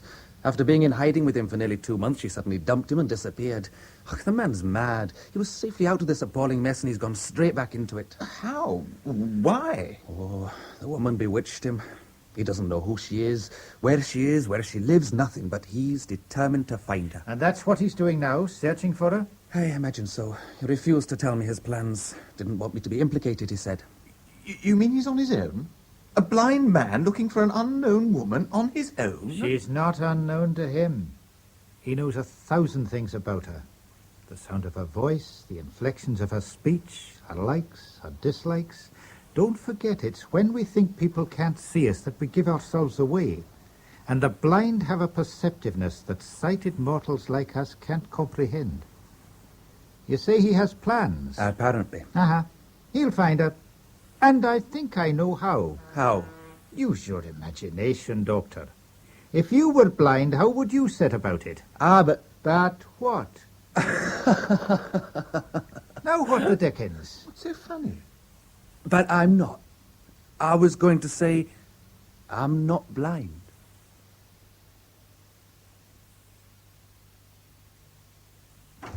McNabb! You found him? Not sure, but there are 8 blind men who've just taken pictures. 5 in the West End, 3 in Knightsbridge. What are they doing? Selling matches. All of them? Yes, but only one of them might be our man. He's got a book in Braille. Good. He's sitting on a camp stool with the book open on his lap, and he's reading aloud from the Braille. Where is he? Enderby Gardens, Knightsbridge. Did you notice if he was anywhere near a dressmaker's establishment? Dressmakers? The London season is almost upon us. According to Dunn, Kinloch reckons the lady is in society. She'll be visiting a dressmaker, and regularly. It's the obvious place for him to take his pitch. But suppose you're right, and suppose she walks past him, how's he going to know? He won't be able to recognise her. No, but she'll recognise him. Well, not this chap in Knightsbridge, she won't. He's got thick, dark glasses on, hat pulled down over his eyes. That's why he's reading aloud, don't you see? He wants her to recognise him by his voice. Oh, I see. He's in great danger. The police are still looking for him, and so is someone else. Heaven knows what will happen when the lady realises she's been traced. Let's go and have a look at him. In the Lord I put my trust. How say ye to my soul? There he is. Brave man.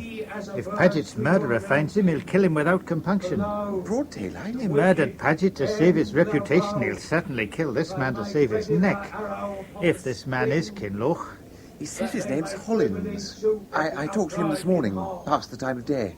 Says he's a Cockney bricklayer blinded in the war. Cockney, eh? Listen. Go and talk to him again. What should I say? Anything, doesn't matter. I just want you to knock his hat off. Knock his hat off? Yes. Then give it him back and ask if you can try reading the Braille. Me? Of course you. Why do you want me to knock his hat? Just do it. Get him to lift his hands off the pages of his book just for a second, and I'll be standing beside you. Righto. That's interesting. What? Haven't you noticed? He hasn't got a stick. Well, I'm blowed. Whatever you do, don't let him know that I'm there. And a horrible tempest, and this shall be the portion of their cup. Afternoon? Oh. Afternoon, Gov. You back again? You don't forget voices, do you? Not them as comes along of half a crown, like what you done this morning. Your ears are as good as eyes, and so are your fingers, I suppose. I wonder if I could see what my fingers make of your... Oh, I'm so sorry. Here, me hat. Clumsy of me. Let me dust it for you. Oh, here, me book. Me Bible. Where's me book? Here it is. No damage. And your hat. I'm awfully sorry to be so clumsy. It's all right, Gov. All in the days. Here, what's happened to my book? The page is smooth. Here, what's this? Paper? Piece of paper. There. Good. No, there's nothing there. Feel. Who's beside me? Who's that? Nobody. Yeah, what's going on? Here's half a crown. Yeah, what did you flick that paper under my fingers for? Come on, Chance. Taxi! Taxi! Yeah, come back.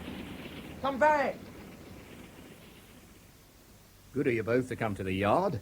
That was a crafty bit of work. Thank you, Inspector. I can now tell you that the fingerprints on this sheet of paper are not the same as the ones found on the whiskey glass. Good. Mark you. They match the prints that were plastered everywhere else in that room at Ealing, but not the ones on the glass. That proves there was another man there. And you say that this man's hair matches the hairs in Paget's study? Same texture and colour as these you, lent me. Without a lab test, we can't place too much reliance on that. Still... 2 things convince me that this man is Kinloch. Oh? What are those? The most changeless feature of the human face is the forehead. Is it? You're right, McNabb. Even when you're bald like me, the hairline is always discernible. Look at this army photograph of Kinloch wearing a Glengarry. Look at his forehead. Our blind friend's is precisely the same. Yeah. What's the other thing? He's no more a Cockney than I am. Oh, his accent convinced me. His accent, yes. His idiom, no. He said he remembered your voice along of the half-crown you gave him. What's wrong with that? That, along of. He used it to mean together with.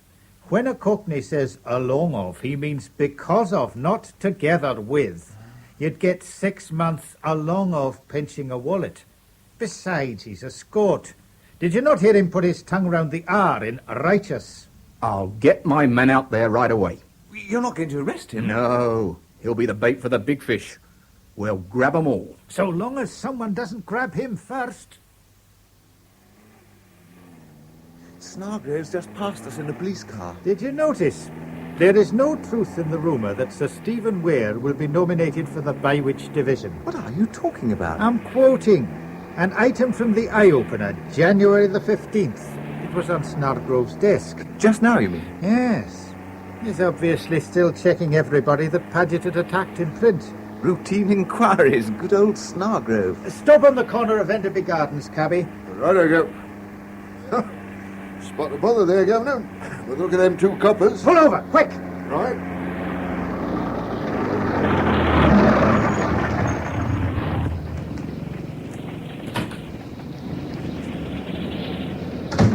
Here. Thanks, Governor. Inspector Snargrove. They've got him, McNabb. Snatched him. How? When? Sergeant? Oh, it's not 5 minutes ago, sir. A man and a woman drove up in a Rolls Royce. The lady got out. She's walking past the blind man. Suddenly, she goes as white as a sheet. Then she sort of, took ill, as you might say. And the man jumped out of the Rolls and rushed to catch her. She was sort of swaying. He put her in the car. The blind man was standing up, and then he grabbed the man. What? Well, it's hard to tell who grabbed who, really. There was a bit of a scuffle. I rushed forward, and someone stuck out a foot, and over I went. Time I was up, they'd all driven away. Descriptions of the man and woman? Oh, yes, sir. Was the woman bobbed, shingled, or had she long hair? Well, it wasn't short, sir. The man? Ex-officer in mufti, I'd say. Number of the car? No, sir. Like I say, Get those descriptions out immediately. Oh, yes, sir. One other thing, sir. What's that? This blind man, he can see. What did you say? I swear he could see. What? Good Lord! Oh, of course! That's why Dr. Dunn laughed. Those thick, dark glasses he was wearing. Surgical lenses. And the absence of any stick. Well done, Sergeant. Did he give himself away to the others, do you think? Oh, I couldn't say so. A taxi! Taxi! Hey! Where are you off to, Mr. Chance? Back to Fleet Street. No time for that. You and I are going for the big one. The exclusive on the arrest.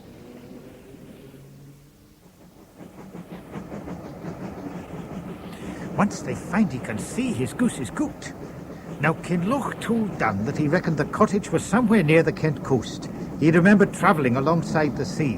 What we've got to find is a coast guard who knows every inch of that littoral from Rochester to Rye. Right. You've got details of the place Kinloch described so vividly to Dunn. If I can read my own shorthand.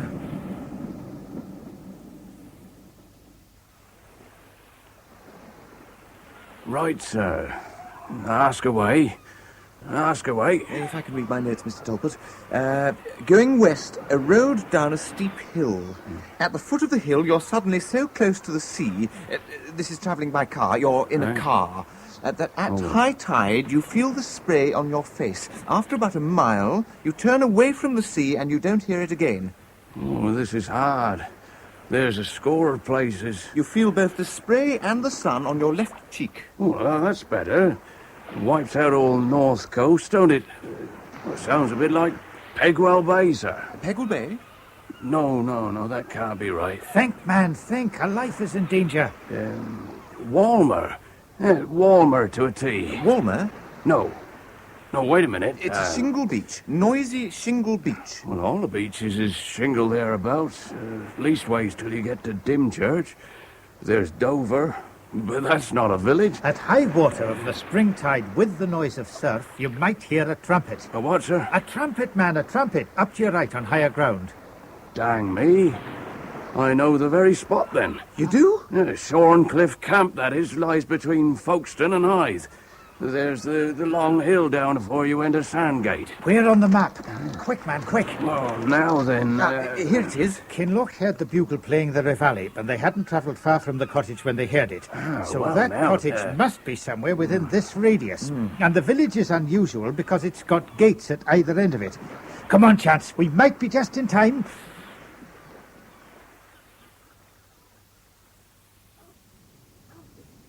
Chance. Shh. Where's Kinloch? They're all three of them inside the cottage. What's happening? That's what's so odd. Nothing. Still nothing? No. It's as if they were waiting for someone or something. You can see through the curtains here. Kinloch's still wearing his dark glasses. Yes, I don't think they know he can see. I'm sure they don't, otherwise he'd be dead. Let's go round the back. We can hear what they're saying through the kitchen window.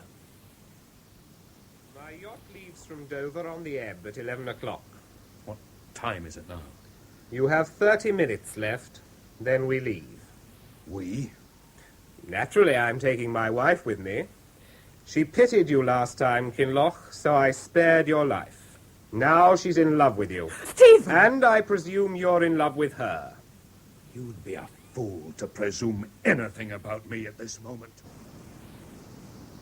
If Ware tries to make a dash for it, we've got to stop him. Well, how do we do that? There's his Rolls Royce over there. Go and smash the lights. Right. I hope Kinloch knows what he's doing. You don't seriously think I'd let you live, do you? You think I destroyed one blackmailer to put myself in the clutches of another? And probably my own wife's as well. You swine, she's been loyal to you throughout. She couldn't have given evidence against her husband anyway. Paget was right. You're not fit to be a representative of your country. Oh, Paget's little errand boy wants to copy his master, does he? Right. He shall. Stephen! Your ears will tell you what that noise was, eh, Kinloch? You remember you heard it before, You recognize the steel of my knife blade, don't you?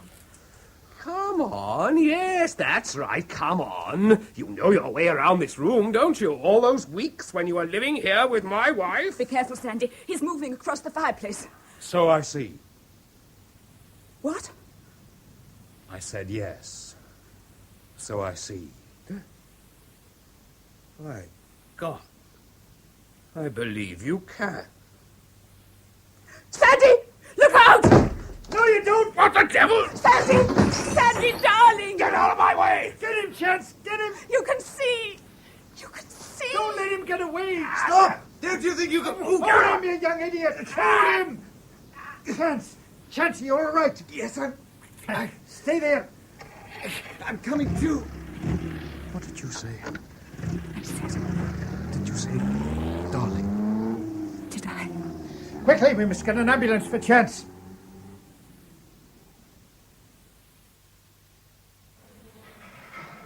He's in no fit state to see I anyone. assure you, nurse, he'll want to see me. I'm his boss. McNabb? Oh, Mr. Matheson. All right, 5 minutes, no more. Well, what's it feel like to make the front page? Painful. Paget killer caught by Chance. Godfrey Chance, ace reporter of the Daily Record, last night. Who wrote that? Who else but the Record special correspondent? Inspector Snargrove of Scotland Yard has named Sir Stephen Ware in the Ponsonby Paget case. On the night of the murder, we are informed Sir Stephen had retired early to bed. Then he got up, dressed, and went out to intercept his wife as she was returning from the country. He persuaded her to drive him to Mr. Paget's house in Ealing. As simple as that. The poor girl was terrified of him. Afterwards, he went back home to bed and in the morning told the servants he decided to stay in the country. Wait a minute. You can't publish this. It's sub judice. What about his trial? He's dead. Dead? Went over a cliff in his car. Oh. But not, I gather, because his headlights had been smashed. Ah. No, I didn't. Well, there wasn't time. What happened to Kinloch? Kinloch, I'm sorry to say, is in paradise. Kinloch was killed? No. He's gazing into the eyes of his beloved. They tell me that's a sort of paradise. Personally, I'd rather have a biscuit. Now, we've brought you some grapes, and exchange is no robbery. You don't happen to have any in this locker, I suppose?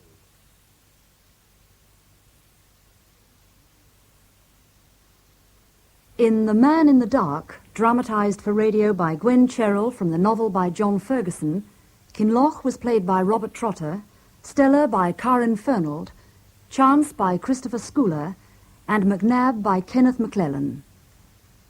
Douglas Blackwell was Matheson, Malcolm Gerard, Sir Stephen Ware, David Graham, Inspector Snargrove, Peter Craze, Dr. Dunn, James Thomason, the Solicitor Spencer, and David Bird, Ponsonby Paget. Mrs. Spedding was played by Shirley Dixon, Talput by Michael Harbour, Inspector Green by Malcolm Reed, Sergeant Howley by Walter Hall, a cab driver by Andrew Sear, and Beaumont by Hayden Jones. Love's Old Sweet Song was played on the cornet by Graham Whiting, and the play was produced and directed by John Cardy.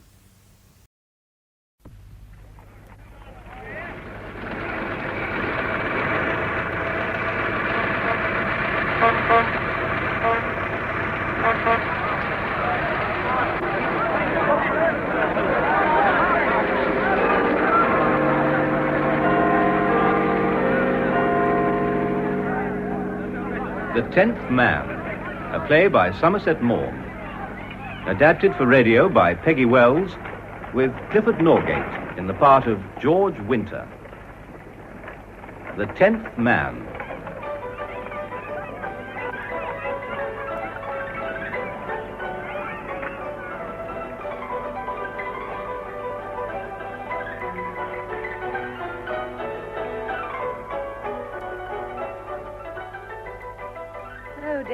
I wish you'd sit down, Frank.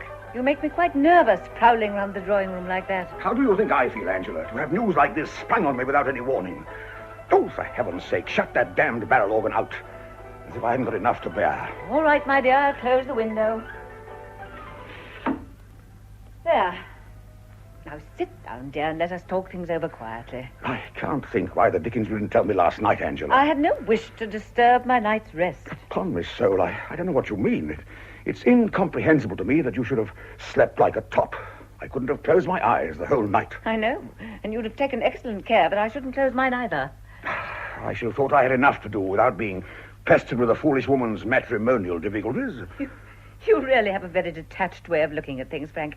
No one would imagine, to hear you speak, that the foolish woman in question was your daughter. Really, Angela, I must beg you not to make this a subject of flippancy.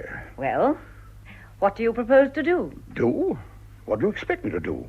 You tell me that Kate came home at 12 o'clock last night in a ball dress without her luggage, without even a dressing case, and informs you that she's left her husband. It's absurd. Quite absurd, and so unnecessarily dramatic. Well, of course, it was a whim on Kate's part. Luckily, her husband's coming here this morning. Is he? Yes, he promised to fetch me in his car. We're going to drive down to the city together. I'll bring him in, and meanwhile you can talk to Kate. Well, I dare say she's thought better of it already. It only wants a little tact, and we can settle the whole thing. George is clever enough to have given some plausible explanation to the servants. Are you really under the impression things are going to pass off in that way? Why not? They say it's a wise man who knows his own father, but it's apparently a wiser man still who knows his own daughter. Oh, Angela, for goodness sake, don't try to be bright and amusing. Do you know so little of Kate as to imagine she would have taken a step of this kind without having quite made up her mind? What? You don't mean to say you think Kate will refuse to go back to George? I do. Well, she must go back, that's all. You know just as well as I do that I can't afford to quarrel with George Winter. I'm chairman of half a dozen of his companies. The position would be intolerable. I suppose you owe him money. No, not exactly. Yeah. And how much is it that you don't exactly owe him? Well, we're mixed up together in any number of business undertakings, and naturally we have a sort of running account. If we settled up, I dare say I should have to find something like £15,000. And how do you propose to raise £15,000? That's just it. It would be devilish awkward. And George is in a confounded tight place, too. You must talk to Kate seriously, Angela.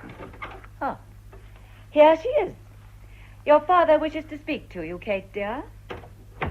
Good morning, Father. Be so good as to sit down, Catherine. Now, am I to understand that what your mother tells me is true? Yes, Father. I lived with George as long as I could. For 4 years, I put up with more than any woman I know would have done. There are some things no one should suffer who has any self-respect. You've never complained before of George's behavior? No. Why have you never said a word to your mother about it? I can't imagine why you shouldn't get on with George. I don't suppose you've ever expressed a whim that he hasn't gratified. Your allowance is princely. Your pearls are the envy of every woman in London. Oh, yes, he's generous. My pearls have been a splendid advertisement. Then what have you got to complain of? I dare say my mother knows what half London is chattering about. Well, Angela? Oh, my dear, I hoped it was idle gossip. A man as much in the public eye as George Winter, the most prominent financier of the moment, certain to be talked about. Kate, we aren't living under Victoria these days. This is 1910. You know what men are. You must extend a certain degree of license to a man of George's temperament. You don't understand, Father. I bore my life till something happened which I couldn't endure. I've left him fully decided to divorce him. Nothing you can say will move me. There are always two sides to every question. I wonder if you'd go into the library, Frank. I should like to talk to Katie alone. Oh, very well. Perhaps you can do something with her. Tell her what it means if she persists. No, my dear. Oh, Mother, you'll stand by me, won't you? You know what I've gone through. You must have some pity. Why have you chosen this particular moment to leave your husband? There are limits to human endurance. Are you in love with someone else? You have no right to ask me that, Mother. Your indignation is almost an answer in itself. It's Robert Colby, isn't it? Well? Yes. And you made your arrangements, I suppose, to be married as soon as the decree is made absolute? We haven't discussed the matter. But still, I may take it that is the intention. Yes. Your father wishes me to tell you that if you quarrel with George, you will ruin him. He could hardly keep the positions that George has given him on his various boards. You'll be no worse off than before I married. Except that it appears your father owes George £15,000. Do you want to cheat me again out of the little happiness that seems in store for me? I want you to do what is right in your own eyes. How can you be so cruel? May I come in? George! How dare you? Now, Kate, you mustn't look like that. Good morning, George. Good morning, Lady Frances. Well, Kate? It's infamous that you should come here. If you had any decent My feeling... dear child, I had a business engagement with your father. It's unreasonable to expect me not to keep it because you have temporarily abandoned the conjugal roof. Father, you might have warned me. My dear, I was hoping that after a talk with your mother... What can I do to show you that I've made up my mind for good? Even after one's made up one's mind, it's not too late to listen to reason. I think for all our sakes you should listen to anything that George has to say, Kate. Do you understand what my mother means, George? I dimly suspect. My father owes you a lot of money. He thinks that if I divorce you, he'll have to pay that money. I'm sure his sense of delicacy would prevent him from remaining in my debt. And you'll make him resign his directorships of your companies? I know him well enough to feel certain that he would never wish to retain them. It's vile. Or is it common sense? Now, look here, Kate, listen to me carefully. You know that all our interests are in Central America. The Lewishams had it all their own way out there till I came along. They owned the railways and the mines and the trams, everything that was worth having. I've been fighting them tooth and nail for 10 years. They've done all they could to smash me, but they haven't succeeded. And now I can force them to come to terms. All this is nothing to me. The Lewishams got onto a big thing, a mine called the Campo del Oro. But that earthquake the other day queered their pitch, and they offered bills when hard cash was the only thing to do the trick. Well, I found the cash and bought the mine last week. It doesn't interest me. It will. I sent MacDonald out there. MacDonald is George's expert. He's the soundest man in the profession. I'm expecting his report any moment. Then I shall get to work. I'm going to float the mine as a company with a capital of $500,000. Your father will be chairman, and he ought to make close on 50,000 out of it. For a reason I needn't tell you, we can't afford to wait. We must have ready money, and that means floating the company at once. My only chance is in Middlepool, where 3 parts of my backing have come from before. We shall soon be in the middle of a general election, and you know how uncertain my seat in Middlepool is. I keep it only by my personal popularity. I'm at the mercy of the nonconformists, and if there's talk of a divorce, it's all over with me. They'll make me retire before the election, and if that happens, the new company won't stand a dog's chance. I'm afraid you'll think it very selfish, but I haven't any more power of self-sacrifice in me. If the mine is a failure, it'll knock down all the other companies I'm connected with. It'll mean your father's ruin and mine. I dare say you don't mind that. But it'll also mean the ruin of thousands of investors all over the country. 3/4 of the population of Middlepool will lose their savings.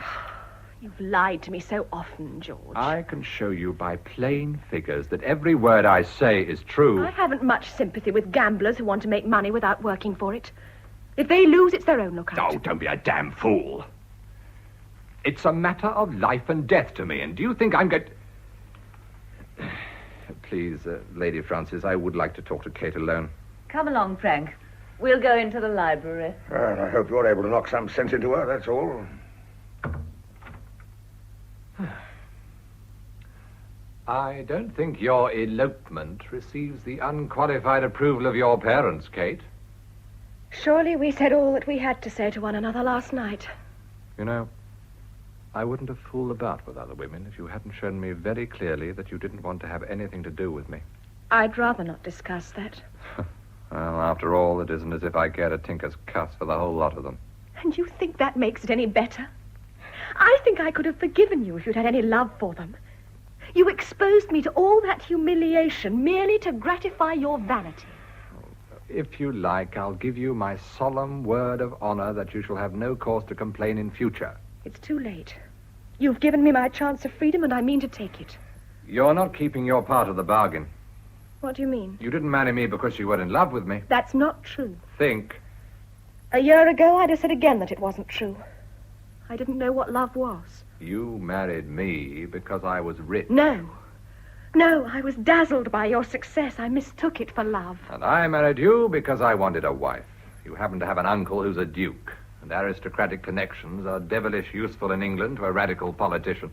Yes, I found out soon enough why you married me. It was a business arrangement on both sides, and you've had your full share of the profits. Oh, how can you? Oh, you'd always lived in a poky way, and I gave you magnificence. If you bought an article and it hasn't turned out worth the money you gave for it, that's your lookout. You see, you've taught me something after all. And now surely you have nothing more to say to me. My dear, knowing how important it is to me that you should return to the conjugal roof, you don't imagine I've come without some means to persuade you. I assure you, you're wasting your time. You seem to be under the delusion it rests with you to make conditions. I have here a copy of a letter which you may remember. The original was so crumpled that I can't help thinking you were romantic enough to sleep with it under your pillow. It begins, "My very dear friend." How did you get hold of that? I can never understand why people are such fools as to write love letters. I never do. I only send telegrams. You broke open my dressing case. When I made you a present of your dressing case, I kept the duplicate key in case you lost yours. How like you. Well, there's nothing in any of my letters that I'm ashamed of. I wonder what a clever counsel would make of this letter. I can imagine it read in such a manner that those vague words should gather form and substance. What do you mean? My dear, I'm going to bring a counter petition, that's all. You want to wash your dirty linen in public? Let's have an entire spring cleaning. Oh, my dear George, if you only knew how indifferent I am to such a threat. We haven't done anything with which we can reproach ourselves. You astonish me, my dear Kate. Surely it can't have slipped your memory that Robert Colby, snatching a brief and well-earned holiday from affairs of state, made a tour of North Italy last Easter, and you accompanied him. That's not true. You know it's not true. I went with Barbara Herbert. And a maid.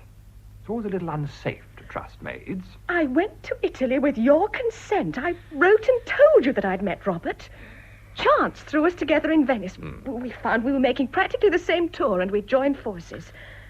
We had nothing to be ashamed of, therefore we had nothing to fear. And do you think you will be able to persuade a British jury that you and Robert Colby travelled through Italy together merely to look at churches and pictures?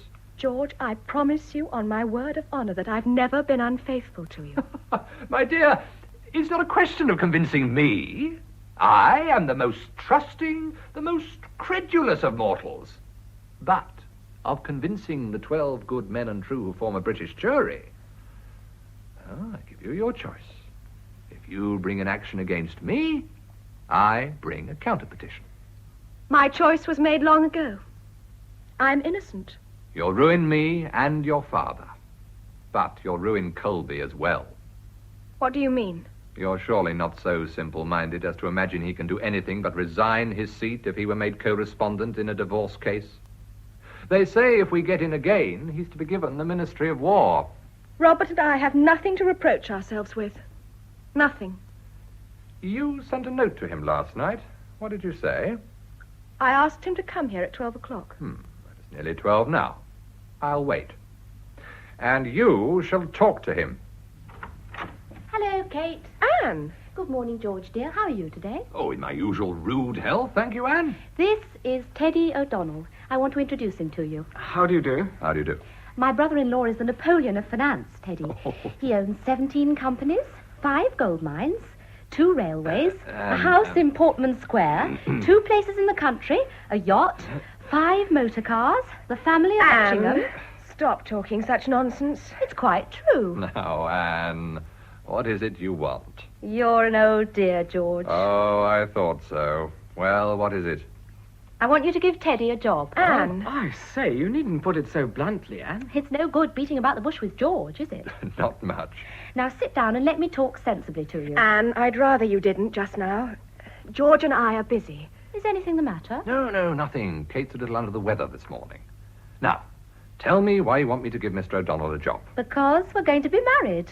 Are you, by Jove? I offered her my hand and heart. And being a practical person, I promptly inquired what were his worldly possessions. They're not only nil, they're astonishingly nil. In point of fact, if you reckon debts, they're positively minus. So, I fell into his arms and said, let us put up the banns at once. And that's where I come in. Well, I thought he might manage one of your railways or be your chauffeur. What? Or if you didn't think he was good enough for that, you might make him director of one of your companies. Anne, you don't know what you're talking about. Good heavens, if Papa can direct companies, surely Teddy can. No, I didn't mean that. But there are circumstances that you don't understand. Mr. O'Donnell can't ask George to do anything for him. Mr. O'Donnell... Really, Kate, you might let me answer for myself. George always said he'd help me when I wanted to get married. Mr. O'Donnell, I presume your idea is to go into the city. Yes, more or less. Educated at a public school, I suppose. Yes. May I take it that you tried to get into the army and failed? Yes, I suppose I did. Yes, and you hadn't got enough money to go into the diplomatic. How on earth do you know, George? When a young man of family and education tells me he wants to go into the city, I know it's because he's too incompetent to do anything else. Well, 50 years ago, the fool of good family went into the church. In 1910, he goes into the city. You're not very flattering. Well, I dare say you'll suit me all right. Oh, George, you are a darling. Anne, give me a kiss and I'll find him a job. I'll give you 2. There. Well, I shan't find him 2 jobs. I can't imagine why everybody's so afraid of you, George. You're an old dear. A heart of gold. That's what I always tell Kate. Now, come and see me tomorrow morning, O'Donnell. We'll have a talk about things. It's awfully good of you, sir. You know, you'll have to do as you're told if you come to me. I dare say I shan't mind that. Well, it's not always pleasant being at the beck and call of a damned bounder. How do you mean? Of course, you look upon me as a damned bounder. I know that. I wasn't educated at a public school. My father was a hatter at Middlepool. I went to sea when I was 14. When I was your age, I was earning 25 bob a week as a clerk in a bucket shop. Of course, I'm a damned bounder. Now, George, don't be disagreeable. Well, run along, children. Oh, have you spoken to your father about this, Anne? No, we're going to leave you to do that. Are you? Well, you see, Father's sure to kick up a bit of a row because Teddy's so absolutely stony. But if you say you're giving him a job... Father may object, Anne. Oh, he wouldn't dare if George said it was all right. Are you really very keen on marrying? Awfully. Well, I'll see what I can do. Run along now. Goodbye, darling George. Goodbye, sir. See you tomorrow. Bye. Bye. George, you're not going to take him into your service. You must understand it's impossible. Why? We can accept nothing from you. This disinterestedness is rather a new trait in your family, isn't it? Anne will have to be told the facts, and she'll see at once that it's out of the question for Teddy to accept favours from you. I wonder. I have no doubt of it. Do you think she'll be pleased when she's told that her marriage can't take place? Are you sure she won't say that she has no quarrel with me? I should make her understand. And what will you say?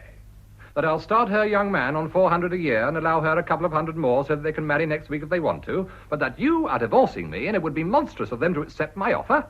Oh, it's wicked of you. Each way I turn, you bar my way. In the agitation of the moment, you seem to be mixing your metaphors, my dear. Mr. Robert Colby has come, madam. Oh. I've shown him in the morning room. He said he would wait until you were disengaged, ma'am. Ask him to come in, Thompson. Very good, sir. I'll go through to the library and discuss the weather and the crops with your excellent father, and you shall discuss the situation with Colby. For goodness sake, leave me alone. Suggest a counter-petition and see how he takes it. My own impression is that he'll run like a rabbit. And if he does, you know whose arms are open to receive you. As the library adjoins the drawing room, I shan't be far away if you want me. Mr. Robert Colby. Robert, how good of you to come. My dear, you look as if you were surprised to see me. You must be frantically busy. I thought you might not be able to manage it. Ah, Do you know what I've done? I suspected what your note meant. I'm seeing my solicitor today, and the petition will be filed as soon as ever it's possible. I'm so glad. You had no right to go on with that degrading life. Robert, tell me again that I'm right. You'll know how much I love you. Yes, I do know. You've shown me in everything you've done how much you cared. You realize that I've never even kissed your hand, Kate. I'm very grateful to you. Now more than ever, I want to feel quite sure that we have nothing to reproach ourselves with. Were you angry with me when I wrote that letter to you? I read it till I knew every word by heart. Sometimes I wonder how I could have borne my life at all except for the knowledge that you cared for me. You've never once told me that you love me, Kate. I love you with all my heart and soul. And after it's all over? It shall be as you wish. You've meant so much to me, Kate. I owe all my success to you. It makes me so proud to hear you say that, Bob. Did you read the speech I made yesterday? No, I'm afraid I haven't yet. Tell me all about it. I suppose it was the army debate. Yes, I burnt my ships behind me. I said I thought some form of compulsory service was essential. Oh. The Prime Minister's going to the country at once. I think we shall get in. And if we do... Oh, I wish to goodness they'd give me the War Office. Of course, after 6 years in office, we can only hope for a small majority, and every seat will count. I wonder what will happen at Middlepool. George is very popular. Yes, that's just it. As long as he was there, the seat was safe. I wonder if anyone else will be able to hold it. Do you think it will be impossible for him to stand again? Oh, quite. And rightly. No man's obliged to go into Parliament. If he does, it's his duty to keep clear of scandal. I wonder what you'd do if you were beaten at the general election. Oh, I don't think my constituents will throw me out as long as I behave myself. And if they did? It would just about finish me. Politics are my whole life. Yes. Now you must go. I've got so much to do, and I'm sure you must have. Goodbye, then. And God bless you. I shall think of you all day long. Goodbye.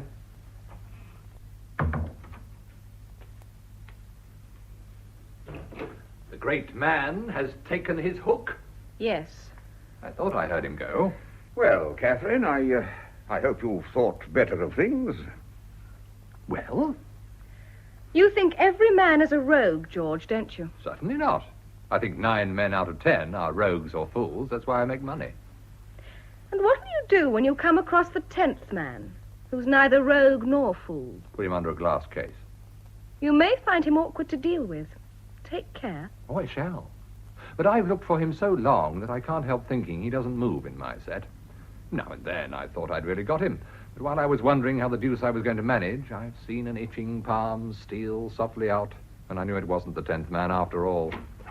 Mr. Bennett would like to speak to Mr. Winter. Is he on the telephone? No, sir, he's here. What the deuce can he want? All right, I'll have a word with him, Thompson. No, let's have him in. Perhaps it's something important. And he'll want to see me, too. Perhaps. Show him in, Thompson. Very good, sir. Who is Mr. Bennett? No, he's the secretary of 2 or 3 of our companies. He manages the office and that sort of thing. He does all the work for which your father gets fees. Oh, I don't know about that. I flatter myself I'm worth my salt. Mr. Bennett.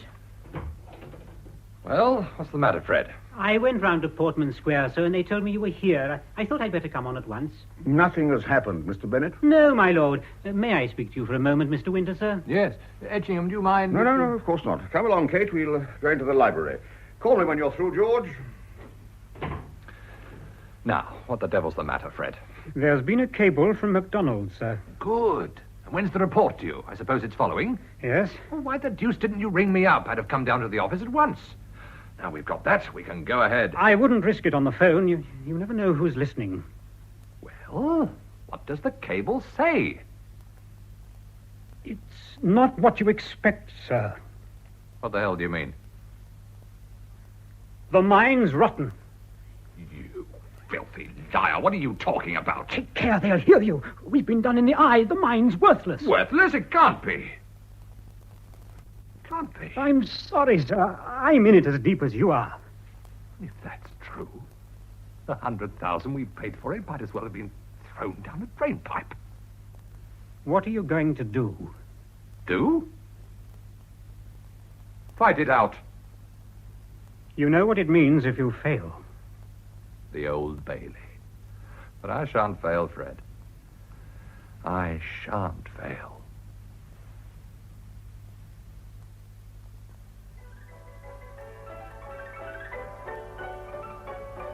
The doctor says your father will be well enough to come downstairs tomorrow, Kate. Oh, I'm glad of that, Mother. This is the second attack of gout he's had this year. Poor old thing. Close the window, will you, my dear? Very well. Do so wish that barrel organ wouldn't always play the same tune. It quite exhausts me. Oh, What's the matter? George's carriage.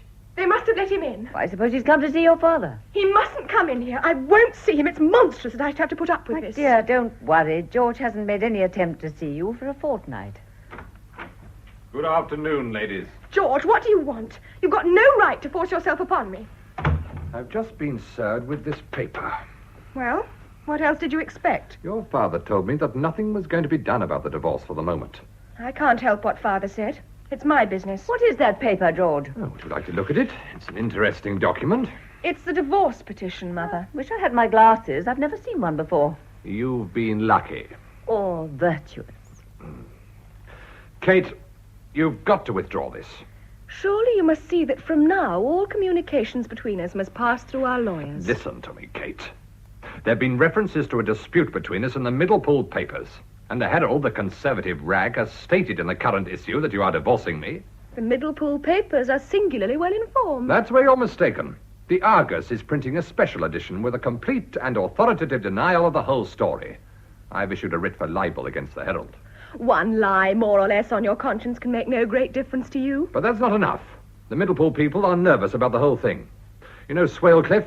He's the nonconformist minister. He's on my committee. He and Ford control the dissenting interest between them. They've got it into their heads that they want the truth from you. Me? Who is Ford? The richest man in Middlepool. He's one of my directors on the Middlepool Investment Trust. Shrewd as they make them. But I don't understand. What do these men want Kate to do? They're coming here at 5 o'clock to ask Kate if there's any truth in the rumors. But it's outrageous. Of course it's outrageous. What do you expect Kate to say? She's going to say it's the first she's heard of it. Then they're going to ask her if she's divorcing me, and she's going to repudiate the suggestion. I refuse to see these people. Do you? Or do you want me to tell them before your face that every word they've heard is true? Yes, I'll see them. I'll settle the whole thing, and then I shall be rid of this persecution. But I shall tell them the exact truth. We'll see. It's not 5 o'clock yet. Mr. Pettigle. My dear Bob, this is kind of you. How do you do, Angela? Kate? You never come and see us now you're Prime Minister. It's a delusion of the public, Kate, that the Prime Minister has nothing to do but pay afternoon calls. I'm very glad to see you here, Winter. On the best possible terms with my mother-in-law. Of course. Well, when are you going to dissolve Parliament, Bob? Do you know, I've been so busy I haven't had time to read the papers for some days. What do they say about it, Angela? Don't be irritating. My dear, a wise Prime Minister looks upon it as a privilege to fulfill the intelligent anticipations of the press. I hope it's not true that you're going to give Emily Lascelles the Home Office. Good heavens, you talk as if your sex were already comfortably installed in the house. You know perfectly what I mean. It doesn't matter about the men, because all the work is done by the permanent officials. But their wives are quite another matter. I tell you frankly, it'll be a great mistake if Emily Lascelles goes to the Home Office. Why? She can't entertain. She doesn't know a word of French. She dresses abominably. That settles it. Emily Lascelles shall not go to the Home Office. That is how history is made. Oh, George, Frank bought a print of Napoleon the other day he wants to show you. Do come up, will you? Of course. George collects things about Napoleon, you know. Ah, the Napoleon of finance. I'm sorry to hear that Frank's laid up. Oh, he's much better today. We shall only be 5 minutes. Come along, George. Right. How naturally your mother did that. It almost took me in. Have you come to see me by arrangement? I'm up to my eyes in work. I'm afraid I could hardly find time for a chat in the middle of the afternoon without a rather special object. I suppose not. But your husband's presence leads me to suppose that your common sense has made my errand unnecessary. Haven't you heard of the life we led together? My dear, I make a point of never believing the disagreeable things that are said about a man who subscribes so handsomely to the party funds as your husband. Then I have you against me, too. My dear child, I've known you all your life. Your mother's my first cousin. We all desire nothing more than your happiness. George was served with the divorce petition this morning. Ah. It appears that two prominent supporters of your husband are coming up from Middlepool this afternoon to get from your own lips a denial of the rumors that have been circulating in the constituency. I can promise you that they're not going to get it. I wish I could persuade you to pause before you take such an irrevocable step. But why should you care? My dear, we've been in office for 6 years. We're dissolving Parliament at once. I don't know if we shall get in again. It'll be a very close shave. We can't afford to risk a couple of seats. A couple? The chief whip tells me that your husband proposes to lodge a counter petition. If it weren't so odious, the idea would be laughable. I promise you that Robert... Oh, yes, of course. Neither you nor Robert Colby has anything to reproach himself with. That's obvious. But, well, I gather that the evidence is such that a prima facie case could be made out. It would be awkward just at this moment for all of us. I myself could wish that my relationship to your dear mother weren't quite so close. Do you mean that if my husband drags Robert through the divorce court, you'll throw Robert overboard? even if his innocence is proved through and through. My dear, no one is so innocent that there's not occasion for some people to shake their heads and say, one never knows. I don't suppose any Prime Minister would invite a man to enter his cabinet who'd been co-respondent in a divorce suit. He's set his heart on getting the War Office. Well, you have it in your hands to give it to him. Does Robert know that George has made certain threats? No, I think not.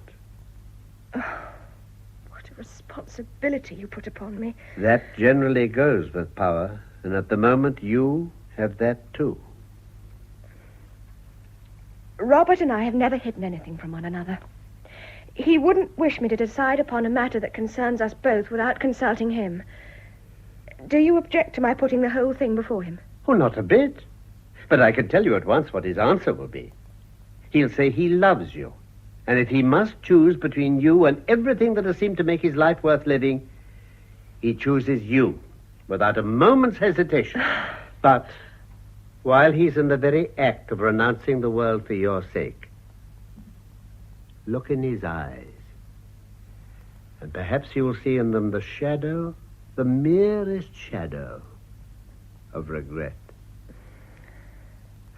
And perhaps in 10 years, when I bring an ill-spent life to a close, you will say to yourself, if I hadn't sacrificed him, he might be standing now in the shoes of that poor, old, incompetent Peregrine. I don't believe Robert is ambitious. You have to be a shrewd observer always to know the difference between ambition and patriotism. I could think the world well lost for love. Ah, yes, but you're a woman. Do you think a man can? Now, may I ring and ask if my carriage has come back? I asked Colby to fetch me in it so that we might run down to the house together. Mr. Colby. Oh, there you are, Colby. I thought I'd come up for one moment, sir, just to say how do you do to Kate. I should have been furious if you hadn't, Robert. Well, I'll just go up and see your father, Kate. Oh, he'll be so pleased. I'll take you up. No. I couldn't hear of it. I can easily find my way.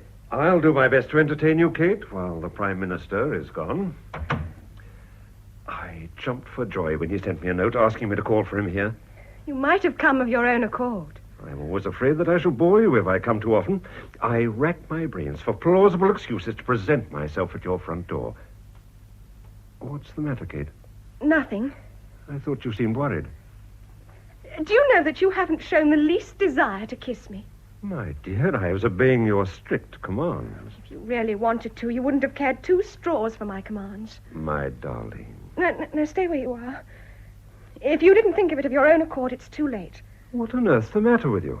If you love me, why don't you say so sometimes? Good heavens, it's on the tip of my tongue every moment of the day.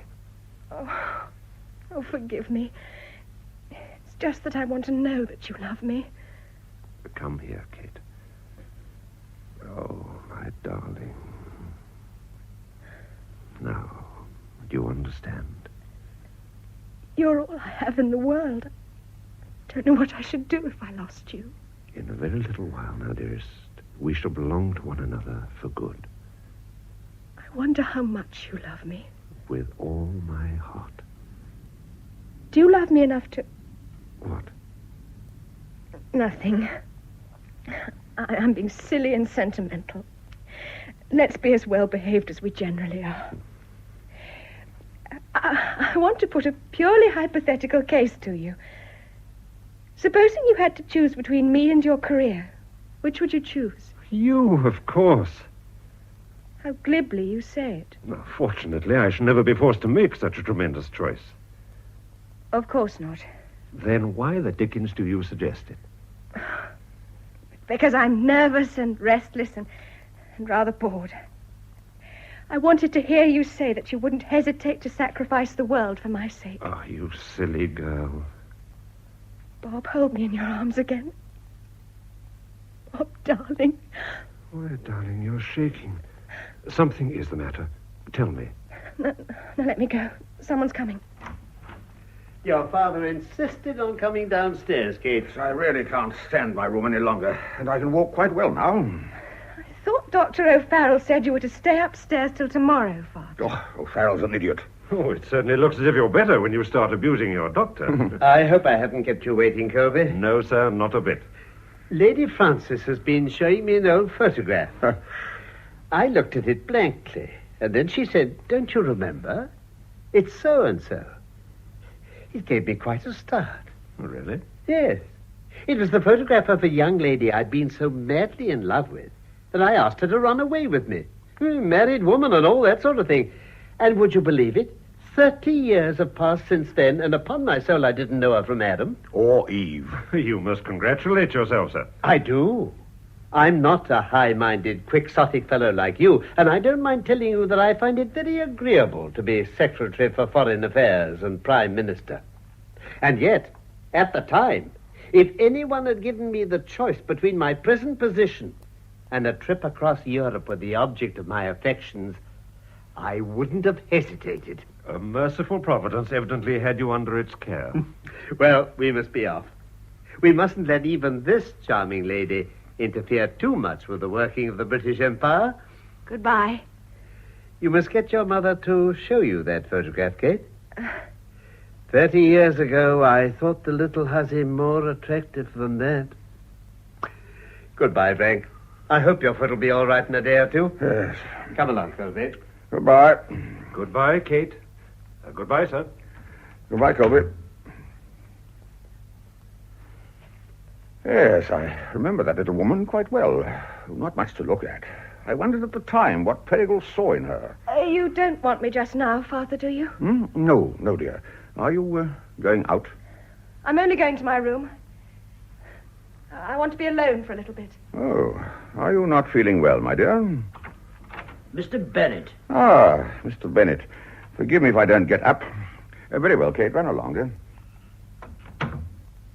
I'm glad to see you're better, my lord. Is anything the matter? I thought your lordship expected me. You telephoned. I? Perhaps Mr. Winter... Ah, yes, of course. George didn't mention it. I suppose he wants me to sign checks. Well, I can do it just as well here as at the office. I think Mr. Winter is still here. Would you mind ringing? Yes, certainly. Ah, George. We were just going to ring.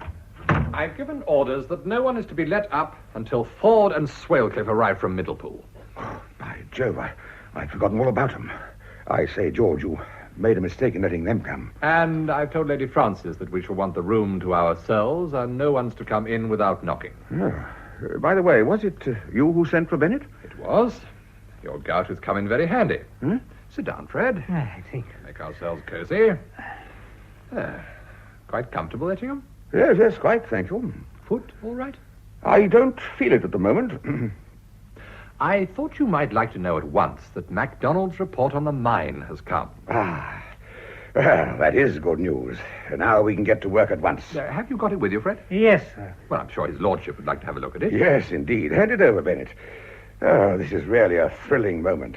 I believe I'm going to make me fortune at last. As you justly remark, it's a thrilling moment. Here you are, my lord. Thank you. Impressive document, isn't it? Rather technical.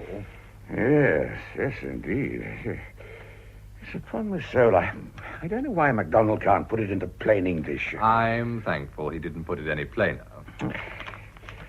I must honestly confess that I don't quite grasp what he means. I thought you wouldn't. The long and the short of it can be told in a dozen words. Ah.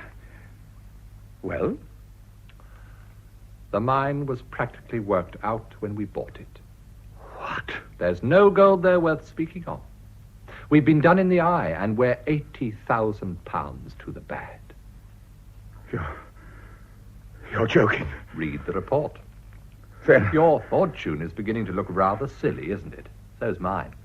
Is this true, Mr. Bennett? I'm afraid it is, my lord. My God. What's to be done now? What do you think ought to be done? You're chairman of the syndicate. Your opinion can't fail to be valuable. Oh, we must just pocket our loss, I suppose. With things in their present state, a loss like that is about as much as we can stand. But the slump must come to an end soon. We've been saying that for the last 2 months. Then what the deuce is to be done? That is what we're asking you. We've got the Lewishams to reckon with. Now's their time to make a raid on us. I've put all my eggs in this basket. I thought I was going to be rich at last. I wanted to get out of the whole thing. I wanted to live quietly and comfortably. What are you going to do, sir? Suppress the report. Go ahead as if we believed in the mine. We've got the government expert's report in which we bought the thing. We'll put that in the prospectus. But isn't that dishonest? Very. George. It's an axiom in mining circles that when you've got hold of a rotten thing, the proper course is to pass it on to the British public. But the public will find out there's no gold there when you pay no dividends. Oh, we'll pay dividends for a year or two. By then we shall have turned the corner, and we'll find another carrot for the British public. But you say yourself it's dishonest. There's another point you seem to have forgotten. What is that? We paid for the mine with money that didn't belong to us. What do you mean? Has it escaped your memory that you and I are directors of the Middlepool Investment Trust? Well? We had to plank down £80,000 within 24 hours or lose the mine. It looked like a certainty. At that moment, it was impossible for us to raise anything like that sum. The bank held £100,000 of bearer bonds for the Middlepool Investment Trust. They delivered them on an order, signed by you, me, and Bennett. We borrowed on them and completed the purchase of a worthless mine. But I've never signed anything. Yes, you did, my lord.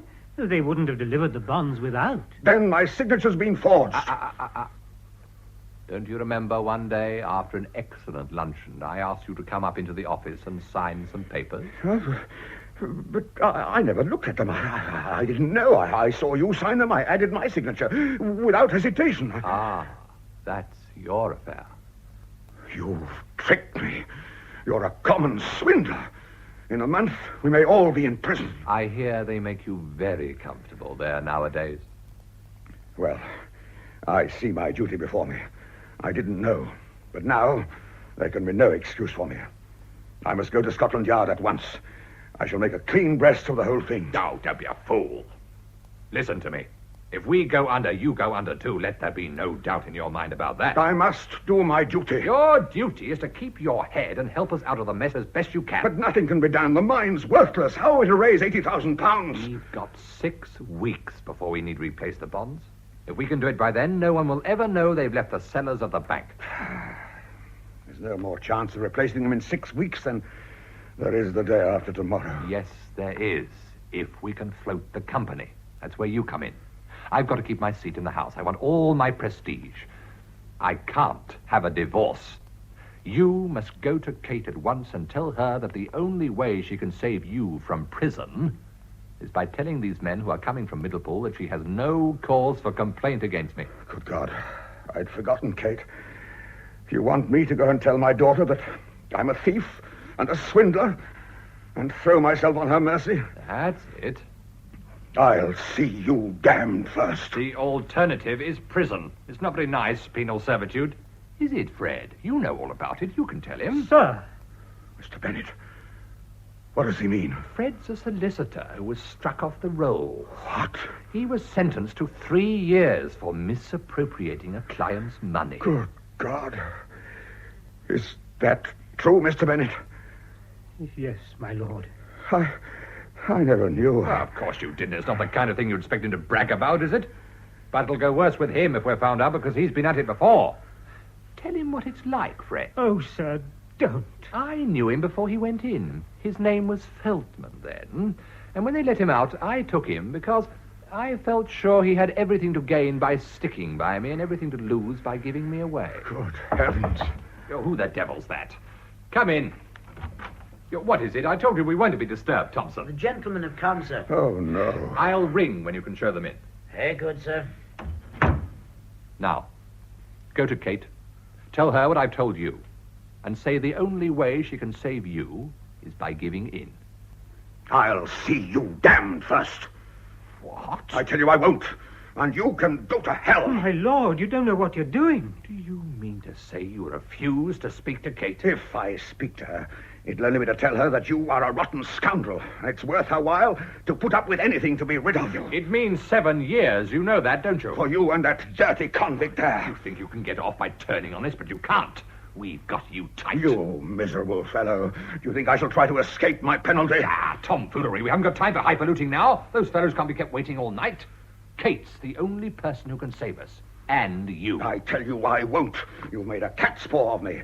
And you thought you were only going to say the word and I'd come to heel. You've done it often enough before. Don't expect any mercy from him, my lord. I don't want any mercy. You think you've got me tight.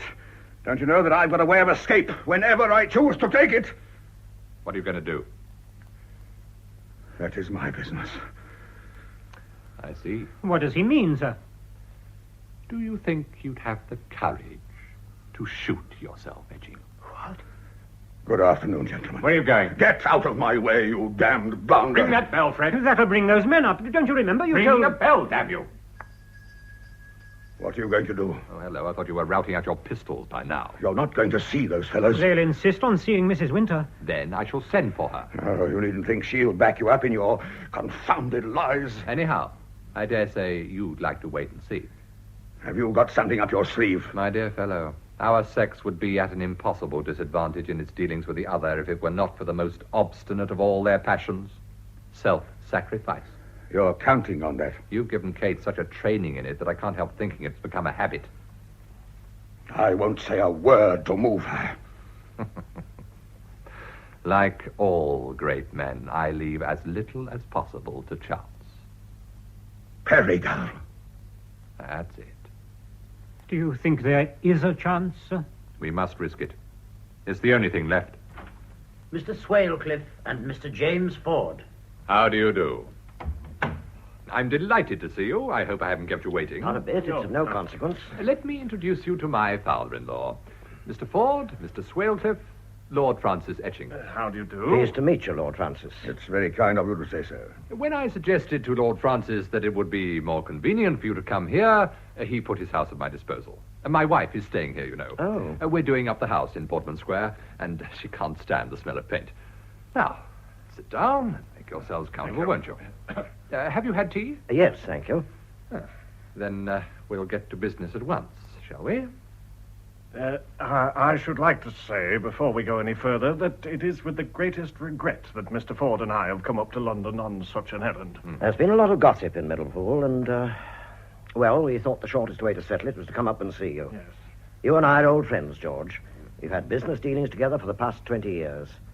But, well, it's a question of winning the election or losing it. There's never been much in it, one way or another.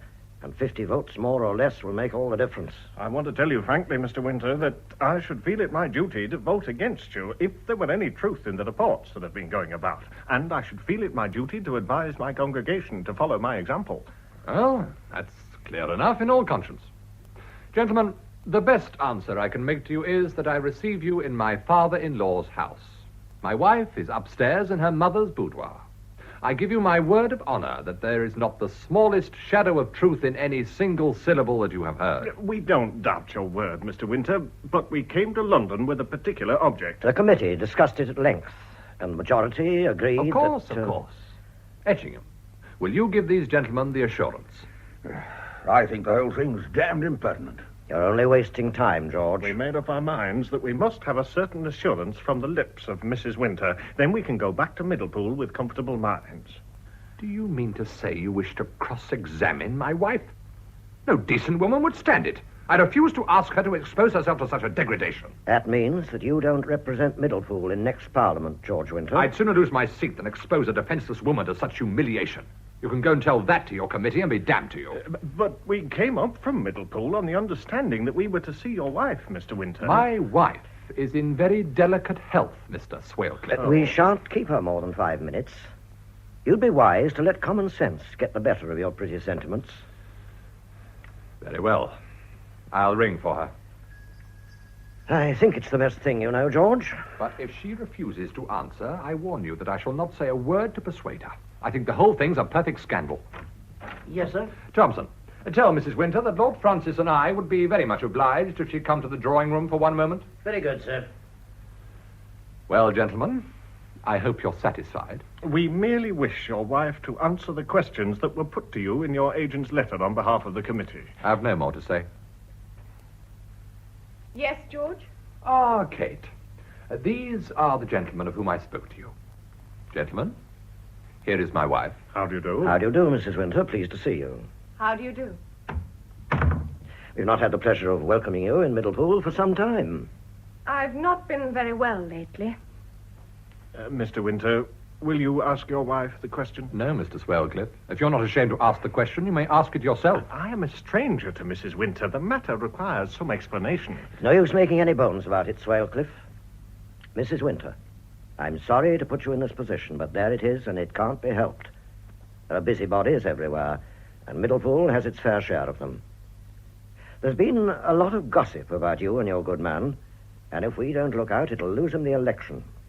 What do you want me to say to you? Well, we want to be able to go back to Middlepool and tell them we've had it from your own lips that there's no truth in these reports. That you may do. The reports are quite untrue. You've no intention of divorcing your husband? None whatever. You've never had any intention? Good Lord, isn't that enough for you? Yes, we won't bother you anymore. Sorry. Thank you, Mrs. Winter. Thank you very much. And I'm glad that you've put our minds at rest. George, shake hands. I'll shake hands with you, James, but I can't help saying that I could have expected more charity, more confidence in me from men who make a practice of belief in the Christian church. That's all right. I can understand your vexation, Mr. Winter, but we were in a very difficult position. Anyhow, we must get along. And if we look sharp, we'll catch the 5:40 back to Middlepool. Oh, yes. Good afternoon to you, Mrs. Winter. Good afternoon. Afternoon, gentlemen. Mr. Bennett will show you out. Goodbye.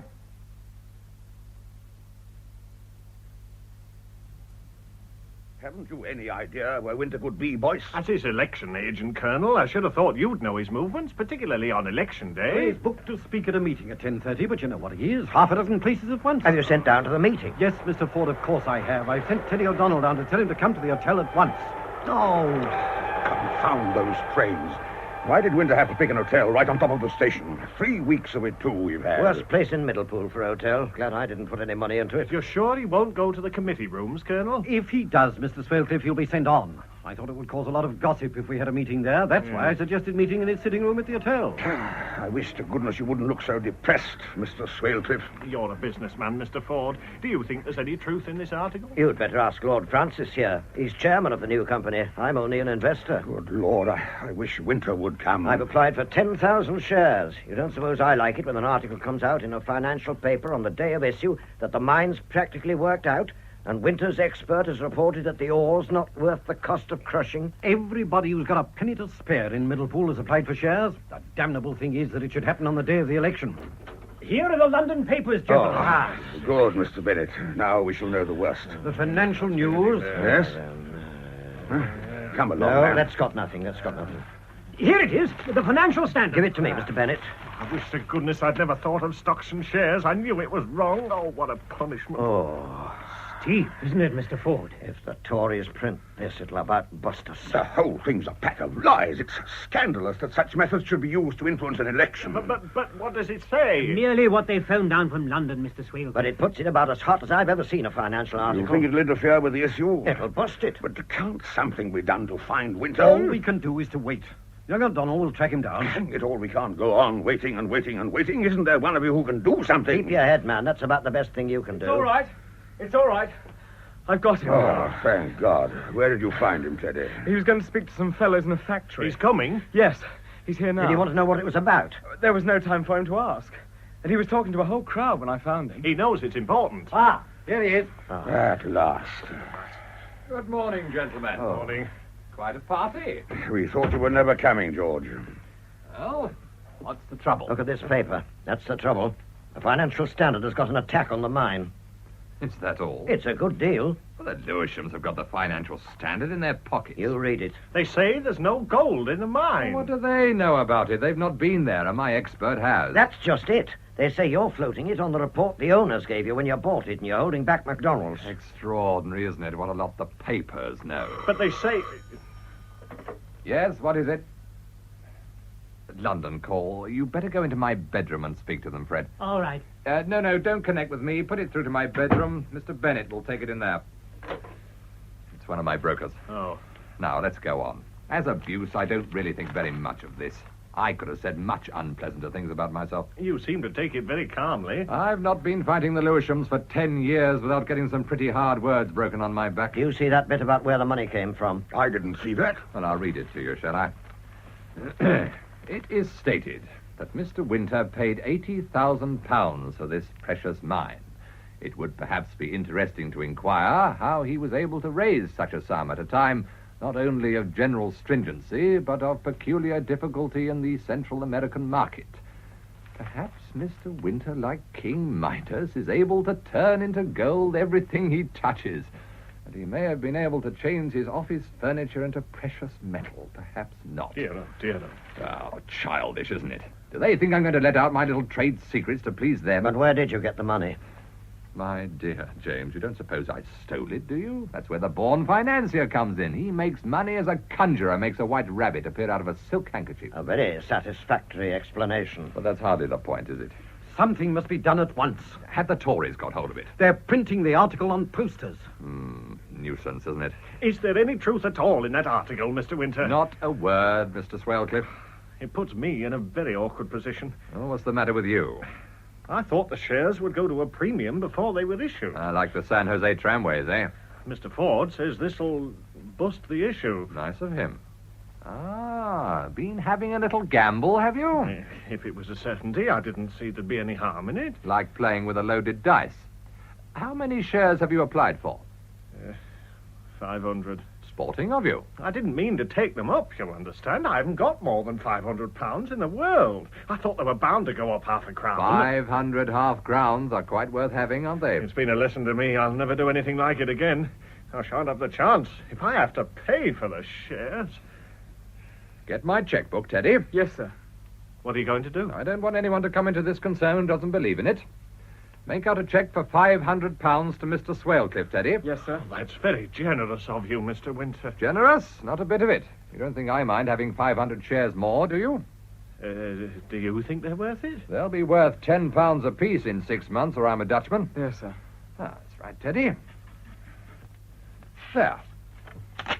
My cheque, Mr. Swellcliffe. Oh, thanks. That looks as if you had confidence in the mine. Do you want me to buy your shares off you, James? Not just yet, thank you. But what's the meaning of the article, then? Why, it's as plain as a pikestaff. The Lewishams were willing to give their eyes for the mine, but I was too much for them. Now they're crabbing it, that's all. But then, in that case, this... You pay that cheque into your bank, Mr. Swellcliffe, and hand over the certificate to me when you get it. Do you think they will go to a premium? I've no doubt of it. I dare say the 500 half-crowns will be just as useful to me as to you, but I shall hold on. I want a bigger profit than that. Well, if they're good enough for you, they're good enough for me. No, you've taken my cheque now. It's too late. There's your cheque. You can have it back again. I'm going to keep the shares. Well, I don't mind. It wouldn't make much difference to me. But don't sell them, whatever you read in the papers. What's a profit of half a crown? Wait till you've got a profit of £5, and then you can think of selling them. £5?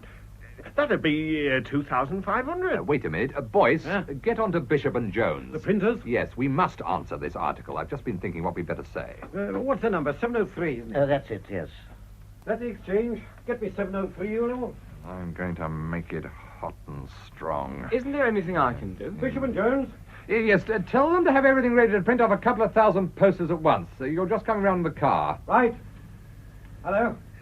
Will you get everything What do you ready think to of print this, off a Ford? couple of Let's have a look. Etchingham? Coming round. You see, we've Hello, got the boys. advantage that they have to print Yes. a whole article, and we only need a couple of sentences. Yes, that seems all right. Couldn't be better. Make a copy of this, Teddy. Right, sir. And make it sharp. We haven't got any time to lose. The car's at the door. You can get hold of the bill posters. Oh, can't you? yes, there'll be no bother about that. Have you finished, Teddy? Nearly, sir. There we are. Right. Take it, boys, and hurry up. Trust me. Teddy, Sir. jump into a cab and go round to the newspaper offices and tell them to put that in their next edition. Biggest type they've got. Then go to the committee rooms and wait. I'll ring you up there or come round. Right. And hustle or I'll sack you. You're taking it better than I expected. What do you expect me to do? Bang my head on the floor and tear out my hair? I can't afford it. It takes me all my time to keep my hair on. Here's Bennett. Well? Nothing much has happened, sir. They're a bit excited in the city. No bad drop in anything? Nothing to speak of. Oh, that's a relief. Everything's sound. No one would be such a fool as to do a bear. I'm getting on to McLaren and Hewitt. Oh, that's all right. I wanted them. Are they brokers? Yes. Look here, James. I'm due to speak in the cattle market now. I wish you'd go down there and keep them going till I turn up. I shall only be 10 minutes. You've got the line all right, Fred? Yes. Well, I don't mind if I do that. There's nothing I can do here, is there? No, leave it all to me. Your interests are my interests. So, I'll make tracks then. That's good. Coming, Swellcliffe. Yes, of course. Well, Fred? I thought I'd better not say too much while Ford was there. I saw something was up. That's why I got rid of him. Things are bad. Good Lord. The Lewishams are going for us. I thought they would as soon as I saw the article. Who's given it away, do you think? Oh, how do I know? That doesn't matter. The only thing is to face it. Do you mean our shares are falling, Mr. Bennett? There's a lot of selling, my lord. I wish we could corner them. I'd like to give the bears a lesson. If it goes on, there'll be a panic. You've told the brokers to do all they can to prevent its going too far. I've told them to buy, but carefully. Look, you must go up to London, Fred. There's no one there with a head on his shoulders. I thought that was the best thing myself. I've looked out the trains. I can just catch the express. I shall be there soon after 1. Go at once. I give you a free hand. If the slump can be stopped, I'll stop it. It's not a matter of can. It must be stopped. And wire reassuring messages. We must hang on to the telephone for all we're worth. Come back when the house closes. We must talk over things. All right. Good luck, sir. Is it all up with us, George? Oh, what the dickens are you talking about? Well, they've found out the truth. It's there, in black and white, that the wretched mine is worthless. They can't prove anything. Ever since I knew, I've scarcely closed my eyes at night. I wish I'd shot myself when you first told me. The worst of it is, at first I was overcome with the horror of it. But little by little, I've got used to it. Used to your being a thief and a swindler. You put things rather bluntly, don't you, Etchingham? And Bennett, an ex-convict.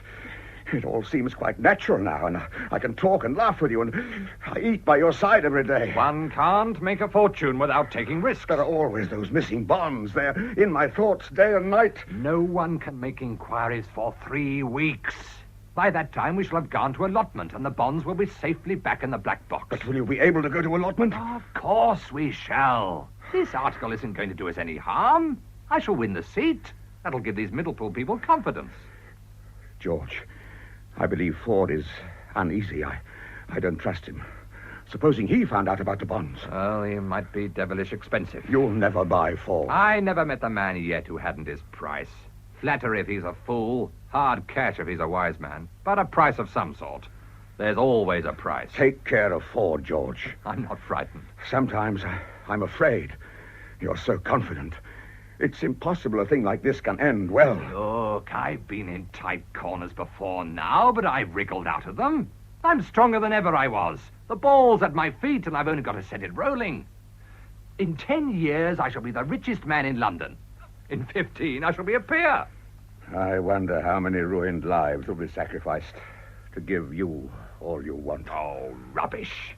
I flutter the will-o'-the-wisp of gain before the covetous, and they follow. They want to make money without working for it. Look, Swalcliffe gambles with his £500. His £500 will find its way into my pocket. It's his own lookout. By George, I've got an idea. What? The Lewishams can't attack my stocks without weakening their own. We're in the same boat, and if one of us shakes it, both will topple out. What do you mean? We'll attack the Lewishams. I'll get onto my brokers at once. Look, go to the post office and wire to Bennett. He's sure to call at the office. Tell him to sell Lewishams. Sell Lewishams? He'll twig. Why didn't I think of it before? We'll make the Lewishams sorry they started this game.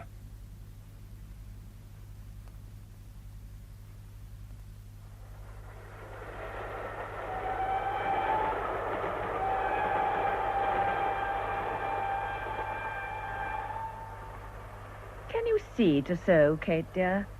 Wouldn't you like some more light? No, Mother, the light hurts my eyes. You're looking very pale, darling. I haven't been sleeping very well here. The hotel's so near the trains, and they seem to run all night. I wonder how George can stand it. His bedroom is practically on the railway. Yes, we just walk down a flight of steps into the garden, and there you are, within 20 feet of the line. Well, thank heaven the election's over. We shall know the results in half an hour, and tomorrow we can go back to London. What are you going to do, Kate? Nothing. I'm afraid you're very unhappy. Please don't think that, Mother. You've given up everything for our sake. I wish I could think so.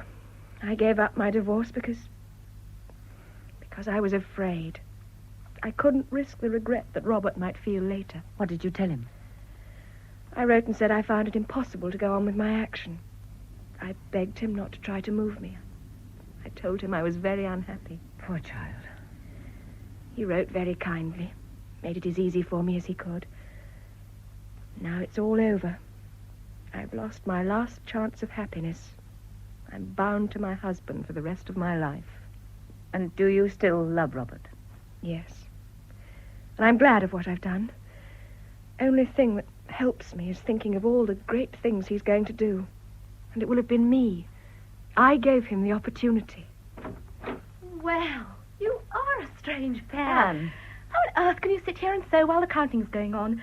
Oh, I've never been so excited in my life. Why have you come back? Well, it's nearly finished now. Teddy said there'd be rather a scrummage when the result was known, and I'd better get out of the way. Obedient child. It rather amuses me to be ordered about. Besides, I couldn't help seeing that nobody wanted me.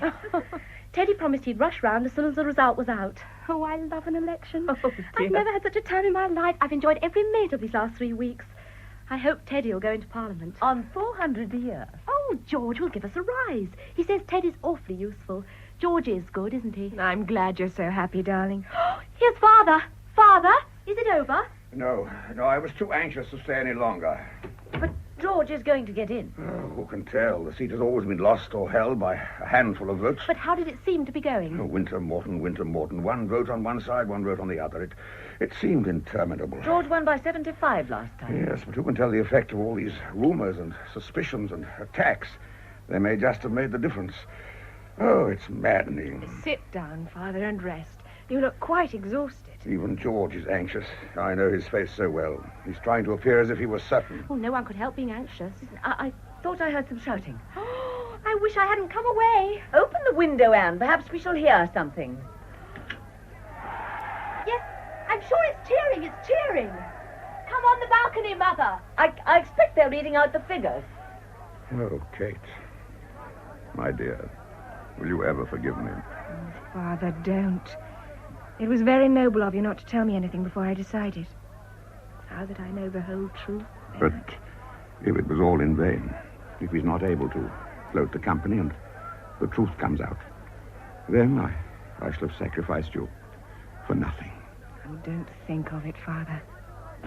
He's in! Oh! He's in! Oh, thank God, we're saved. Oh, Katie. Father, dear. Teddy, what's the majority? Oh, isn't it wonderful? I knew he'd do it. He had a majority of 27. I say, what a narrow squeeze. Well, just at the end, I thought we were beaten. It was Morton, till I almost screamed. Never mind, George is in. By Jove, it was a moment to live for when the figures were read out. You never heard such shouting. Where is he now? When I left, he was making a speech to the crowd, but no one could hear a word because everyone was shouting at the top of his voice.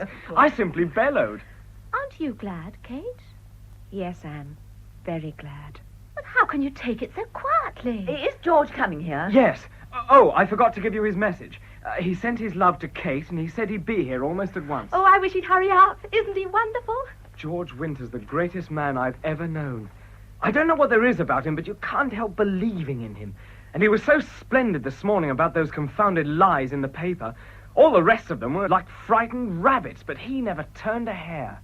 Glorious victory! Nice. Did you hear the shouting? Oh, George, isn't it splendid? Thank God. Oh, you haven't been worried about it, have you? I knew I'd get in. I never had a moment's doubt about it. Well, no one can say that you don't believe in yourself, George. Oh, well, hang it all, James. If you don't believe in yourself, how can you expect other people to believe in you? The suspense was awful, George. So glad it's all over. Now we can all go to bed and sleep peacefully. George, Yeah? I'd like to have a word with you when you can spare me a few minutes. Oh, as many as you like, James. I'm ready now. Well, if you're going to talk business, we'd better leave you. Come along, Anne. Say good night. Good night, George, dear. Good night, my chick. You're wonderful, George. Good night, George. I congratulate you. It's been a great triumph. Oh, it's only the beginning, Lady Francis. I've got the world at my feet. In 10 years, I shall be crying like Alexander because there are no more worlds to conquer. Good night. Good night. You don't want me anymore, do you, sir? No, Teddy, you go to bed. You're young and you want your beauty sleep. I'll be bound you're not worried by the train. No. Where's your room? It's just above yours, but I sleep like a top. Ah, that's a good sign. You'll be as great a man as I am one of these days. Good night. And you better go up to Etchingham. You look tired out. It's been an exciting day for all of us. Oh, it's been one of the days that make life worth living. Good night. Good night. George, I won't say good night to you just yet. If Mr. Ford's not going to keep you waiting long, I should like to speak to you afterwards. Oh, it'll be 10 minutes at the utmost, Mrs. Winter. I'm at your disposal, my darling, now and always.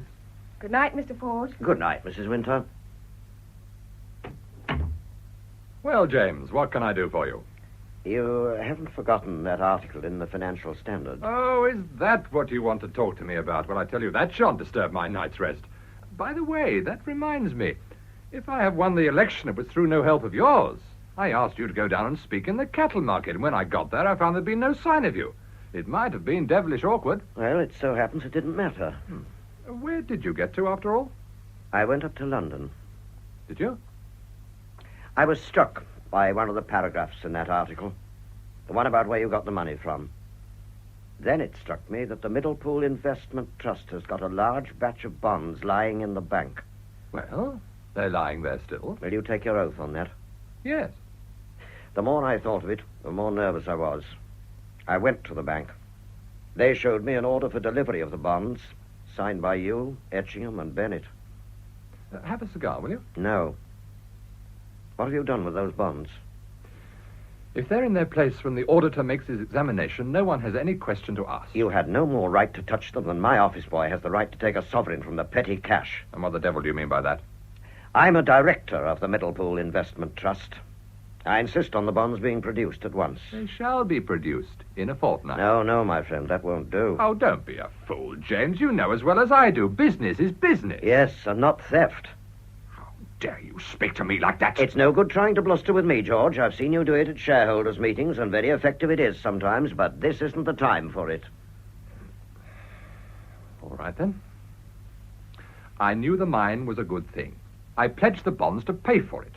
I shall get them back as soon as the money comes from the issue. Now you've got the truth. It's theft. Pure and simple. I suppose you want to come in with me. I'll give you your shares for nothing. That means £10,000.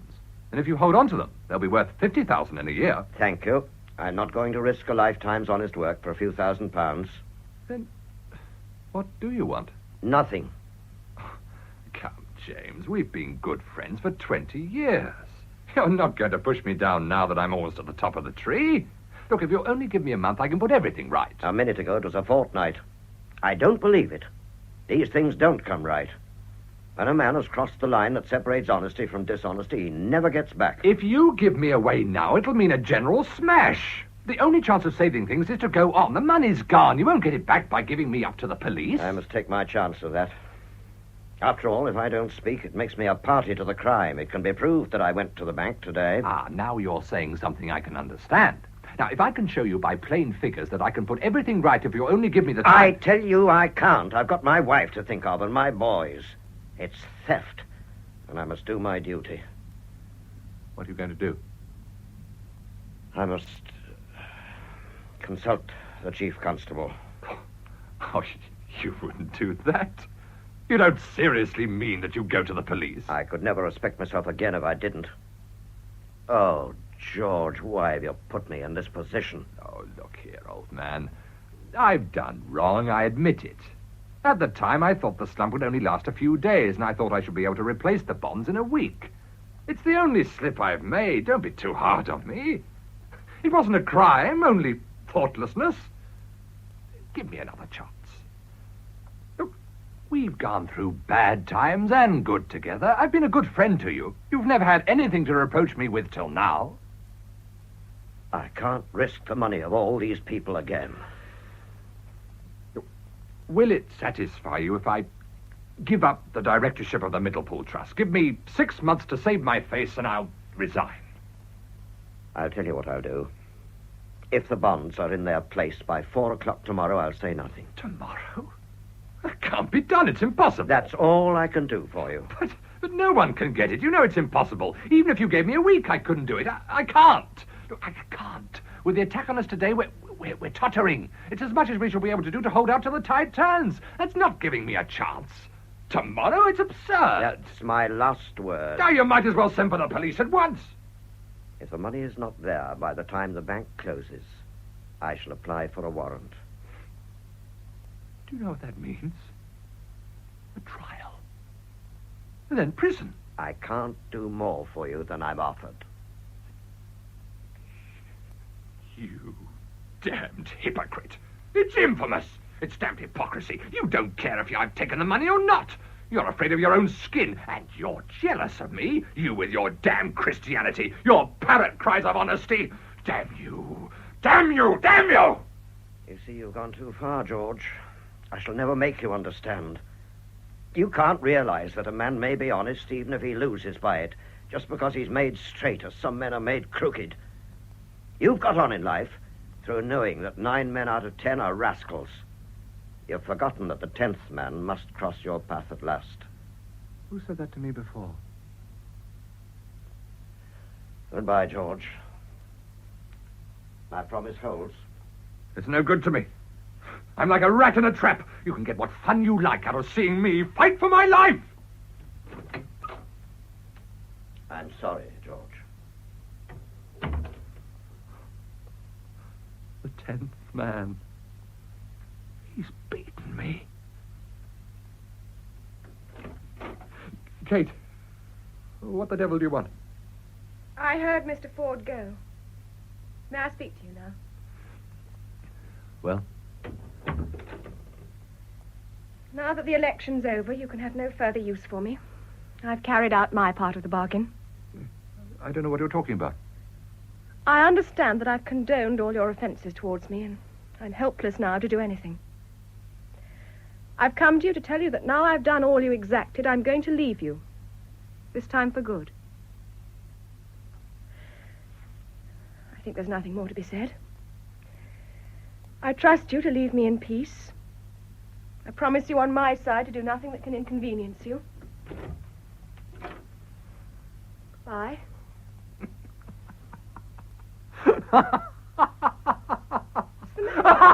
George, stop! Stop!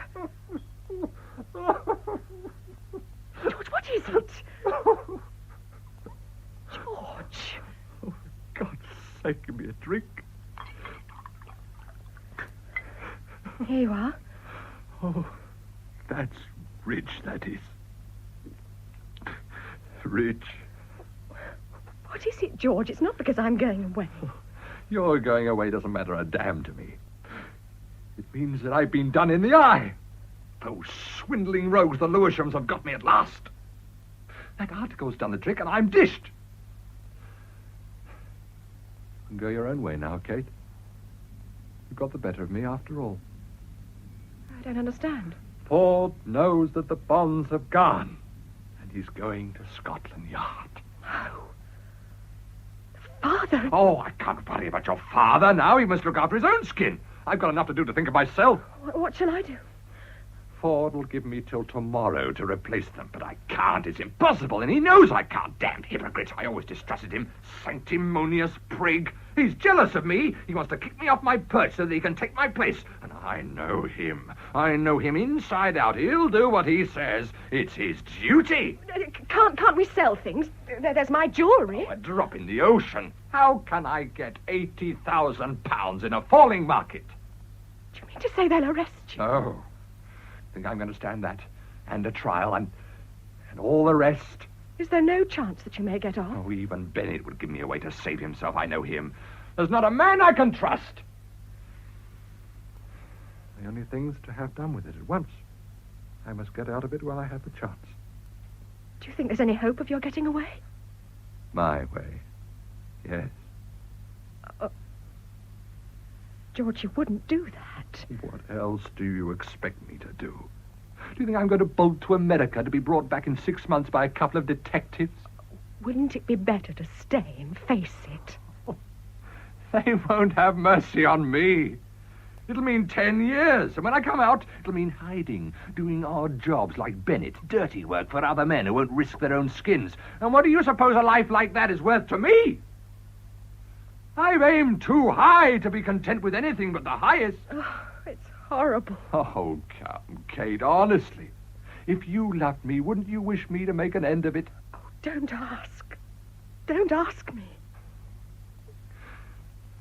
Will you do something for me? It's the last thing I'll ever ask you. I'll do anything I can. I want half an hour to myself. You must let no one come to me under any pretext whatever. You're going to do it now. Well, perhaps tomorrow I shouldn't have the nerve. Oh, it's awful. Oh, why? It's your freedom. You'll be ravishing in black, darling. It always suited you. I'm going to my room. Will you promise to prevent anyone from disturbing me? Yes. In half an hour, you can go to bed. I hope you'll sleep as soundly as I shall. What shall I do? What shall I do?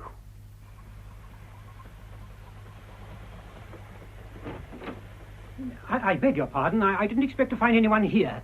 Where's Mr. Winter? He can't see anyone tonight, Mr. Bennett. He'll see me. He left instructions that no one was to bother him. It's a matter of life and death. I tell you, you can't see him. Isn't he in his room? No. Are you sure? No, you're not to go in. He's tired out. Can't you let him rest? Oh, but you don't know what's happened. The mine's all right. Oh, for goodness sake, let me go to him. What do you mean? The manager had taken MacDonald in. Hadn't shown him a new shaft they'd sunk. The place is crammed full of gold. It was only a dodge of the Lewishams. I did what the governor told me. I just flooded the market with selling orders of their stocks. And at closing time, Manny Lewisham sent for me. He offered to take Mr. Winter in, but I smelled a rat. I was too clever for him. He's going to buy a huge block of shares tomorrow at par.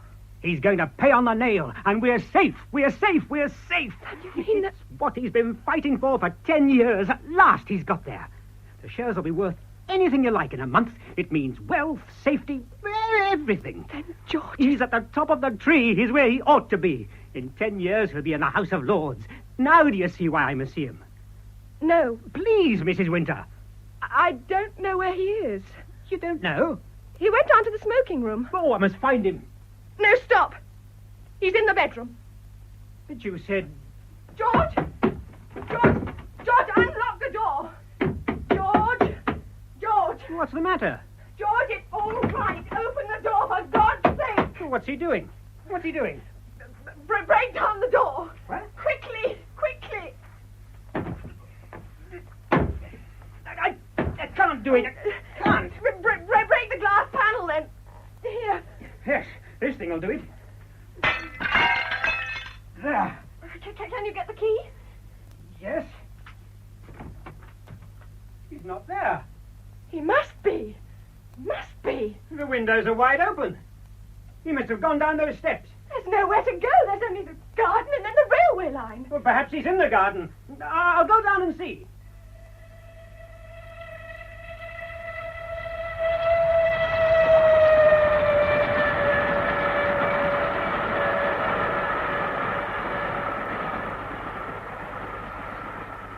I say, what the devil's all this row? Bad enough to have the trains banging under one's window all night long. Upon me soul, I never heard such a noise. Father, where's George gone to? Where is he? George? How the deuce should I know? I thought we'd all gone to bed. Mr. Bennett wanted to see him urgently. We broke open the door and found him gone. Father, I know something terrible's happened. No, my dear. You mustn't get silly ideas into your head. He's probably gone for a walk. Along the railway line. Kate! Good heavens, Teddy, what's the matter? I've just seen the most awful accident from my window. No. A man's been run over on the line. Oh! No! No!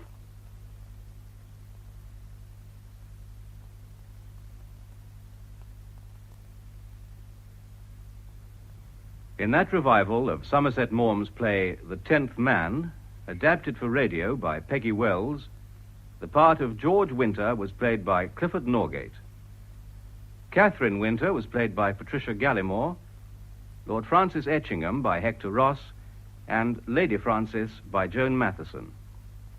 Martin Friend played Frederick Bennett, Carlton Hobbs, the Prime Minister, Peter Williams, Robert Colby, Gerald Cross, Mr. Ford, Michael Kilgarriff, Mr. Swalecliffe, Charles Simon, Colonel Boyce, Patrick Tull, Thompson, Venetia Maxwell, Anne Etchingham, and David Robb, Edward O'Donnell. The 10th Man was produced by David Geary.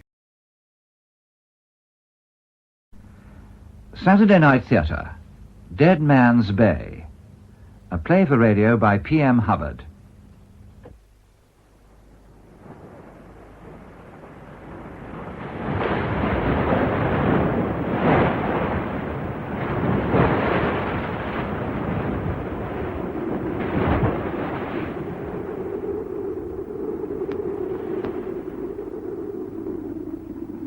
dear.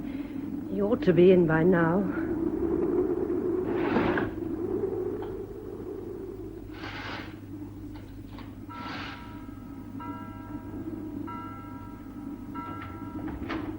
Peter, is that you? No, Letty, it's us. May we come in? Oh, hello, Janet. Hello, James. Hello, I'm Letty. sorry, I thought it was Peter. Oh, my dear, isn't he back yet? No, but I expect him any moment. Come in, have a drink. James, you know where everything is, don't you? Oh, yes, of course. Oh, it's worrying for you, darling. It's blowing quite hard outside. James was saying... Nonsense, Janet. Letty's lived long enough in the island to know bad weather when she sees it.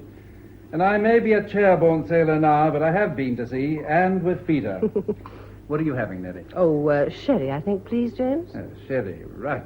And the usual for you, Janet? Yes, please. Peter handles small craft as well as anyone I've ever seen. He always did, even at school. I always think if they hadn't tried to put him in something bigger, he might have stayed on in the service. But I don't think he'd ever have made a peacetime sailor. Ricky's a different kettle of fish. But Ricky's a marvel, Jim. You're always saying. As an administrator, yes. I don't know what I'd do without him. I've never been at sea with him, but he's got a first-class record, or he wouldn't be where he is. No, indeed. As yours, Letty. Oh, thank you, James. Janet. Thanks, love. But if I had to get caught in a blow somewhere between here and Alderney, and something of Seamew's size, I'd rather have Peter in command than Ricky. Well, God bless us. Cheers. Cheers.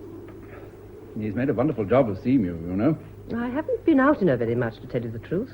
He'll be laying her up for the winter soon, won't he? Well, it depends to some extent on the weather, but he generally gets her in about now, yes. Oh, there can't be much more in for to do, surely. I mean, most of the visitors have gone, haven't they? Well, it's not only the money, you know, Janet. Peter runs Seamew because the sea means everything to him. He'd run her at a dead loss if he had to. As it is, he's not doing at all badly with her. Oh, I know what it is, coming a bad second to the sea. I've been a sailor's wife longer than you have, darling. Not that one minds being home comforts when they do come home. Oh, one can't really compete. Oh, I know. Of course, I've been lucky these last 2 years with Jim at the establishment, however much he growls about it. But I'm glad Peter's doing well with his boat, and I'm sure the extra money's well. Oh, it certainly is. Is he still doing trips with the Dorset Arms people? What's the name of that little man who runs it? Benton? Benton, yes. Ah. He gives Peter a lot of business, fishing trips and short cruises, that sort of thing. They pay very well. I don't care much for that man Benton, I must say. Well, I wouldn't make a bosom friend of him either. I don't think Peter would, but he's a useful connection if you want to run a charter business. His visitors have the money to spend, and Peter charges them pretty steep rates for what they get.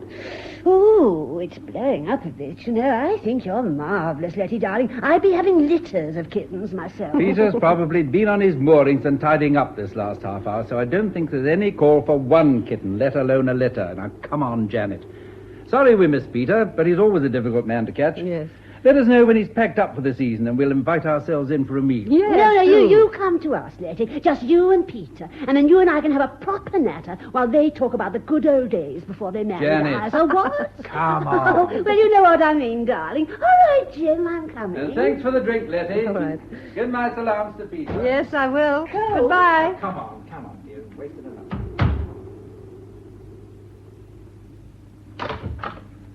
Have they gone? Oh, Peter, did you have to come in through the kitchen? Didn't you want to see them? Not particularly. Oh, I'm fond of old James, but Janet's slamming is more than I can bear. Oh, she wasn't slamming. She was being sympathetic as one sailor's wife to another. Of course, she overdid it a bit.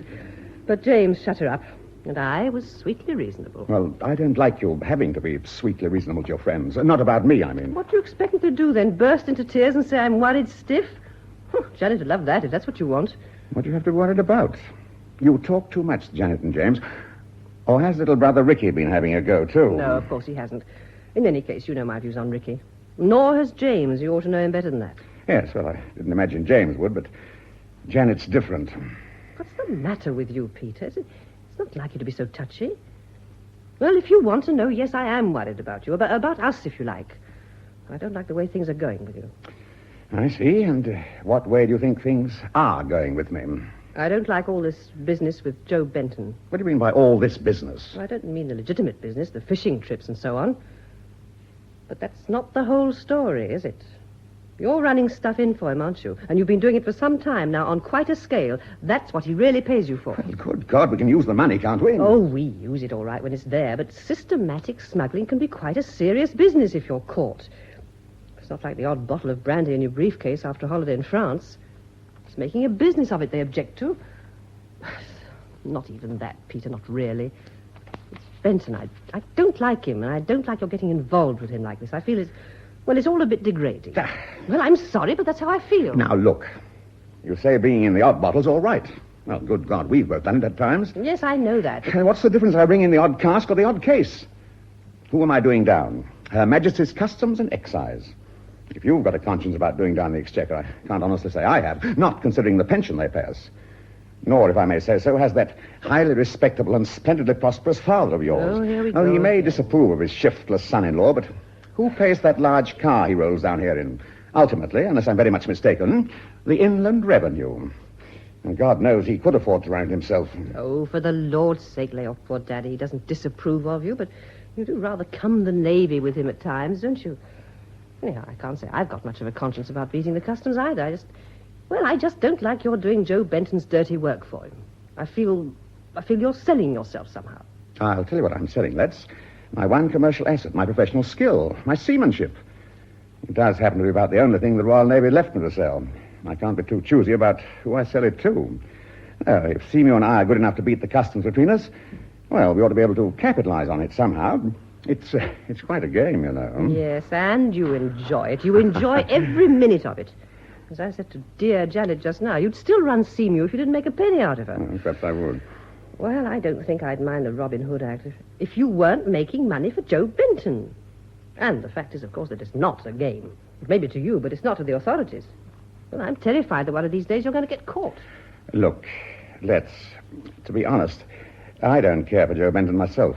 Well, of course he's on the make, but, well, I know what I'm doing. I think I can handle it, and him. If things look like getting out of hand, I can always pull out pretty quick. You sure? Well, of course. That's what I'm afraid of. Anyway, the season's pretty well over. We can take another look at it, if you like, next spring. In the meantime, for heaven's sake, stop worrying about it. It isn't worth it. Oh, very well. I hope you're right. Anyways, you say the season's over. Well, I must get some supper.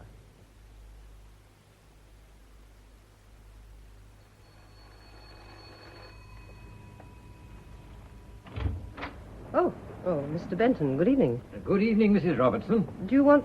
Oh, here's Peter now. Hello there, Peter. Hello, Joe. Well, if I might come in for a quick word, that is, if I shan't be disturbing you, Mrs. Robertson. Shan't be long, I promise you, but if it's inconvenient... Come in, Joe. Lady's just getting supper, but if you won't be long... Well, 10 minutes, if that's all right for you, Mr. Benton. Ample.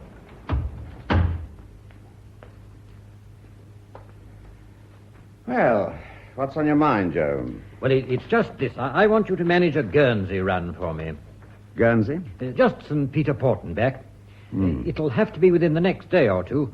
I wouldn't ask it as late in the season as this, but it is a bit urgent. It is a bit late in the year for a run like that, you know. I was thinking of laying her up, as a matter of fact. Is it really all that urgent? It's necessary, Peter. You'll have to take my word for that. I see. Well, so far as I'm concerned, it's pretty necessary to keep myself alive. It wouldn't help you much if Seymour went down with all hands, not to speak of any cargo she may be carrying. Given the reasonable weather report, I'll consider it, Joe, but not without. I can make it worth your while, Peter. Now, look. It's been a good season, and I don't mind going a bit over the usual odds for a last trip. Meaning what? Well, say, a couple of hundred. A couple of hundred? It's worth that to me. You're getting to be quite a big businessman, aren't you? I said it was necessary to me, but I want to make it worth your while. Well, nothing's worth drowning for, Joe. All right. I'll do it. Good. I felt sure you would. When do you want me to go? Within the next 48 hours, I think. I'll let you know. All right. I'll be in touch with you tomorrow, when we know a bit more about conditions. That suit you? All right. But I'm counting on you, Peter. Well, now I'll take myself off before your loving wife actually throws me out. Why does she dislike me so much, do you suppose? I think it's just an instinct she has. I see. Well, I never was one to cause trouble in the home. Till tomorrow, then. Don't worry, I'll let myself out. Night, Peter. Good night.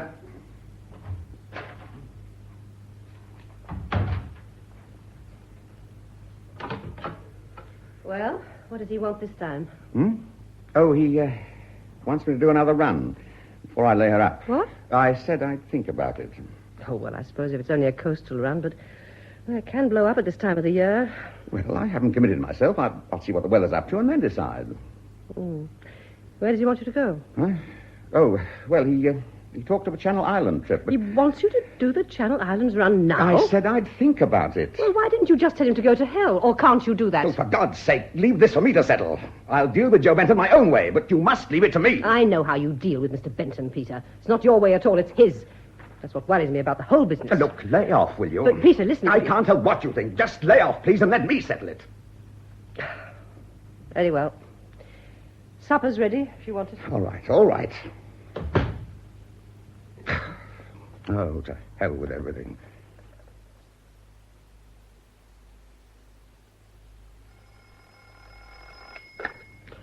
Hello? Oh, Mrs. Robertson? Yes? I wonder if I might have a word with Peter. No, I'm afraid you can't. He's not in. He went out after breakfast. That is Mr. Benton, isn't it? Yes. I wonder if... I wanted to see Peter rather urgently, as a matter of fact.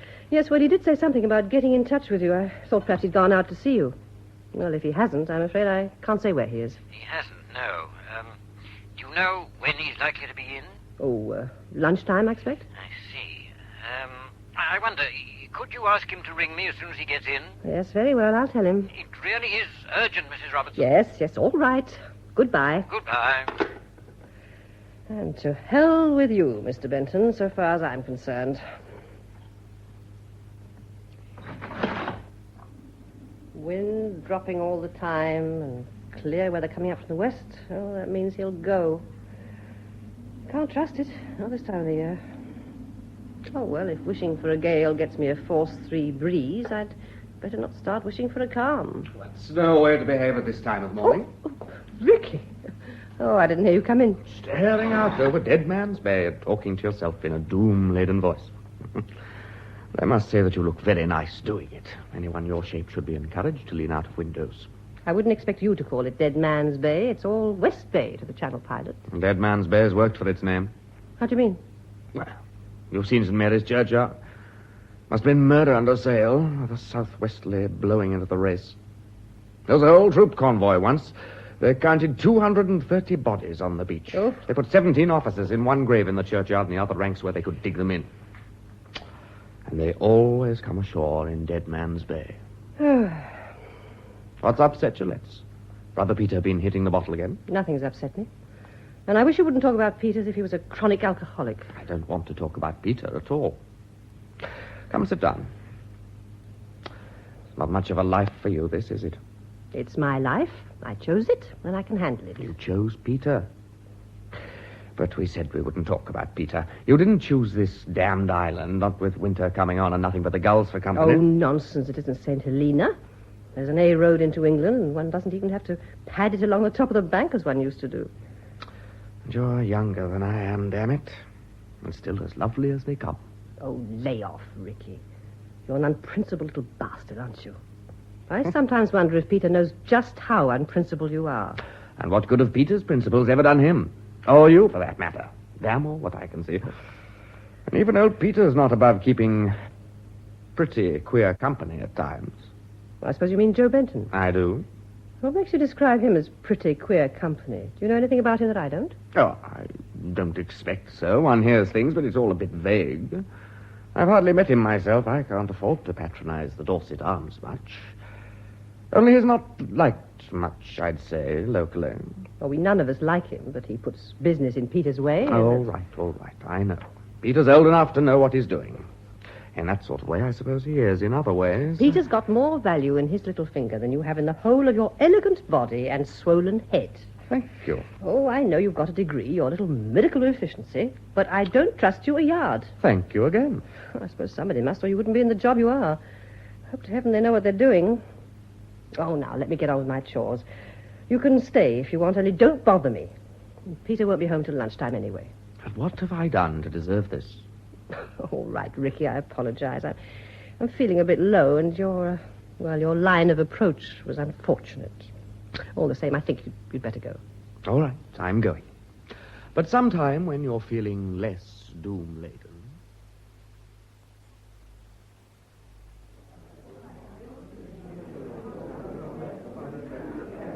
Can you tell me where Mr. Benton is? He was on the phone a moment ago, sir.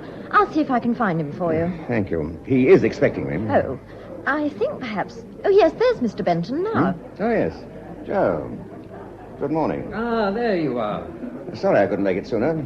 I've been trying to get hold of you, but your wife wasn't very forthcoming. Come into my office a moment, will you? Yeah.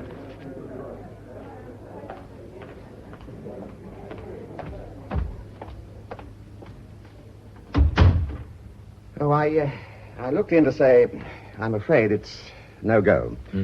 It's really too late in the year to make this particular passage. Well, it was a good offer, Joe, but, well, I simply can't undertake it. I see. Look, Peter, I don't think we can discuss this here. Well, I don't think there's much to discuss, is there? I've told you. I think there is. Look, Joe, I've thought this thing over, and I really have made up my mind. No one else made it up for you. What do you mean? Isn't it a demonstration of independence just to show your wife? No, of course not. Well, whatever it is, you'll have to think again, Peter. I need that run made, and I need you to do it for me. Look, Joe, I'm sorry to disoblige. We've had an interesting partnership, and I've enjoyed it tremendously, but I just don't think this is a feasible proposition. You'll have to accept my decision. And I can't persuade you in any way? I'm afraid not, no. If it's a matter of money... No, the money's fair enough. I just don't want to make this run now. I regard it as an unreasonable risk. I see. I'm afraid, Peter, you're not in a position to say no. It's for me to decide what I'm to do with my own boat. Oh, certainly. Only you can decide. But I don't think you realize what your position is. It's a fairly tricky one. All right, I suppose it may be, but well, that applies to all of us, doesn't it? Oh, certainly, but it applies to you as much as to any of us. Perhaps more. What do you mean? What sort of goods do you think you've been handling this past year or two? Dutiable stuff, obviously. You think you've just been running liquor and tobacco and so on? So I assume. It never occurred to you it might be something a bit more valuable. Well, watches, perhaps. It wasn't my business to ask, and I haven't. And your conscience is reasonably clear, is that it? Not overburdened, I admit. Oh, for heaven's sake, be your age, man. What do you mean? Think what it's entailed. All this organization, the contacts, the passwords, the offshore dumping and collecting, the money you've been getting. Damn it, you think all this has been paid for out of a matter of dodged duties? You can't be so much of a fool as all that. Or if you are, no one's going to believe you are. It's not much good acting the honest, simple sailor when you're up for dope smuggling. What? Yes, even your best friends won't like it much, and the jury won't wear it at all. No, this is serious, Peter. Now, look, it won't go on much longer because this particular line has just about outlived its usefulness and will have to be packed in anyway. But for the moment, you've got to do what I say. Dope. You bastard. Now, listen, Peter. If you will make this run within the next 24 hours, tomorrow night probably, that will be the end of it. In that case, there will be nothing for you to worry about. If you don't, you will pay the full penalty for what, in your innocence or your folly or whatever you like to call it, you've been doing this last year. You absolute bastard. Well, are you going to make this run, or aren't you? Well, Peter? Yes. Oh, yes. I'll go all right. Ah, that's better. Now, I'll be in touch with you again very shortly. In the meantime, there should be no need for me to repeat what I've said about your position. There's nothing you can do, and I think the more you consider the matter, the more clearly you'll see that.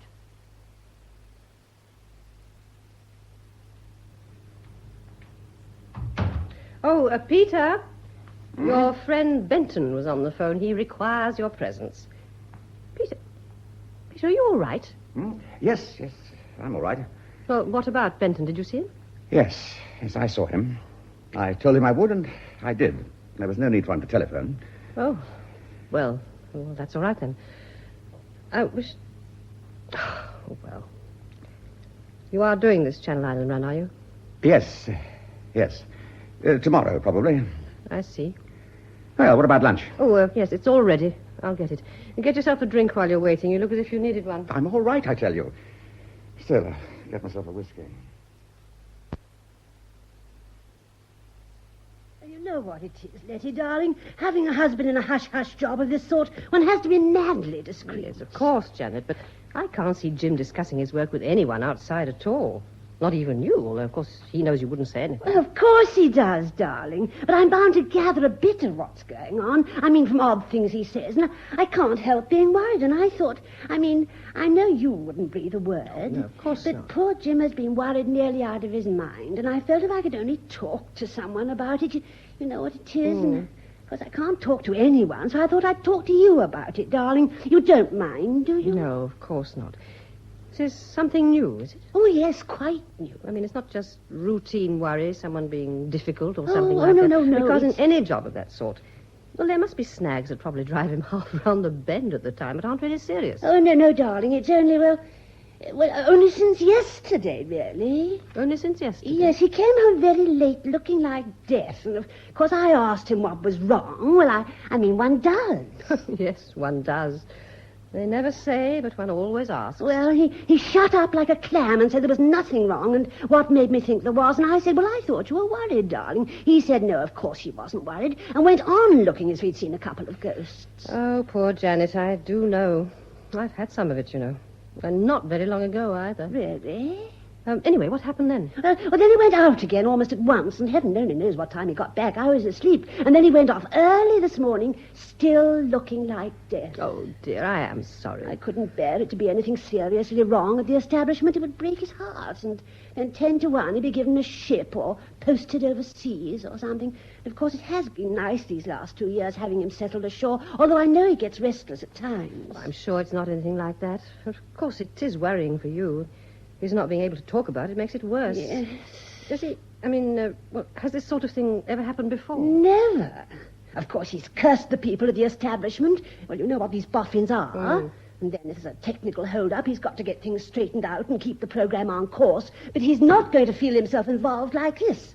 This is something which is right under his skin. That's what worries me. Oh, I know, Janet. You're thinking of security, and that's bound to be worrying. Yes. Security is Jim's responsibility all along the line. And, of course, if it is security, it's the last thing he can talk about. And all I can do is to make him eat when he does come home and ask no more silly questions. But I felt I'd burst if I didn't talk to somebody. I hope you don't mind. No, of course not. But you're quite right. There's nothing one can do. No. Oh, you haven't seen Ricky, have you? No, and in any case, he's not the sort of person one can talk to. And if it's something to do with security, he'd be right up to his neck in it, too. And he couldn't say anything any more than Jim could. No, I suppose not. I was only wondering... Oh, well, anyway, do try not to worry, Janet. I'm sure whatever it is, James is more than capable of riding it out. Oh, I do hope And you're not so. going to stop him worrying. That's what he's paid for, after all. But it won't help him if he sees he's got you worried, too. Especially when there's nothing he can do to help you. Oh, I know, you're quite right, darling. I'm sorry I burdened you with it. I must fly. I suppose there's a chance Jim may be back. More coffee, Jim? No, thank you, my dear. I must be getting back, I'm afraid. Oh, but... Yes? Oh, well, of course, if you must. But couldn't you manage just to sit for another 10 minutes? Well, all right. 10 minutes, if it'll be of any comfort to It's you. not me, Jim. It's you. You look tired, you know.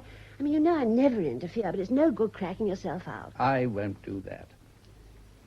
It's just that we're a bit occupied with something at the moment. But I don't want you worrying like this. It doesn't do any good, you know. I know. I'm sorry. Letty was saying... Oh, when did you see Letty? Oh, today, as a matter of fact. I was up that way and dropped in for a natter, you know me. Peter there? No, only Letty. And what was she saying? Oh, only that wives were too apt to worry over their husbands, and husbands didn't like it. Letty been worrying herself? Well, yes, I think she always does a bit, don't you? About Peter? I suppose so, yes. It's nothing she said, only what I gathered. I'm sure she needn't. Peter's the rock of ages. Underneath, I mean. You think that, do you? Oh, Jim, of course. Ask any woman. I'm not asking any woman. I'm asking you. But why ask me? You've known Peter longer than I have. I know I have. But when it comes to a man's being the rock of ages or not, I think a woman's judgment is always of interest. What, woman's intuition? I didn't expect to find you buying that one, Jim. Well, let's put a straight case. Letty could have had Ricky, couldn't she, if she'd wanted him? She's nearer his age. He's a clever chap, sure to be successful when he puts his mind to a thing. And attractive to women, surely. Yes. But not Peter. Peter's no beauty. Look, here are two brothers. To a girl of Letty's age, as she was then, I mean, one seems to have everything. But does she go for that one? Oh, not she. She goes for Peter, who hasn't even a career. Oh, well, he had then, I suppose, but... Anyway, why? Why what, Jim? I'm sorry, I'm a bit behind. Why did Letty marry Peter and not Ricky? But I've told you Peter's the rock of ages, like you, Jim, don't you see? It doesn't sound very exciting. All right, not very exciting, perhaps, but solid, don't you see? Dear, that doesn't sound very complimentary either. Safe, sound, predictable. You think Peter's safe, sound, and predictable? Of course he is, underneath, I mean. I know what you're thinking. I've seen you looking at him when he's bored and fed up and lifting his elbow a bit. But you said yourself you'd rather have him in command than anyone else if you got caught in a blow. It's the same thing, isn't it? I wasn't thinking of seamanship. Or was I? Perhaps it is the same thing. To some extent, anyhow. What about Ricky, then? I don't know, Jim. I really can't put my finger on it. Not solid. No, not solid at all. No. I mean, I've got nothing against Ricky, you know that. But you asked why Peter and not Ricky, and that's it. I mean, if I'd been Letty, I'd have done the same. Only now she's worrying about him. Yes. But I think for him more than about him. Anyway, I said you needn't. Then why is she, do you think? I don't know, I tell you. I think in her place I'd be worrying that he was worrying about himself.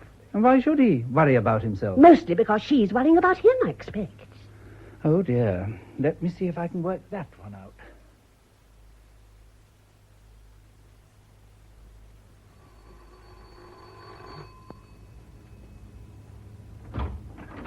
Hello, Letty. Oh, Ricky. I was just going out. What are you doing here this time of the afternoon? Must you go out, or can I come in for a while?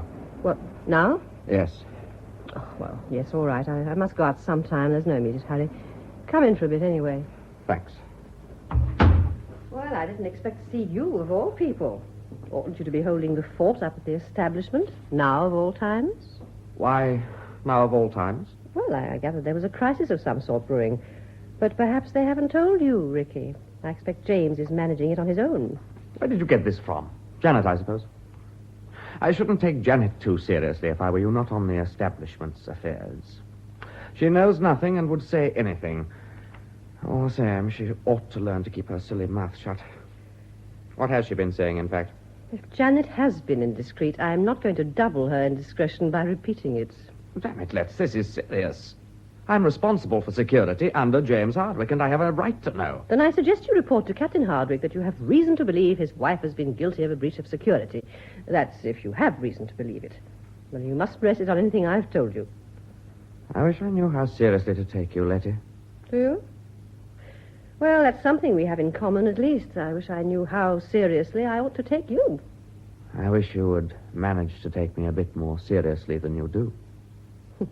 Poor Ricky. All those looks and all that ability, and yet somehow no one ever takes him quite as seriously as he takes himself. Is that it? Look, Letts, do you know what it is we do at the establishment? No, I haven't the faintest idea. For all I know, you may be doing confidential welfare work for the illegitimate offspring of admirals of the fleet. Oh, for heaven's sake. I tell you, this is serious. Well, how should I know how serious it is? James Hardwick isn't a man to throw his weight about. And you're so self-important that one's always apt to discount whatever it is you're supposed to be doing. My God, it is serious, all right. If you only knew what it is they're working on now. A bunch of little boffins who aren't interested in anything but the technicalities. And Captain James Hardwick, that very gallant and loyal officer who hasn't a thought beyond the Queen's regulations and the destruction of the Queen's enemies. So long as we're sure who they are before we start firing the thing off. Well, you're not sure yourself? You wouldn't, for example, leave it to Her Majesty's government to decide who you're going to be at war with? I wouldn't trust Her Majesty's government with an old folks outfit. Oh, really? Have you ever met any politicians or senior civil servants? The country's run by the old and the idle and the second-rate. And what are the young and energetic and first-rate, which I imagine means you, supposed to do about it? It hasn't occurred to you, I suppose, that you're in the wrong job. Of course I'm in the wrong job. Do you think I wanted to go into the Navy, especially after I'd got my degree? There's not even a decent living in it. But all the Robertsons go into the Navy. Although I notice my respectable big brother got out as soon as he decently could. Then why in heaven's name don't you get out if you feel like this? Or is all this something new? I've never heard you blow your top like this before. Am I supposed to feel honored by your confidence? Well, I can't honestly pretend I am, but I think your confidence should be shared with a few people, Ricky. James Hardwick, for one, and even Peter, perhaps. I told you yesterday I didn't think Peter knew enough of what goes on in that busy little mind of yours. What you actually said was that you wondered if Peter knew what an unprincipled bastard I was. Not quite the same thing, surely. Oh, I don't know. I hope not. But I tell you this, Ricky. I think you should consider a change of job, and I'll give you time to consider it. But if you don't make up your mind to it pretty soon, I may start doing a little talking out of turn on my own account. You're quite a girl, aren't you, Letts? You said Peter's worth 10 of me, but by God, you're worth 10 of Peter. You've got brains as well as looks. And you're tough. I hadn't begun to realize how tough you were. You and I could get somewhere between us, don't you think? Or don't you? Oh, Ricky, it's too late for you to take that line. Much too late now, especially. If I went anywhere with you, I've got a pretty clear idea where it would be. No, Ricky. We've both said enough, more than enough. Well, I'm going out now. You can stay or not, as you like. But think over what I said just now, will you? Because I'm going to do quite a bit of thinking about what you said. Goodbye, Ricky. Goodbye.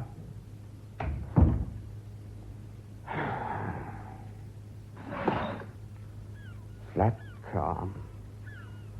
And fog coming up, or I'm a Dutchman. Fog. Oh, well.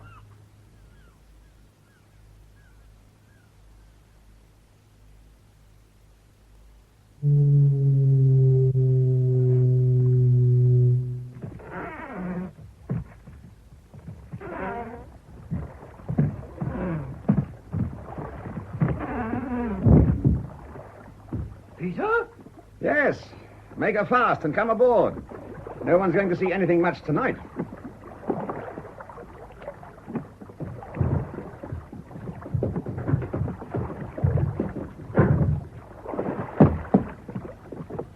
Have any trouble finding me? No. I know where to look for you by this time. Yes. Well, you better come below.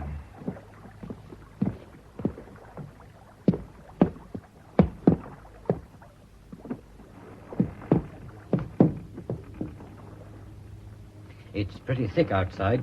If this goes on, you'll have a game finding a way out tomorrow. You always said you could do it by ear if you had to. Now it looks as if you're going to have to. I don't suppose it'd be any good my saying I can't. None, I'm afraid. In fact, it shouldn't be too difficult. There's no sea running at all. Some of the biggest tides of the year, tonight and tomorrow, but that can't hurt us, so long as we keep clear of the race. If it's St. Peter Port I'm heading for, I'll be steering pretty well due south. Now, what are your sailing orders? Be on board here and ready to sail at dusk tomorrow. I'll come as soon as it's dark and give you a packet. Only papers. You can sail as soon as it suits you, once you have them on board. Make St. Peter Port as soon as you reasonably can, but in any case by daylight. All right? Depends on how long this fog lasts. I don't mind feeling my way out of here, but I'm damned if I'm going to feel my way into St. Peter Port. The approaches are far too tricky, but given reasonable conditions, yes, all right. What do I do then? Who's my contact at that end? A man called the Hurrell. He'll find you and identify himself in the usual way. The Hurrell. He's new, isn't he? You've never met him, but that shouldn't worry you. You'll know who he is. Hand over the packet to him. That's all. What, nothing to bring back? Well, that's up to him. If he asks you to bring anything, bring it and hold it for my orders. But I don't think he will. If he doesn't, you're your own master once he's got the papers. And I mean that. I shan't be calling on you again. Money as usual. I've got 100 in fives here.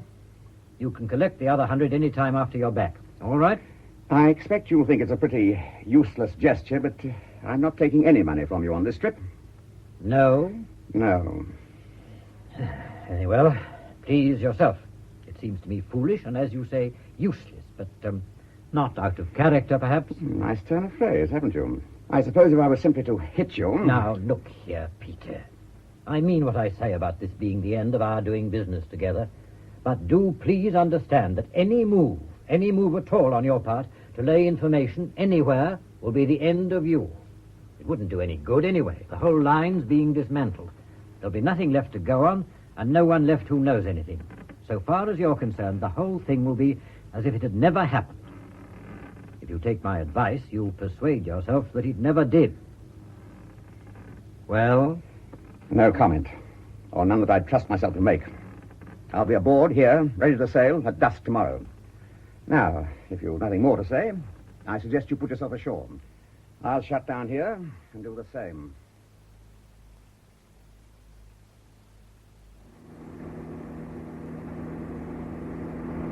What the hell? Looks as if the road's up. No, it's the police. What's the trouble, officer? No trouble, sir. Just a routine check. Now, do you mind giving me your name and address, sir? Oh, not at all. Peter Robertson. I live on the island, 9 Upper Mount Road. I'm on my way home now. Robertson. 9 Upper Mount Road. This is your car, sir? Yes, it is. If I might see your driving license and insurance certificate, sir? Yes. Oh, here they are. License and insurance. They're both in order, I think. I suppose it's no good my asking what all this is about. Just a routine check, sir. Yes, I know it's that, but could you bear to tell me what set this particular routine in motion? Just looking into the movements of vehicles, sir. There's been information received about some stolen property. And we are under orders from the Chief Constable to check traffic movements in and out the island. Well, it's easier than most cordon jobs anyway. Just the one road, and you've got that sealed off as if the gas mains were on fire. Ah, that's so, sir. Right, sir. Here's your documents, if you'd like to proceed now. Thank you. Good night, officer. Good night, sir. And thank you. Thank you.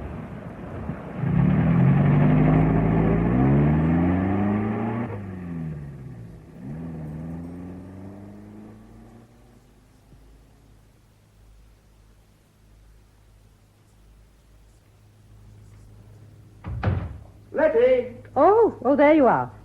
I was wondering what had happened to you. Oh, sorry I'm a bit late. I got held up in town. On top of that, I was stopped by the police as I came in. The police? No cause for alarm. They didn't find a case of contraband scotch in the boot. Nor, in fact, did they look for it.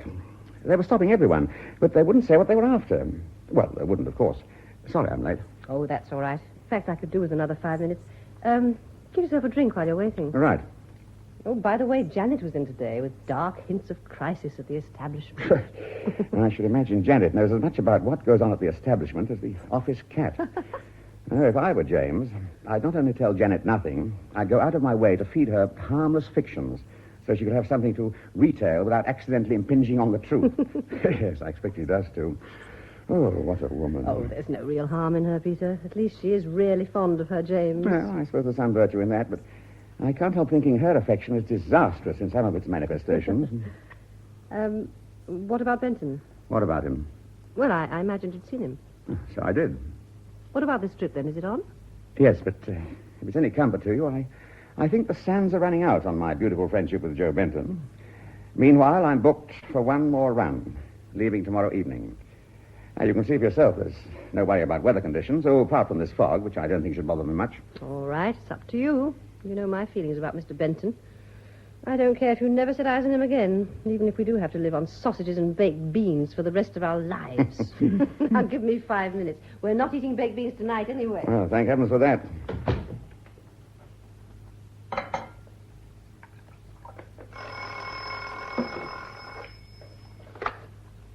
Hello? Oh, Peter, there's been a change of plans. It's got to be tonight. But... Now, look, there isn't time to argue. You must get down to the harbour and be ready to sail within the hour. I don't know if you're interested, but I shall have to negotiate a police roadblock. Pass through it on my way up. Where was this, Peter?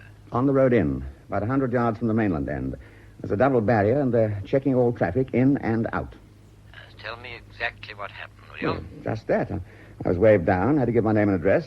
I was asked if it was my car, and made to show my license and insurance. When I asked them what it was about, they handed out the usual flannel about a routine check. I asked them what they were checking. They said it was something to do with stolen property. Of course, it may have been all my eye. Anyway, there it is. I shall have to go out half an hour after coming in, and it may occur to them to wonder why. Well, you've still got to get down to the harbour, and at once. That's essential. Tell them something. Oh, no. You tell me, Joe. You're the mastermind. Well, tell them Tell them you've had a phone call that your boat had been bumped on her moorings in the fog, and you're on your way to see if there's any damage. Then, if by any chance they follow it up, there will be a reason for your going out to her again so soon. At least that's the best I can think of at the moment. All right, I'll try that. They seem fairly harmless coppers. Well, I must ring off now. This needs thinking about. In the meantime, I still want you on board and ready to sail within the hour. Is that understood? Yes, but... All right, Peter. Damn. Who was that? Oh, Joe Benton. What, again? What did he want? He wants me to go tonight. And are you going? Yes. And you won't tell him to go to hell? Oh, for heaven's sake, don't let's start that all over again. But Peter... I've told you this is the last run I'm doing for him. All he's done is to advance the date. I really can't see... It's not just a matter of advancing the date. A minute ago you told me he wanted you to go tomorrow. Now he orders you off tonight. Well, I may be a fool, but I don't like the urgency of it. And with this roadblock... It's got nothing to do with it. Whatever the police are after, it's not the sort of stuff I'll be handling. Now, please, for the last time, stop worrying. I'll be back within 48 hours, and that'll be the end of it. I hope to God you're right about that. What do you mean? Look, I've told you, haven't I? This is the last trip. All right. Only I sometimes feel we'll never be free of it. And I can't stand much more of it, Peter. I'm sorry, but I can't. Look, you won't have to. Don't you understand? When I get back from this trip, that's the end. I'll get rid of Seamew, if that would make you any happier. Oh, don't be... Well, I shan't really be able to afford her anyway, not without Benton's business. Now, I really must be off. What, now? What about supper? It's all ready. I won't wait for that. There's plenty of food on board. Oh, but Peter... Letty, it's no good. I can't argue the thing anymore. You just have to take my word for it. I shan't... Oh, damn everything.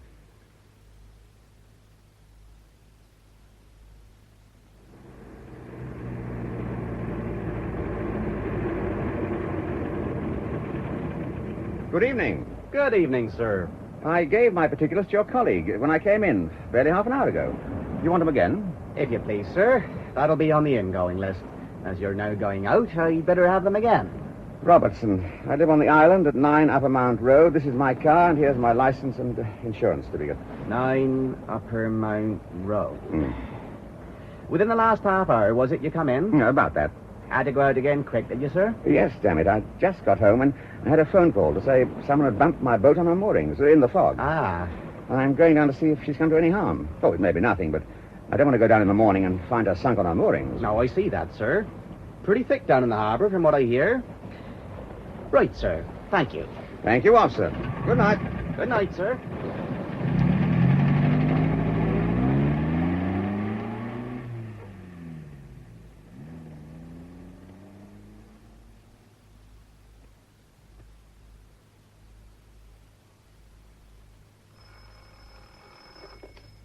Hello? Letty, James Hardwick here. Is Peter in? No. Oh, I see. Now, look, Letty, I probably shouldn't be ringing you up like this, but I don't imagine anyone's going to be tapping your line. You're not on a party line, are you? No. No, I thought not. And if I say you're to keep this call to yourself, you'll do just that, won't you? Of course. Right. I know I can count on that. Now, tell me, Letty, when did you last see Ricky? Ricky? Oh, he was here for a bit this afternoon. At what time? He came just as I was going out after lunch, a bit before 3, I suppose. Oh, did he stay long? No, only a matter of minutes. And do you know where he went when he left you? Back to the establishment, I imagine. Well, at least I didn't see him go, of course, but that's where I gathered he was going. And you haven't seen him or heard from him since? Not at all, no. Where's Peter, Letty? I don't know quite. He's down in the town, I think. Is Seamew up for the winter yet? He said he was getting her out. Not yet, no. He's still talking of one last run? Well, I don't know anything definite, but he'll be laying her up for the winter soon, obviously. Yes.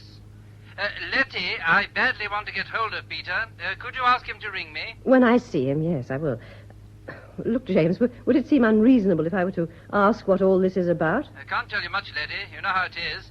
But I'm worried about Ricky. Yes, well, I've been worried about Ricky myself, and I don't know whether we're talking about the same thing. What are you worried about, James? I think it's possible he may be in trouble of some sort. He's missing, and there are signs of a disturbance. What, do you mean you think he's been beaten up or something? We think he could have been the object of an attack, yes. We don't know, of course. Well, would you think me unsympathetic if I said he had it coming to him? But it wasn't Peter, I'm afraid. Peter ought to have done something of the sort years ago, but I don't think he realized how urgent it was. Letty, this is serious.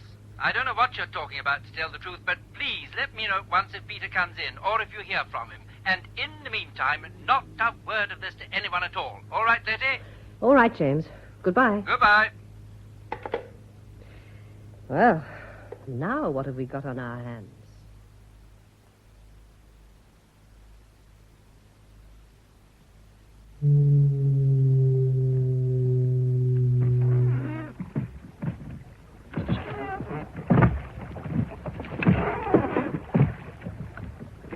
Peter? Joe, you're here already. Hold the painter while I come aboard. No, don't come aboard yet. I want you to take my pram and put her back on her running mooring. You know where it is? What are you going to do? Swim ashore? I'm coming with you on Seamew. Are you? That's rather venturesome of you, isn't it? Still, you're the boss. All right. Pass me the pram's painter. Here you are. Thanks. I'll put her back for you, and no one will know you've gone, will they? I shan't be gone long. I'll tell you about that later. Now, please get the pram back. All right, all right.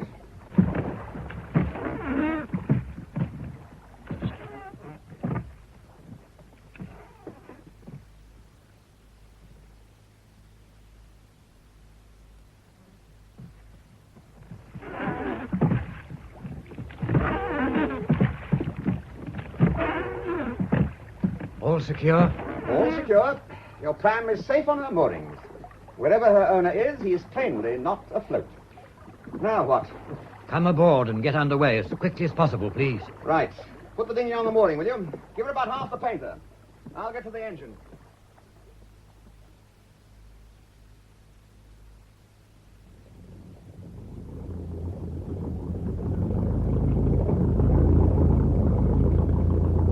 Well, Joe, you're coming all the way to St. Peter Port? No, I want you to get me round the bill as quickly as possible and put me ashore at the island end of West Bay, on the island side of the roadblock. Can you do that? Oh, so there was a connection after all. You want to bypass the roadblock, do you? The fact that I've come through it twice, giving my name and address each time, doesn't worry you? Not in the least. Nor need it worry you. That is, provided you can get me where I want reasonably soon. So you want me to creep in under the fog and put you ashore, ever so gently, on Dead Man's Bay? Yes. As a matter of fact, the conditions are good for the job.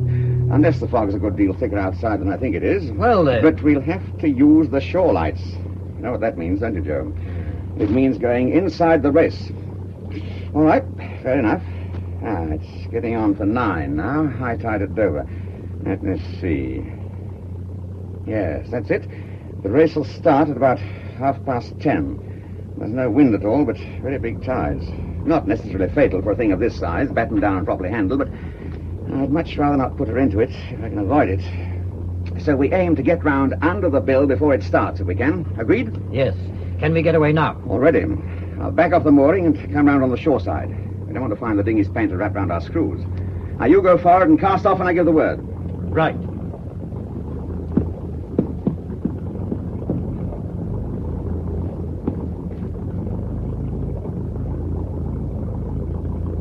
Ready to cast off? All right. Let her go for it.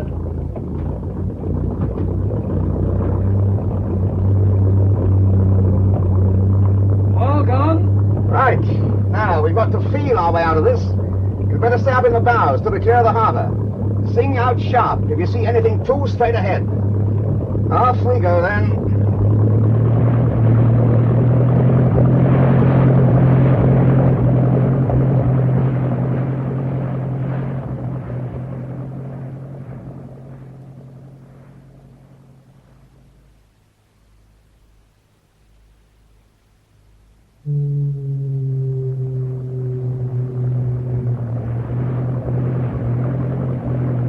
All right, Joe. You can come aft now. We're clear of the harbor.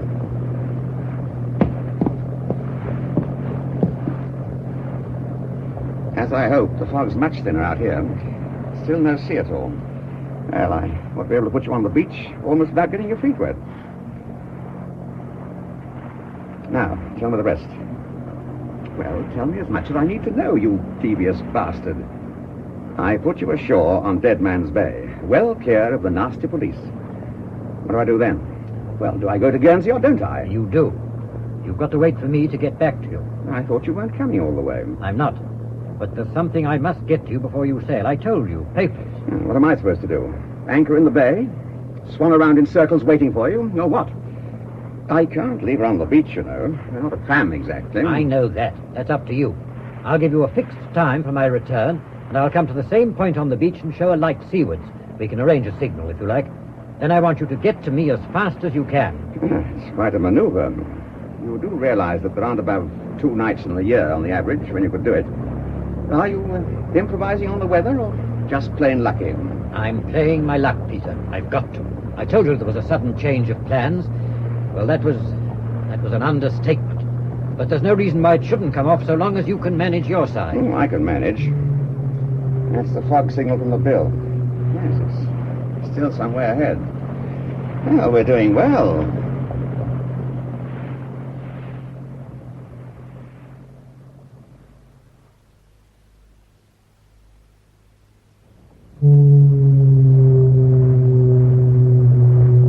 Very near the bill now. Once the signal is well on the starboard quarter, we'll alter course westwards and creep round under it. Well, talk about navigating by ear. Do you realize this is the first time you've ever been to sea in Seaview? Funny, really, after all she's done for you. How's the sailor's life appeal to you, Joe? Oh, get on, Peter, for God's sake, and stop the jolly sailor act. Time is very important. All right, all right. We're going round now. And we should hear the signal creep past us to starboard.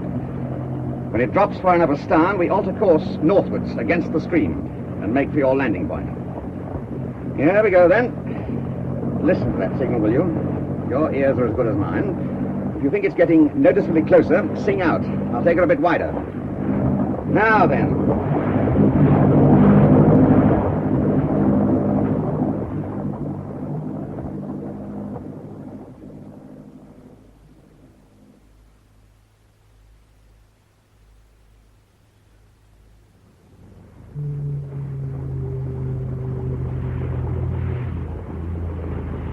We're moving into the beach now. There are the lights on the road, you see? Ah, yes. I reckon the road blocks a couple of 100 yards west of us. I'll go astern just before we touch. You'll have to jump when you see your moment. You'll just about get your feet wet, but no more if you're clever. Oh, what's your return signal? 30 minutes dead from now. I'll flash 1 long and 3 short, letter B. Or whoever is there will. It's just on the cards. I mayn't make it myself. You come into the beach, and I'll either get aboard or throw you in the packet. In either case, you must get moving at once and get out to sea as fast as you can without your engine being too noticeable ashore. It'll have to be westwards. Once I'm clear away westwards, I can stand south out to sea, but not until I'm well clear of the race. Then what? Guernsey? If I'm with you, I'll decide. If not, St. Peter Port, as I said, and hand the papers over to Le Hurel. Right. Ready now. Get up, Poirot. We're going in.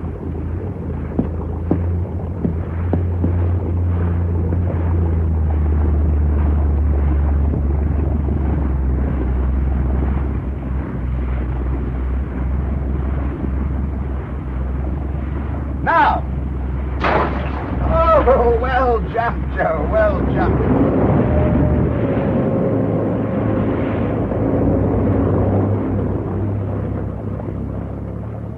Now, what does A do? Get the hell off the beach and do a little thinking, I reckon.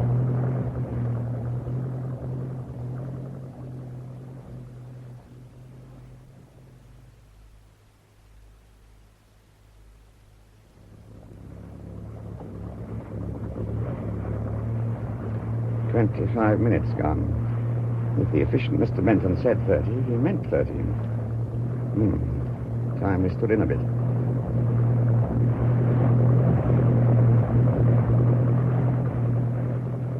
That's near enough, I think. Now the light should be pretty well dead ahead. If it comes. Not due yet. Better take a round once more. No. There he is. He's early, by God. B. There he goes. B again. He's in a hurry, isn't he? All right, Joe. Coming as fast as we can.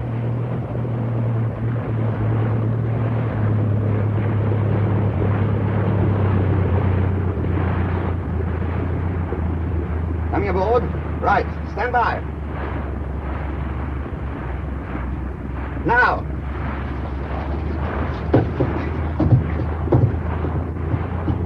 Right. Get below. Quick. I'll take her out.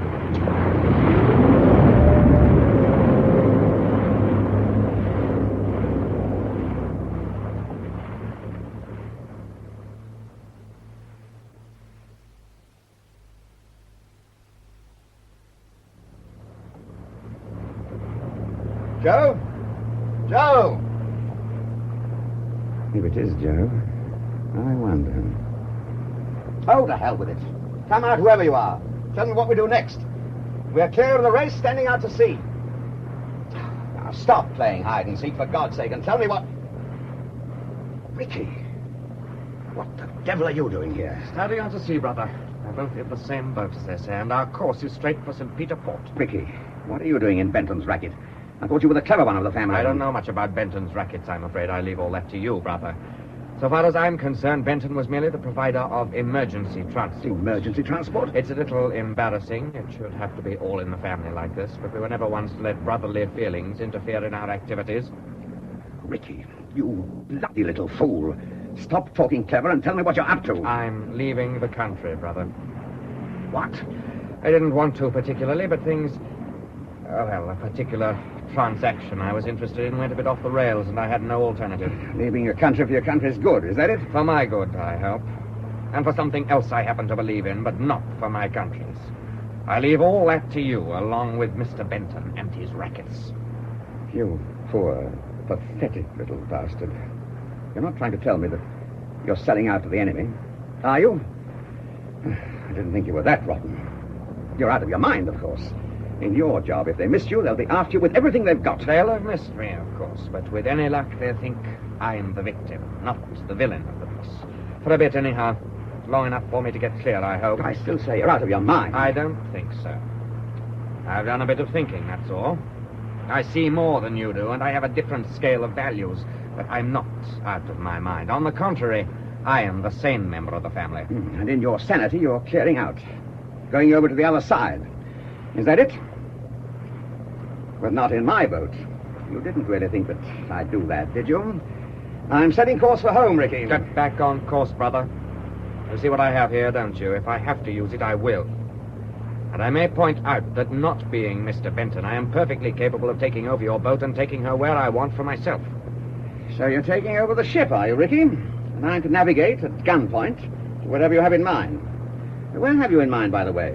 Hardly St. Peter Port, surely. Set course for St. Peter Port for the present, and make more speed. We have an appointment to keep. I'll give you your instructions later. That's if you're still with me. Oh, a rendezvous, is it? At sea, I suppose. You didn't really think you could get away with this, did you? I'm sorry, Ricky, you poor little bastard, but you miscalculated. You are not in command of the ship, I'm afraid. We are not, in fact, alone. What? Inspector! Inspector, you can come out now, but watch it. Your man's armed. What the... Got you, you poor, clever little bastard. Out cold. And the pistol over the side. Let's have a look now. Yes, here we are. Admiralty folder, unless I'm very much mistaken.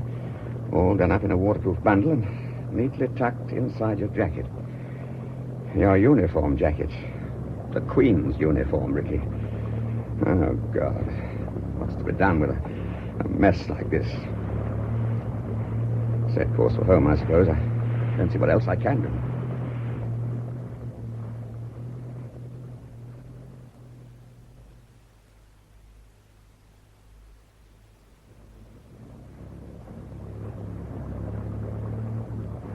Officer, this is Lieutenant Richard Robertson, Royal Navy. I have apprehended him in an attempt to hand over secret information to the enemy. My name is Robertson. Yes, curious coincidence, isn't it? Any relation?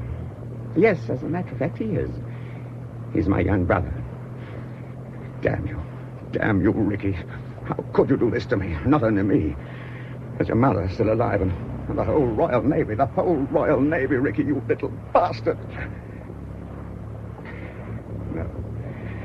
No, that won't do. I must think of something better than that.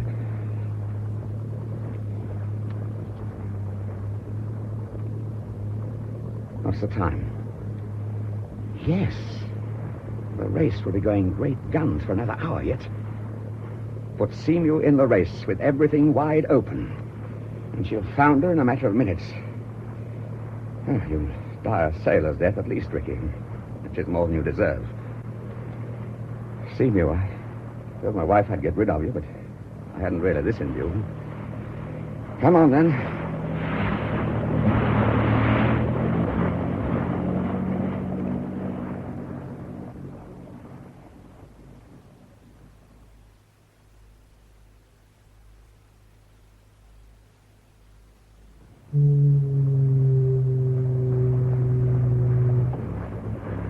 This is it.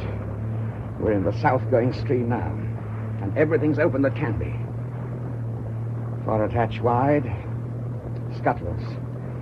Main hatch already wide. Oh, yes, now, life jacket. Folder in inside pocket. I'm not going down with the ship, not if I can help it. Still out, aren't you, Ricky? Well, thank God for that, anyway. You'll be washed overboard and drowned without knowing what's happening to you. You poor little bastard. That's it, then. Ship heading due south. The tide will do the rest. Goodbye, Seamew.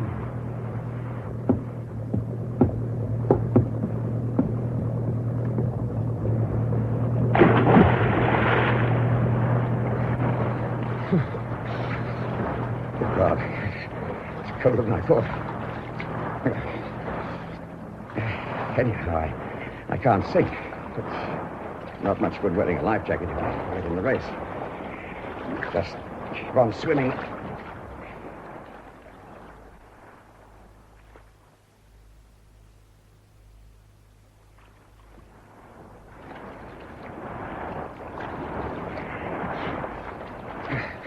Oh, God. I wish I could see.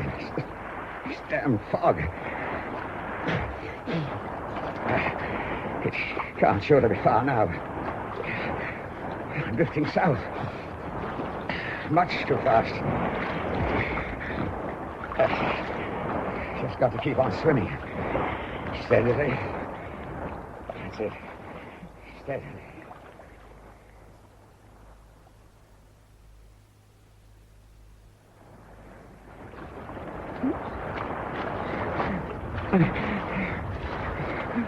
Oh, God. I can't make it. I can't. Oh, it must be nearly in. It must be. If only I could see. I can't see. Oh, God. It's a light. Right over me. High up. It must be the cliff.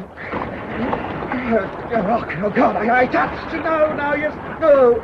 Thank God. Rocks everywhere. I'm in. I'm home. Oh, God. I thought I wasn't going to make it. What about the papers? What am I going to do with these damn papers?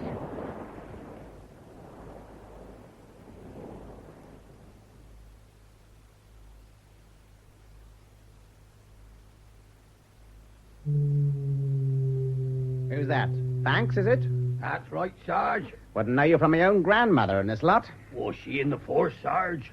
No, Banks, no. I meant if you... Oh, forget it. You're covering from here to the petrol pumps, are you? That's right, Sarge. Well, you know what you got to do. Anyone carrying anything, briefcase, small suitcase, that sort of thing, stop them and have a look. You know what we're looking for, and if there's any trouble, use your whistle at once. Right, Sarge. Right, off you go then, and keep on the move. You haven't got much to cover, and you want to cover it pretty regular. Right, Sarge. Right, Sarge. She in the force, Sarge? Dang it. I don't know.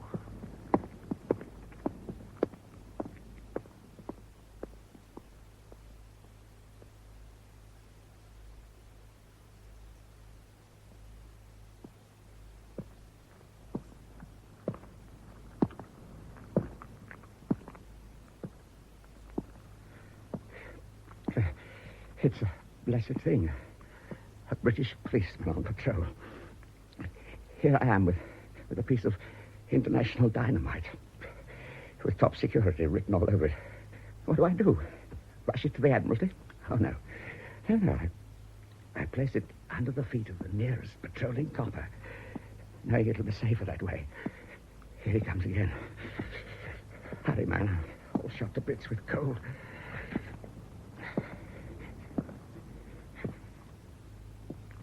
Now, I'll leave the papers out here, I think. Yes, not too far from the lamp. He's pretty well bound to see it. He should just be able to persuade himself that it's been there all the time and he hasn't noticed it before. Right. Try that, Constable Banks, and the best of British luck to you.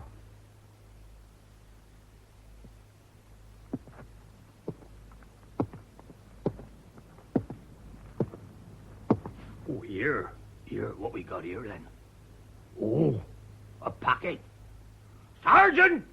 Sergeant, quick, over here!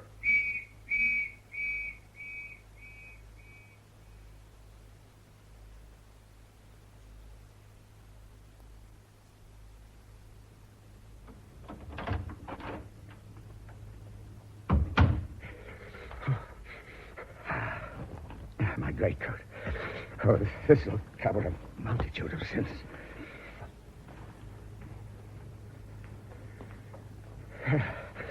Oh, a drink, by God. 2 good navel fingers of scotch.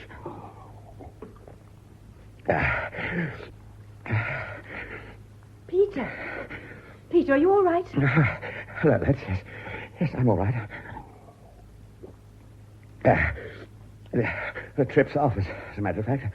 Oh. I've got rather bad news, I'm afraid. Bad news? The boat's gone, Let's. Oh. Poor old Seamew's gone. In the race, and I'm afraid young Ricky's gone with her. Ricky? Drowned? Yes, I'm afraid so, yes. Oh, thank God. What? What happened, Peter? Tell me what happened. Well, I don't know exactly. He must have taken her out and gone off course in the fog. He's had her out before, you know. And you swam after him, I suppose. Your coat may be dry, my darling, but your trousers are very wet indeed. Oh, for God's sake, go and put on some dry clothes and think up a better story while you're doing it. Letty, I didn't think. I just didn't think. Never mind, my dear, never mind. He's dead, isn't he? You're sure he's dead? Yes, he's dead, all right. Cleanly drowned. Like all the other poor devils in St. Mary's churchyard. God knows what they were like in their lives, but the sea scrubbed it all out. There's no disgrace in Dead Man's Bay, lads. No questions asked. Ricky's all right. You don't have to worry about Ricky. Dry clothes now. No. More whiskey for the moment, no. Get yourself dry, my dear. Yes. I'm pretty well in this. Oh, I know, but it'll be all right. Everything will be all right now. Come on, my dear. I'll give you a hand.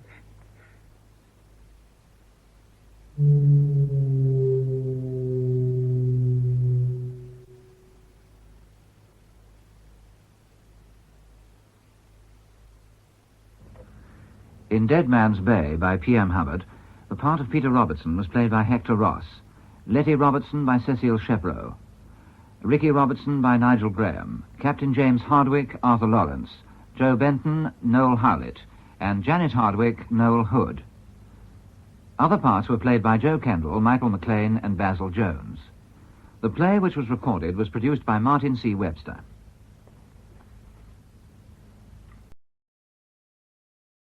This is Chesterton Radio, the true, good, and beautiful at chestertonradio.com.